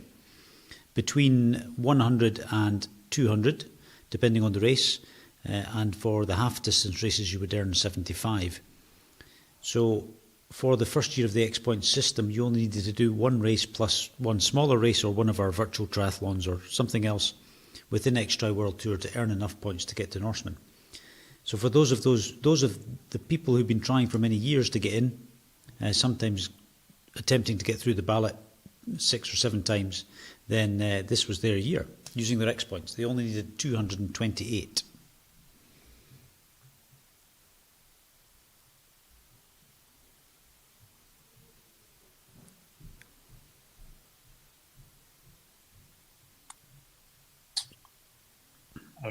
Okay, we now have some. Yeah, over to you, Igor. Yeah, we have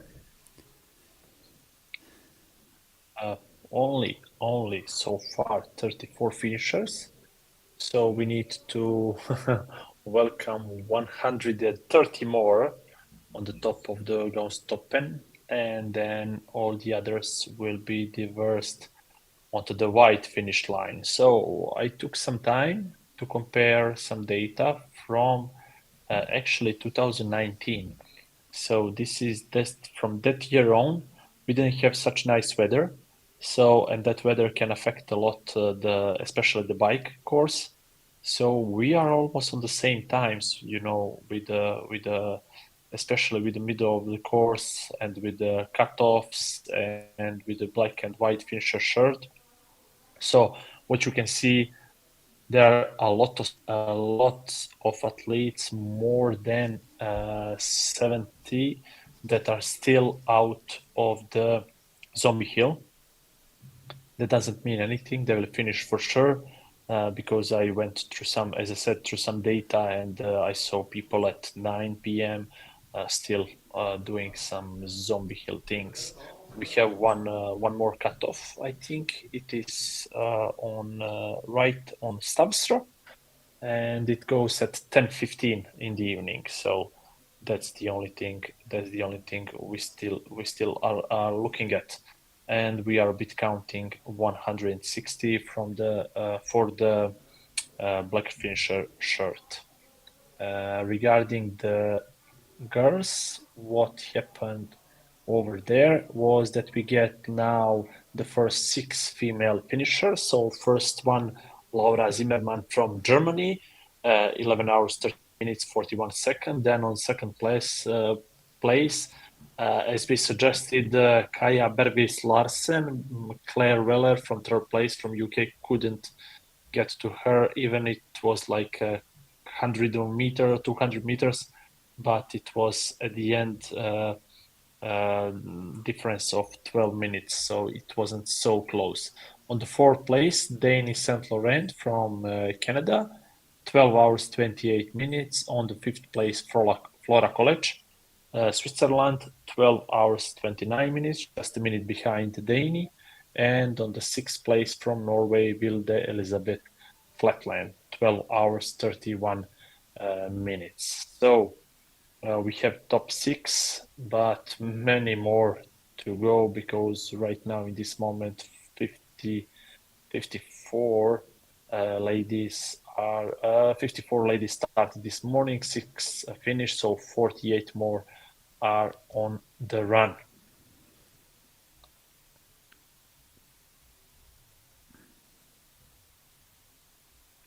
You can track whatever we are saying. There is a live tracker. The easiest way to navigate to the tracker is to go on nx3.com, and then you can see the button for the live tracking.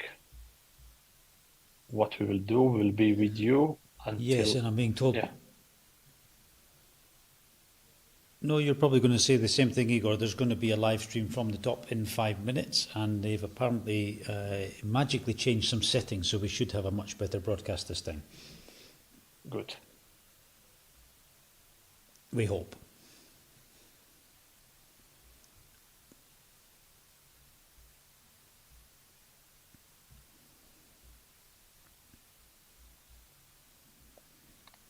Anyway, we will be with you a couple more hours at least. Yes, to check. Yeah. Igor and I are here, so as we say, if you have any questions, just pop them in the YouTube chat.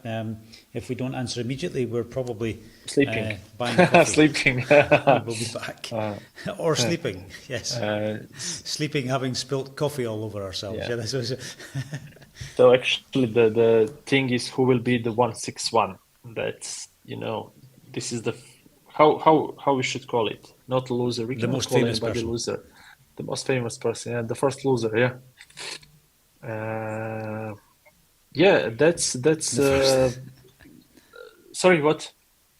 What you say, Stu? No, I think I just agreed with you, but I've forgotten already. It was 20 seconds ago. Yeah. No, I'm reading the message. So the point system, fantastic. I have a heart over the message. It made me look at some races in places I never thought to go. Montenegro last year was amazing. Yeah, Montenegro is amazing every year, not only the last year. So you can. No, he wasn't in Montenegro. He was in Montenegro, which must be a different place, Igor. So he was at much better place. Montenegro. Montenegro, yes, it's a mountain in Italy. So actually, yeah, we have few slots left still for this year. So if you really want to go to the Norseman next year, sign up now for the Black Lake Extreme Triathlon finish, get 200 X points, and I think you should go. If not next year, the year after for sure with that many points on stock. But okay, I cannot guarantee anything more than that. I'm being called pedantic. Well, fair enough. That's fair enough. I take that. And actually, of course, Igor, we'll give you the sales pitch, but many of our races award 200 points, and they're all as amazing as yours. They just don't have you. Yeah, that's the main problem of those races. Yeah, even though Norseman needs me in one moment. So yeah, I needed Norseman at one moment in my life. Norseman needed me at second moment in my life. So and they needed you now. Yes. That's great. Igor's qualifications for the live feed are more than mine actually. Ability to keep people entertained apparently, but that's easy for 4 minutes, but for 18 hours it's a little bit more difficult. And especially if English is not your first language, so yeah, I need to pick up the subjects. Yeah, I need to pick up the subjects, not really to think about it. So okay. Ewan says that he was in Montenegro last year and it cost a fortune in diesel. I would have to assume then that he drove there, because it doesn't cost a fortune to buy diesel in Montenegro. Yeah. So where did you came from? South Africa? Oh, we will see now. With a name like that, it must be Scotland. Yeah, we did.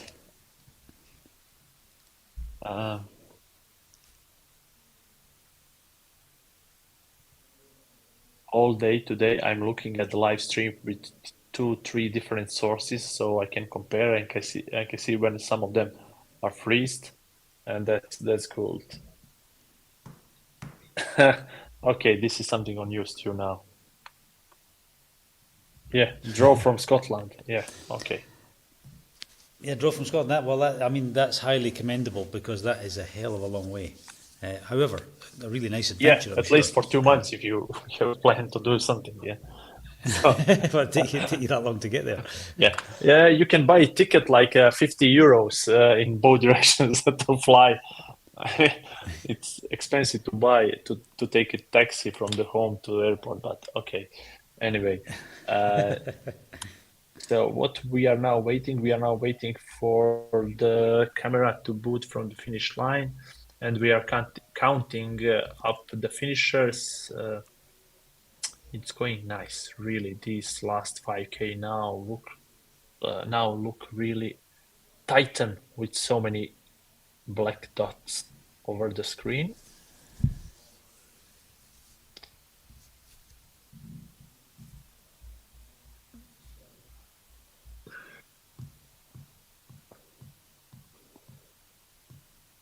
So in this moment, we cannot give any predictions.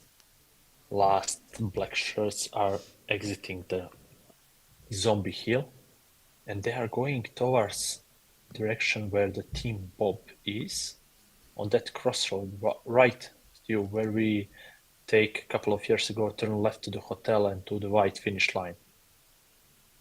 Team Bob is yeah, that's where close to Team that. Bob's headquarters Yeah, is, but it's not actually where they hang out. They're about 2 corners further down the hill from there. I passed them last night painting the road. There was 5 or 6 of them out having a great time. I hope this year they spell Norseman correctly, because normally they don't.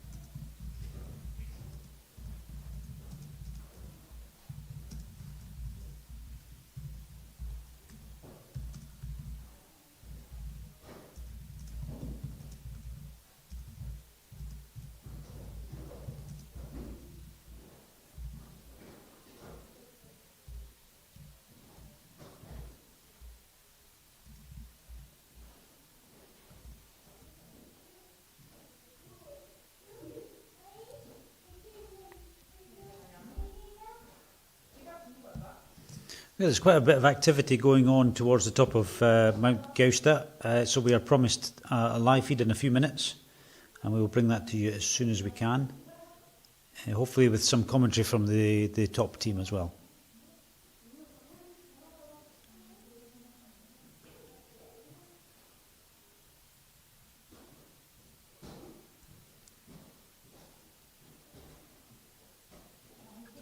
What we can see also is that we have a race ongoing for the black shirt for the last 6 kilometers only. So checkpoint on Canada. So how was the course today? Did it match up to your expectations? The bike was much harder than expected. We have yes, it was very challenging. On 2016. It was great. The weather was awesome. We couldn't ask for better weather, so it was awesome. Yeah, and how did you get here to Norseman? Did you qualify through a race or through X points? What was your route? I won the lottery at Icon last year, so I got the slot through Icon. Yeah. Fantastic. And what was your favourite moment of today? Right now, finishing. We're going to let you get warm and get some soup. Congratulations. Thanks for joining us. I love that when people say their favourite moment was finishing. And, you know, it's got to be pretty epic to finish an event the size of Norseman on top of a mountain. But I think these athletes are going to go away and they're going to think about their experiences and they're going to remember a lot of their adventure. They're going to remember a lot of the journey that they took today through our fjords, through our plateaus, through our mountains. And they're going to find other moments that really resonated with them. Although, I've got to say, as these guys are about to now, finishing on the top of a great big pile of crushed rocks is pretty impressive. So we'll welcome these guys to the finish. Norseman Live welcoming competitor 30.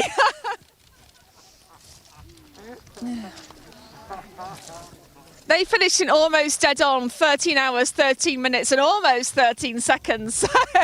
Like, 13 might be unlucky for some, definitely lucky for number 30.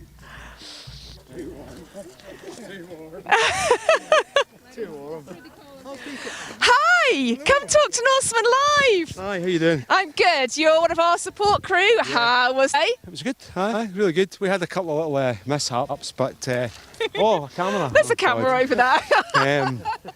Yeah, so I wasn't supposed to.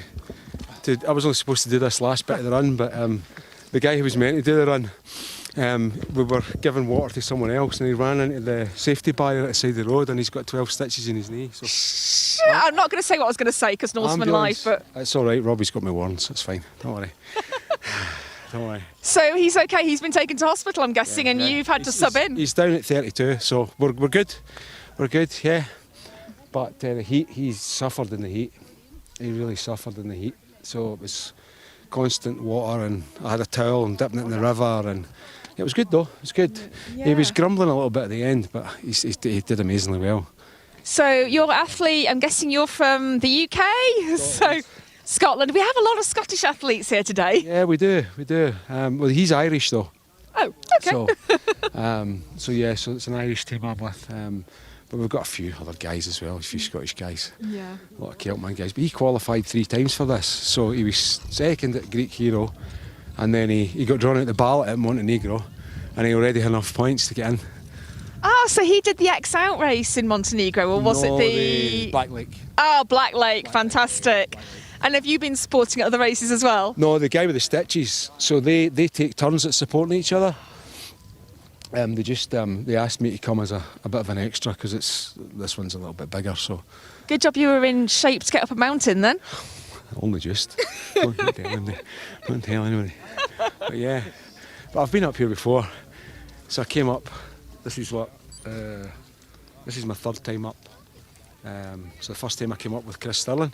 Oh yeah. And we went all the way over the ridge at the back, and then we swam down there, and there was like ice flows in the water and all that. It was really funny. And then I did it myself. Same year he did it the first time. Different weather that day, so it was like up in the plateau was like, but it was still warm. But it was about 5 degrees warmer today. So the conditions for the guys from the northern hemisphere None of them really like the heat. Nobody really gets the chance to acclimatise. Everybody's thinking it's going to be cold, it's going to be windy, so you kind of miss a trick with that. But yeah, no, but I mean, look at this. This is just... It's beautiful, but we're going to let you go and get some warm layers because it's pretty cold up here. But thank you for speaking to us. So yeah, some guys there from Scotland and Ireland qualified out.